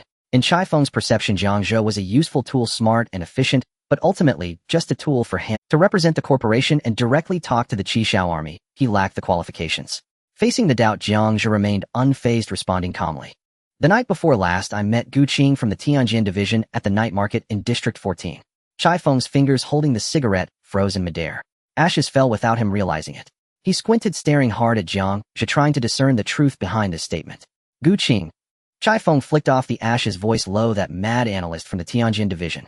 Yes. Jiang Zhe leaned slightly forward, his fingers interlocked on the table. We talked for a long time about devouring shadow. If you don't believe me, you can message Gu Qing right now to verify. Just ask him who it was that invited him to eat synthetic meat skewers by the roadside the night before last. Hearing Jiang Zhe's unwavering confidence, even daring to propose verification, Chai Feng took another deep drag of his cigarette. Although the Tianjin Division and the Qishao Army belonged to the Federation, the internal factions were intricate and mutual suspicion was rife. A low-level supervisor actually dared to privately meet with the Tianjin Division and discuss the confidential topic of devouring shadow. This in itself indicated many issues. It seems you've made quite a leap in a few days. Who's backing you? Qin Shan, Meng Changlin, or Lu Zongyuan?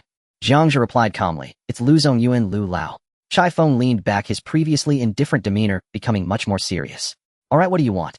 If you're trying to gather intelligence on military deployments, best keep quiet. I'm not interested in military secrets, Jiang Zhe said. I want to participate in your operations. I know about your current predicament. Jiang Zhe did not give Chai Feng a chance to interrupt. The Qishao army has enough firepower, but lacks clear objectives. The current technological means cannot detect immature devouring shadows. You can only impose large area lockdowns and passively wait for the infected to reveal themselves. Chai Feng suddenly inhaled deeply, the cigarette tip emitting a faint burning sound. He remained silent. Every word Jiang Zhe said struck right at the most troublesome point for the Qishao army. What you lack is not weapons but means to identify targets and a completely new way of solving problems, Jiang Zhe continued. And I happen to have a hypothesis that might help you save a significant amount of resources. Chai Feng threw the cigarette, but to the ground, and extinguished it. Let's hear it. If it's just nonsense, you know the consequences. Collective consciousness. Jiang Zhe said these 4 words. Chai Feng frowned slightly. What do you mean? Chai team, do you still remember what your parasitic adjutant said to me last time at the camp? Chai Feng had an excellent memory and immediately recited. He said, once you become our companion, you will naturally know everything. Right? Jiang Zhe nodded. Us. This is a very critical word. It implies not individuals, but a collective. Chai team, do you think devouring shadows might possess a collective consciousness similar to that of insectoids? All the infected appear to be independent individuals, but are actually receiving commands from a dominant mother body. As an officer who had fought against insectoids for many years, Chai Feng was extremely familiar with the concept of hive mind. Yet the reports from the Department of Engineering had always defined devouring shadow as a highly concealed parasitic virus. This led him and everyone else to subconsciously overlook this possibility. Do you have evidence? Chai Feng asked in a deep voice. No, Jiang Zhe replied decisively. This is merely a logical deduction based on the existing intelligence. But in the absence of a better response, eliminating a wrong option holds value as well. Chai Feng stared at Jiang Zhe for a few seconds. As expected of someone who can sell so many anomalies in just a few days, his mind is quick. This line of thought is quite interesting. Chai Feng finally spoke, his voice low. I will find someone to verify it. If the direction is correct, consider it an achievement for you. How much reward do you want? Just name your price. What I want is not star coins. Jiang Zhe timely proposed conditions. I have my demands. Let's discuss the trade after the verification results come out. All right. Chai Feng agreed readily. But I'll say this up front, don't risk your life. This matter is more dangerous and complex than you think. The communication was cut off. Jiang Zhe looked at the screen displaying December 10th, gently exhaling a breath. The first step had finally been taken. Jiang Zhe was just about to get up to check on Shi Gandang and Lao Li in the center when the office door was pushed open. Jiang Zhe raised his eyelids slightly, his gaze landing on Lu Qingji. The Lu Qingji in front of him had steady breathing with a deep gray tie perfectly tied in a Windsor knot positioned centrally and snug. Those eyes, always glimmering with calculation, were now looking directly at him, devoid of any emotional fluctuation. Supervisor Jiang, is there any progress on Gu Qing's side? Lu Qingji's voice was equally flat, lacking any inflection or tone indicative of a living person. Jiang Zhe's pupils constricted, activating his thermal vision. In the feedback from the thermal imaging, Lu Qingji's body temperature distribution was remarkably uniform. His body temperature was 36.7 degrees Celsius, with a steady blood flow. His heart rate was 65. Just 2 days ago, this man had been pushed close to the brink of losing control by Jiang Zhe's mere words in a hovering vehicle. Manager Lu Jiang Zhe leaned back against his chair. You came here personally today, just to ask this. Otherwise, Lu Qingji stepped inside, casually closing the door behind him, and sat down directly on the sofa opposite Jiang Zhe. He pulled a palm-sized black device from the inner pocket of his suit and placed it on the coffee table. A projection interface popped up from the device hovering above the desk in front of Jiang Zhe. This is a report on the recent movements of the Tianjin department. Look it over and see if there's any usable information. Jiang Zhe glanced at the projection screen, skimming past the dense data entries without examining them closely. Manager Lu is quite well informed. The consortium has its own channels. Lu Qingji ignored Jiang Zhe's probing and went straight to the point. I'm here to synchronize information today. You should also update me on your interactions with Gu Qing. Jiang Zhe remained silent for 2 seconds. I believe I mentioned last time that Gu Qing is following the procedures up the chain and needs time. Time. Lu Qingji picked up on this word. How much time? Uncertain. He is waiting on the upper management stance, and I am waiting for things to ferment. Lu Qingji nodded, as if digesting this information. He then raised his wrist, opened the note interface on his light brain, and scanned the entries. Last time you mentioned you had already contacted Gu Qing. What were the specific results of that contact? What conditions did the other party propose? Were there any clear phase timelines established? No conditions were proposed. Jiang Zhe responded. No timeline was given either. He only mentioned waiting. Lu Qingji swiftly recorded this on the light brain screen, showing no intent to conceal anything. Waiting. Lu Qingji stopped taking notes and looked up, repeating Jiang Zhe's wording. What degree of waiting signifies that it has fully fermented? Is there a quantifiable judgment standard? Or is it that? Lu Qingji leaned slightly forward. Are you just waiting for an uncertain opportunity? The office fell silent for a few seconds. Jiang Zhe looked at Lu Qingji across from him. The question was sharp, but not excessive. It was a normal part of the project advancement process. The problem lay in his inability to answer. Manager Lu Jiang Zhe's speech slowed. Such matters cannot be rushed. I know they can't be rushed. Lu Qingji straightened his posture, but I want to confirm one thing. Do you have a backup plan? A backup plan? Yes. Lu Qingji's gaze was unflinching. If the line with Gu Qing is severed, what remedial measures do you have? Will it be through the remaining personnel within the Tianjin department for a secondary breakthrough? Or will you bypass Gu Qing and find his superior? Jiang Zhe leaned against the back of his chair, not responding immediately. The only official leverage he had left was Chai Feng of the Qishao army. But this involved the collective consciousness hypothesis he had just thrown out. Facing the extremely composed Lu Qingji, he could not possibly divulge a hint. Seeing Jiang Zhe remain silent, Lu Qingji nodded. Supervisor Jiang, I don't mean to rush you. But since Lu Lao assigned the task to us, I need to know if the first route proves unfeasible, do we have a second option? Forcing a second route carries uncontrollable risks. Jiang Zhe spoke. Bypassing Gu Qing would equate to unilaterally tearing apart initial trust, increasing future resistance exponentially. Assuming risks and doing nothing. Lu Qingji looked at Jiang Zhe. Which execution state do you think Lu Lao despises more? This statement was quite firm, but the logic was sound. Jiang Zhe suddenly smiled. Manager Lu Jiang Zhe crossed his hands on the table. Your line of thought today is very clear. If I didn't know the details, I would have thought another person was sitting here. Lu Qingji remained expressionless. One must learn, but your speed of progress is rather swift. Did you seek counsel from some high-level expert? Or? Jiang Zhe paused, his tone becoming playful. Have you eaten something special recently? Supervisor Jiang, you think too much. Lu Qingji's expression remained unchanged. He stood up and adjusted the crease of his suit jacket. I am merely fulfilling my duties. He turned and walked towards the door. Manager Lu. Lu Qingji paused. Jiang Zhe's voice came from behind, unhurried. Next time you come, remember to notify me in advance. If I'm not here, your visit will be a waste of time and effort. Lu Qingji did not look back or respond. He pushed the door open and left directly. The door was gently closed, and the office returned to silence. Jiang Zhe leaned back in his chair, his gaze lingering on the closed door. After a while, he looked down at the still-running black device on the coffee table. The person left, but the device remained. Was it forgotten or intentional? He glanced at the projection screen. The report on the Tianjin department's movements included dates, locations, and personnel shifts, each item detailed extensively. The consortium, or rather Lu Qingji's channels, were indeed well informed. But that was not the most critical issue at the moment.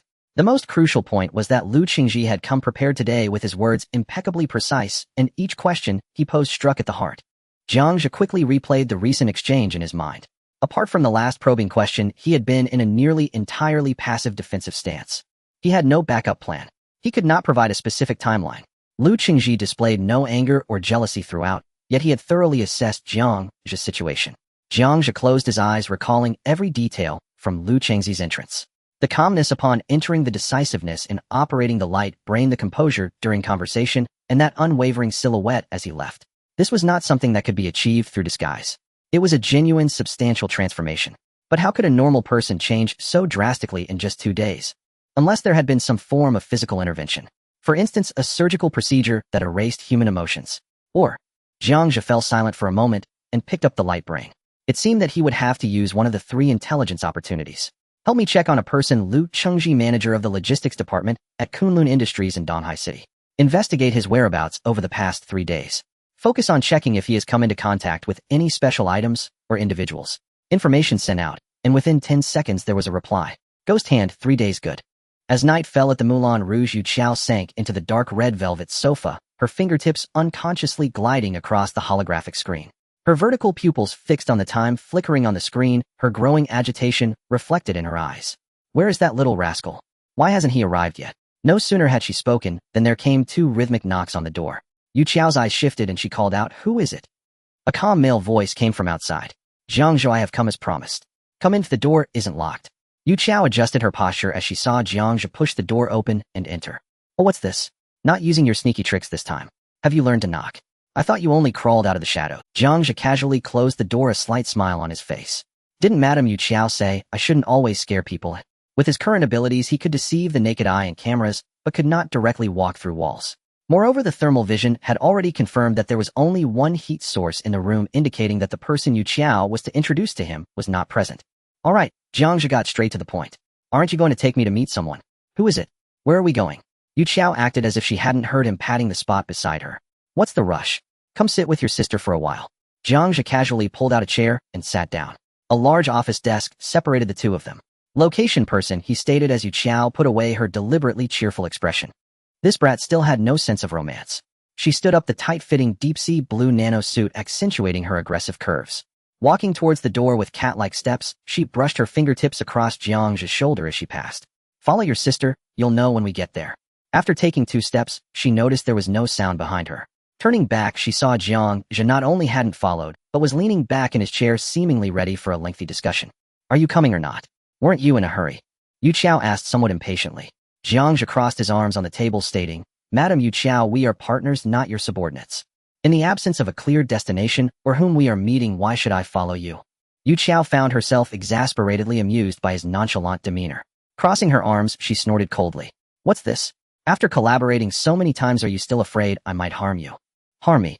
Jiang Zhe shook his head. "You probably don't have such intentions. But other intentions are hard to say." He paused to add, "I don't like surprises." "You?" Yu Qiao was momentarily speechless. She realized that neither teasing nor provoking this dull fellow was effective. The two stared at each other for a few minutes before Yu Qiao finally conceded, sighing, "Fine, you win. The person I want to take you to meet is someone behind me, whom we all call Sister Lan. The location is in District 12. Jiang Zhe sat up slightly. "Sister Lan?" "Yes," Yu Qiao nodded. "Can we go now, Manager Jiang?" Jiang Zhe did not answer, but instead opened his holographic computer and began to operate it. Yu Qiao curiously leaned closer, noticing Jiang Zhe was editing a timed email intended to be sent 3 hours later. "Jiang Zhe." Yu Qiao suppressed her anger. "Are you really this timid?" Jiang Zhe completed his setup, closed the holographic computer, and calmly nodded in response to her murderous glare. "I fear death." He said those 3 words so matter-of-factly that it cut through Yu Qiao's anger entirely. Against a shameless pragmatist, any provocation or teasing was futile. She looked at Jiang Zhe's calm face and could only let out a cold snort from her nose before turning to leave the room. Jiang Zhe got up to follow. In the underground parking lot of the Black Nest Market, Yu Qiao led Jiang Zhe to a red maglev sports car. She pressed the key and the car door opened upwards like wings. "What do you like it?" Seeing Jiang Zhe staring thoughtfully at the sports car, Yu Qiao teased, "Want one? Should I gift you one, dear brother?" Jiang Zhe withdrew his gaze and smiled. "I just think this car looks a bit familiar. No need for a gift." He then sat in the passenger seat. The sports car smoothly drove out of the garage and merged into the night. "Have you seen it before?" Yu Qiao asked. "I had a classmate named Chun Zixuan," Jiang Zhe said, gazing at the rapidly retreating street scenery outside. "He has the same one." "Then there's no doubt this must be his. A while ago, Kunlun Industry used this car to settle a debt with me." Yu Qiao lightly laughed. A hint of surprise flashed in Jiang Zhe's eyes. Chun Zixuan has actually fallen to the point of selling his car. Didn't Lu Zongyuan promise Chun Ru that he would support him at the shareholders' meeting? What had happened after he was crippled? "Do you know why he sold the car?" Jiang Zhe casually asked. "Not sure. In the pawn business, we don't ask about the origins," Yu Qiao replied. Jiang Zhe calculated in his heart. It wasn't worth using the information service of Ghost Hand for this little curiosity. He soon brushed the matter aside. The sports car sped along, finally entering the underground parking lot of a large shopping mall in District 12. Here the foot traffic was sparse, a stark contrast to the bustling commercial area. Yu Qiao led Jiang Zhe to the entrance of an escape room shop with a sign saying Nightmare Space. Here the foot traffic was sparse, a stark contrast to the bustling commercial area. Yu Qiao led Jiang Zhe to the entrance of an escape room shop. Jiang Zhe stopped, his gaze scrutinizing. "Madam Yu Qiao, you're not playing me, are you? What are you too scared to go in?" Yu Qiao provocatively shot Jiang Zhe a look and was the first to push the door open. Jiang Zhe activated his thermal vision and scanned the area, finding no life heat sources inside and detecting no abnormal energy fluctuations. He fell silent for a moment before following her in. The interior was a corridor lined with numerous horror posters. The air was dust-free, as if it were cleaned daily. Yu Qiao stopped in front of a metal door marked Final Judgment at the end of the corridor.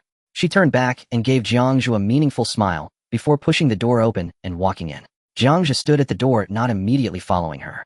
His thermal vision penetrated the darkness, revealing Yu Qiao's heat source moving further inside, as if entering a spacious area. He narrowed his eyes and finally stepped into the darkness.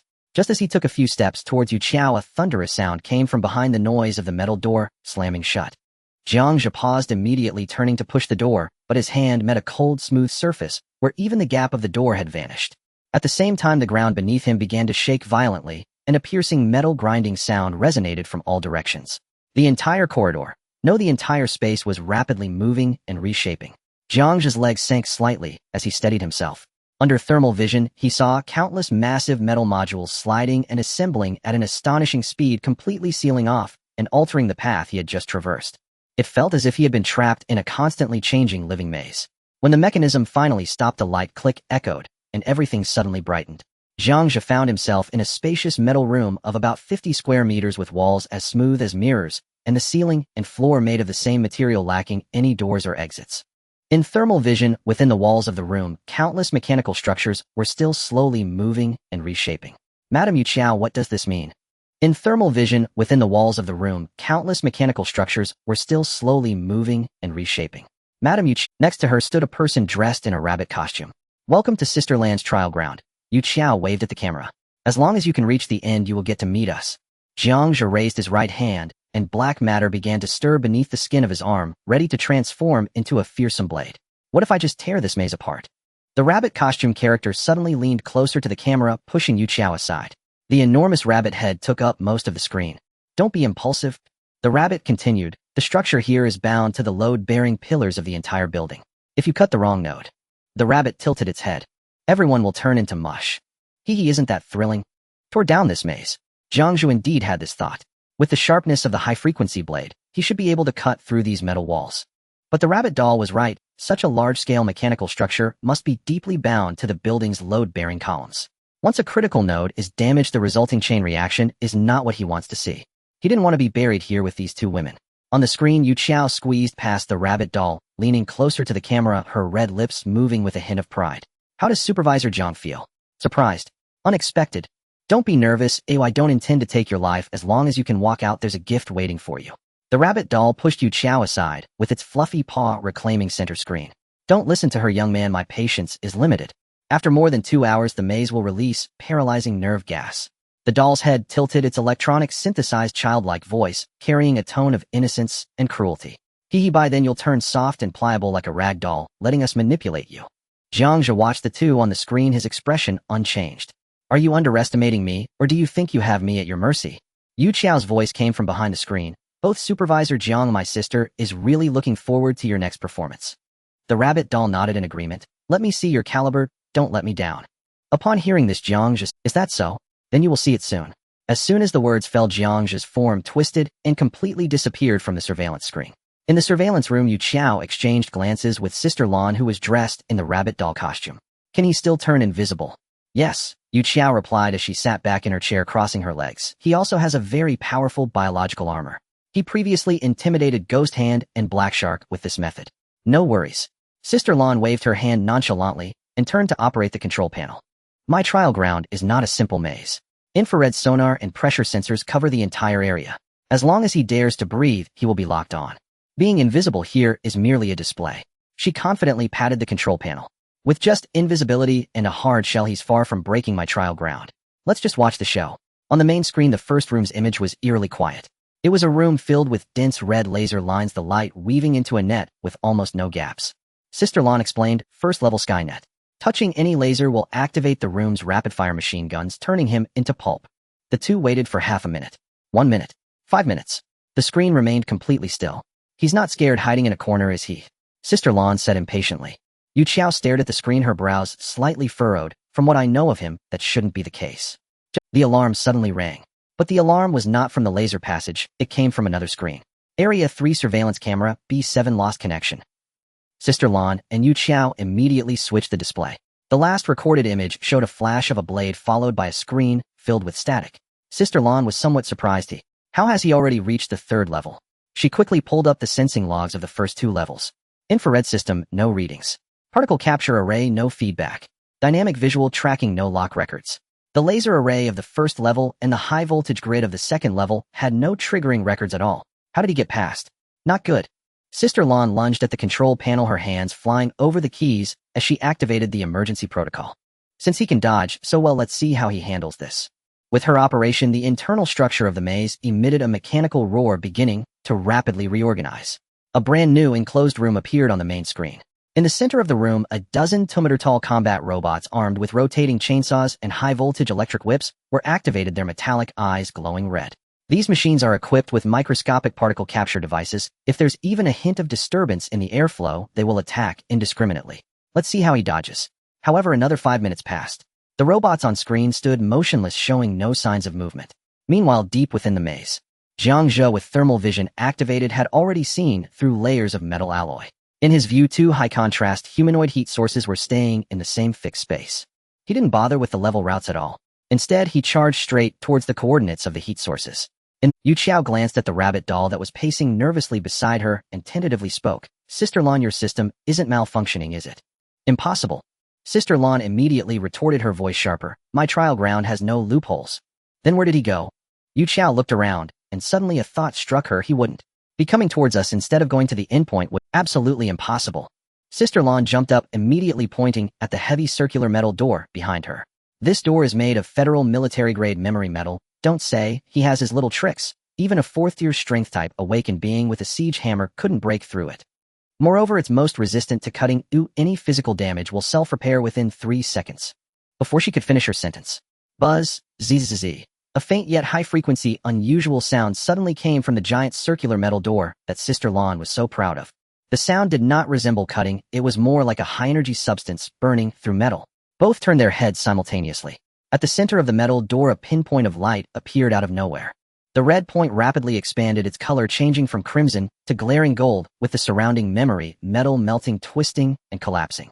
A strong scent of burnt metal filled the air. This is... Sister Lon couldn't help but stand up. Yu Qiao was equally astonished, standing up from the sofa. He indeed didn't go through the challenges, instead he came directly for them. In the shocked gaze of the two, that door, which hadn't held for 5 minutes, was already burned through with a half-meter diameter hole. Hot molten metal dripped onto the carpet, burning dark pits into it. The heavy metal fragment was violently kicked inward by an external force. Boom! The fragment crashed onto the carpet of the surveillance room, stirring up a cloud of dust. Amid the swirling dust, a tall figure stepped past the molten edge, walking in slowly. Yu Qiao instinctively looked at the rabbit doll beside her. Didn't you say? It's most resistant to cutting. Sister Lon screamed, yanking Yu Qiao's arm, and retreating. The entire rabbit doll was shaking. You didn't say he had high-energy weapons. This door was directly melted through. Ignoring the two's panic, Jiang Zhe walked up to the control panel, glancing at the constantly changing maze path map on the screen. Is this the trial ground? The design is too poor. He turned around, his gaze landing on Yu Qiao and the doll costume behind her. Madam Yu Qiao, the one you want to introduce, is this rabbit. Jiang Zhe's right arm was instantly covered with black keratin, forming a sharp blade, half a meter long, embedded with micron-level serrations. He stepped forward, instantly crossing several meters. The cold blade pressed directly against the rabbit doll's fluffy neck. Now the game is over. Tell me, who are you? Or I could personally peel off this headpiece to take a look. The high-frequency blade pressed against the neck. The rabbit costume trembled violently, and the electronically synthesized childlike voice carried a sharp wail. Don't kill me. I'm just a fluffy, innocent little rabbit. The sister in the costume trembled and hugged Yu Qiao's arm tightly, pulling her in front to block the blade. Yu Qiao stumbled from the pull, her face filled with helplessness. Sister, stop playing around. I'm so scared. He's so fierce. Qiao Qiao, save me. Ignoring everything, the sister continued to emit exaggerated screams. Jiang Zhe watched this farce with cold eyes. In the thermal visual, the heat source within this frightened rabbit was unusually stable, showing no sign of fluctuation.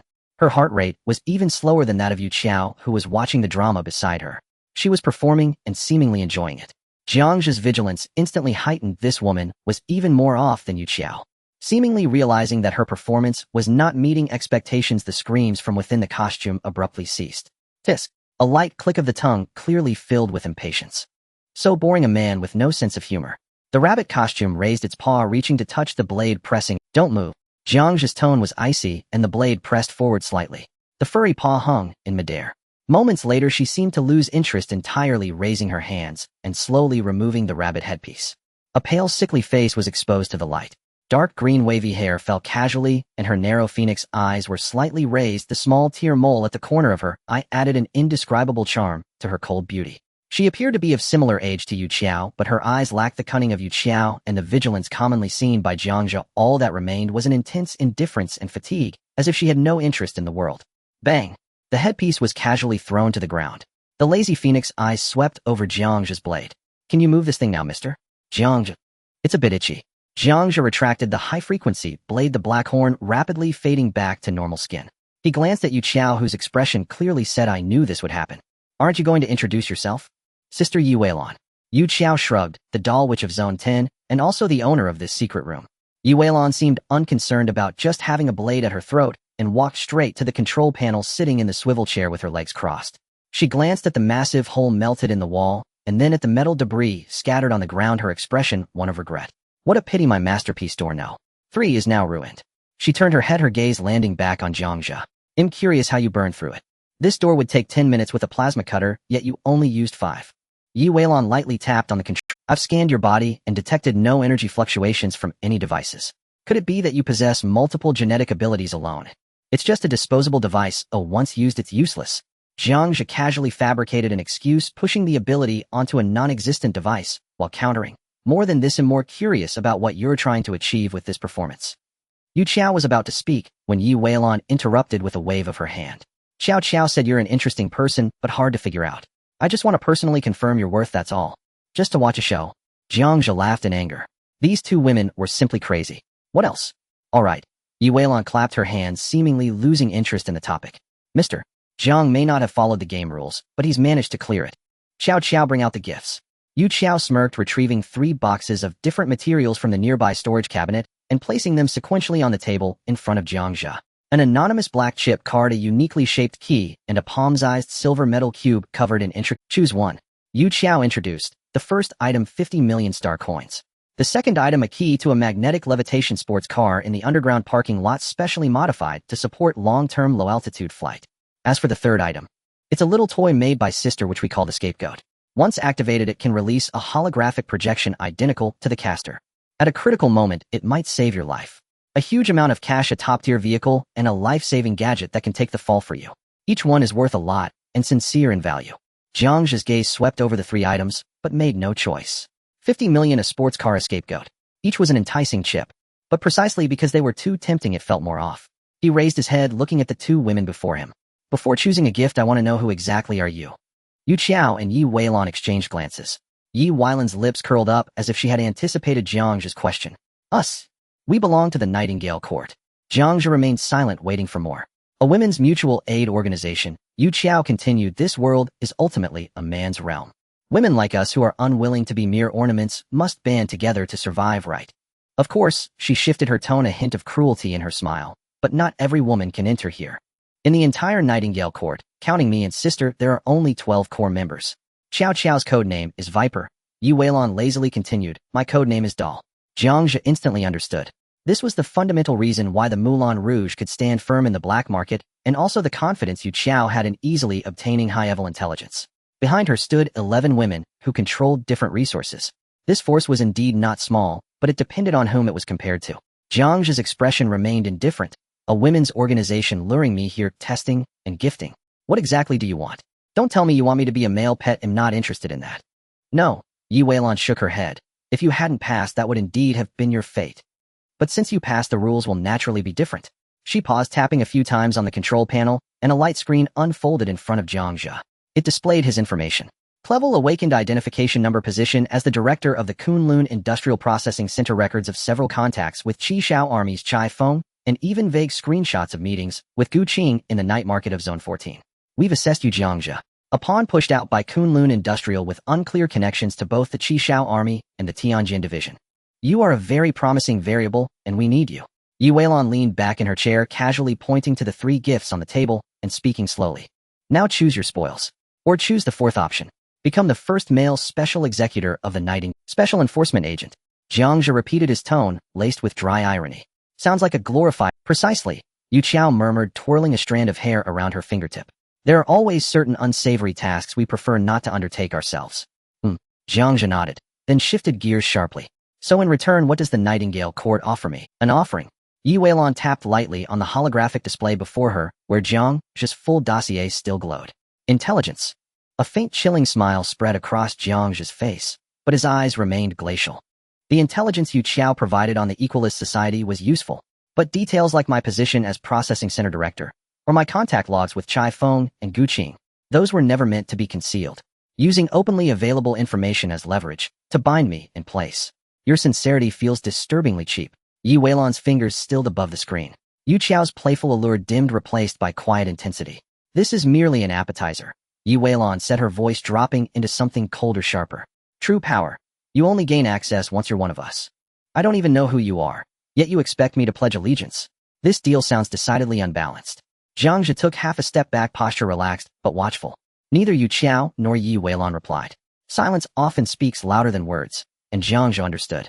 He spread his hands wide in quiet acknowledgement. So be it. By your own rules. Even if I agreed to join, revealed all your secrets, then reneged, what could you possibly do to me? Yu Qiao laughed, a low, exasperated trill, then stepped forward, her crimson lips brushing the sensitive skin just below Jiang Zhe's ear. Director Jiang, no one has ever dared take advantage of the Nightingale Court. And the fate of traitors. Well, I'd hate to frighten you with the details, dear. Jiang Zhe didn't flinch. His gaze remained locked, not on Yu Qiao, but on Yi Weilon at the control console. Loyalty then is enforced solely through violence. He tilted his head slightly. Are you certain your violence is enough to crush me? Yu Qiao's expression froze, then hardened into ice. But Yi Weilon reacted faster. A soft, derisive laugh escaped her lips. Humph. And in that instant, an invisible pressure detonated from her core. The surveillance room's oxygen vanished in a vacuum. The metal water cup on the console crumpled inward, collapsing like paper. Jiang Zhe's spine buckled under sudden crushing weight, his bones shrieking in protest. Air was wrenched from his lungs, a darkness bled into the edges of his vision. His thermal vision flickered wildly. The stable heat signature radiating from Yi Weilon surged violently upward. Ferocious energy particles roiled across her skin, warping light itself in rippling distortions. Jiang Zhe clenched his jaw, resisting the onslaught with every fiber of his being. This aura dwarfed the two figures he'd encountered at Blackfang Port. Fifth tier, at least fifth tier.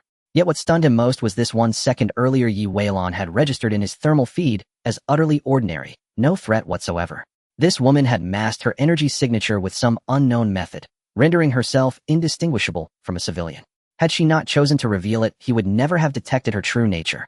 Alarm bells screamed in Jiang Zhe's mind. Thermal vision was not infallible. This world held far more hidden arts and deeper deceptions than he had imagined. So, you finally dropped the mask. Jet-black liquids surged over his body, coalescing into razor-edged, high-frequency arm blades aimed squarely at Yi Weilon. His primal instincts shrieked a warning: engage her directly, and you die. Yet Jiang Zhe stood rigid, back straight, shoulders squared, not retreating an inch. To yield even a fraction would transform the negotiation table into an execution ground. Watching him shift into combat stance, Yi Weilon curled her lip in mild disdain. The oppressive aura dissolved instantly, like mist under noon sun. How tedious. Is that all men think about? Fighting, she asked, voice dripping with condescension. Must everything hinge on brute force? Jiang Zhe's reply was icy. Without violence as foundation, what grounds any negotiation? Grounds. She twisted a lock of emerald hair around her finger. Your very eligibility began the moment you crossed this threshold, granted by me. The arrogance of a high rank awakened blazed unapologetically. Jiang Zhe offered no rebuttal. Against absolute supremacy, conventional arms were almost certainly futile. Yet panic never touched him. His mind raced, reconstructing every detail, every micro-expression, every fluctuation in energy. A mutual aid organization composed of 12 elite women. Jiang Zhe spoke slowly, half to himself, half as analysis laid bare before them. You emphasize male dominance in this world, implying the Nightingale Court's operational space remains constrained by the federal conglomerate's mainstream order. His gaze drifted from Yi Weilon to Yu Qiao beside her. For half a second, just a fraction, the line of Yu Qiao's jaw tensed. A telltale involuntary reaction. He'd struck true. Jiang Zhe pressed further. Your intelligence network is formidable, but leans heavily on social connections and black market whispers. Penetration into military or Heaven's Insight Bureau structures appears limited. Otherwise you wouldn't be offering mere contact records, but far more consequential assets. Thus I infer the Nightingale Court is rooted in Donghai City, or perhaps Kanglan Star, but its influence hasn't yet expanded across the entire Federation. Yi Weilon, who had been reclining lazily in her chair, sat upright at last. What are you implying? That my value to you may exceed your expectations. I am uniquely positioned, linked simultaneously to Kunlun Industrial Group, the Qishao Military, and the Heavens Insight Bureau. Killing me, or pushing me to the brink, yields you nothing. In fact, it costs you everything. Jiang Zhe's certainty solidified. He'd guessed correctly, 80% perhaps more. The organization was powerful, yet profoundly circumscribed. Whether that limitation was genuine or a carefully staged illusion, he couldn't yet discern. Still, if the day ever came when he truly needed to vanish, feign death, and disappear, placing Su Xiaya and her daughter here might prove ideal. An all-female enclave inherently wary of men from without. With precise handling, they could live safer here than anywhere else in known space. Provided, of course, he sustained a long-term cooperative relationship with the Nightingale Court. At that thought, Jiang Zhe retracted his arm blades, the obsidian fluid receding beneath his skin, his posture shifting fully out of defense. I have no interest in joining, but cooperation. That holds genuine appeal, though the timing is not yet ripe. Hearing this, Yi Weilong held his gaze for several silent seconds, then broke the tension with a quiet, knowing chuckle. How intriguing. Since you declined the role of enforcement agent, for now, we'll respect that. She gestured toward 3 sleek boxes resting on the table. However, you dismantled my trial field. A prize is due. Choose one. Consider it the Nightingale Court's welcome gift, and our first investment in you. Jiang Zhe's gaze skimmed the 3 tokens on the console. He picked up the sports car key, its design cold and angular. Star coins were no shortage for him now. That scapegoat survival trinket, though valuable, was still an external crutch, far less dependable than one's own strength. Only this specially modified vehicle capable of low-altitude flight was what he needed at the moment. Its mobility would prove indispensable whether he was hunting or fleeing. Yu Qiao looked a little surprised at Jiang Zhe's choice. Oh, you chose the car. Just a means of transport. Jiang Zhe toyed with the key. Where is the exit? Leaving already. Not going to sit a little longer. Big sister still has many things she wants to talk to you about. Yu Qiao planted her feet, trying to bar his way. No, I'm busy. She drew a deep breath, tamped down her irritation, and replaced her smile with one of coquettish charm. Don't you want sister to see you off to pick up the car? No need. Where is the exit? Yi Weilong glared at the screen, and displeased struck the console with her fist. A dull mechanical grinding answered her blow. The room shuddered violently as heavy armored modules within the walls and ceiling slid and reconfigured at high speed. After a moment, the tremor ceased. The corridor lined with those terrifying posters reappeared before Jiang Zhe. This way out is the same as the entrance you used. Jiang Zhe did not utter another word. He turned and left. Until his tall silhouette vanished at the far end of the corridor, the monitoring room held only the 2 women. TCH. Yi Weilong grabbed the oversized rabbit head on the floor and slipped it back on. The ludicrous electronic childlike voice chimed once more. Xiao, he's fierce. If you hadn't said he set up timed emails and we hadn't gauged his strength, I would have liked to take him apart to see how he's built inside. She shifted her tone and added with teasing, by the way, do you like that type? Yu Qiao said nothing. She walked straight to the great circular breach scourged through the floor, reached out, and lightly touched the still blistering pool of molten metal. The heat stung her fingertips, yet her face flushed. She turned to the rabbit head, Yi Weilong, and licked her lips. Men, it's precisely because they're fierce that they are worth conquering, isn't it? In the underground garage, Jiang Zhe pressed the oddly shaped key in his hand. A soft click sounded. Not far off, a maglev sports car cloaked in matte black composite material illuminated a strip of light fore and aft. When it settled, the chassis hugged the ground, and the nose took the form of a razor wind wedge. The sidelines bore no ornamentation. The rear rose sharply to reveal a heavy integrated diffuser. There was no opulent beauty. It was a land interceptor born for speed. Jiang Zhe circled the car once. Thermal vision synced on. The engine and power core lay in absolute cold. The armor showed no abnormal heat signatures. When his gaze passed the blind spot of the rear exhaust bay, he halted. Within the shadows, a faint thermal red betrayed a minute temperature difference. The coating's camouflage was near perfect, but thermal feedback left nothing hidden. Jiang Zhe slid 2 fingers into a metal seam and pried out a thin wafer. A miniature audio collector. He pinched it between palm and thumb. Not leaving any trace would have been unlike those 2 lunatics. Yet only one audio sensor. Was it overconfidence or a test of boundaries? Either way, he would find out soon enough. Jiang Zhe opened the door and took the driver's seat. The interior felt roomier than it appeared. The alloy and carbon fiber dashboard was cold and spare. As he settled in, a beam of light swept across his palm from the console and projected a 3-dimensional starlit blue interface. A gentle artificial female voice spoke. Identity authenticated. Welcome, new owner. Yes, Hun is honored to serve you. He linked his light brain to the main control and fumbled across the U-shaped wheel until he mastered the basic operations. The energy bay held a high-energy crystal block that glowed with a faint azure halo. The gauge showed full. It was the Federation's standard model, replaceable through official channels. Convenient enough. Yes, Hun glided out of the bay and merged into the night traffic. City neon streaked by the windows. Jiang Zhe brought the little collector to his lips. Interesting. 2 seconds of silence followed inside the cabin. A system chime announced received communication access request. Source Yu Qiao. Connect. Jiang Zhe. Yu Qiao's languid voice flowed through the speakers. Who says you want spare a little time? Sister just wanted to bask in your presence a bit longer. I had assumed your goodwill did not include such tricks. This isn't a trick, it's sister's concern for you. This Yes Hun is Lanji's masterpiece. At such speed, I worry for your safety on the road. Concern or surveillance? Oh, why use such harsh words? Yu Qiao hummed, and then shifted tone. But Donghai City is truly not safe right now. Jiang Zhe's eyes flickered. He removed the black box he had extorted from Lu Qingji and pressed its switch. An invisible high-frequency interference wave instantly cloaked the cockpit. It would not sever the car's internal communications, but it sealed off any signal band attempting to probe the vehicle's environment. Continue. Jiang Zhe said calmly.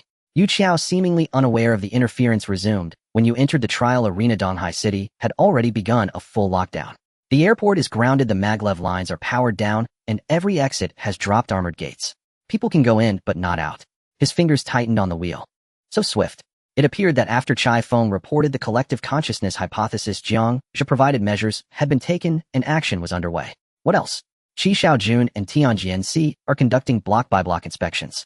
The black market isn't quiet either. Guizhou and Haisha joined forces and have already dealt with 7 unlucky souls who were replaced by Shiring. Yu Qiao paused, then struck at the core of that thing. Shiring, how much do you actually know? What I know isn't convenient to say over a call. Jiang Zhe tapped the wheel with his fingertips. Information comes at a price, miss. Yu Qiao. Yu Qiao seemed momentarily at a loss, then laughed. All right, sister misspoke. Shall we change the topic? Are you satisfied with this? Yes, hun. It can fly low, you know. The car is fine. He'll take it. Jiang Zhe lifted the audio collector. But this is the first and last time. If I find another unauthorized component, it won't end with merely crushing it. Oh, you think we're afraid? Don't worry. After you suffer a loss, you'll understand. With that, he cut the call. At the same moment, his thumb and forefinger came together. The precision audio collector crumpled under his grip into a worthless lump of metal. Shards of broken circuit board and metal flakes cascaded through the open window and were scattered into the night. The border of District 14. The glaring red and blue flashing lights forced Jiang Zhe to a halt. Several heavy armored vehicles lined up, completely blocking the road.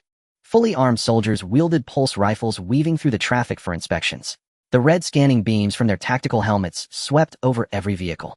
Before the massive arch scanning gate, thermal imaging devices and particle detectors operated at full power, creating an imposing scene.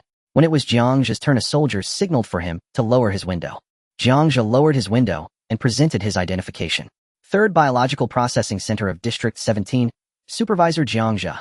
The soldier took the ID, scanned it on his wrist communicator, and scrutinized Jiang Zhe's face. Processing Center. Where have you been so late? I was handling some personal matters in District 12. Oh, now I'm heading home. The soldier returned the ID to Jiang Zhe, his gaze still cautious. Proceed through the scanning gate, drive slowly. Jiang Zhe drove the Night Falcon slowly through the archway. Several high-frequency scanning waves penetrated the vehicle. After confirming no abnormal signals, the roadblocks slid open to the sides, clearing a path. The Night Falcon passed through smoothly, merging into the familiar streets of District 14. Jiang Zhe parked by the roadside, waved his left hand, and the magnetic levitation sports car was instantly stored in his space ring. He walked upstairs and opened the door to his apartment. The lights in the living room were on, and Su Xiaoya was sitting on the sofa, the light screen in front of her looping an emergency announcement just released by Donghai City. Due to the discovery of a high-risk mutant shadow devourer within the city, to ensure the safety of all citizens' lives and property, Donghai City is now under a Level 1 martial law. All city exit routes are temporarily closed. Citizens are advised to stay indoors and refrain from going out. If you have thermal imaging devices at home, you may check the body temperature of those around you for abnormalities. If you identify any suspected replacements, please immediately call the emergency hotline 777A, and a specialist will arrive within 10 minutes. Repeating, all citizens. Su Xiaoya was staring intently at the screen when she heard the sound of the door opening and suddenly stood up. Boss. She hurried forward, her tone revealing urgency. What happened? Jiang Zhe took off his coat and hung it on the rack, casually asking. The news says. Su Xiaoya clenched the hem of her clothes and eagerly offered. The whole city is locked down. It seems something major has happened. Should I check it out? I might find some information beyond the official announcements. Since the last time she cracked the wristband of Yu Qiao, Jiang Zhe hadn't assigned her any related tasks for several days. This made her feel a touch uneasy, fearing she was losing her value. The news of the lockdown online presented her with an opportunity to prove herself again. Jiang Zhe observed her eager demeanor and fell silent for a moment. Several thoughts flashed through his mind. Should he let Su Xiaoya investigate the shadow devourer? No need that was beyond her capabilities and too risky. If he wanted to know the situation, it would be more efficient and safer to contact Chai Feng or Gu Qing directly. What about investigating the Nightingale Court? Even less so. This organization had considerable technical prowess, and Yu Weilan was a top expert. If Su Xiaoya investigated, she could easily be detected, even noticed by Lu Zongyuan or the personnel from the Tianjin division. He didn't want to expose this potential escape route. He needed to find a sufficiently safe target that could keep her occupied and perhaps yield some unexpected gains. Suddenly, the matter mentioned by Yu Chao surfaced in his mind. Chun Zixuan's red sports car had been pawned to her by the people of Kunlun Industries. That once arrogant rich young master seemed to have fallen into hard times. This incident might conceal something interesting. With that thought, Jiang Zhe turned to Su Xiaoya and said, "There's something you need to investigate." Su Xiaoya's eyes instantly lit up. "What is it?" Chun Zixuan and his mother Chun Ru. Investigate their recent financial status, interpersonal relationships, and any unusual activities. Dig out their recent account transactions, asset changes, and contacts. Focus on Lu Zongyuan's involvement, the more detailed the better. Investigate. Chun Zixuan. Su Xiaoya paused for a moment, a hint of confusion flashing in her eyes. Just as Jiang Zhe was about to explain, Su Xiaoya nodded. "All right, I understand. I will get to the bottom of this." Looking at her eager demeanor, Jiang Zhe smiled with sadness. "Okay, I'll leave it to you. Don't worry about the news, they'll handle it." "All right, boss." Jiang Zhe said no more and turned towards the bedroom. Sometimes giving someone something to do can be more comforting than material rewards or words. He entered the room and locked the door. Jiang Zhe took out a jammer from his ring, pressed the switch, and then dialed Gu Qing's communication. The call connected after just one ring. "I thought you set that timed email to explain your affairs. Seems like you survived." A cheerful voice from Gu Qing came through, accompanied by the crisp sound of a spoon clinking against a porcelain bowl. It sounded like this official was enjoying a late-night snack, clearly unaffected by the citywide martial law. "Aren't you also awake, Director Gu? That email was just a precaution.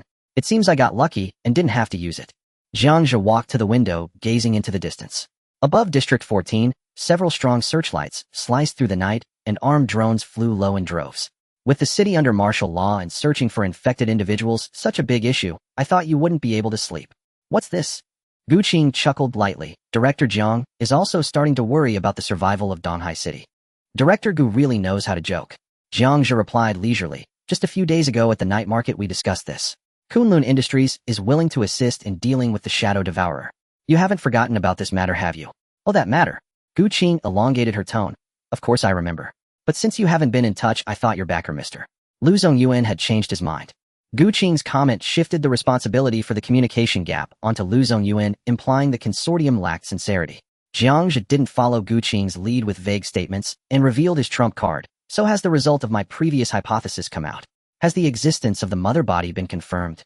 The sudden citywide lockdown signified either a major problem or a breakthrough.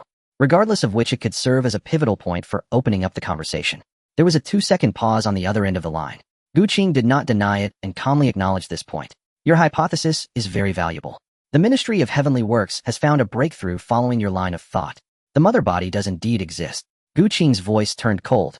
"And it is right here in Donghai City." Jiang Zhe gazed at the searchlights sweeping outside, slowly speaking. "In that case, shouldn't my previous proposal be fulfilled?" A light laugh came from Gu Qing on the other end of the communication device. "Transaction. Jiang Zhe, you should first see the current situation. Donghai City is facing a level 1 crisis. This is not a matter of bargaining with you. I provide crucial intelligence, and the Tianjin division fulfills its promise. If this is not considered a transaction, what does Officer Gu think would be?" "The logic is sound," Gu Qing acknowledged, then her tone turned playful. "However, merely talking won't suffice. Shouldn't the consortium also put forth something substantial? A hypothesis won't satisfy the millions of mouths in the city. For instance, resources. The entire city is under martial law, and over 30 million citizens are trapped at home. Food, water, medicine. All living supplies are consumed at astronomical rates. The municipal reserves won't last long, and the military supplies must prioritize the front lines. Now a capable enterprise needs to step up to fill this gap. Officer Gu, you want Kunlun Industries to bleed financially." Jiang Zhe leaned against the windowsill. "This is an opportunity for you to demonstrate social responsibility. Of course you can choose to refuse. However, once the crisis passes, the reputation of certain consortiums may not look very good. How this account is settled, I believe Mr. Lu understands better than you. This is not a threat, but a blatant strategy. Using the public opinion of the entire Donghai City and the subsequent scrutiny from the Federation as leverage to pry open the consortium's vaults." Jiang Zhe fell into a brief contemplation. Lu Zongyuan would likely agree to this matter. For the consortium, money can always be earned again, but if labeled, the ensuing troubles would be endless. Moreover, spending money to buy safety aligns perfectly with Lu Zongyuan's initial intention of having him draw fire. Alright, I will apply for the resources up the chain. Though it's difficult, it's not impossible to discuss. A wise choice. Gu Qing seemed unsurprised, possibly having been prepared with a list. Is there anything else? Of course there is. Jiang Zhe turned around looking at the searchlights outside. Resources are our blood to shed. But in exchange, I remember we discussed something else that night. Something else? What is it? Gu Qing on the other end sounded somewhat innocent. Did we talk about it? Jiang Zhe remained silent. He simply stood by the window, lightly tapping his index finger on the windowsill. Tap, tap, tap. The sound clearly transmitted to the other end through the communication device. The sound of dishes clinking on the other side stopped. Officer Gu, with you acting this way, I can't report back properly. At this critical juncture, the leadership of Donghai City wouldn't want to see our two sides continue to drag things out, would they? If the cooperation breaks down because of you and the resources cannot flow in the responsibility.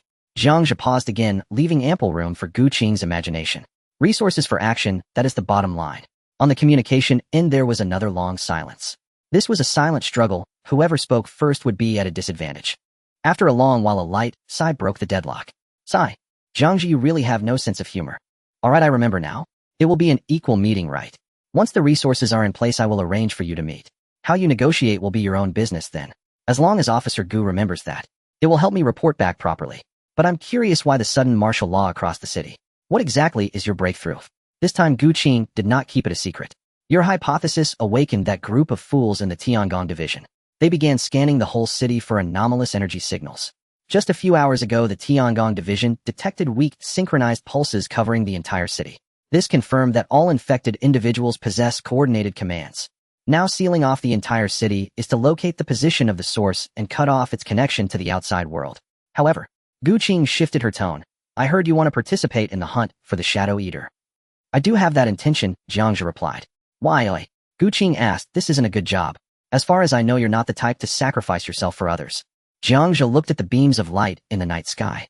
Everyone has their reasons they must do things, don't they, Officer Gu? Just like how you can access all reports sitting in the Tianjin division, yet still need to go to the most dangerous places to seek the truth. Jiang Zhe spoke the most straightforward reality. In this overwhelming tide, no one can remain detached. Neither you nor I nor Lu Zongyuan. The communication end fell into a long silence. Only faint noises could be heard. After a long while, Gu Qing let out an ambiguous laugh. Heh. Indeed, in this world no one can stand alone. Since you have already made up your mind, then come on. As soon as the words fell, Jiang Zhe's communication terminal emitted a soft beep.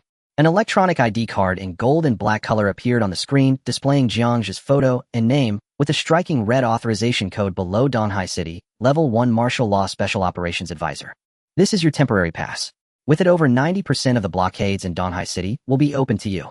In case of emergencies, you can requisition an armed patrol squad nearby. This will also help you prove to your superiors that our cooperation is sincere. Additionally, once the resources arrive, I will inform you for a meeting. Just don't let this card get you into trouble. After hanging up, Jiang Zhe gazed at the distant searchlights, his brow slightly furrowed. Something felt off. With the city under martial law, and such a huge commotion, logically Lu Qingji should have contacted him by now. Yet until now, the communication device remained silent. An ominous premonition rose in Jiang Zhe's heart, and he immediately dialed Lu Qingji's contact number. Beep, beep, beep. After 30 seconds of waiting tone, the system automatically determined no one answered and hung up. Jiang Zhe's expression turned cold as he immediately contacted Ghost Hand. What progress has been made on Lu Qingji's case? There are some leads, but not in depth enough. Ghost Hand's voice came through. He has indeed been using a certain drug lately that seems to temporarily enhance potential, and the withdrawal symptoms are quite strong. What other people has he been in contact with? Jiang Zhe continued to inquire. Very mixed. The black market, a few small informants. It seems he is also looking for clues about the Shadow Eater. However, he has met with someone whose identity is concealed. We only found out that this mysterious person is connected to a force with a Tian prefix. Tianjin Division, or the Tiangong Division. Jiang Zhe's thoughts raced while his expression remained calm. Is the drug he is taking also provided by someone with a Tian prefix? We couldn't trace it. The leads have gone cold, and the other party's countermeasures are extremely high. Where is Lu Qingji now? Half an hour ago his car entered the inner city, and now with the city under martial law, my people can't get in either. The inner city. No response to communications. It seems Lu Qingji has gone to complain to Lu Zongyuan. Director Jiang this. Ghost Hand hesitated for a moment. The entire city is under lockdown now. My men are trapped, and it's hard to even step outside. This information is difficult to investigate. Jiang Zhe understood that Ghost Hand was covertly bargaining. This was only the first of the 3 pieces of information previously promised. If he relented now, the other party would only push further in the future. He must make it clear that a promise is a promise. But simply applying pressure was meaningless. He needed to show that he had the ability to urge him to fulfill his commitments.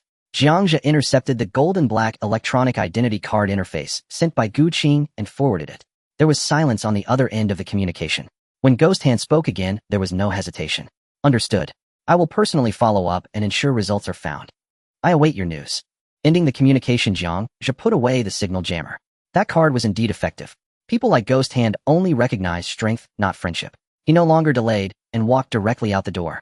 In the living room, Su Xiaoya was sitting in front of the Tianshu light brain. Upon hearing the noise, she immediately turned around. Boss, there are preliminary results. After returning from the hospital, Chen Zixuan has locked himself in his room and has not seen anyone. His mother Chen Ru found someone to sell a batch of jewelry and artworks reportedly to raise money. Well done, continue investigating. Jiang Zhe continued walking briskly towards the door. Stay at home these days, lock the door, and don't open it for anyone who knocks. Boss, where are you going? Su Xiaoya sensed the urgency in Jiang Zhe's tone and was somewhat confused. To deal with a small matter. Jiang Zhe said no more and pushed the door open to leave.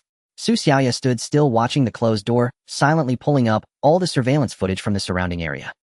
As soon as Jiang Zhe reached downstairs, he immediately took out the fully black Night Falcon from his spatial ring. The engine let out a low roar as the car slowly hovered up.